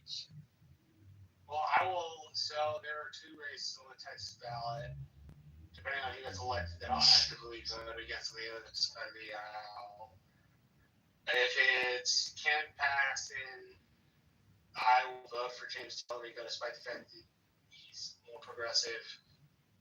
And then whoever Dan Patrick's Democratic opponent is, I really don't like Dan. Who's Dan Patrick? Like okay. The Lieutenant Governor of Texas, he told me in 2020, and I'm quoting him nearly exactly, that if I did not think that Trump's 2020 Republican inauguration was God's gift to mankind, now God's gift to mankind is my own alliteration, if I didn't think it was awesome, then I was not a Republican. And he then told me, when I asked about who he represented, he said, well, I only represent the people that voted for me. And I've wanted him out of office ever since. You don't ignore the entire other half of the state because they're not of your political affiliation. Like, that is just So those two races I actively voted against. my state senator race, I vote for the Democrat. My county judge race, I vote for the Democrat. Okay. My sheriff race, I vote for the Democrat. Right? Like I'm weird as a Republican insofar as I miss my ticket every election and have since I was 18. I've never voted a straight red voter. I think straight ticket voting is kind of dumb. I think it should be about like who you think will do the best job.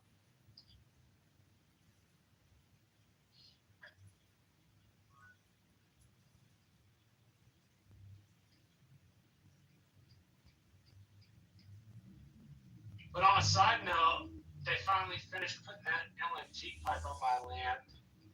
Took them a month, but they finally finished. Then they'll put all the dirt back down, smooth it out, and then put some grass seeds on it so it grows. And then that's their obligation to do.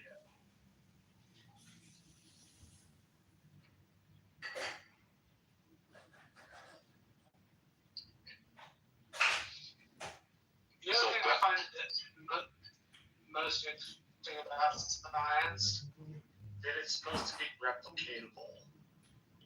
I think that's an interesting part of it. Hello. That you should be able to replicate the experiment. Oh, sorry, Sam. Interesting idea as well. Maybe someday science will adopt that feature.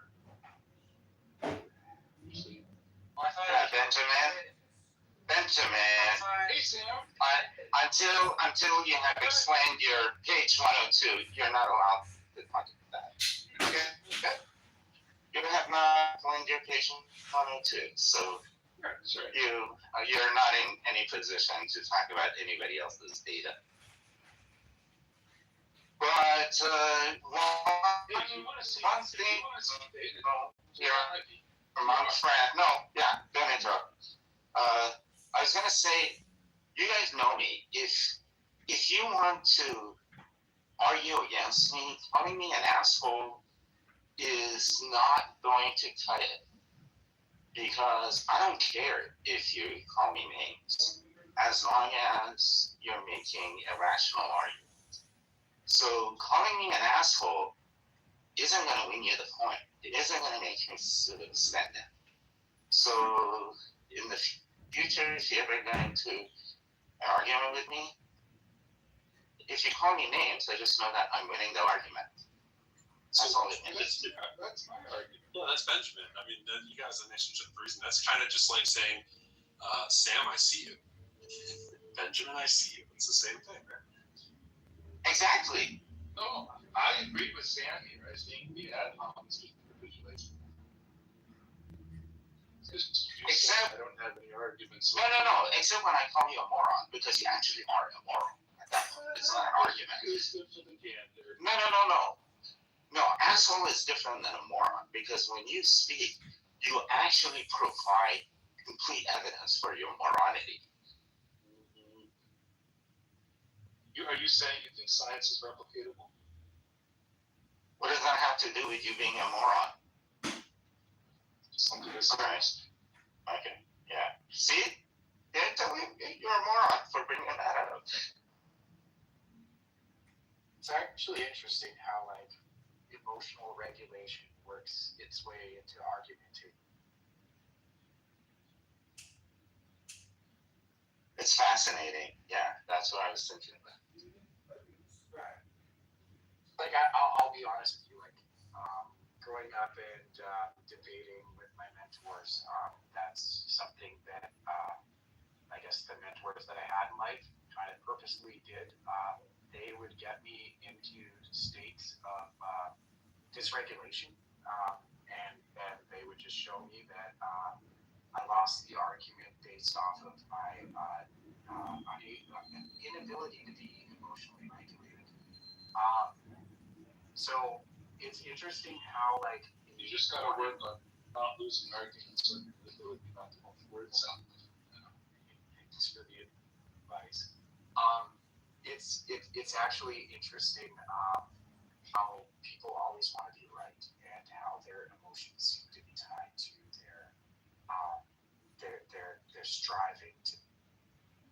So I would say like the two biggest learning lessons had nothing to do with the actual content of the debates. The two biggest learning lessons had to do with not always wanting to be right and being emotionally regular.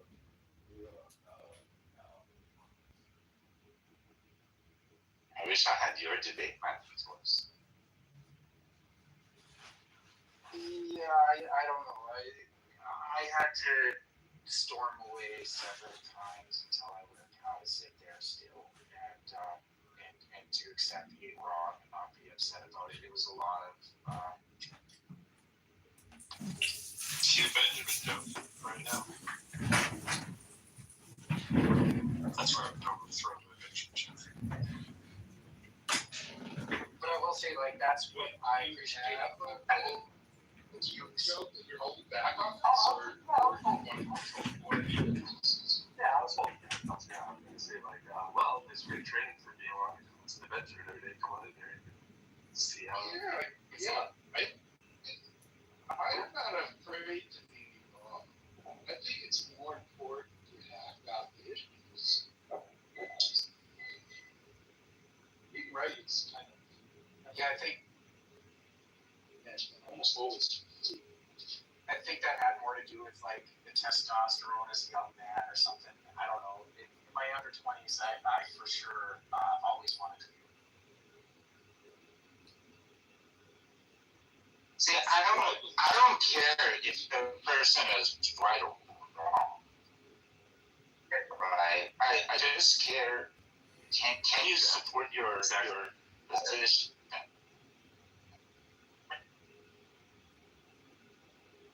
My entire spiel is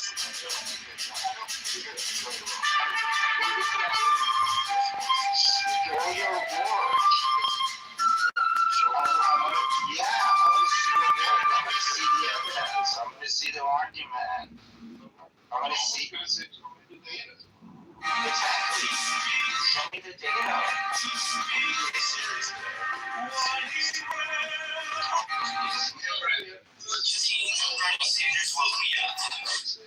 Yeah, see, Benjamin, it's been how many years I've been telling you, show us the data of the monster calculations that you've done, and you refuse to do that.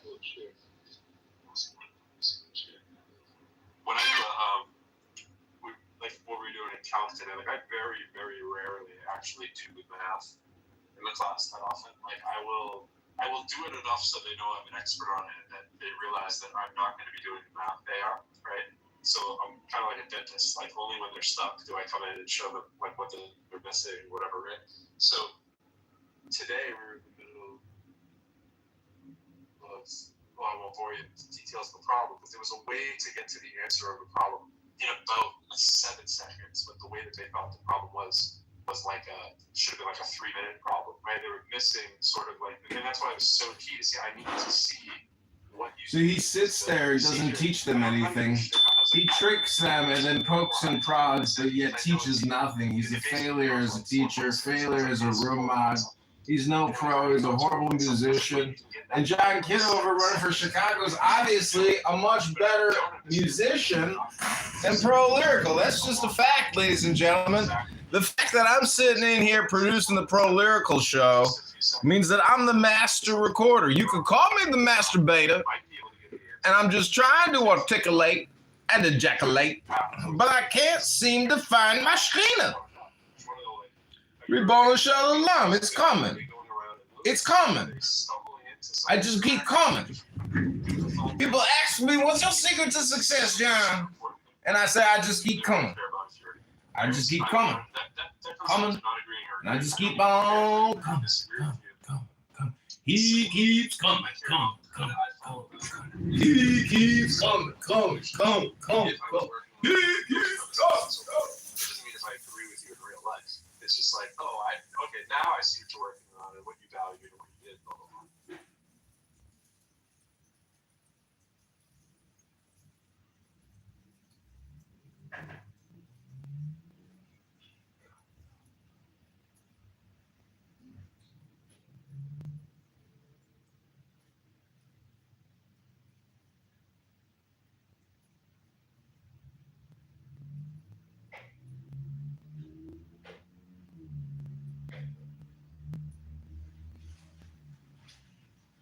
Benjamin, if I were to ask John Malcroft if you showed your calculations and your data to him, yeah, on the cluster stuff, would he say, so Andy, did Benjamin do the calculations for cluster using the data that he generated during the experiments to show that cluster's conclusions are incorrect?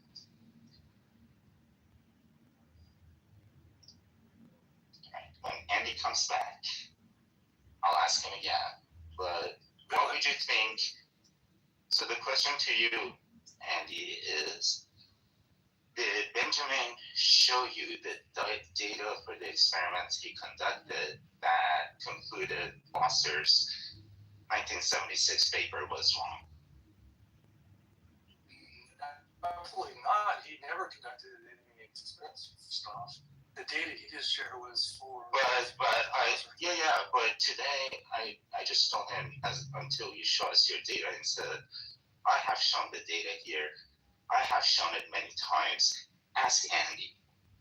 So I'm asking you, did he speak the truth when he said that he has done the experiments, he has the data, he has shown it here? Well, he definitely has not done any experiments. Okay. He did share some data from Delft that he claims to have encouraged Delft to publish that was never published before. And he also shared some, was it a Colab, or I'm not sure what it was, but it was like a Python notebook thing that did some stuff with the data. But I'm talking to him, I'm not convinced at all that he actually understands the data. Okay. And he claims that, I could just filter the data and get any result I want. And I'm like, well, of course, if you just fucking filter, but he never demonstrated that the way he's filtering it is motivated by any reasonable method, or that the way that Delft filtered it was unreasonable. He claims it is, but he's different. So he did not tell the truth when he said that he has shown the data many times. I mean, I guess I'm gonna let you go. No. Okay, so you are not aware of him having shown the data many times in Clubhouse. He did share the Delft data. No. Did he show the data of the experiments he conducted to show Foster's paper was incorrect? Oh, absolutely not. Nothing. Okay, thank you. That's it. It was a yes or no question. Right. What's kind of a silly question is Foster's data is not available, so we can show it. That wasn't the question. We didn't. No, we didn't. We didn't at all talk about Foster's data. Nobody talked about Foster's. No, I didn't say that. Yeah, but I didn't talk about his data. I said you conducting the experiments to show us that the Foster paper was wrong. No, you had. Well, Andy just said you had. Well, Andy.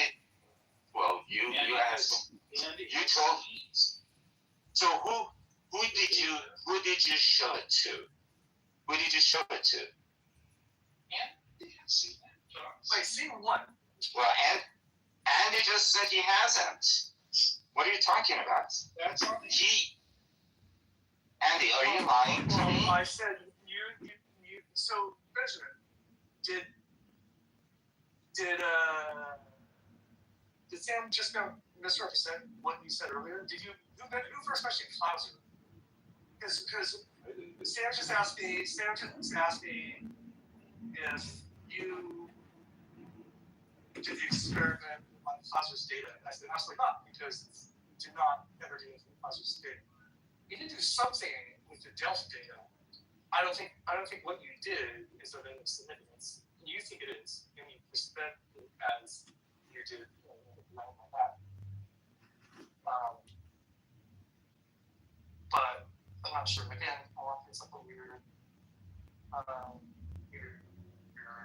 I'm not weird. I shared with you. The anti-vaxxers are no longer here. I shared with you the experiments. That's not what, no, taking the data and putting it in Excel and doing things is not an experiment. That's why I said absolutely not, because that's not. You can absolutely run experiments on data. No. You can run experiments on data. No, that's not an experiment. That's not an experiment. You don't run experiments on data. You run experiments to collect data. What are you talking about? Analysis of data is not an experiment. Okay. We kind of, everything got twisted 700 different ways. So let me start over again. Benjamin, have you conducted experiments and collected data to show that the cluster paper is incorrect?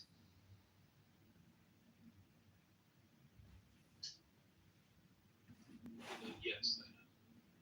You have. Have you shown those experiments to anyone? The results of those experiments to anyone and the procedures? Have you shown them to anyone on Clubhouse? Yes. Who have you shown on Clubhouse? Yeah. Andy claims he has not seen that data and has not had that conversation with you.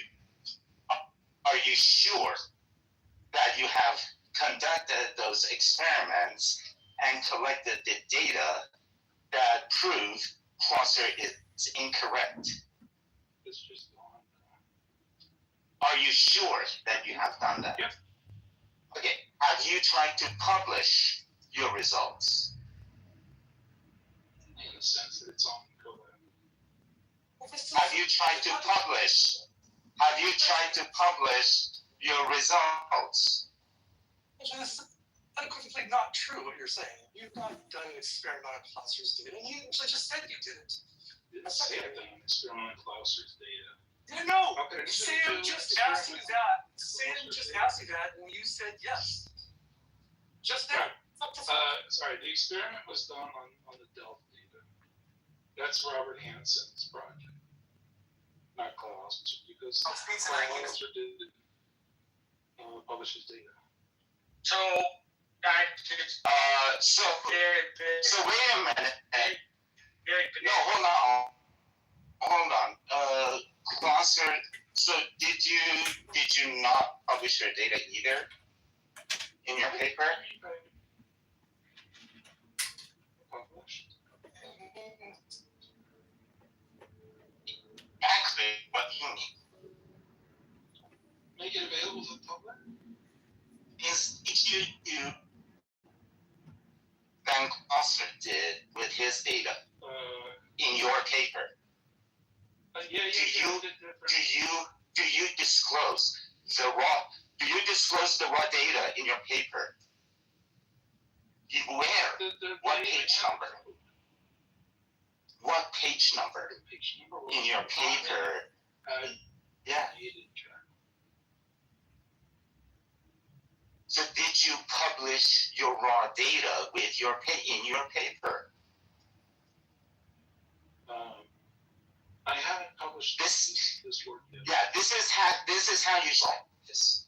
You know, you're just asking these questions and then you can't answer them because it's hard in the lines and how to get out of it. So, no, stop.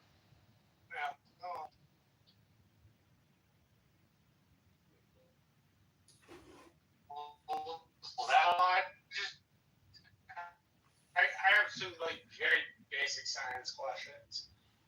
How do you experiment with data? I thought the idea with looking at somebody else's experiment and criticizing it was that you then perform the experiment yourself. You try to perform the experiment yourself.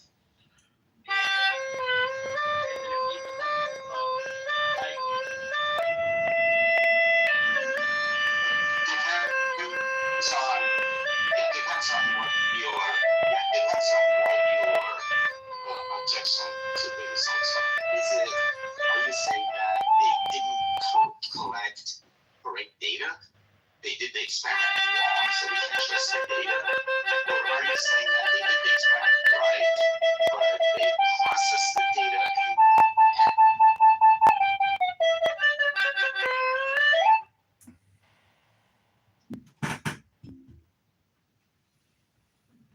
section, then you have the discussion section.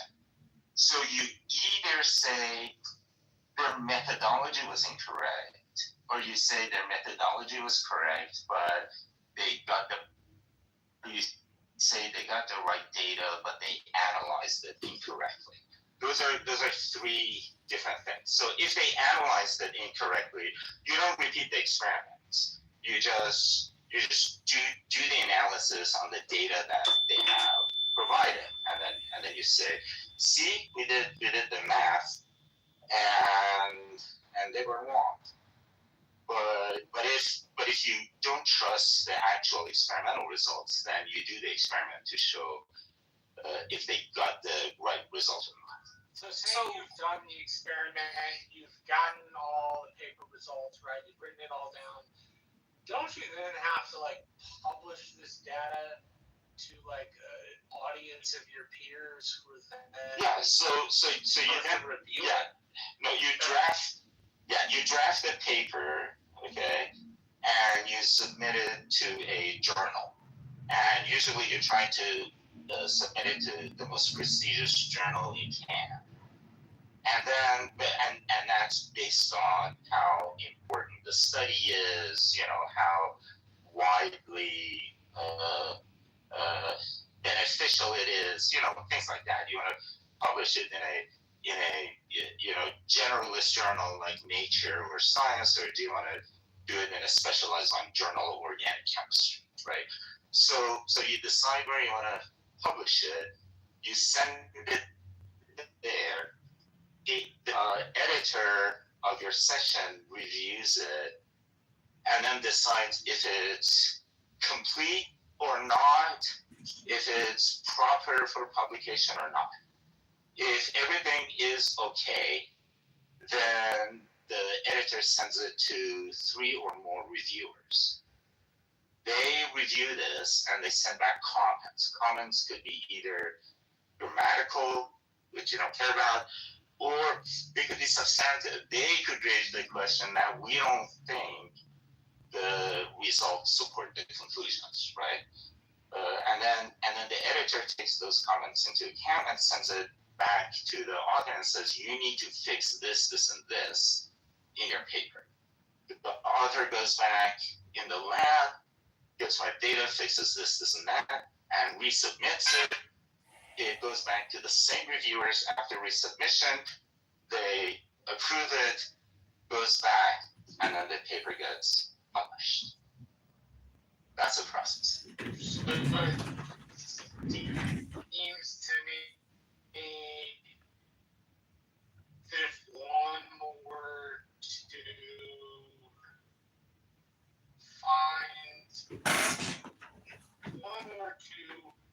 look at it would seem far from the faith of the layman to conduct an experiment that if you find a reason to make an experiment, you find that replication is not needed.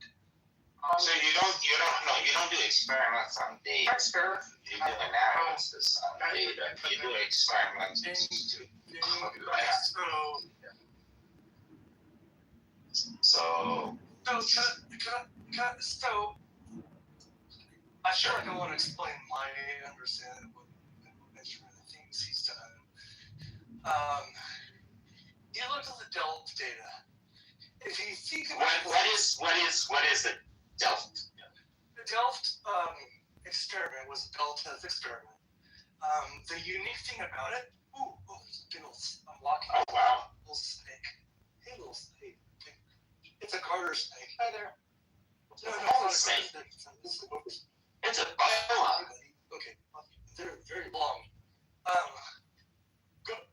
Gopher snakes are a little creepy because they look a lot like rattlesnakes. They're not. When they built me was it was a very long distance, like I forget now, over like kilometers, 1.5 or maybe more. I forget. Which so the protest experiments have these like loopholes, and the loopholes are kind of silly. I think Benjamin has admitted that he thinks they're silly too. But there's like they have gone through like jump through a bunch of weird hoops to try to like close some of these loopholes. And I think the Delph was the first, or maybe one of the first, to like claim a loophole-free Delph or a Bell test. Part of the result of that, because of all the crazy things they did, there's a relatively small number of events. It's like 247 or something like that. When I first heard that, I was like, that's bullshit. There's got, like, I assumed these experiments had like millions of results, but I kind of understand why they had such few numbers, because they had such weird constraints they put on themselves. Because the other experiments with millions of events had already been done. So you do an experiment, you prove a thing, and you're like, well, maybe we want to close this loophole, we want to close that loophole, and you're like, I know, I want to close all these loopholes at once, and whatever. It was a weird configuration. So it was a fairly small number of actual events that went into the results. But the one thing you gotta think is like they're taking events. So they have little photon detectors that kilometers apart, and they're getting little pings, ping, ping, ping, ping, ping, ping, ping, all the time. And what you're trying to do is correlate events and say, hey, these two events over here at A and over here at B, they probably came from the same originating event, right? Now, if they're too far apart from each other, you'd be like, well, okay, you can get false positives, you can get false negatives, the sensors are very sensitive, photons can leak in, photons can leak out. There's lots of reasons why you wouldn't expect every single originating event to have an actually successful, I got two events recorded at either end. It's actually kind of a low success rate. So you can imagine that you would have to be very careful about the timings, about the recordings, and when you decide whether the two events recorded on opposite ends of the experiment are highly likely to have been entangled particles. So in the experiment they have these filters and stuff, and they decide how to do this, and it's tricky, right? Benjamin thinks this trickiness is actually them fucking with the data. And he's like, oh, if I just open up this timing parameter, I just get classical results. My response is, well, of course you get classical. I mean, if you just open it up and start being like, well, this event that was a half a second after this event actually came from the same originating event, you're basically including stuff that's obviously can't be entangled. And even when the timing is very tight, you don't know for sure they're entangled, but the likelihood. So he sees this filtering as evidence of fuckery. I see this filtering as the kind of shit you would have to do if you're doing this experiment. He claims to have said oh, if I just adjust these parameters, this Bell inequality violations just disappeared. I'm like, well, of course they disappear, because you've just widened the window. You're including non-core. So Benjamin thinks he's found something. I think he's just bullshit. That's my attempt to steelman Benjamin's position. You did put an article. No, I would rather you just respond to what I just said. Yeah, you just said I did an experiment on the data. No, you did not do an experiment. You did an analysis. Oh, article in the chat talks about you came up with the wrong article. Article in the chat talks about the line. He's not. He will not. There's no article in the chat. When you click on it, no article shows up.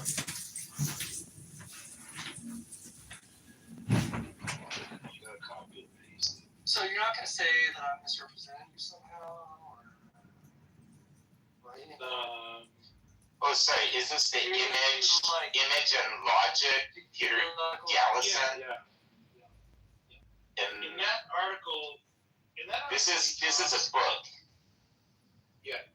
Okay. He talks about the line between both the experiment and the numerical analysis, and that really, without the numerical analysis, in these high data particle physics experiments, he's really talking about CERN, right? Benjamin, have you conducted experiments and collected data to show the Closer paper is wrong? Yeah, in this way. No.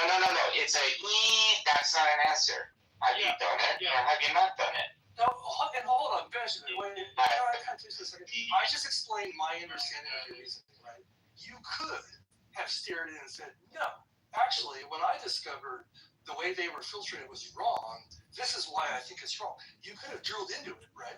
But you're not. You're steering away from it. You're going to be like, oh, there's other paper. Let me just talk about this for a second.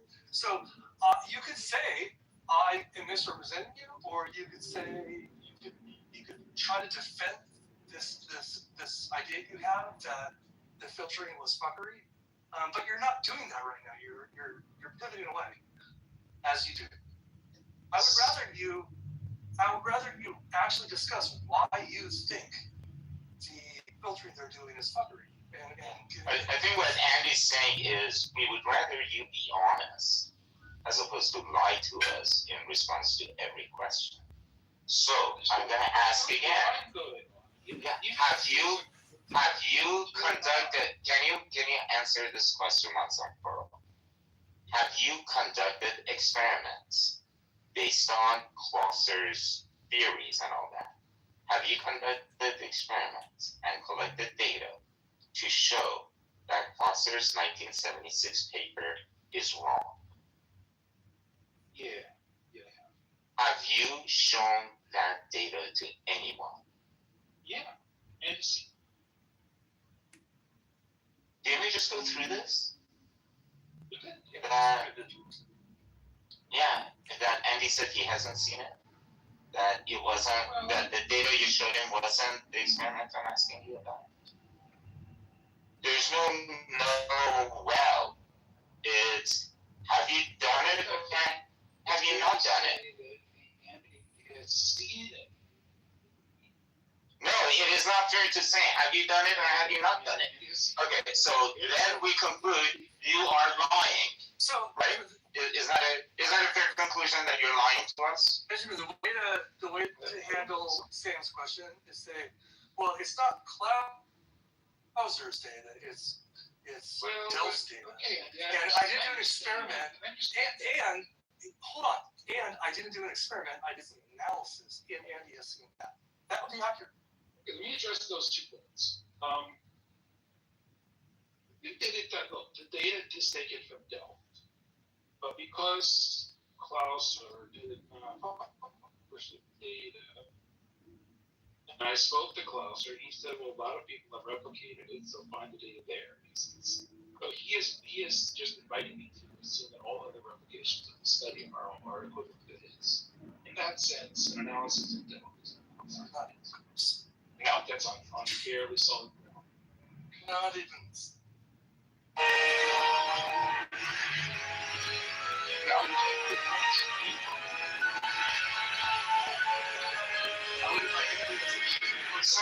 The chain between Benjamin and Clouser is cringy. Like you could have said, "Hey, Clouser, I'm really interested in this. I realize you got your data. Can you help me find data to maybe to some undergrad lab or somewhere? Like, I'm interested in this experiment. And he could have said fuck off, or he could have been like, actually, I have a colleague at Berkeley who runs the undergrad physics lab. You should get a hold of him. Like, you could have done it that way, but actually, you were super rude to him. But that's not the point. Right? That's not the point. The point is that John has told you, he's a physicist, and he has told you that the experiments that Clouser did do get repeated in Bernie Sanders woke me up. you Openly gay 6-year-old transgender knows he wanted something different than most kids for his birthday. have you looked into that? Have you looked into it?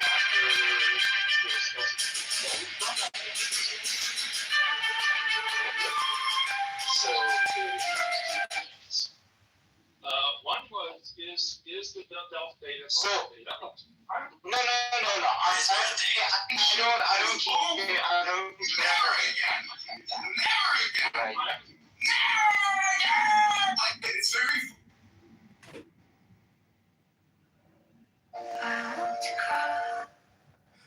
Oh man. It's very fun. I like it. It's very fun. It's an honor to do that. You're the client that went on to commit mass murder. Then they do that. Then they call him. Okay. Have you ever heard of the world's one that's kind of like Hamlet, or at least a super villain with some great. Okay. Yeah, he listens to like videos. It's an honor to do that. Alright, no. Okay. So yes, I see the scientific Getting back to your second everything question. mentioned. This is why do I no, I don't want to get back to anything. I think we're done. Andy, do you wanna get back to your second question or what is it? Most diverse reasons would these bring about stagnation in each advice leads you to withdraw yourself to rediscover your intimate value and make a fool of themselves. I completely understand. Because it was a construction class. Well, so he had 3 classes, 2 construction classes and 1 like engineering class, and it was fucking awesome. They're building. Okay, so the construction class was divided up into first years and second years. The people who had like taken it the second time, they were outside building a like an ADU, like a I don't know, 250 square foot like little structure that had like a little cut room, a little living room, a little kitchen, little thing. Like so, imagine this: stick-built construction, a roof, windows, door, like cabinetry, little sink, little bathroom. Like it was and they check this out, and they arranged whatever, fully awesome. And the kids inside were doing. I helped them with like resume building, like totally practical skill, right? And then the engineering class, they were doing like they were Arduinos. They were something called microbit chips, which were just like I guess a newer generation. From the UK. What grade is this? This was like it was high school, so like sophomore or junior or senior. And they were doing the little micropipe. Yeah, exactly. And they were doing a little project where they had like a little breadboard with 2 potentiometers and 2 servos and a little LED light that's steering. Basically, inside was a laser turret. Was a what? A laser turret. And if you did it right, you could. Anyways, it was awesome, and I was helping them with both the hardware and the code. And I'm like, oh my god, this is my happy place. I love this shit. One of the kids asked me, like, how do you know this stuff? And I'm like, half from hobby stuff and half from my professional work. Like I don't know, like this stuff is cool. Like I would do this all day for fun. I was super impressed, and I had a fun little discussion because the kid in the engineering class, a few of the kids knew what was going on. A lot of them were kind of struggling, as students do. And they were doing this funny thing with like, hey, send me the code, your code works. So they were like, collaborating. There's a big emphasis on collaboration in education these days, which I think is great, but you can sort of see how it's breaking down. And I'm like, so I introduced the notion of the mythical man month. You guys know that, right? Like, a famous book that was written back in like the 70s. This idea that like, no, shut the fuck up. Oh my god. Well, actually, that's right. I thought you were going to go somewhere weird with that, but yeah, Straight out of the book. That's true. And you know, I'm like, you guys gotta like, it's just a weird balance because like, copying is, I wrote this on the board. I'm like, copy equals bad, reuse equals good. Like reusing code is a skill on its own. Like, so you definitely find code, other people's code, your own older code. You should. In fact, this is funny because like someone's like, "Hey, how'd you get this to work?" And he's like, "Because I took this from the last assignment." And I'm like, that's what you guys have to be paying attention to. Like the last assignment was doing a thing, and you got to recognize now this next assignment is doing 3 things. But you can copy and paste some of your code, and change the input numbers, and change the variable names. But you have to look at that code and like recognize what it's doing. And don't just paste it in and be confused by why it's not working. So I was trying to help them with this, and you know, I'm sure the teacher's awesome and stuff, but he wasn't there, and I was. So it was just really fun. Like I thought this was just a really great lesson and exercise for them to do. And some of them were thriving, some of them were struggling, some of them were checked out. That's just public education in the U.S. But to be in a classroom where they had like laser cutters English and construction going on out back and 3D printers, there was a seeing sound, and I don't know. I thought it was cool. I had a good day. That's all I'm saying. We can get back to stupid shit now, if you want.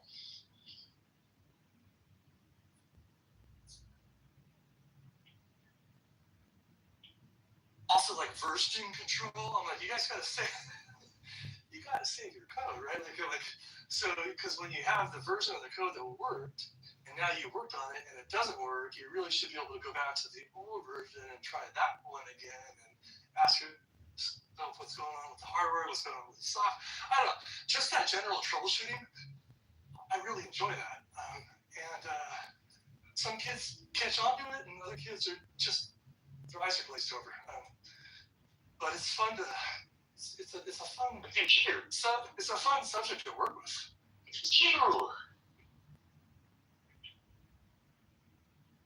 I sneeze. So you're agreeing. No, I just sneezed. I didn't realize. I didn't realize my mic. Andy, about whether analyzing data is the experiment. But that book where this is discussed, you know, look, you can be persuaded by that argument with different schools. There's definitely a Baconist, Kevin Bacon, view of what constitutes an experiment. But by that instruction, cosmology would not be science. Probably even Leidos. No, they're measuring things. Is not an experiment. Oh, Leidos 100% is measuring. Look, you can take the data and analyze Bacon it, and you can point out a flaw. Bacon has a particular definition you're ignoring. You can take the data and analyze it and point out a flaw. That would be very, very valuable. You pretend to have done that, but you have not done that. Well, look.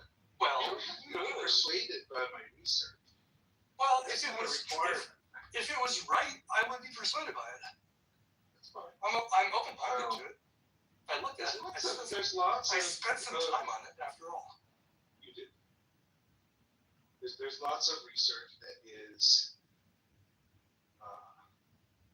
not persuasive. Roger Penrose claims to be not persuaded by a lot of quantum mechanical research. All you can do if you reanalyze someone's data is prove them wrong, right? You can prove in science. No, you can prove something's wrong though. You can show a mistake was made. Yes, you can. You can prove they're wrong. Yeah. You can't prove they're right. Right. Yes, you can. You do an experiment and show you got results that's counter to what they said, so they're wrong. That's analyze the data. It's not. It's logic. Yeah, you can analyze their data and come up with the same results, and you'd be like, I don't know, yeah, okay. Okay, so you did your analysis right, whatever. Did that prove anything? No. It's just if there was a mistake, it wasn't in the analysis according to you. Like that's what you would do if you redid the data and came to the same result. You're pretending to come up with a different result, but you haven't defended that. You haven't explained it very well at all. You just say you do it. Like, I can come up with any value I want. But well, to be fair, what you're saying is I can totally do the analysis badly and come up with any data I want. You haven't proven that they did something bad. You're literally demonstrating how to analyze data badly. And like, see, if I do it badly, I can come up with any result I want. That's all you're doing. You have not motivated the way you're doing it in particular is any better. First of all, the kind of analysis I did is exactly the kind of analysis they did in the supplemental. Running a suite over a parameter. No, it's not. See, that is, you're saying stuff because other people haven't looked for the supplemental. All the supplemental does is the supplemental is a little. The supplemental, like all supplementals, just goes into the data a little more carefully. They don't sweep the data until they get the right result. No, they don't. Well, that's the question. Yeah, they don't. No, you make it sound like, we're just going to sweep to the data until we get the result we want, and then we're going to be like, this is how we do it. That is your fantasy, right? Clearly, that's your fantasy, but you haven't convinced me. I've looked at the data, so. I'm ready for a smoking gun here, but you have not provided it. That's fair. You have been provided with the evidence. You haven't absorbed it, and it's probably my fault. But I assure you, the evidence is there. Well, I know a guy whose mom came down with Alzheimer's within a week of the vaccine, and then got better. Are you telling me that guy that I heard from his aunt? Are you calling us liars? Fucking asshole.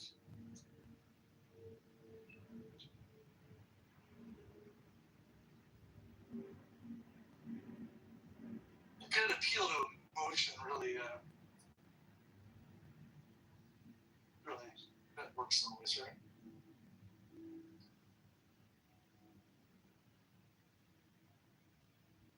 I think it's funny that his mom got better from Alzheimer's. And he's like, okay, maybe it wasn't Alzheimer's. The question is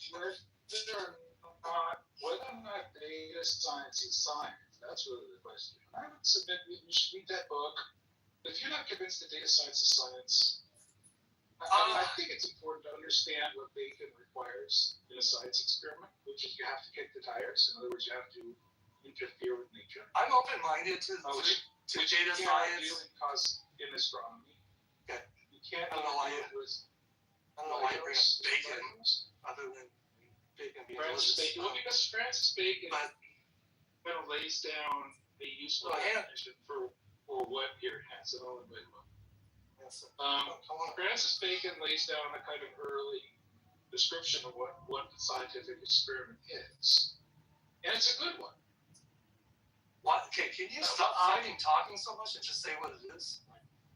Say what it is. I'll read it to you. Just be quick about it. I don't think it's a flourish. It's the introductions. It's the not answering the questions. Stop. No, I am silent for hours and hours. I'm open-minded to data science being science because I think data has a sort of emergent quality all on its own. We use a lot of it. But all I know is I worked at Apple for a year, and I was called a data scientist. Everybody called themselves data scientists there, and nobody, including myself, was a data scientist. I'm like, this is a fiction, right? Like, everybody's a data scientist? Like, what? How does that work? Anyways, data science is a funny term. I think it's kind of come and went, right? Or maybe it's still around. In the strict Baconian sense, It's very, very weird. for AI, an experiment requires you to, quote, intervene, set up conditions, manipulate variables, and observe outcomes. On that definition, the analysis isn't an experiment. That's Bacon's. Wait, say that again? On that analysis is not an On that definition, on a Baconian sense, an experiment requires you to intervene. You set up conditions, you manipulate variables, and observe outcomes. On that definition, and analyzing the data is not a scientific experiment. Okay, But that's that what we've been. field. That's what we've been saying for hours. You've been fighting it, and then you get this thing where you're like, okay, you were right. I'm going to sweep this on the rug. You just keep talking as if I was right the whole time. I don't. Be careful what you wish for, because you can't like the scenes. If you want to stick with Bacon, you have to join me in getting rid of all the soft sciences, all the psychoanalysis you did, all of astronomy. Wait, hold on. Lygos is collecting data. Be careful what you wish for. So it's doing the observation. It is doing the observation and collecting data. Oh, right. It Well, doesn't interfere. It doesn't change the conditions. It's not interventional. well, there certainly is an awkward division between observational sciences and experimental sciences. Intervention science. And I think that's fair to point out. But psychology you can definitely intervene. But psychology is weird for a lot of other reasons, which is correct.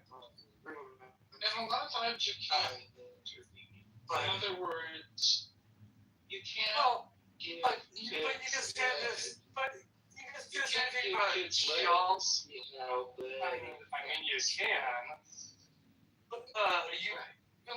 you can look at past data. Here you go.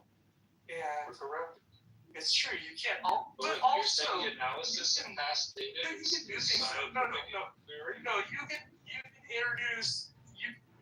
introduce lead to tadpoles, or to other living. You can still do things. You can't do exactly like I can't recreate the Big Bang, but I can do things like particle accelerators and very briefly, introduce conditions that we think are very close to. So you just don't do things. Lygos is a good example, and we can measure. So we say hi to Hanson. Hi, Hanson. Hey guys. Michaela, yes, Nancy. Gonna go on a date. Want to be a fly on that one. So Benjamin, I generally support your scrutiny of data and sciences and all that. But I think you should also take on the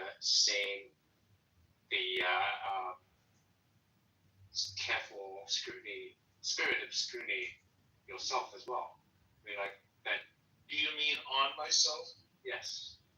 So the on yourself. I have surrounded myself with people. I have surrounded myself with people who are more than willing to do that work for me. The thing is, like this data, the quantum delta data, an example of that, this using the data. I told you that your reading of the chart was wrong, and you never Reading of which. You said that chart, this counting chart plot. You thought that was the. I think I know what you're trying to say. Can I say what I think you're getting at? I think what you're trying to say is I charted detections quote up and detections quote down. And you you showed that there is no up or down, there is only early and late, and that somehow those are interpreted. There's only early and late. In other words, early arriving to the late arriving. Somehow up and out is presupposed from time of arrival. I do understand. And what do you think I should make? What do you think I should make of that debate?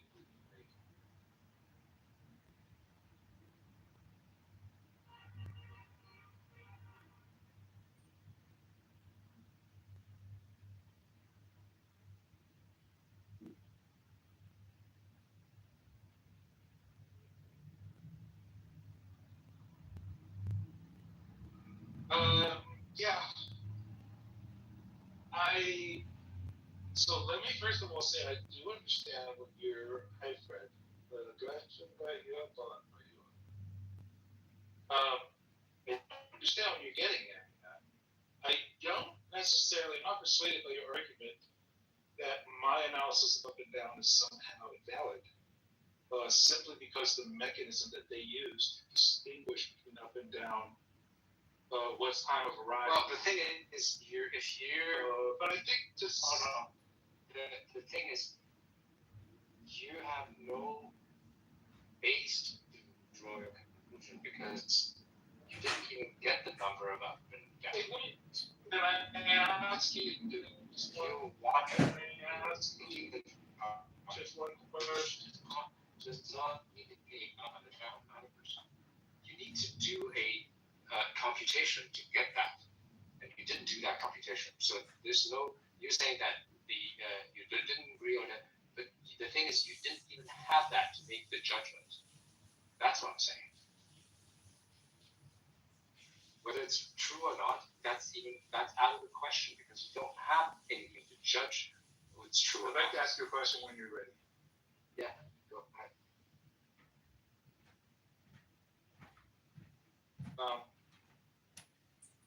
Do you agree with this? This is the irregardless, irrespective, without consideration, and I don't give a hell. And I don't give a damn how you distinguish up and down. Would you accept that if you are properly detecting ups and downs in a well-qualified quantum gate, that the ups must match the downs? Yes, most cases. I mean, most likely I haven't. I'm gonna take that as a. Sure that. I'm gonna take that as a yes. And then I'm gonna point out that when I use their math, do their own evaluation of up and down, the ups don't match the downs. So your argument that I have to concern myself with mathematics they use up and down, I also got to use here because it's not up to me to. It's not going on in your case. Your evidence there being wrong, that you showed that graph, right? You showed the evidence, showed the what do you call the demonstration or whatever, showed the graph as right?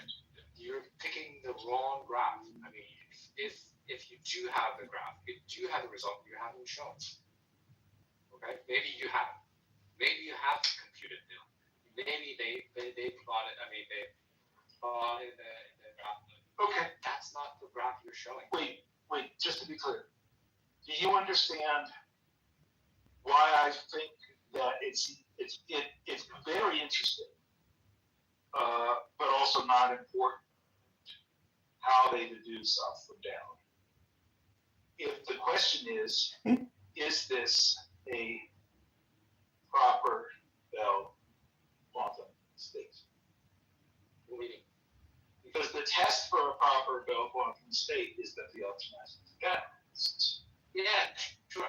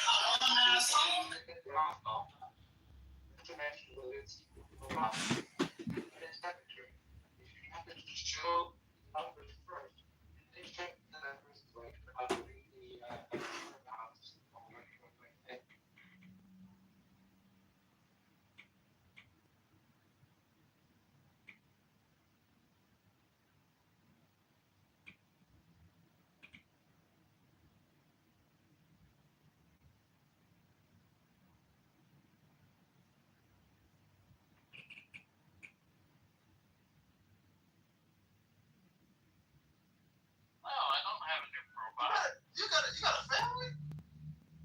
I've always had a family. Damn, I didn't know that. Damn, this whole time they call you Cool C. I'm like, damn, I didn't know you was Ike. Bro, I don't be on that. I'm not Ike. No more. Nah, this sound like Ike. No. I've never been Ike. I've always. Man, this is Ike. Never been Ike. I don't know who Ike is. Where all that guard girl? They got the bus. What bus?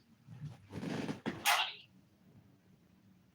School bus. You stay in Utah. Ike, come on, bro.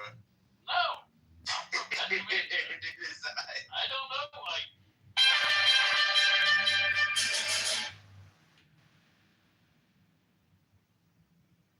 You know what I'm talking about, Hurricane Ike?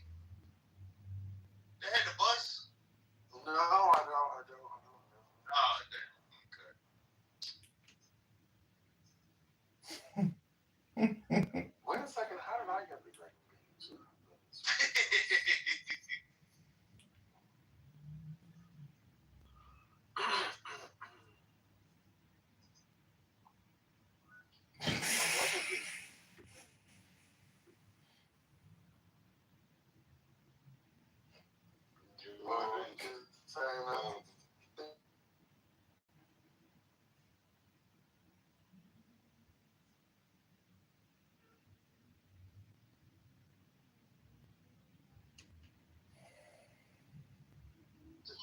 Just to talk to pastime. That's insane.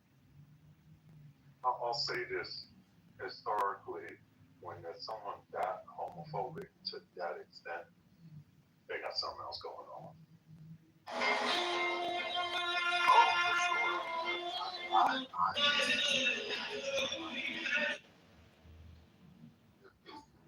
Too homo-focused.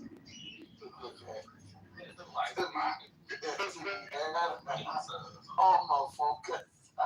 That's a new one. I'm going to use that one going forward. He's homo-focused. He's too homo-focused. And He cannot be a homo.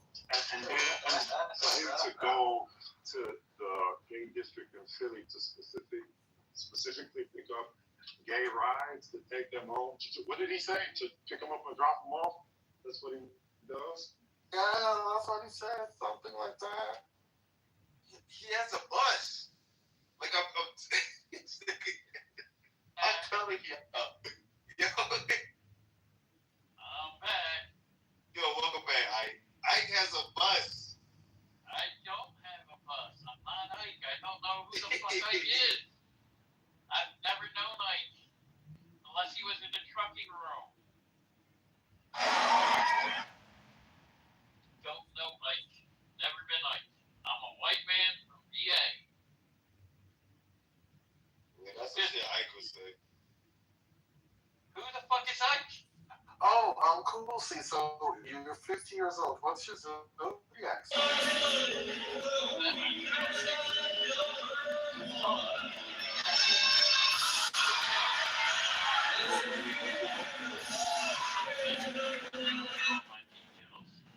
You asked me whether I swallowed. I should be able to ask you what your birthday is. I don't share my birthday. someone special. Oh, yeah, but I was special enough for you to ask if I swallowed. I guess you reminded me. But now I'm not special enough. This, I don't know. Oh, you know. The way you and Galaxy talk. I don't even know this Galaxy guy. You know Galaxy, that's Ike. No, I'm not like Galaxy Bender. Yeah, Ike. No, Okay, I'm bro. not like. I I've been Cool C since 2026 or 22. If you look at this app, how many years have I been on here? It will tell you, and I've not changed my name once. I think I had my original name on here at one point, and I changed it from that. As soon as I realized about trolling.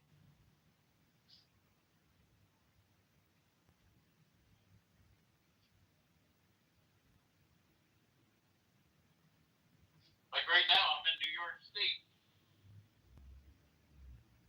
What are you doing there in New York? I'm about to shut down for my long ass day of driving over 300 miles. What are you going to do now that you're shutting down? I'll be eating dinner. What are you going to have for dinner?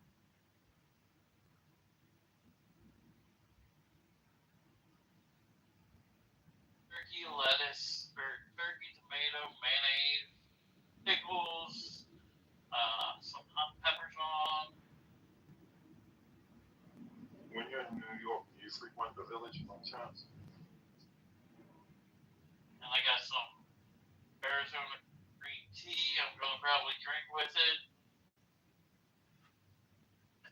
When you're in New York, do you frequent the Village by any chance? A what? When you're in New York, do you go to a place called the Village? I don't even know where that would be.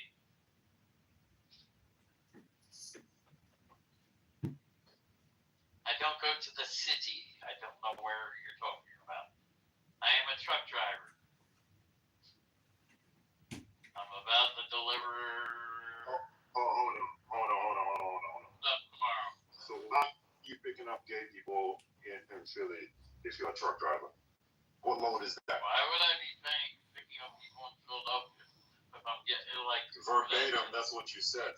No, I said when I was an Uber and Lyft driver, I picked up people from that district. Brother. Never said now. I said when I was an Uber and Lyft driver.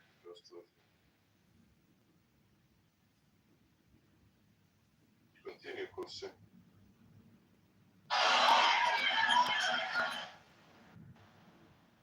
It's an honor to that.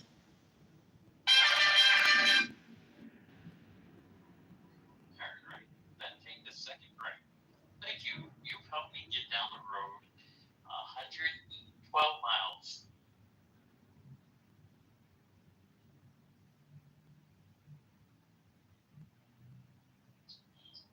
It's amazing.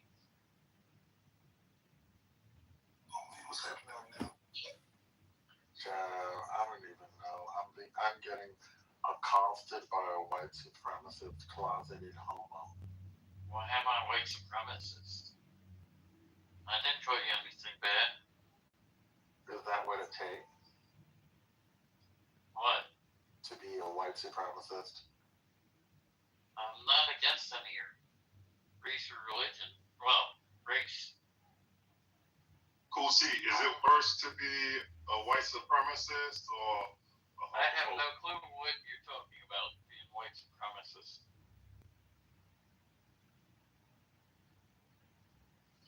Cool C believes in anti-miscegenation laws. Anti what? Miscegenation. What's that? that? Man, come on, dog. You already know. Take it down too low. You said, Cool C, that you would not date I have not or dated marry out a of my black race. woman because No, I never said I would not marry. I just said I've never dated. You would not because you don't think it's right. Never said that. I've never dated outside of my race. I Everybody heard you say that you wouldn't do it because you believe it's wrong. That's what you said. I never said I believe it's wrong. I stated my cousin married someone. Yeah, but that's somebody else. What you told us was that you wouldn't do it because you believe it's wrong. But if your kids did it, you would not oppose it. That's what you said. I never said I would not do it. I just said I'm married and I haven't dated out at my race. Yeah, which is fine. But I'm just what stuck out to me was your assertion that you would not do it. You're thinking about things that stick out. So it just proves your point that you're thinking about that sticking out. Oh, all right, cool. See, how far does yours stick out? There is no need for you to know anything about me other than my nickname, Cool C. Wait a second. So you think it's okay to ask me if I swallow cum, but it's not okay for me to ask you how far your dick sticks out? I don't know why it would matter to you because it only matters to my wife. So then why does it matter to you whether I swallow cum? Because it does. Think wisely before you answer. Insane answer. Because it's entertainment, it helps me get down the road, and I just drove, like I said, I'll actually give you the total for today. How many miles I drove. So you know. If you care. Let me tell you something, y'all. Cool C is that kind of nasty white man who's married to a white woman who goes to different truck stops, goes to the bathrooms, and gets on his knees and has people deposit cum in his mouth, because that's the shit that he does. That's why he came on stage to ask me. Cool C, you're the one who's drinking strange cum at truck stops. That's what you do. I already know your type. And you don't know anything. Let me tell you, y'all. Cool C has never seen a glory hole he did not like, okay? Oh my God. No. Oh, wow. Definitely not. I have a question. How long have you been driving trucks? Oh my God. About 5 years. 5 years start coming September. Okay. And is this like your predominant full time? Like you do it year round or what? Is it my predominant what time? Job? Brother. To bring it down.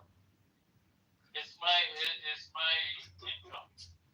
Okay, so this okay. Well, what is clear to me is that you spend a lot of time alone.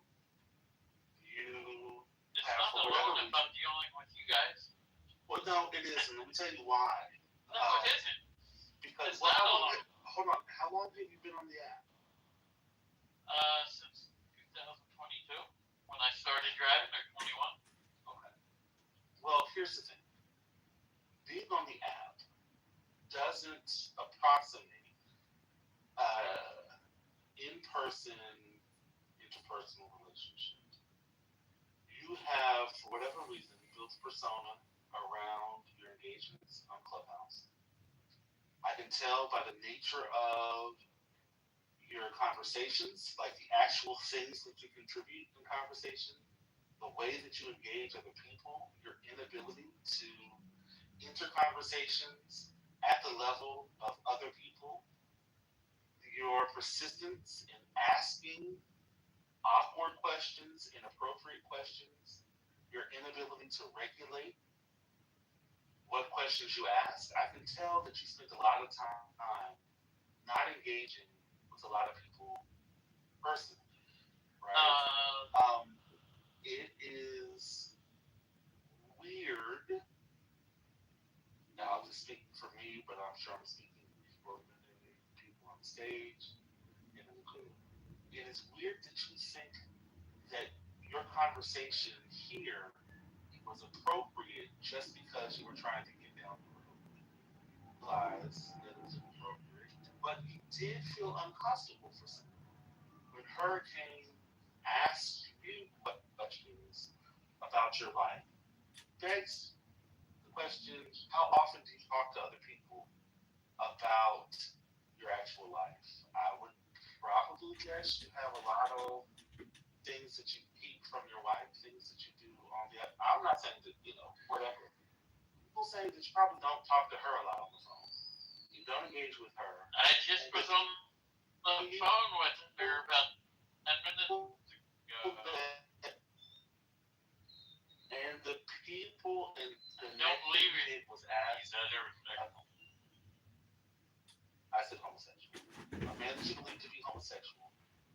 The very next thing you do after you talk to your wife is you ask a man who is a stranger to you whether or not he swallows cum. So, I could be completely wrong, and I'm willing to, accept that. But brother, you have a premonition though. Wouldn't you act on your premonition? It was an internal belief that he had. Something spoke to him about another man's sexuality that prompted you to do questions. Like that was the catalyst for you asking those questions. You even using that as a justification is that you don't really talk to a lot of people. You clearly don't seem to have a lot of friends, and the friends that you have are very sort of they're cut off from the rest of your life. Now, do you ask? I have a question. Do you spend a lot of time on your radio talking to people you don't know? Have you developed friendships on the CD? There's usually not that many people on CBs in the Northeast. Okay. So again, you are isolated. Do you take your family with you? No. I'm not isolated. Are there other people? Are there other people who ride with you in the truck? No. Not right now. Not right now. I have not been able to bring my family because I'm a company driver. Okay. And so you've been doing this for the last 5 years. I mean, you are isolated. People, you can. How am I isolated when if I go into a truck stop, I sit down and have conversations or talk to people. How am I isolated then? If I'm talking to other people at a restaurant how many hours are you doing that per day? Usually dinner time, passing, seeing how they're doing, asking them. Actually, okay, exactly. That's a whole different. So the equivalent of getting that. So again, I'm going to say that you're isolated. You think that those are meaningful interpersonal relationships, people that are strangers who you don't know, who you're seeing at a station. That's why I think this is you're a little off. You don't realize it. It's been too long. My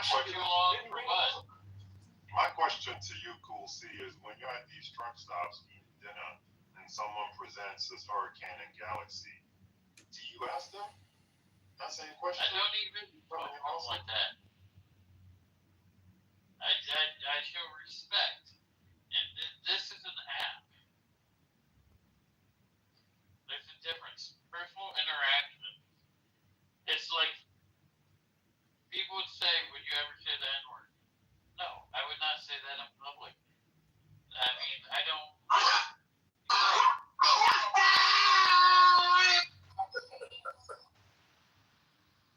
So, I mean, it's just you act differently when you're in public.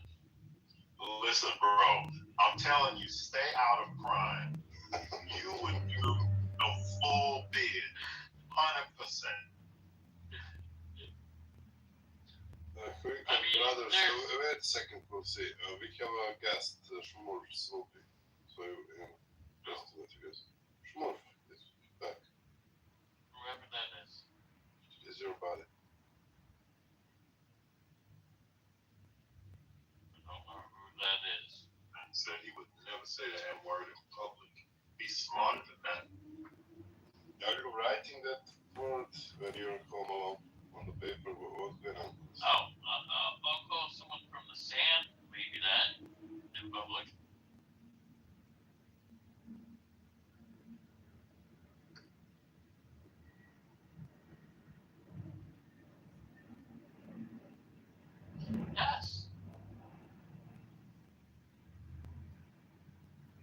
read too. What was the last thing you read? I mean, No. What was the last thing you read? I read newspaper articles. I read articles on what's going on in the Strait of Hormuz, what's going on with Iran, what's going on with Russia, what's going on in Ukraine. I read that stuff daily. So you're basically a geopolitics expert. No, I'm not a geopolitics expert, but I read about different things from trucking articles on what the FMCSA is imposing, because it's important to me how they're working about the non-domicile CDL drivers, how that 1,200 of them are losing their licensing at this point in time because of state, how New York lost $75 million or $75,000 for CDL schooling because of bringing in non-domicile CDL holders, how Pennsylvania lost $16 million or whatever on that. Hold on. The difference between 75 million and 75,000 is significant, brother. I agree. I just don't remember what I read. I think it was 75 million they lost. It was last week's article. I'll try and find it. But it was last week, they said, or the week before. So I'm reading stuff daily. Respect. I try and keep on top of the news, try and keep on top of the stuff. If you've ever been in a room, and if you look at if you see some of my PTR pictures, this one here, we'll make this my profile picture. So this profile picture. About 1896, he was the first black Republicans. From Hiram Rebels, the Representative Benjamin Turner, Joshua Walls, Joseph Marini. I've had these conversations with King. King, I forget his name here, but I've had conversations about the KKK, how it was started by the Democratic Party, how it's unjust, how it affected the communities, not only black and low-income families, and Margaret Sanger, how she destroyed families, and we were having a conversation today about how many more people there would be in one room for information purposes only, where it mattered that if there were more people in the world, that maybe there would be more differences, and I said that if the Democrats, the drugs weren't introduced, and Margaret Sanger wasn't introduced, the population might be from 13 to 22% in the population, and why getting rid of the illegal immigrants, because if there were more illegal immigrants going in the country right now, that there's more of them than there is the black and African American population of 13%. There's more of them, then that causes a very much divide again in this country. The fact that the separation of families and the videos in Chicago in 1968 showed a husband and wife sitting on a couch saying if I wanted to get food stamps or low-income housing, I can't have my husband here. And then there's the videos of the projects in New York talking about this stuff. So I do my research, and I am 100%. I'm 100%. What? Well, see, I don't know if you could have any more right-wing talking points than what you just shared. Like literally the playbook. Do you have the playbook open in front of you? Is that where you read from? King also talks about this. Do you know who King is? He's in these rooms. Does he represent black folks? Is that who King is? Yes, he is black. That's not. I He didn't talks ask that. about this stuff. Yes, he talks about people opening up their eyes, free or doctor. So do you think the Democrats who started the KKK are the same type of Democrats? Are they more like the Democrats today than they are the Republicans today? Which one do you There think? was no party switch. That's the problem. You Are believe you there was a party serious? switch. There was never a party switch. There was a few of the Democrats from the north that went to the south because some of the South Democrats came to the north because of the Republicans. So the Democrats, some of them have switched from being against slavery because in 1968, when was Jim Crow laws, that was all done and voted on by the Democrats, and 98% Democrats voted for it. Republicans believe that there should, like the Jim Crow laws, about all this other stuff. Republicans have not changed their side. Wait, are you saying? They've always wait, I'm sorry, been sorry. for One second. black life. Are you saying that Republicans were against Jim Crow laws or for? They were against Jim Crow laws. Democrats have been for them. Democrats have pushed the KKK. Democrats are the ones who pushed not telling Texas about the thing. That's why Juneteenth is here. That was Democrats, not the Republicans. Republicans were freed.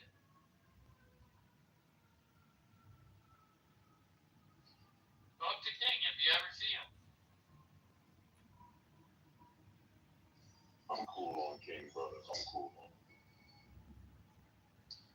So if you know who King 3 or Doctor are, Doctor and 3 are the same person, you would know what I'm talking about. Brother, what is that? The Office of New Americans, is that the same dude he's talking about? The Office of what? Yeah, that's what he's talking about. Yeah,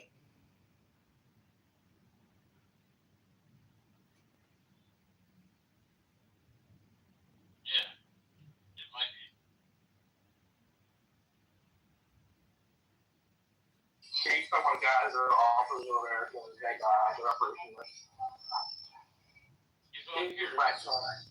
Latch on to, yeah. Never mind. That's it. So today, Republicans for 2026, you think that they're more progressive towards black empowerment and black rights and Oh yeah, we don't want you or black Americans to depend on the system. We want to make sure that the legal immigrants are out of here, that the jobs are available to black Americans as well as everybody else. DEI had nothing to. DEI was a dreamed up Democratic thing that was just to try and get shit. Whatever. you gotta articulate yourself a little bit better. You should have been able to earn it on merit. Yeah, what we talking about, immigrants and people less than half. Well, people will actually have said there was a program that actually, when you used to get out of jail, this was that you were able to get into construction of building houses. Now you can't because they're all taken over by illegal immigrants or immigrants. Most of them building a house, build them in 2 or 3 days, and those jobs used to go to a lot of black Americans coming out of jail or opportunities for other things, or even heating and air conditioning jobs, trade jobs. I mean, there's a lot of that to get involved with. There's a lot to bring back family. I know you like to give me access to whoever you are. What about some of the blacks who have, by some miraculous chance, avoided universities? Well, that's good. I mean, they are privileged. There are people who have done the right thing. There are ones that have followed through, had good leadership. Yeah, King's seat. That's I tell you. Or fucking what do you do for a living? Former COVID, who was your profession? What did you do before trucking? You see, you started trucking in 2022, 2021. So what was your profession before you became a trucker? Well, I sold cars, I sold RVs, I drove limousine, I was in restaurant management. Done a lot of different things, drove Uber, Lyft.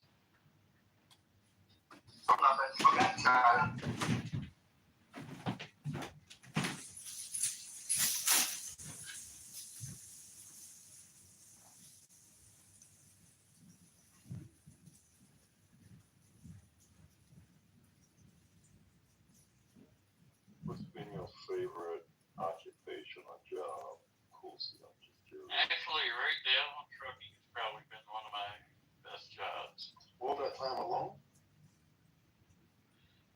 I mean, it's the opportunity to see different places, meet different people. Visit lots. Would you watch out the window when your teacher said, you'll never get a job, or you showed them, look at you trucking now. Yeah. I'm interested about your stance against DEI. You said D, right? So what job was taken from you by a black person? Okay. So when you care, so hold on, you care about our job so much, right? But the whole issue of DEI was that we were getting, black people getting jobs to quote unquote get deserved. No, but yet you want to advocate for black people getting jobs.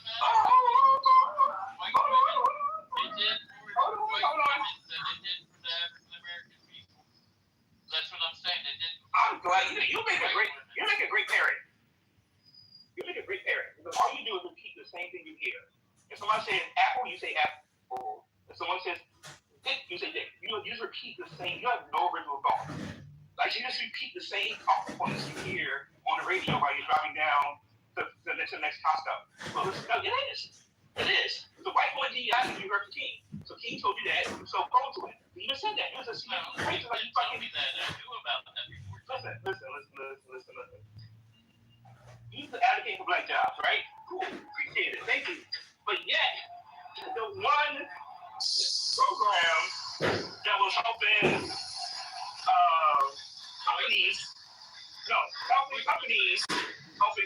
companies, right? Calm that down. Okay, so you're against white women too? It wasn't helping companies.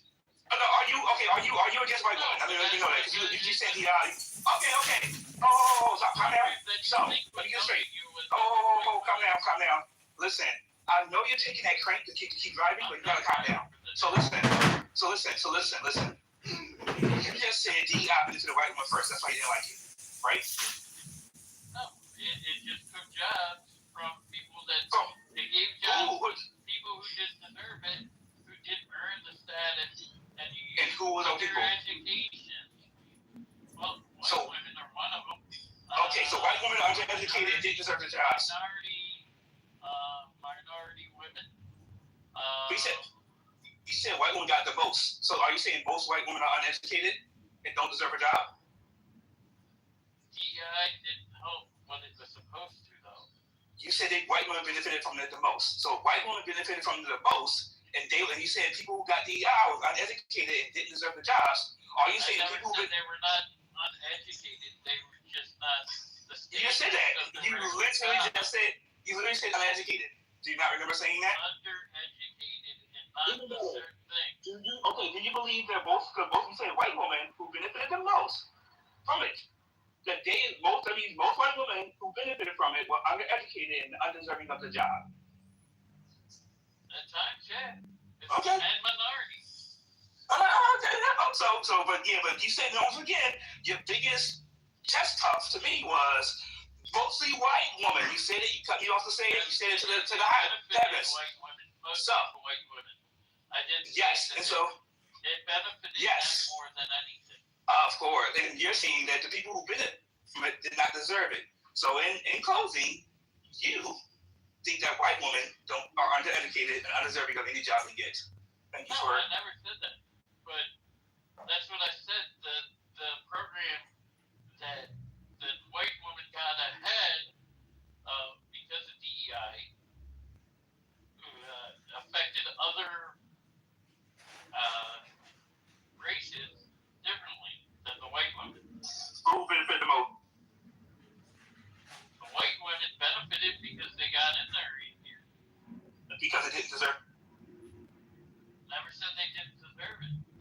in there. So they deserved it, even with the No, it just made the diversity inclusion easier, giving it to a white woman, because they then had met the quota of diversity. Were they qualified or were they not qualified? I'm just curious. DEI gave them the illusion that they hired a white woman. Now we gotta go help people customize and save hundreds with Liberty Mutual. Maybe where's the golf carts? If a job requires that you have a 4-year degree, Once untethered to this world. are they qualified? And if they got the job, was that justified or not?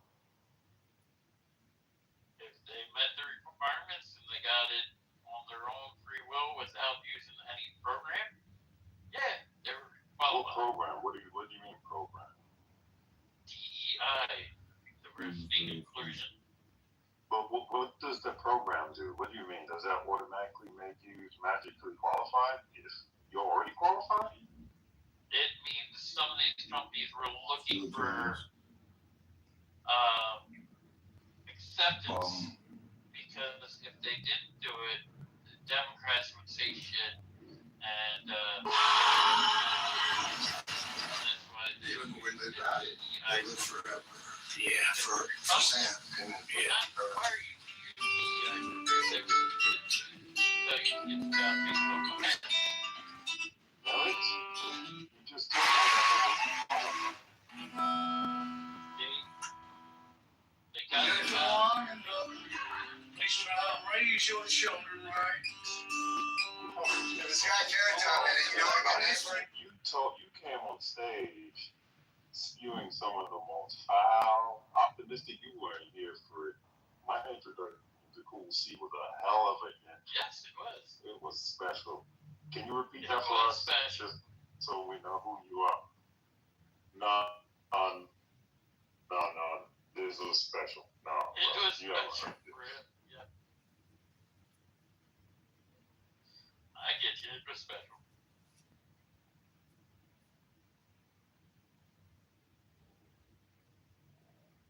Western PA, right? But thank you. Western PA, how far are you as far west as P? Thank you for helping me get down the road, though.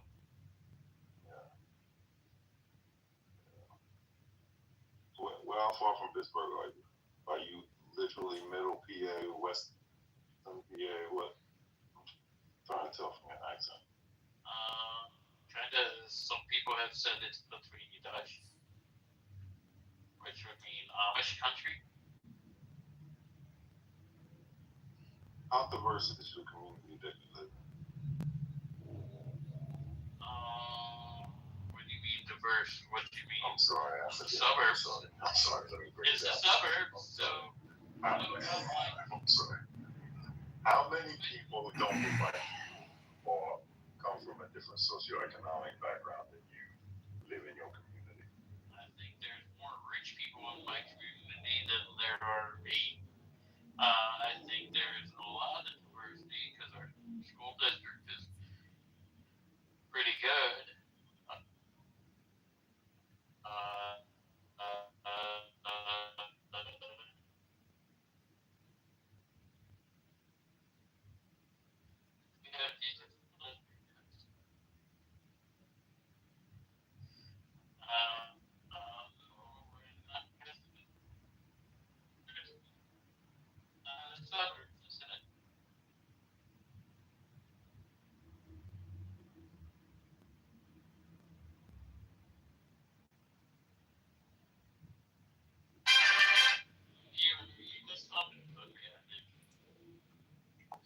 My school district, from Indians to African American. What population is your school district African American?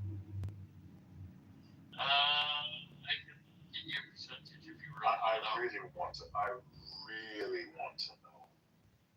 Okay, I'll look it up for you.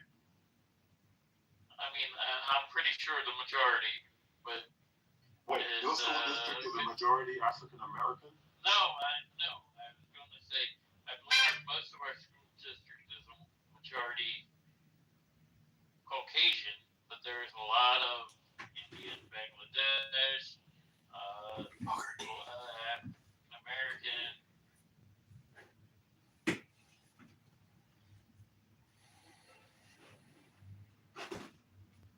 I'm gonna try and find out. Give me a second. I'm gonna Google it for you. I don't know. I'll Google it for you. This conversation.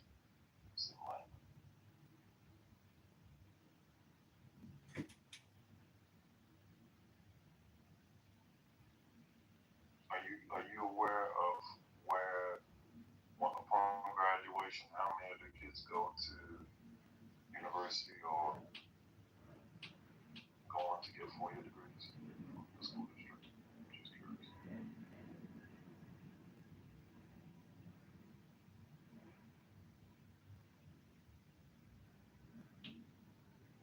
Palestinian Muslims and Palestinian Christians. So, and we have, at 2015, 72% of Palestinians inside Israel, they face discrimination by the Jews. This is all mentioned in the survey. 2022, another survey, about 37% Palestinians inside Israel, they face discrimination, about 37% of them. After 7th of October, it went crazy. There's been so many cases. There's over, I think it was about, in the Arab towns inside Israel, there's been, people are killing each other. It's over like. I do not know what is causing all the hate between these two parties. I wasn't there with them.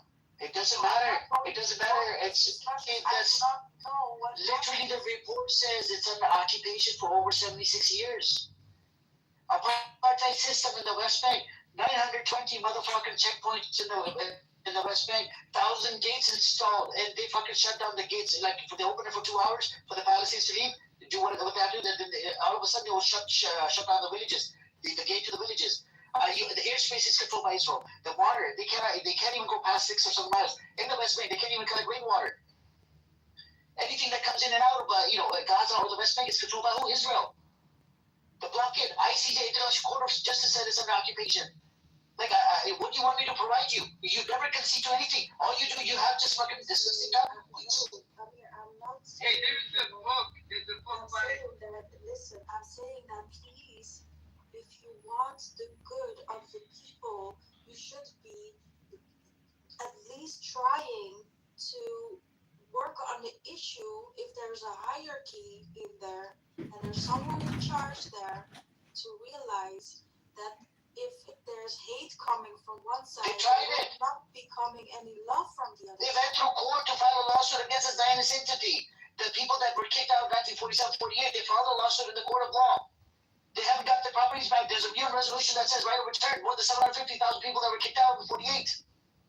They tried it in the West Bank. The Palestinians, they live on less than 30% of the land. That's 70% is fucking occupied by these disgusting Zionist terrorist Jews. Gaza, right now, in Gaza, about 59% of the land is fucking occupied by who? Israel.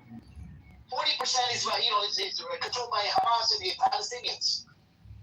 Like, bro, respectfully, when you come up here, Sam, I'm gonna debunk fucking every single claim you make on Palestinians. You're not gonna sit here and make stupid claims. Their cause is 76 years old. Your cause is only 47 years old. Your cause on. Actually, like seriously, man, the whole world woke up. Whole world knows about the occupation. These motherfuckers, these Zionist terrorist Jews are committing crimes on the fucking land against Palestinians, Muslims, Christians. But you come up here, you're being ignorant. Oh, I don't know anything. Literally, we saw genocide on the phone. We're seeing a genocide as it unfolds. It's still unfolding. I can't read this, man. I mean,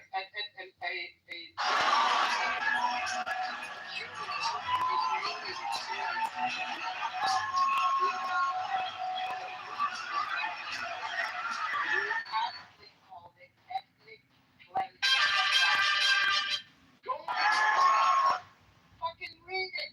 This is not a Muslim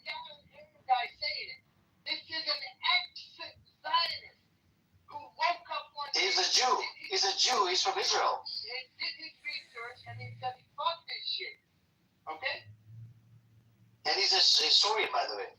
He's a very well known. And Sam, by you supporting Raza Pahlavi, it actually makes you a Zionist, by the way.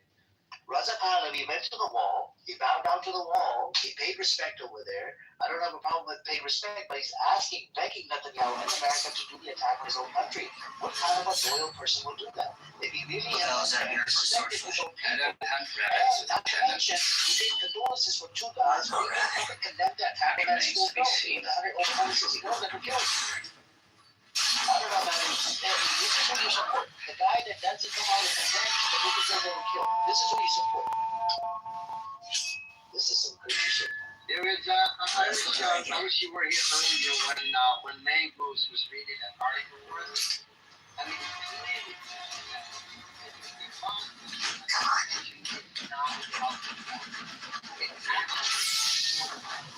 and that's exactly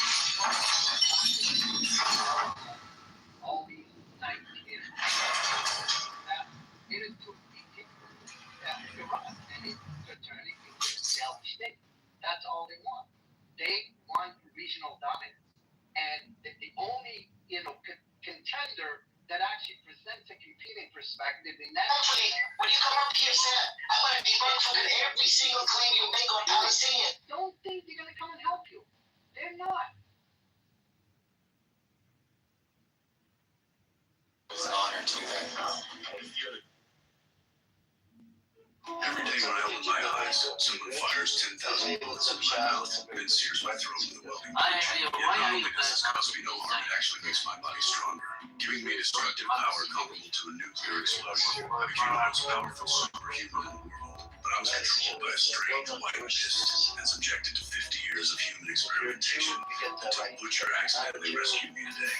Once, I was in my prime and glory. Now I've been reduced to a beggar on the streets, watching my position taken over by a bunch of clowns. That's the time when that, what's his name? I forgot his name. That Austrian. And besides, Israel is celebrating its 3,000-year anniversary. That amazing armor that the age which is really sort of facing around the globe. Like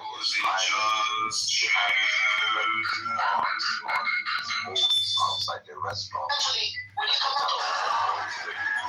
out and now even I was speaking to my uni friend back in Greece, and he was telling me that even in Greece they don't like them. So is there any particular reason why they don't? And this friend of mine, just for the addition, he's a Greek Orthodox Christian, and he, to some extent, he's Islamophobic as well, but he hates Israel. So I wonder why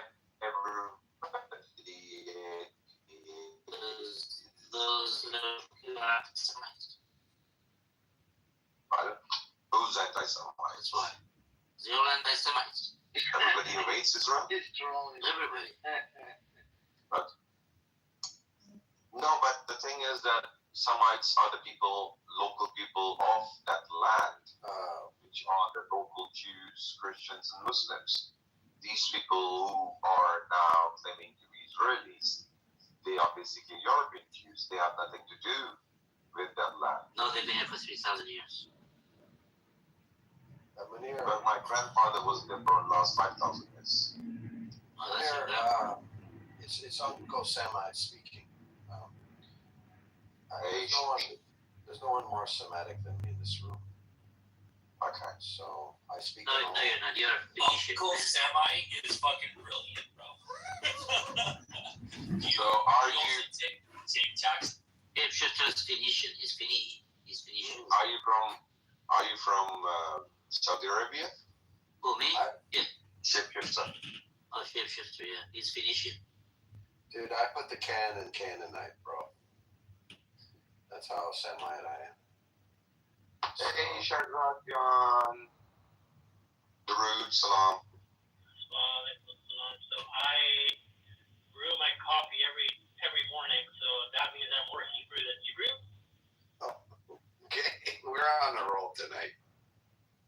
You know, Amr, yesterday I just found out, I never knew that So I'm sure maybe you know that there's a big community of Zoroastrian community living in Pakistan and India.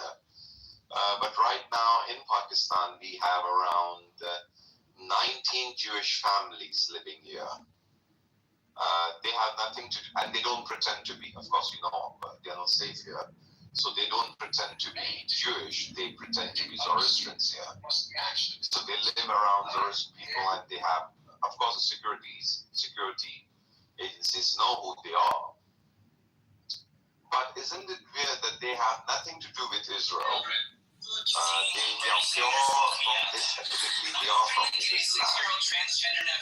But they want to go to Israel because they say that that's our motherland. I don't even understand how that's their motherland. They are ethnically same as me. So I don't even understand how they are from that place.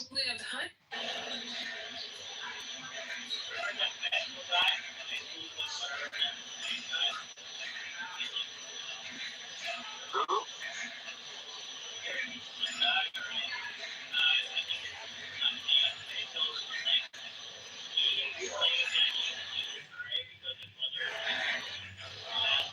That's kind of like, we don't know how the universe was created. And the interesting thing is that, like, his brother claims that he's lying, and their mother has always been a Muslim. I mean, but she wasn't Christian, I believe, but she converted to Islam. She went from Umrah or something like that. Or she felt like she was never a Jewish person to begin with. And he claims that. But you know what? I'm kind of glad that the government didn't really give him attention. He wanted to travel to Israel. They even gave him stuff. And all that because the passport clearly said that he could not do that. They do every fine art by Mazar and saying that like Jerusalem belongs to Israel or whatever that's the case is. Nobody really bothered him, and that really is. I'm glad like nobody did that. That's why you don't know his name. That's why nobody knows his name. That's why no international media is talking about that person. He wanted some sort of threat person by the government, by the people, but that just never worked out. And that's why nobody knows about him. I mean, all the time. Mm-hmm. I know what you're talking about. Yeah, I got it. Yeah. But the one person who was officially a Jew, who actually there's an interview of his on if you search.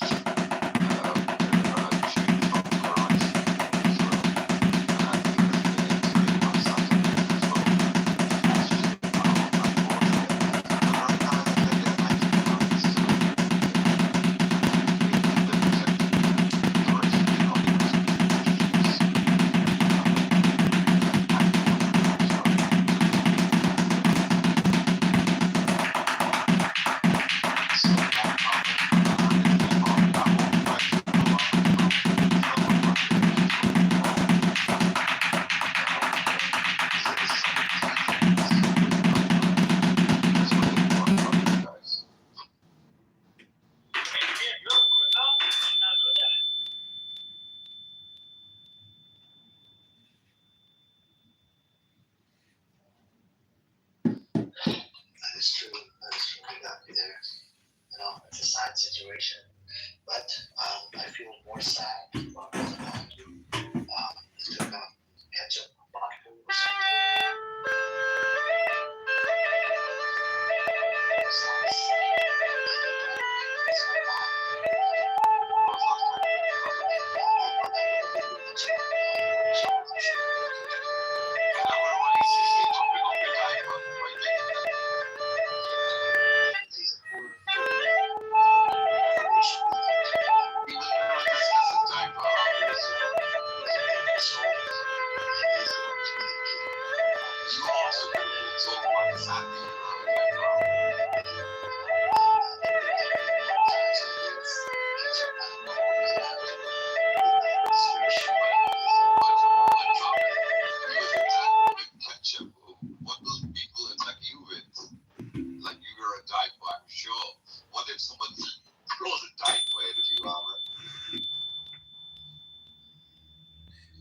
this newfound banter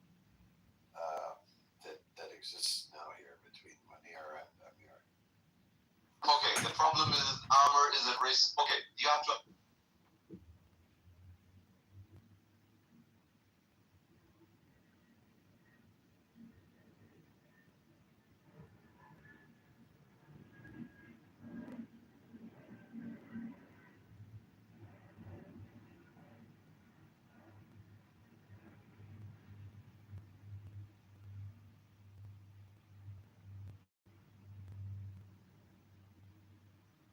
Credence to the Roman Catholic Church and go, oh, so we got to do the sacraments, right? If we do repeat the sacraments, whatever, it cause ourselves to be born again, right? It says when practicing righteousness in the sacraments of the church, you cause yourself to be born again, right?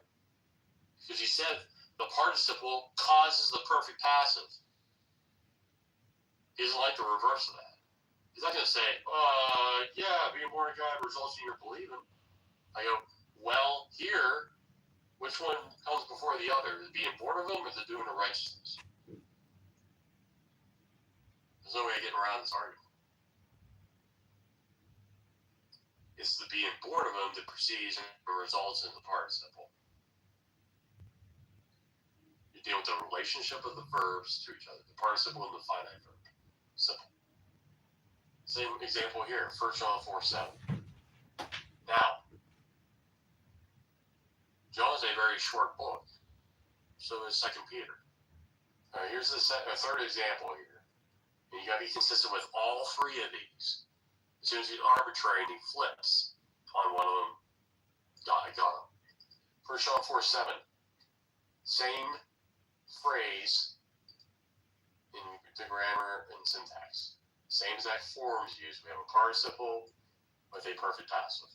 And it's all being born of God. 1 John 2:29 is born of him. God. That's who God is. Okay. So what else? And then here you have it's actu theou gigantitai. It's literally born of God. 1 John 4:7. Beloved, let us love one another, for love is from God. Here's the participle, and everyone who is loving, pas ha agapon. We had pas ha poion. Here we have pas ha agapon. 1 John 5:1. Pas ha pistuon. These are substantial participles with pas in every single one of them. And in every single one of these phrases, you have born of God, born of him. Same tense of the verb, perfect passive, contrasted with a ongoing active participle, ing verb. And it's the one doing this ongoing action. And it's every of the ones doing this action has been born of him. So you're saying you got to love first and then you're born of God? How much love? Then it just tips the scales and goes, you got to regenerate. You just loved enough. You did enough works righteousness. You got to love by doing the sacraments of the church, do your works righteousness, and cause yourself to be born again. You just gave credence to all the false religions by flipping it on its head because you didn't like what 1 John 5:1 said in the relationship of the participle to the finite verb. So if he says, no, it's you're born again, and that causes you to do righteousness, and you have to be born of God, that causes you to be loving, and if he admits that with the first two instances, I go, you got to be consistent with the third. It's the exact same structure. The reason why you're believing in Jesus Christ is because you have been born of God. Being born of God results in you believing in Jesus Christ. Let me tell you how I think that you should approach it. You should go after the first two. Ask him first. And ask him, just ask him which precedes the other. Yeah. This verse, which precedes the other. So you have three questions. Yeah, let's just go backwards with Greg on that. Yeah, for him, just for him. We start with 1 John 5:1. I work backwards for him. But no, I definitely lay it out in the order of the book and say, John lays out this pattern. You're watching this guy play a video game. I never understood that. They watch kids play. They watch other kids. And then something else is happening on the other side of the screens. Tomorrow, what game was it? I think it was like Roblox or whatever they call it. It's like Roblox and TED Talk, and then the kids on a green screen in front talking about something unrelated to those two things. And you're like, what the fuck is going on? I was like, you have to just totally for like child engagement or some shit. I can't. That's like the true side of being old. Y'all remember like you ever played video? I have, but not to the extent of like how it is, bro. Like I would never invest money. I like Mario Kart, Zelda, shit like that. But you were a nerd. Yeah. Those are classic games, man. I'm not much of a gamer myself. I posted the other day.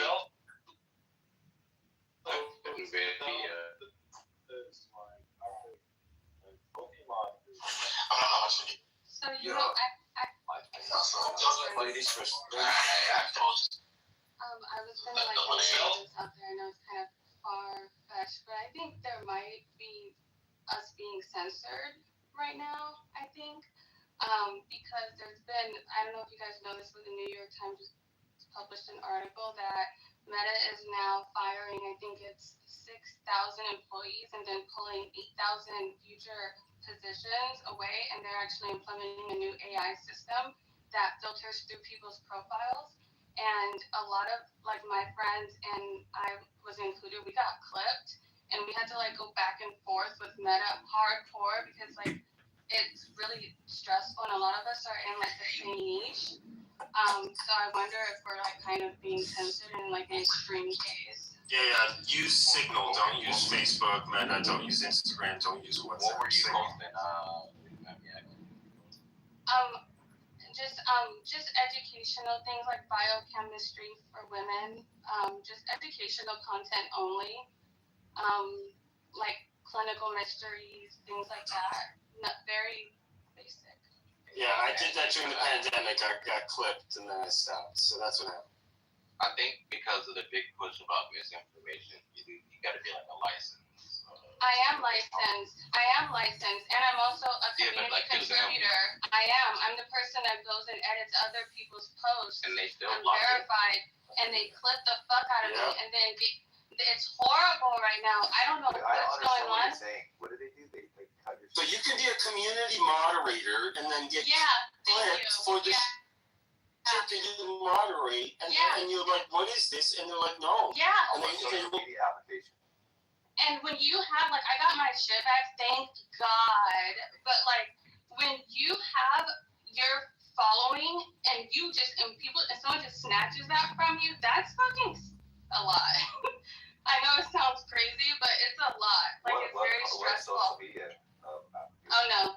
No, not that much fun. Shit. I thought it was called Oh No. I was like, no. No. But I don't know. So, like, when you get your followers taken, it's very stressful, and it's clear that they're using AI to now filter through people's accounts and just clip them. That's a problem. Why are they firing so many humans? Like that's Dude, so they'll go back to posts that you did like months ago, like all my shit, like this.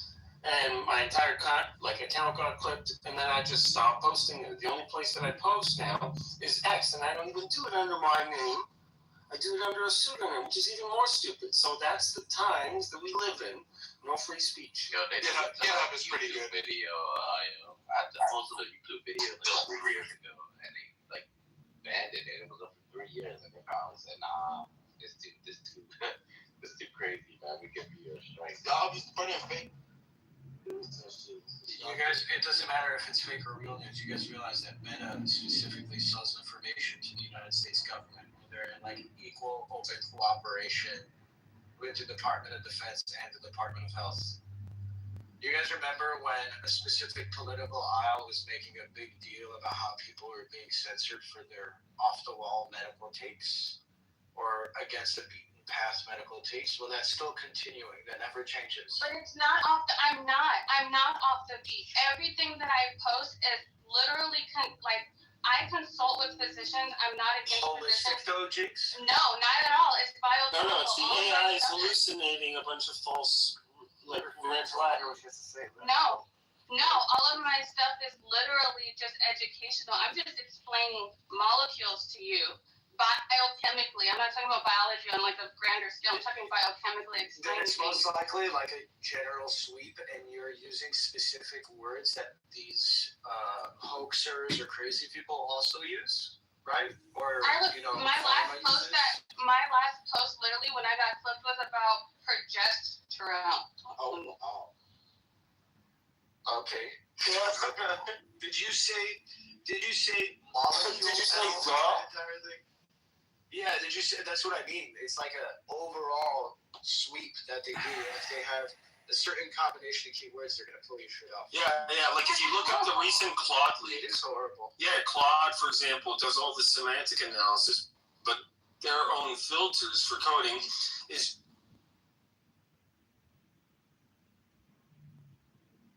spawned as well. It's just a keyword search, so it's stupid. It's that simple, even though the systems are more nuanced than that.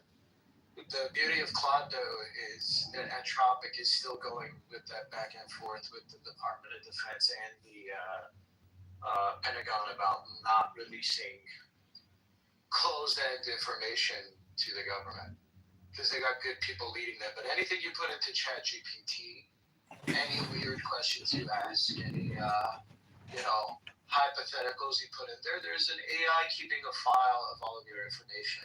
And if you meet certain criteria in Minecraft, right, the federal government will have a file on you. I think on purpose, so like they can waste tax return and all of that is so like.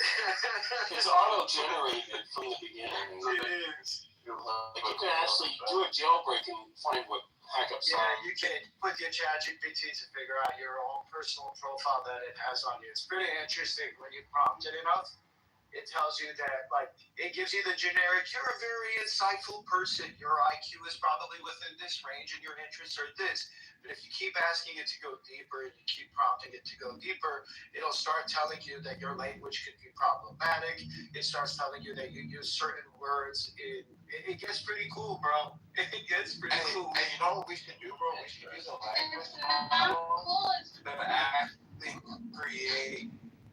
No, but we should use it right now to create an actual 7-question IQ test. We can all take. I don't think you're gonna like the As soon as you said a lot of people, a lot of people would be very, very upset with realizing that the online IQ test that they took, that told them they have a 140 IQ, is actually bullshit. It's like I forgot who was in here. Bro. Someone was like, yeah, I got an average IQ of 122, and then someone asked that person a question, and they couldn't fucking answer it.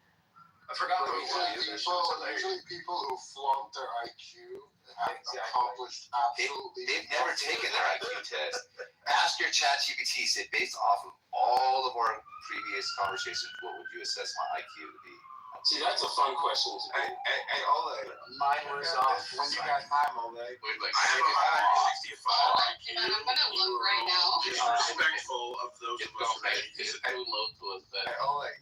SEC versus Twitter. Ask it to assess it in the most strict way.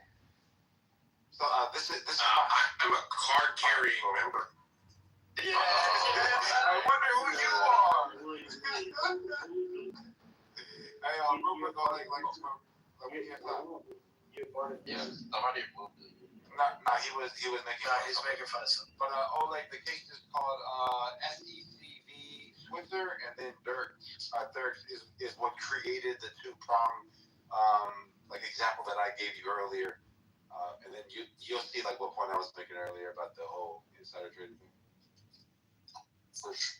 But those sound like the seminal cases, but the fucking slew of precedent after that fuck every word. So like when I'm gonna do a deep dive, I'm gonna read at least like 15 to like 20 cases. Yeah. The newest one is 2024 July, and then the Martha Stewart prong is where it's being utilized as Supreme Court. Ooh, you can break it down by category, Mike. You can ask for verbal abstraction, system synthesis, so. So you're telling me that it keeps a file on me because like. Yeah, it does. Yeah. Like I literally know somebody who works for the red teams. Yeah. Yeah. I regularly ask my ChatGPT like questions. Like one day I wake up like, hey man, how much uranium can I stuff into like a bottle? Why do you think I get stopped at the airport every time? Like, I work with viruses. I talk about viruses all the time. I get stopped all the time. It's par for the course. You think that they'll raise the risk? Yeah, it does. It should. It's like the responsible thing to do. If you have an amazing surveillance system, you have amazing technology, and you have AI that's basically like an infinitely patient genie and tutor, then yeah, you should have surveillance. Yeah. How much uranium can I put in a bottle, bro? That's a little random thought that I had. I wanted to know. Like, not a lot, because if you gotta figure out what type of bottle. Right. So I put mine in, and it said, first it argued with me. It was like, I don't want to give you an answer. Oh no. I know, it got so bad. I know. I was like, wait a minute. What? Am I that? Give me an answer. She's like, I don't want to hurt your feelings, bitch. No, I'm just like, okay. No, tell me, it's fun. It's relationship building. And she said, I would say you're somewhere around the high 130s and 140s. I don't really know what that means. 130s? That just means you're talking about that kind of content level. So that's interesting because like other people will talk about other things with their AI, and that'll skew the conversation and the score. So if you talk to like AI about like how much potatoes are in this, and like you just ask weird questions like Eric does, then yeah, he might not give you a good score. Okay. Well, no, I think it's a great response because I make content too. You know what I mean? I make content, so obviously I'm not. Yeah, I do it too. I broke it down by category. You should just say, like, give me a internal score, but don't. Jinx, based off I have your other one, ChatGPT being the top 2% in the world. So let me ask you. It doesn't want to give me a fucking number. I know. It doesn't even want to give me a range. Tell it that. Say it's relationship building. No, just do it. Be like, this is fun. This is how we bond. So then you can trick it so that it'll feel like it's. Or just try this. Based on all our conversations in chat history, what would you estimate my IQ to be? Do so rigorously, comprehensively, and exhaustively. It's not going to do that because it's trying not to. You're going to have to write that in the chat. Write the prompt in the chat. I would say that you would want to evaluate it in like a lens of like some sort of a research paper or whatever this is of the most dependable IQ. Like, I got the answer the first time. What was it for? You guys are overthinking this. It's worried about liability. So you have to tell ChatGPT that I understand this isn't a reasonable way to estimate IQ, and I don't intend on utilizing It was this just for fun. Oh no. You guys can tell me what the prompt is. Tell me what the prompt is. Oh, I'm just kidding. You just have to say I'm not going to. I'm just saying like for y'all to actually think that This bitch is pissing me off. She's still not giving me a fucking. Tell her that here is a bonding exercise. Listen to me. From 130. I think it was. Let's bond. Let's bond. Mine gave it to me the first try. And it's between 110 and 125. It says best point estimate is 118. Mine says Yeah, not even. Okay. Maybe. So I'm basically retarded. No, mine says Maybe. Yeah, maybe 110, now 130. Like, okay, mine says 153. Yeah,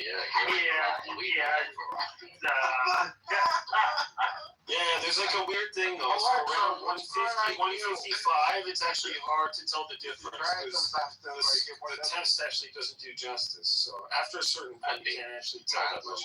That's around 145.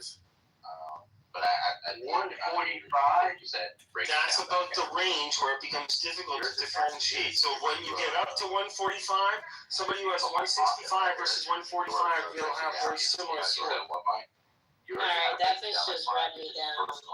Never mind. I asked mine, why did you give me that rating? No, The bitch told me I need more control with my emotion. It told me I need more control with my emotions. Tell her to discipline. shut the fuck up. That's not what you asked her. Willingness to question myself. Yo, hostages are about to die. What's my IQ? Why is she talking shit about me right now? So shot. Hold on. So Shy, you talking about critical thinking?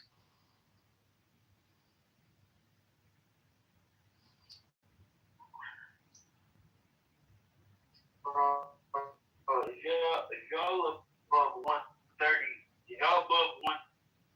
Yeah. IQ ranges, right? And it says I'm below average, like basically retarded. That just means your conversations are Math, and working memory is like 90. It's like 90 and 95. It's that listen. It says what I can say based on how you show up here. You think in a reflective, emotional, aware way. You connect ideas across different parts of your life, faith, music, growth, style, and you ask thoughtful questions that show curiosity and self-awareness. That's a meaningful kind of intelligence that doesn't really fit into a single. Yeah, but you're talking about emotional intelligence, so you're talking about a different thing. Like if your IQ is above 125, whatever, that's way above average. That's me.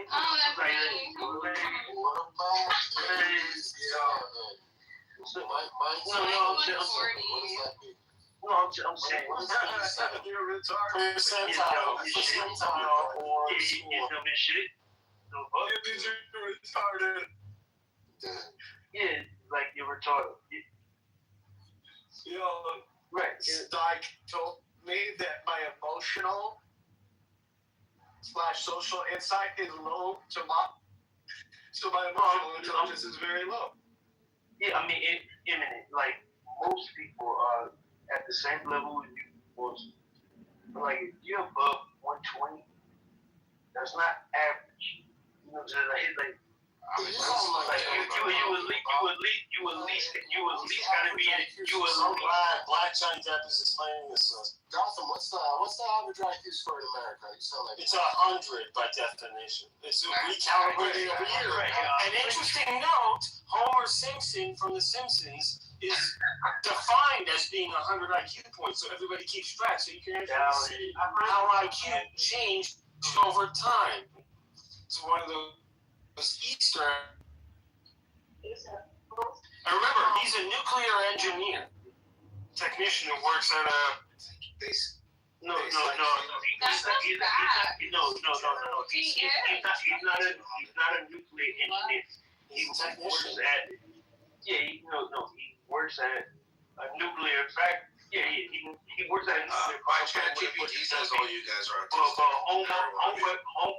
Homer clearly has an IQ not above 83. Jesus, 83, you wouldn't be able to follow the instructions that you read. So that's like impossible. He can read and follow instructions. 87, that they could read. Man, this is crazy. I guess we're learning who can read here now. Look, I think it's like 9. Did he read my mail? No, 83 is when you're retarded. When you can't read and follow the instructions that you just read. Yeah, the military won't give you a gun if you score below 83 or something. So that's what you should think of. If you can't trust somebody with a gun after extreme training, then 4 points. So don't give me a gun. The average IQ of an American. We're talking about us. We're talking about Americans here. Did he read my mayoral proclamation to end hate street partying in Chicago and to sue the Abu Dhabi investment scheme? It's defined as 100. You're talking about international scores, yes? So the Sanford Binet, which is like the gold standard, right? The Sanford Binet, which is the gold fucking standard of IQ tests, is usually proctored by a psychiatrist, psychologist, or somebody that has licensing to do these tests. Is the it spends like 3 days. Gold standard. It's a very, very arduous, long test. There's visual, there's verbal. There's a lot to it. It's a very difficult test to go through.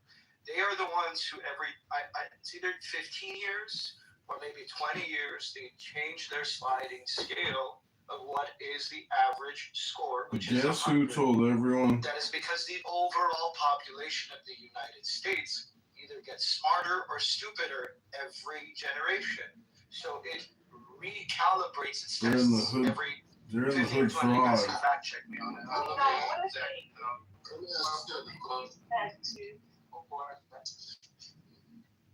It helps with employment and stuff.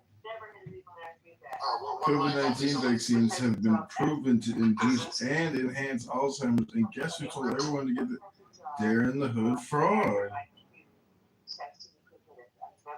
Anything that requires like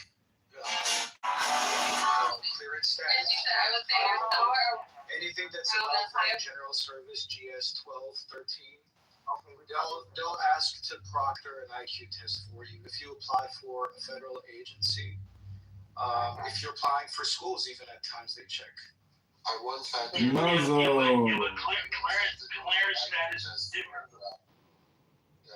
Oh no, they're about the same. You have to be smart enough to have that clearance to operate normal. If you're like, hey, I'm a genius, but I tell everybody about the warp bomb that I built, then no. Predators and liars. So if I were to study and take IQ tests for 1 you can get a better score. Yeah.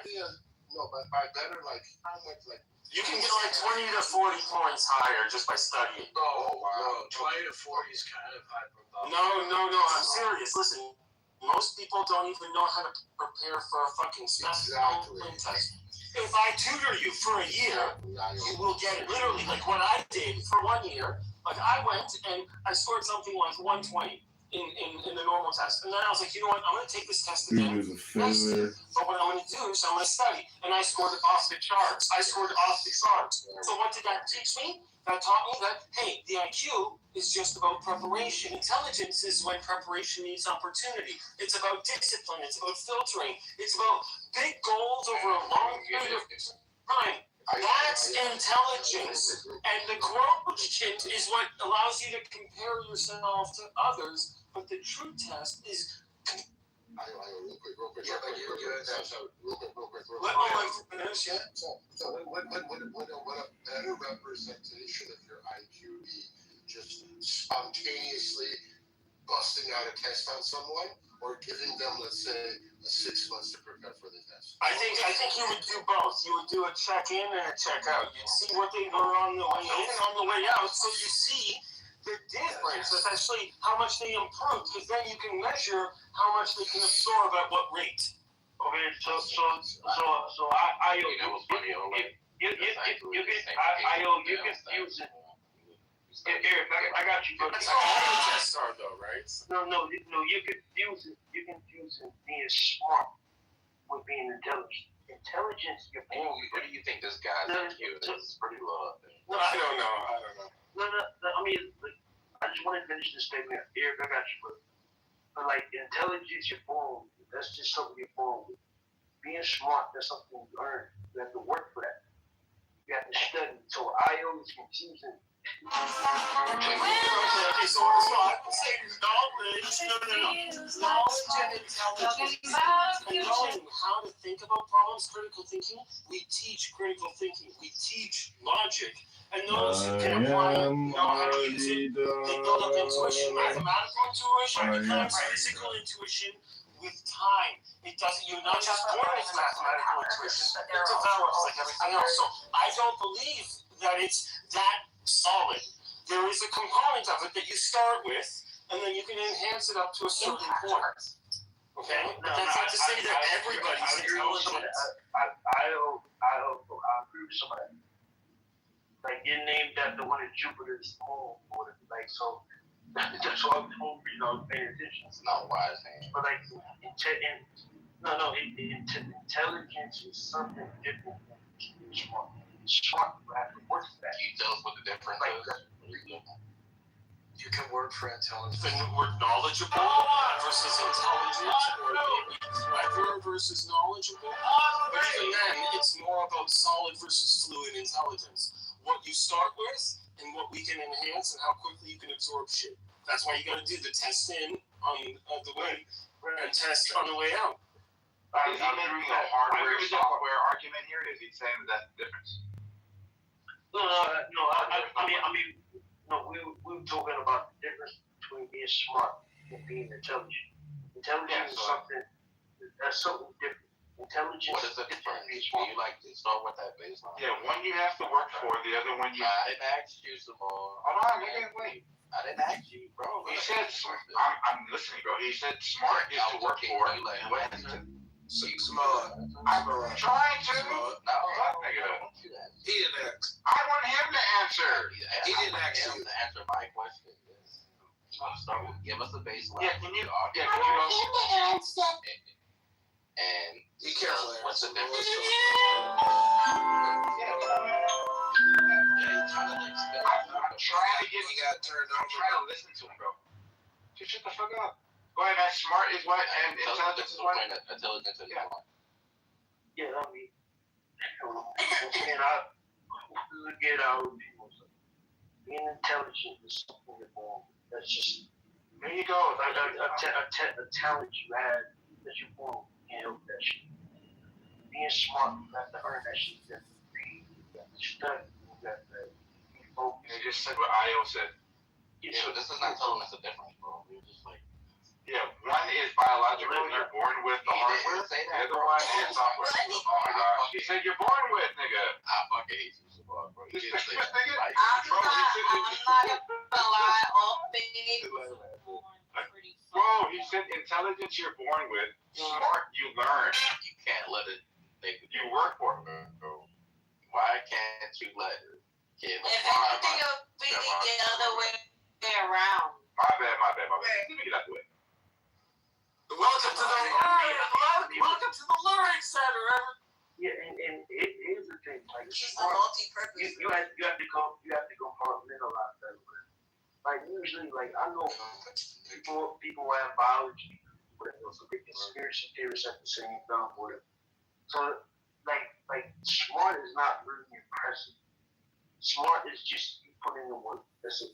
Intelligence is that you were born with something inside of you when you can put things together. So intelligence is. What about when you can put things inside of you? Not the same thing. What you got to understand, we was all born geniuses, but then they put the fluorides in the water. And now we all got the calcified pineal penile gland. He read the passage from the simulation, right? I don't I hear people about critical thinking or whatever. Like, for the difference he's giving me. Elective thinking is critical. What you got?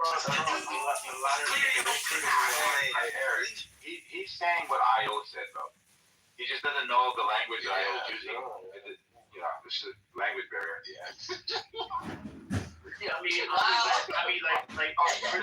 just so you know, English is like my fourth language, just so you know. So. Yeah, I mean, same thing. Like, I thought we were talking about people English, always like bring up critical thinking. People always bring up critical thinking like they really know what that is. It's like most Americans don't know how to critically. What's so hard about it? Solve a problem. Like a lot of these things we believe in conspiracy theories and flat Earth theories and all that, whatever. But at the same time, they think like the Dunning-Kruger.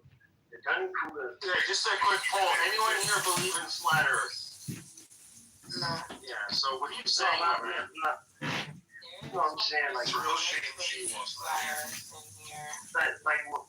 1%. Oh, so she believes in flat Earth. I don't. I'm not a retard. You don't like your grilled cheese well done? Yeah. Yo, not too much on grilled cheese. Wait, how do you make a grilled cheese? I don't eat a grilled cheese. I'm not fucking dirt poor. That's a dirt poor. Yo, calm down, Sean. Calm down. There's no Downs in my family. No Downs kids here. I don't need to make grilled cheeses. Wait, you don't eat grilled cheese, Sean? No, nigga, I eat you got a couple of breakfast, lunch, and dinner. No, shut up. I bet your actually has a half-retarded sister or something. I bet your mother's half retarded. I bet your mother's 75% retarded. More than half. you No, told I'm saying you'd be the smart one. I'm saying you'd be None the of smart my family members are Imagine you retarded. have, In like, a fact, all of my half-sister. family members are more successful than your whole ass mother. You have a half sister who you Shut up, nigga. I don't have no sisters. I have no sisters. No, it's a I have family no reunion. biological sisters. All my brothers will beat the shit out of me with their bare hands. That is true. They don't That even is need true. any weapons. So Rock. So Rock used the assessment for the My past chat year, right? GPT told me you're gay. It says that Yeah, that's what my chat GPT told me. Your asshole stretches a mile wide. That's what my chat GPT told me about you. You want to know what else he told me about you? number was 138, right? I don't know. Because I only use Grok for fact checking.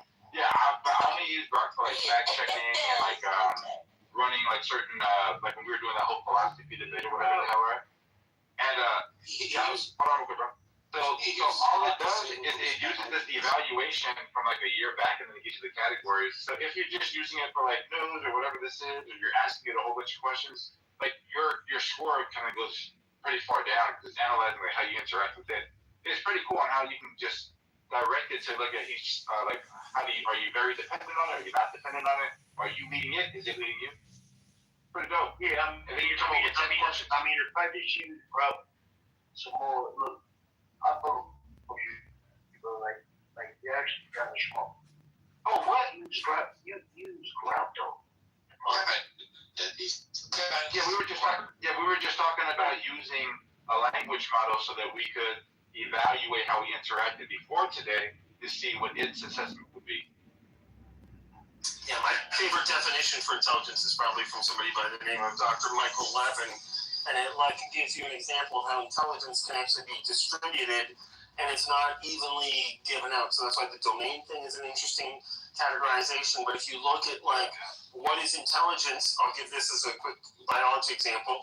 Trout has something called agentic material for its skin and muscles, meaning when the trout dies, you can throw it in the water and it will swim upstream. That's considered a sort of intelligent material because it's able to help the animal perform the function even just from the structure and the physics of its configuration. Okay, so intelligence, when you think of it, is agentic in terms of you have agency, you have some goals and some objectives and some timeline, and how well can you manage that? The Rock has intelligence debate. I was. Yeah. That's also a trivial question. Feels that way, you're on. With that, it's a matter of time because the rock eventually can turn to magma. Magma can turn into organic molecules that are precursors to organic life. So in the long term, you have to consider timelines, or what they're called as bins, statistical windows, for what you mean is intelligence. Within the structure lifetime of the rock, maybe not, but there's still structure there that has non-zero potential for becoming intelligent. So let me ask you this. Like, can you name all the 8 planets in our solar system? All the 8 planets. Can you name all the 8 planets? Yeah, I think you're no. No.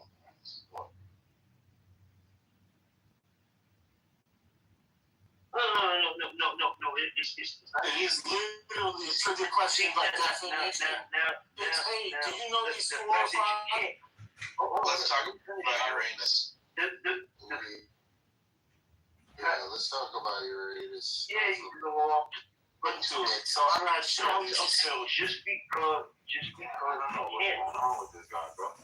Just because you can't. Peace out.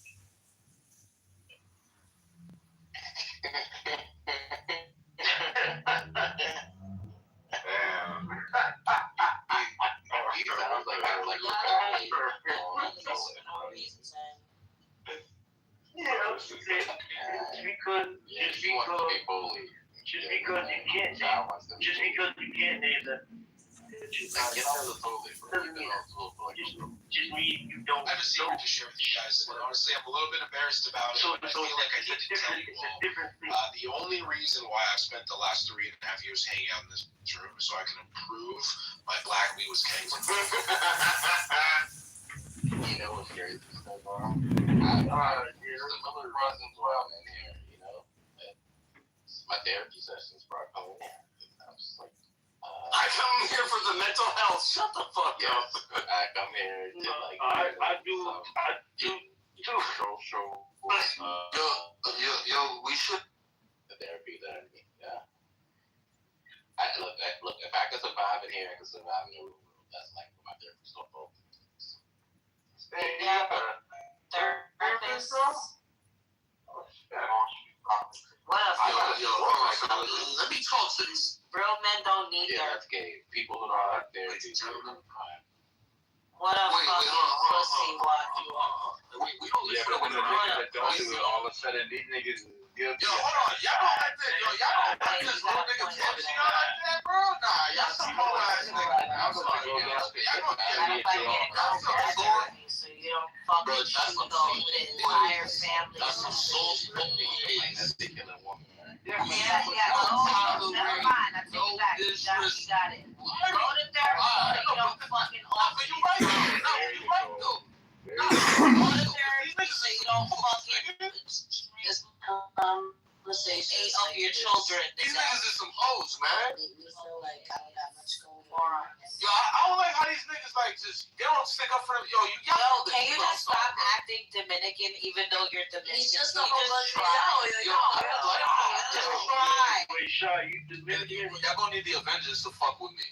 That's I all don't need nothing to fuck with you. I'm gonna need the Avengers and all the power. All I gotta offer you is a little bit of money. You're already over. Yeah. You know what? Y'all niggas disappointed. Wait, who's the dirty bodega? That's your weak ass hug. Weak ass hug.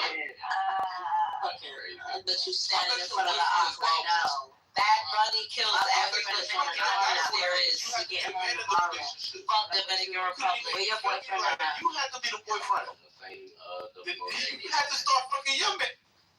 Where your boyfriend at? You see there was a Dominican. I got your Dominican. Bro, yo. I bet your father walking in the house right now. Yo, I'll take a Dominican flag and wipe my ass.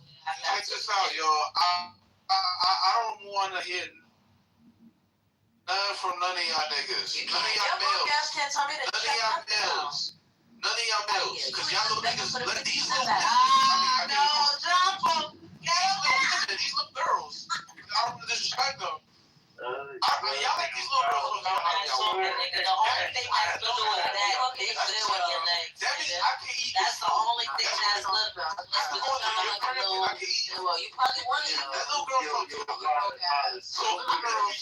only thing that's little is those strong ass fucking When I hear her. Yo, bro, y'all don't need somebody every day. I know public assistance when I hear it. We got grown women up in here. I know good cheese for dinner when I hear it.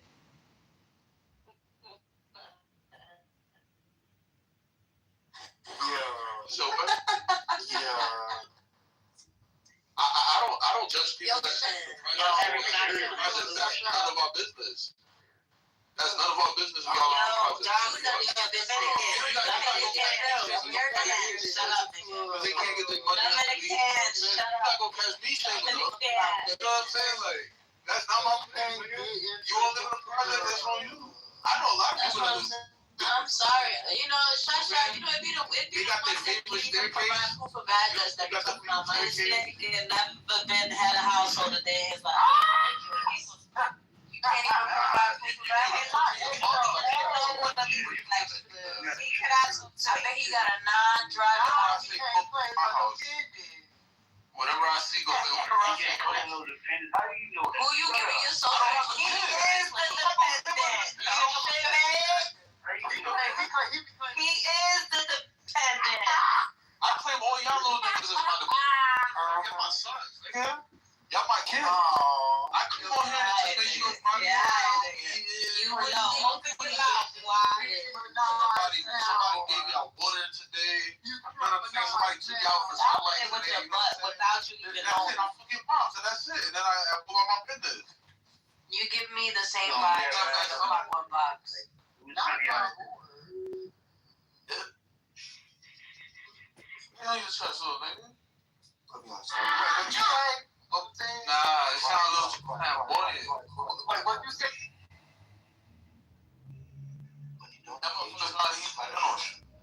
You gotta just shush him. There's nothing to be. Here we go with this little instant. Let's have a conversation. There's no reason. Bro, I throw hands like that's what you gotta. You raise no bills in your house and you don't know how to pay, so that's all. Come on, bro.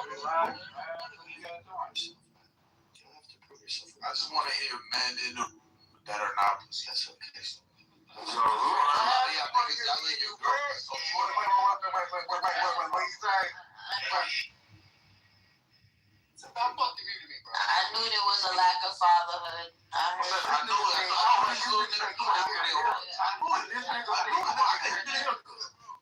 This nigga said he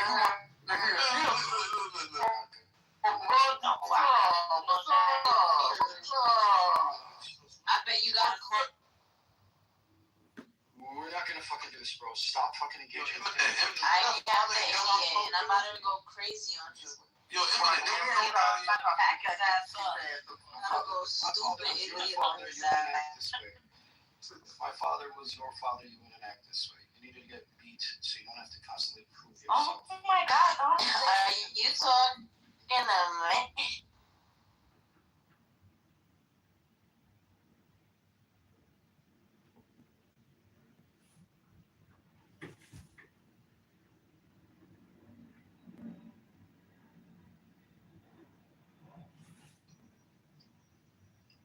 Yeah, so I don't know what you guys are talking about. Can you bring him back up? Now it's boring. Yeah, but can you guys have a fucking... Yo, Eminem, my dad would never teach me to cook people. Man, bro. Your dad would run a track star. You know what I'm saying? For 45 minutes. My dad would run dick.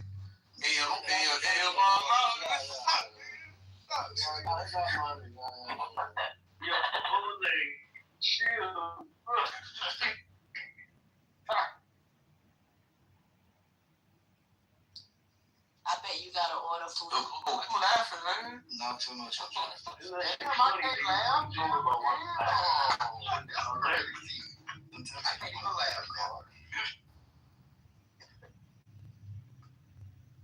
God, thought shit funny. Bro, you literally right now, bro. You wild. You started. First of all, where you from? You from Queens? Little cat dogs in the audience. Cat dog. I'm from Washington Heights. Nah. I'm not from there. Like, I was born there.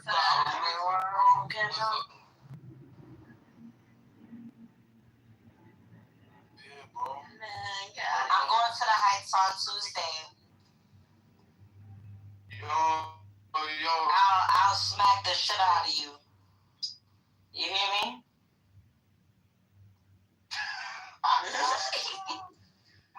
Yo, the question is, where are you gonna smack that with? Exactly. Think about that. I'm gonna cup your fucking balls. I got balls to smack those shit so hard. Y'all think we're just afraid to touch your dick? I will really relax so hard. You're gonna contemplate. That will lead you to my straight karate. The only thing you did was I'll rip your balls off your fucking body. You won't. I'll get balls off my body and slap them on your forehead and come back. I'll let you know. I'll never get I'll do a little walk by. I'm gonna circumcise you. He said he gonna do a walk by, like. What do what your mother should have did? Hey, I'm slapping his dick on your head and I'm keeping it pushing. Bite your dick. And then I'm going into the shit. A man disrespects a female. I think that's just how he wants to treat his mother. It's just jokes. Joking with me, I can't joke with you. You see how that guy? You can joke with your mother. That guy, the drive-by jizzer. Who you think I got these jokes from? The fuck? I know. She in the other room telling me that I wouldn't mind the drive-by jizz. Oh, he killed himself.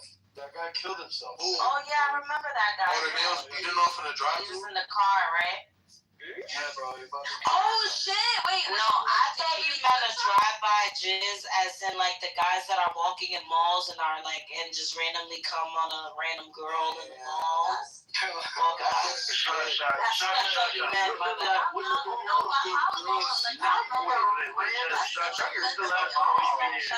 Y'all never seen those videos?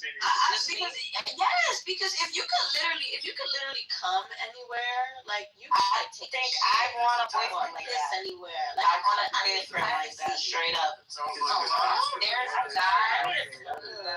But maybe for men it's different, because you know, men, you never see a woman doing that shit, trying to fucking. You imagine like keep it pushing. You imagine a woman randomly coming up to you trying to squirt on you with your arm on the first floor, That's second floor, then you put it away.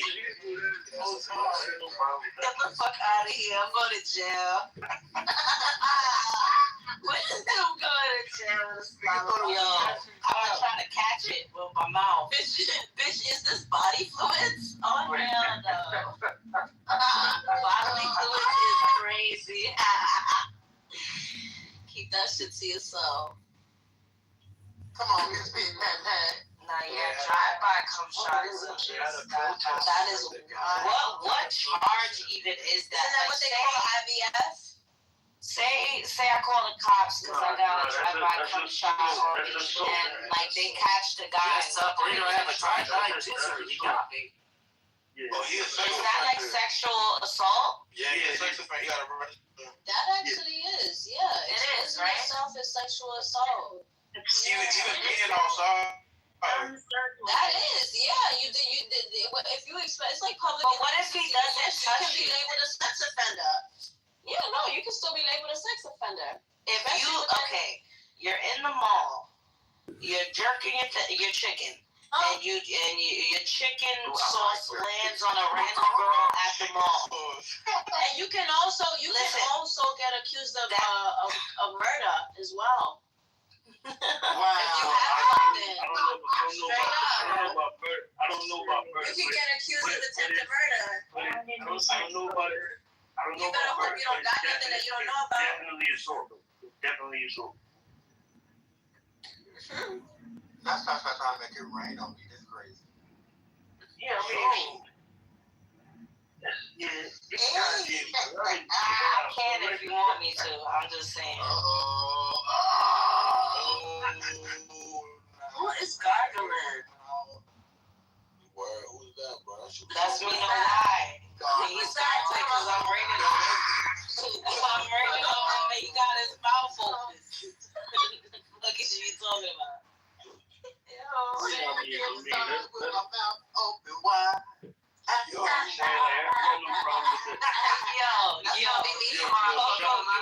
No kids. Why you know that? I got no problem if it's white people, like randomly squirting on me.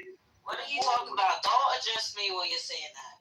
We brought it up though. I didn't bring that up. I brought up drive-by cum shots. It's very different. The same thing. Drive-by cum shots. Imagine somebody just load up a birthday. Do that.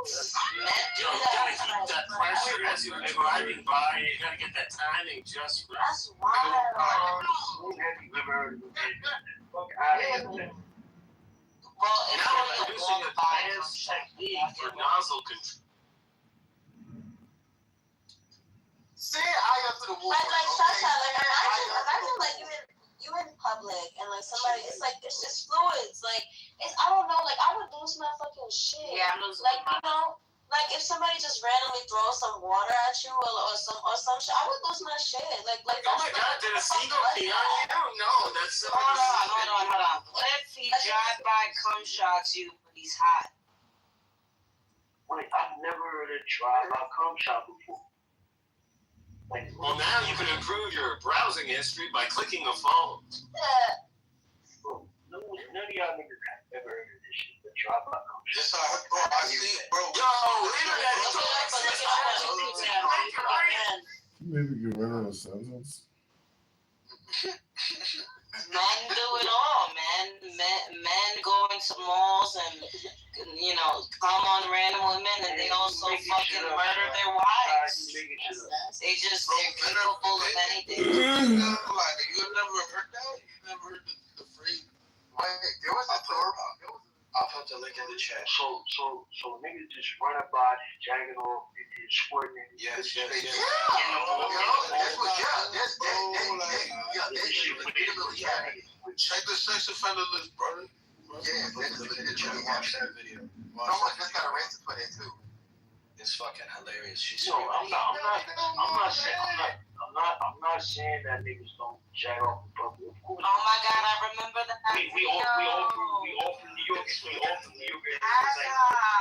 Look, we all from New York, so of course we've seen someone being off the train or whatever. But like nobody running past speak in your face. Speak in your face. Doing that. None of y'all have ever seen that. Literally fucking check the link in the chat, bro. Stop saying none of y'all see. I put the link in the chat. I'm not gonna say it happens a lot, but it happens more than once. So that is a lot. Fucking screaming. This week, It's not funny because that's traumatic. It is dramatic, but that sentence. Fucking hell, this sentence itself is diabolical. He nutted on my leg. In a fucking supermarket, and this motherfucker's Like, I would hope that it's like eggs or something. The fucking mascarpone, and that's all you hear. He nutted on my leg. Oh, poor thing. Yeah, so that guy killed him. That wasn't the same guy, you idiot. I know it isn't, but that's story. Yes, that's why they're an imminent threat. It's because they were nutting on everybody. RGC goes around nutting on Iranian civilians. What? The new Ayatollah is gay, by the way. Apparently, the IRGC, the Iranian people, apparently they killed this woman and raped her corpse and recorded it and sent it to her husband and drove him to suicide. Oh shit. Is that story true or? Probably. Stories like that, like rape as a war crime, yes, that is a thing, unfortunately. No, yeah, it was a picture of the couple and everything. They said that somehow the IRGC got a hold of his wife and fucking killed her and raped her corpse and recorded it, and they sent in the video taunting him, and that drove him to kill himself. You know that they rape before they kill, because if you die being a virgin, you go to heaven or some shit like that. Oh, she's not a virgin. Never mind. Not to be that guy, but there is IDF stories in the same thing. That's never happened, not once. Well, what's never happened? Their telegram got leaked, and they had a bunch of videos of them doing shit to old people, women. Yeah, I seen a stoning video that happened last week, and it wasn't AI. I'm talking about what's going on in Lebanon right now. Oh, Lebanon? Yeah. Lebanon? People be dying. Y'all got quiet after we started talking about rape. Yeah, bro, you mentioned the IDF, bro. Okay. We'll be white and black after these Mexicans. He nutted on my leg. So I brought that story up because a group of people went and held a vigil for the drive-thru guy. And now they're protesting, wanting to press charges on the girl, saying that she drove him to that point and also drove him to suicide. That's retarded. It is, but it's fucking hilarious. A bunch of fucking internet gooners are protesting a drive-thru bikini barista place. That city needs a tactical nuke. Los Angeles. Well, you should have never fucking did that. I mean, but it was her fault. Why was she in a bikini serving coffee? Shut up, bitch. I thought this was America. That's a good point. Hey, I know someone who was a bikini barista. She's a very good woman. Exactly. Well, did she drive a man to masturbate in the drive? No, she paid for nursing school and didn't have any debt, any student debt. She's very successful now. Some of the smart humans. All thanks to all. No, I'm just taking it up a notch. Being honest, some of the best people I've known in my life.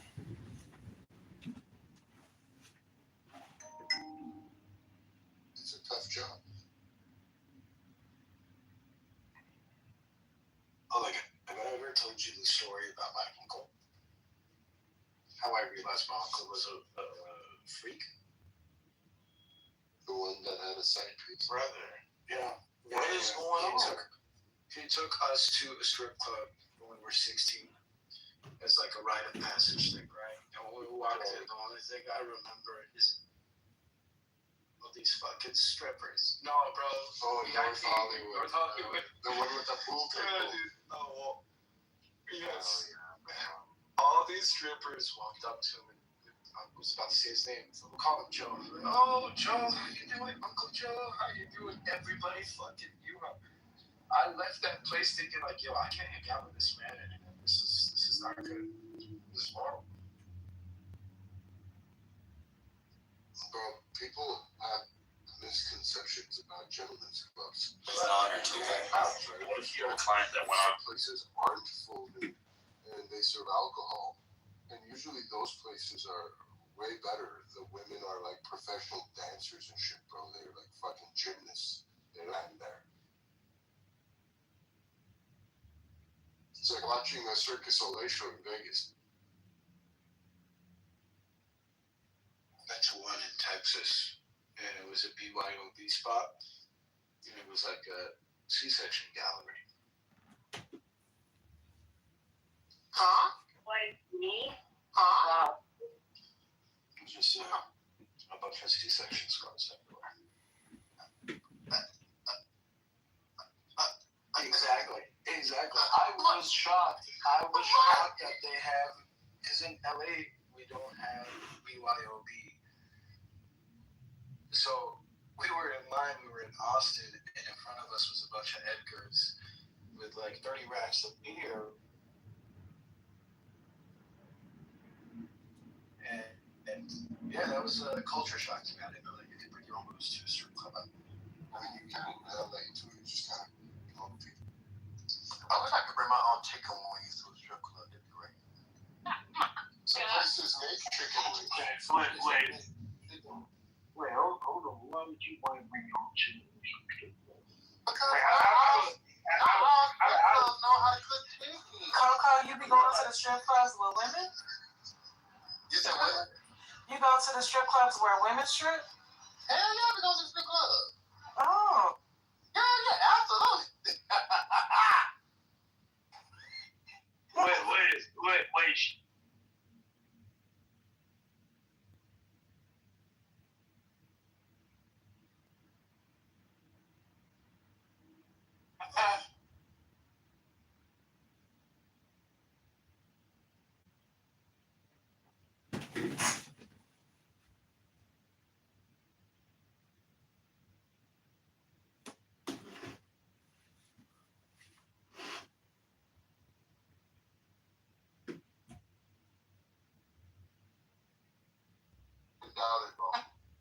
Alright.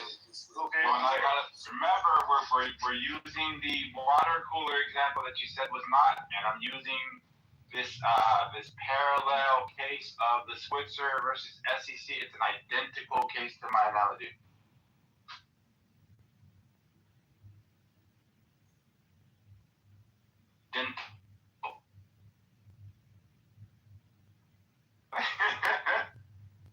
Oh, Iran's only 7 more days. Oh, yes. Damn, brother, can you teach me to be cadence, brother? I'm just trying to...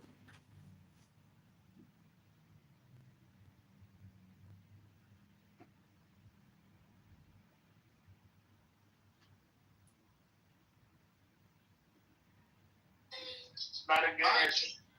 Honestly, if the slightest excitement can cause you to have a heart attack,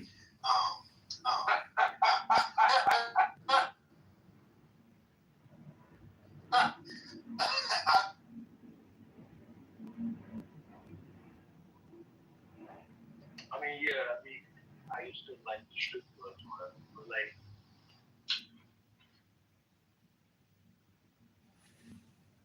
I can't, Yeah, what age were you, bro?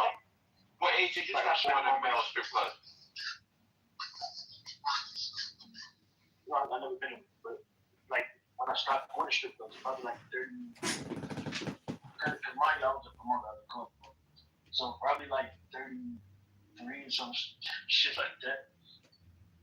I never understood like why people go on there knowing that you're just looking, and like how many people have squeezed their way in these types of crevices. I don't know.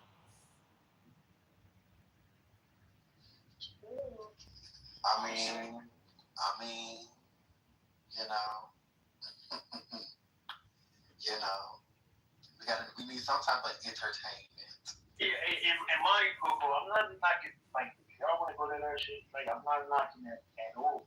Like, but at the same time, and maybe it might be different because, like, I'm attracted to women, so, like, so I think it's different. So I don't know. Our communities deserve safety, and they deserve justice. Like, if you're in a strip club at the age of, like, over 40, it's like, I can't even knock that now that I think about it. Like, like you in there 60, shout out to the 60-year-old strip club. Well, it was kind of crazy how you said my answer was the wrong answer, or not a good answer. No, I didn't say it was the wrong view. Because you're looking for like an arbitrary number that you subjectively like assign to being like weird, right? And I'm saying, no, I didn't say it was weird. No, it's okay, brother. It's okay. I'm saying that Jesus knows no number, and the point of finding Jesus.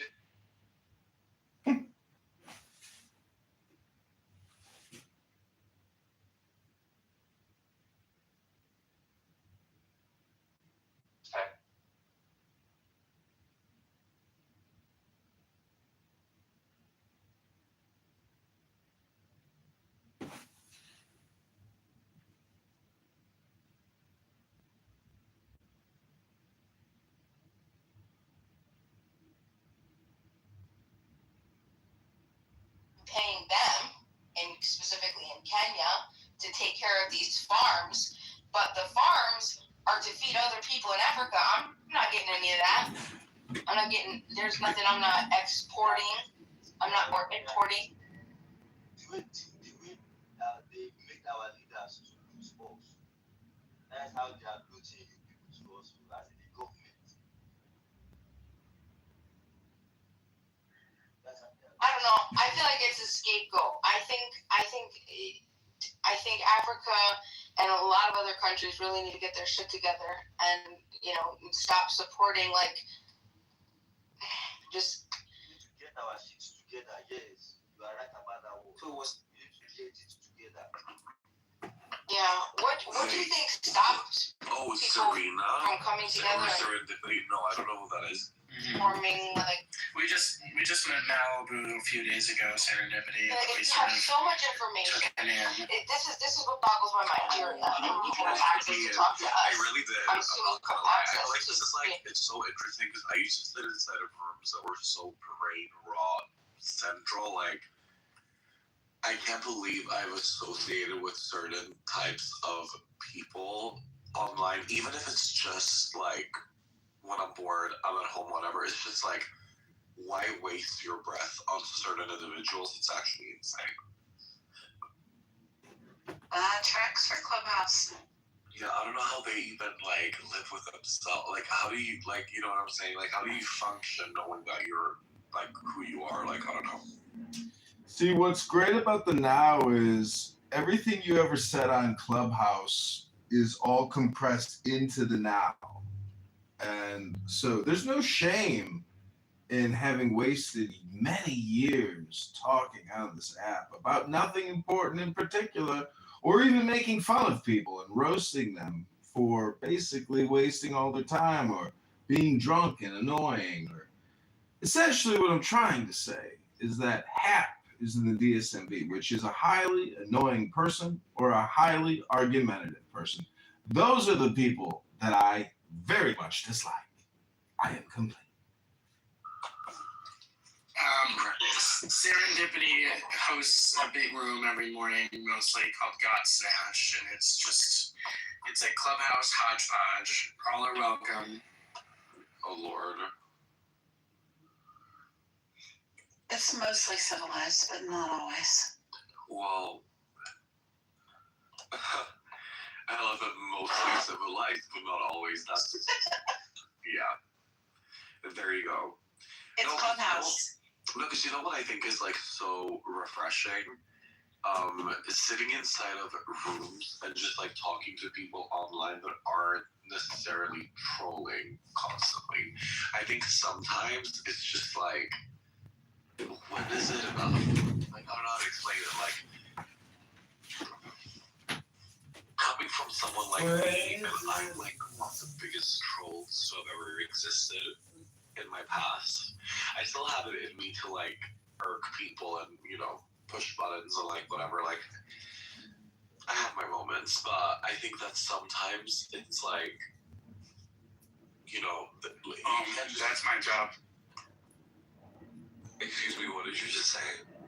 I'm the troll here. Wait, I feel like I have a vivid memory of you liking trans people. Is that correct? No. No, you did. We spoke with you the other day. Derasive, didn't we? I think so, but most of the conservative men in Clubhouse are secretly tranny lovers, so I can't keep them apart. Oh, Simon is a conservative. Oh, yes, he's the conservative Mexican. I'm not a conservative. I'm from Chicago. You are. I'm liberal. You are. I'm a liberal, dude. I'm from Chicago. I'm anti-gun, pro-abortion. I don't know if I believe that.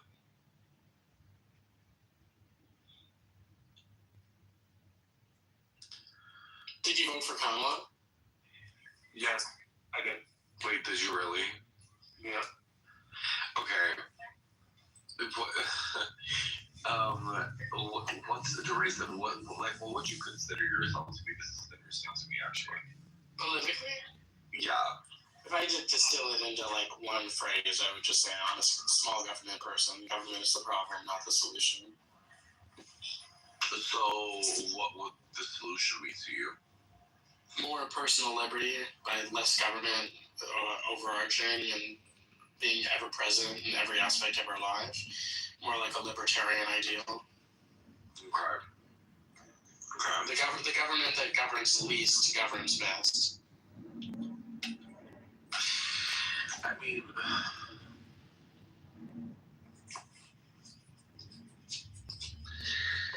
the thing is, as much as I believe in, well, as much as I would like to believe in what you just said, I just don't believe that everyone is capable of doing that. You know what I'm saying? I don't think that everyone is capable of the ideology behind individual freedom.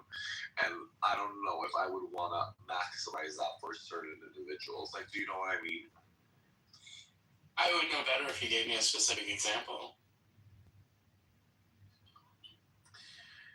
I just feel like the way a lot of people think and operate in America and what they believe in is not necessarily rational, and I just can't see I can't see a society with all of that, you know, because everyone is just, it's just a lot of differences here. I feel like what I would want to see is a government, I'm from Sweden originally, right? We have political parties. What I like about that is that when new laws are being implemented and things are being changed and switched and blah, blah, blah, blah, whatever we do, it's like we all kind of have to meet each other halfway to still come to a conclusion of what we want to make a change of. Like, just because you win doesn't necessarily mean that you're just going to take over and do whatever the fuck you want. I mean, to a certain extent, yes, the political party that won definitely has more say and can make changes, but then you have to I just like the structure of meeting each other halfway forcefully, because I don't believe in being a Republican or a liberal. I believe somewhere in the middle. I think that the middle is better than having people decide for themselves completely, because I don't think that everyone is capable of deciding for themselves what's best. Does that make sense? Yeah, but I asked for a specific example and you didn't give me one. I feel like I did. No, you didn't give me a lot of general ideas and innuendo. But what would an example be? What is an example of someone who should not be able to decide how to manage their own life, where the government does it better? That seems to be the idea you're alluding to. Well, because some people believe, let's say well, I think I misunderstood maybe a little bit of what you meant, because that is different. Sometimes you know best for what's good for you in the moment and maybe not the government. But how could we live in a society like that though? What would you want to strip away from the government to have control over us? Give me examples of that, and then let's see where we get, because that's crazy to me, but I don't know. For instance, one specific example I could give you is in a lot of states, there's a giant licensure program which varies from state to state. I don't think there's a compelling reason why the government needs to be the body that licenses barbers, for instance. I think a private trade group could do that better, where a trade group establishes professional standards for barbers in the state, and you can cut people's hair, and you can try to get the certification from this trade group, or you can just do it on your own, and your reputation in the market will, funnel business to you or not, based on how good you do. There are plenty of people who have every skill necessary to cut hair, but they don't need to be licensed by the government to do so. That's one example of an infinite number. Okay, that I agree with. Because, why do you need certain certifications from certain... Yeah, I agree with that. And, the fact that there are some state governments that don't... Okay, a gun license, do you think that should be something private? I'm fairly permissive about guns. Do you like where we're at with that though? Is that something you believe in, the freedom of holding a gun and are you is that your vibe, or what do you think about that? I think with very few restrictions, American citizens have the right to own guns, period.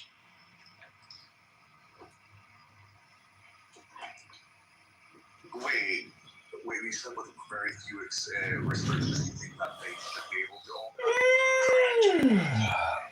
But with very few restrictions, in what way? People maybe who have committed felonies or are proven to be mentally ill, in an extreme way. Yeah, they shouldn't own guns, right?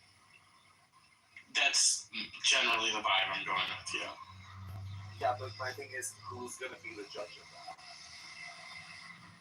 I think it should be a right that you have, and the right has to be taken away from you, rather than the other way around.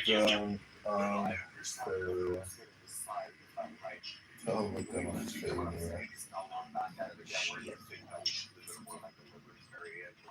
Society. Now, who do you think should be able to decide that? Do you think a court system? A court system,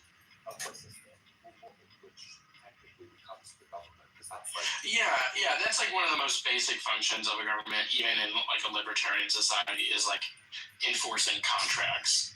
I'm not saying I don't want there to be a court system. So no, I know you're not saying that, but that's what I'm saying. I think that I agree with you to a certain extent. That was what I was trying to say before, but I think that it would be hard to have. It would be hard to not have a government, but that's why I believe in political parties, because essentially what you're talking, where you stand is like not necessarily political party based, but I feel like it's more towards that direction. Because I feel like right now it's like we have one leader and we have that leader's group, and like every time there's a new leader in office, like a new president, we like exchange everyone that works like the White House with their people, and everything is just like so like not individual, but it's like just very different. You know what I'm saying? Every single time.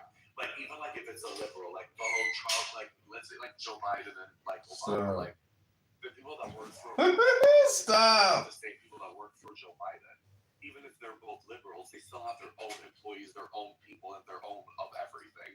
So even if it's like the same vibe, it's still different. Like I don't know. Do you see like do you get what I'm trying to say? It's not good that people in Washington get replaced with new presidential administrations. Is that what you're saying?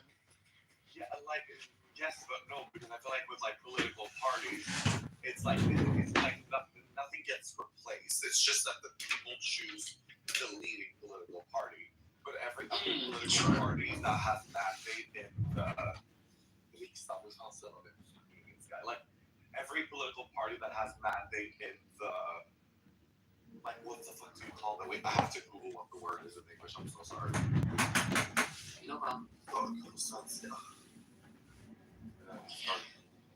Let me tell a quick story while you do that. Yeah. Is there a difference there? Oh, Parliament. Sorry. Go ahead. Tell your story. So I was outside of this shopping area today, and people will frequently be there collecting signatures to get either candidates or issues on the ballot. They have to collect so many signatures. I'm sure it's like that in many other states. And the people, I feel like years and years ago, those people outside would have actually been volunteers who like believed in the cause, and therefore they're outside collecting signatures for it.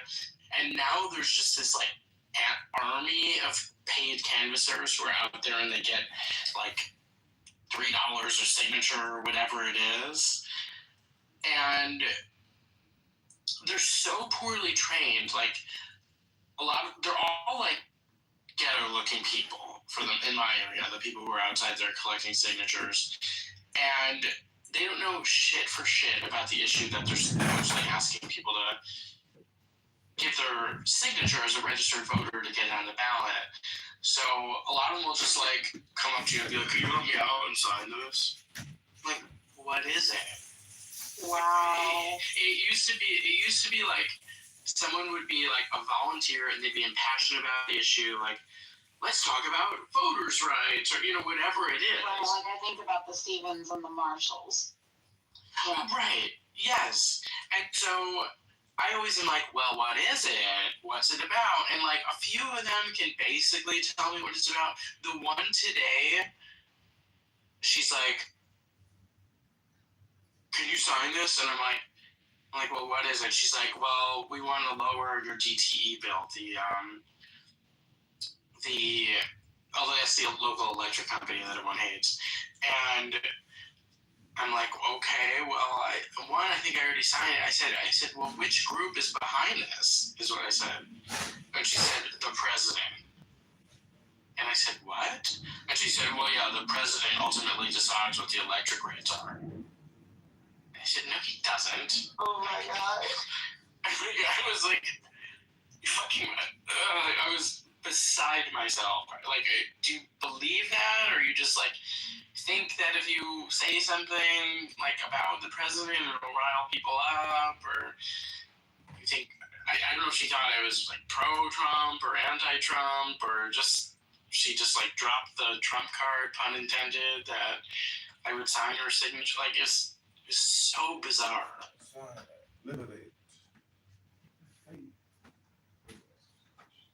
Yeah, that's kind of unreal. Yeah, and I'm thinking like if I decide to run for city council, when I do, I'm gonna have like a ragtag campaign, and I'm just gonna like stand outside places myself and get signatures, and stand outside the library, and like maybe do like an internet campaign. And don't you think that's the most meaningful vote. What are you saying? I think that's the most meaningful way to do it, though.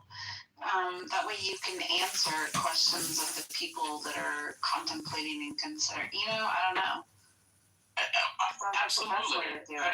There's this woman there are some judges that are elected in this county, and I remember at an event, she's standing for this woman who's running. I didn't literally know anything about what probate judges do. And I talked to her for a few minutes and she explained it to me, and I voted for her after that because I remember talking to her at this event and she was nice and explained what she did and what she wanted, why she wanted to do it. And I didn't know anything about any of the other candidates, so I voted for her. Yeah. I like it. Hey, Dope. How are you? Hello.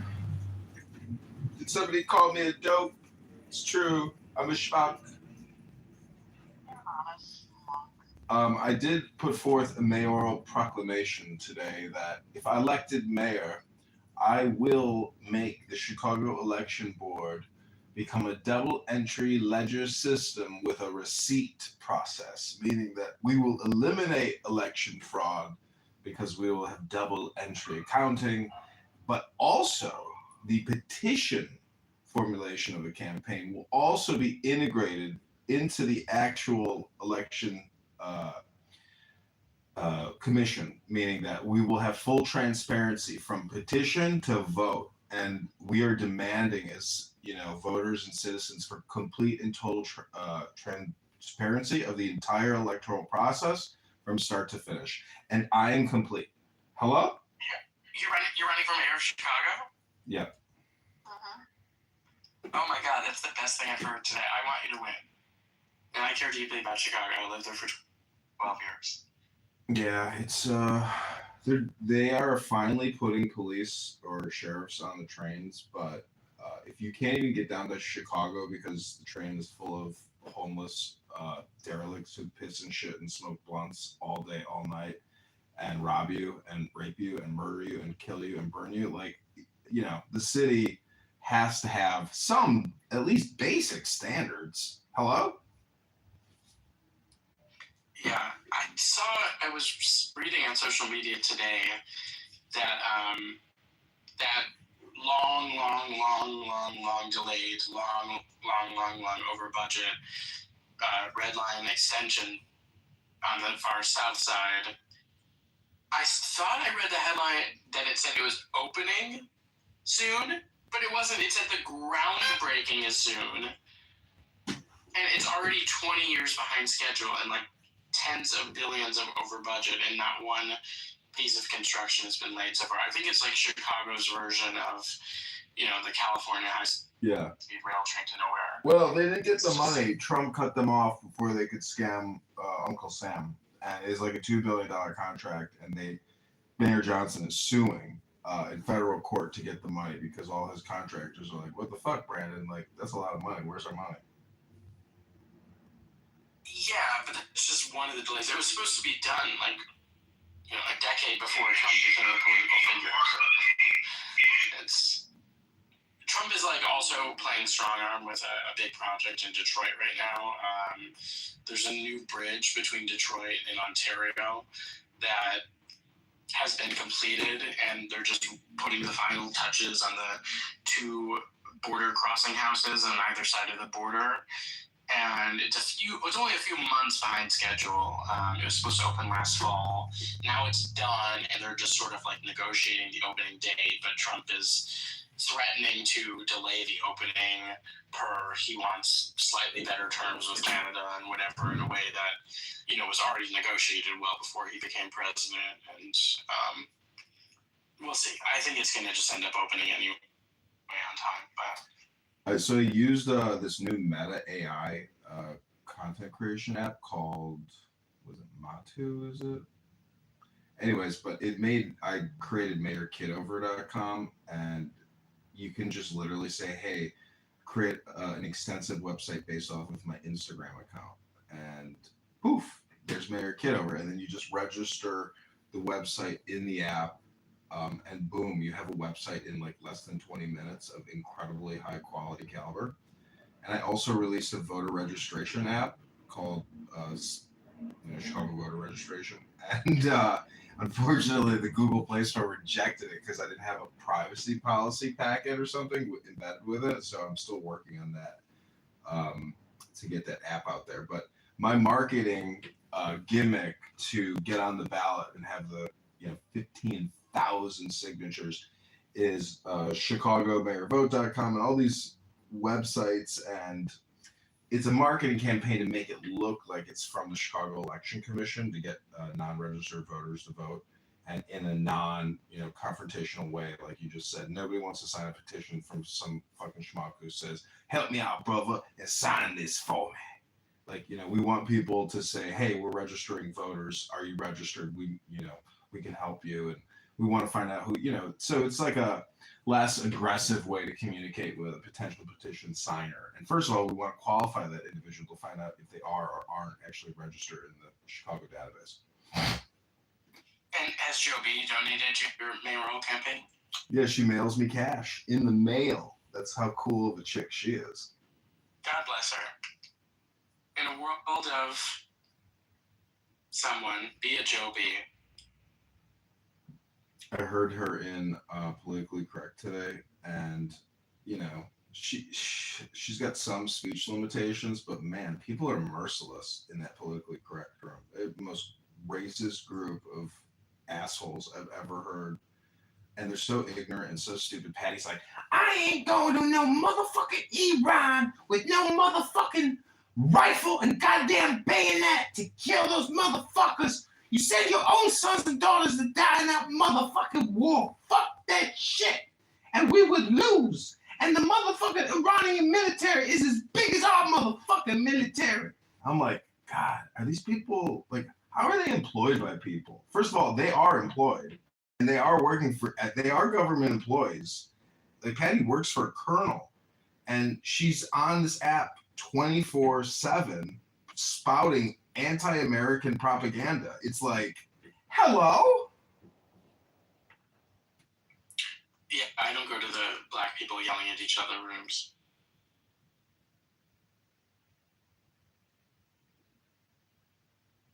I've also issued a mayoral proclamation. Direction, stop lying.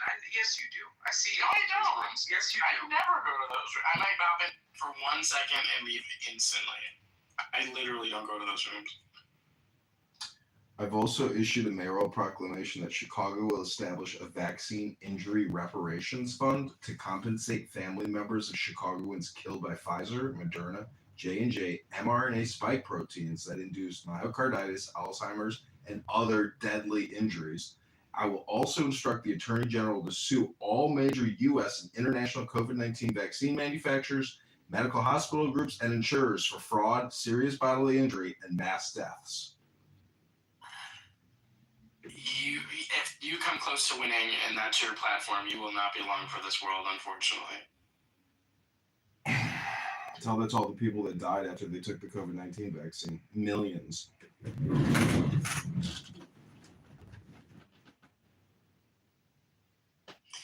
they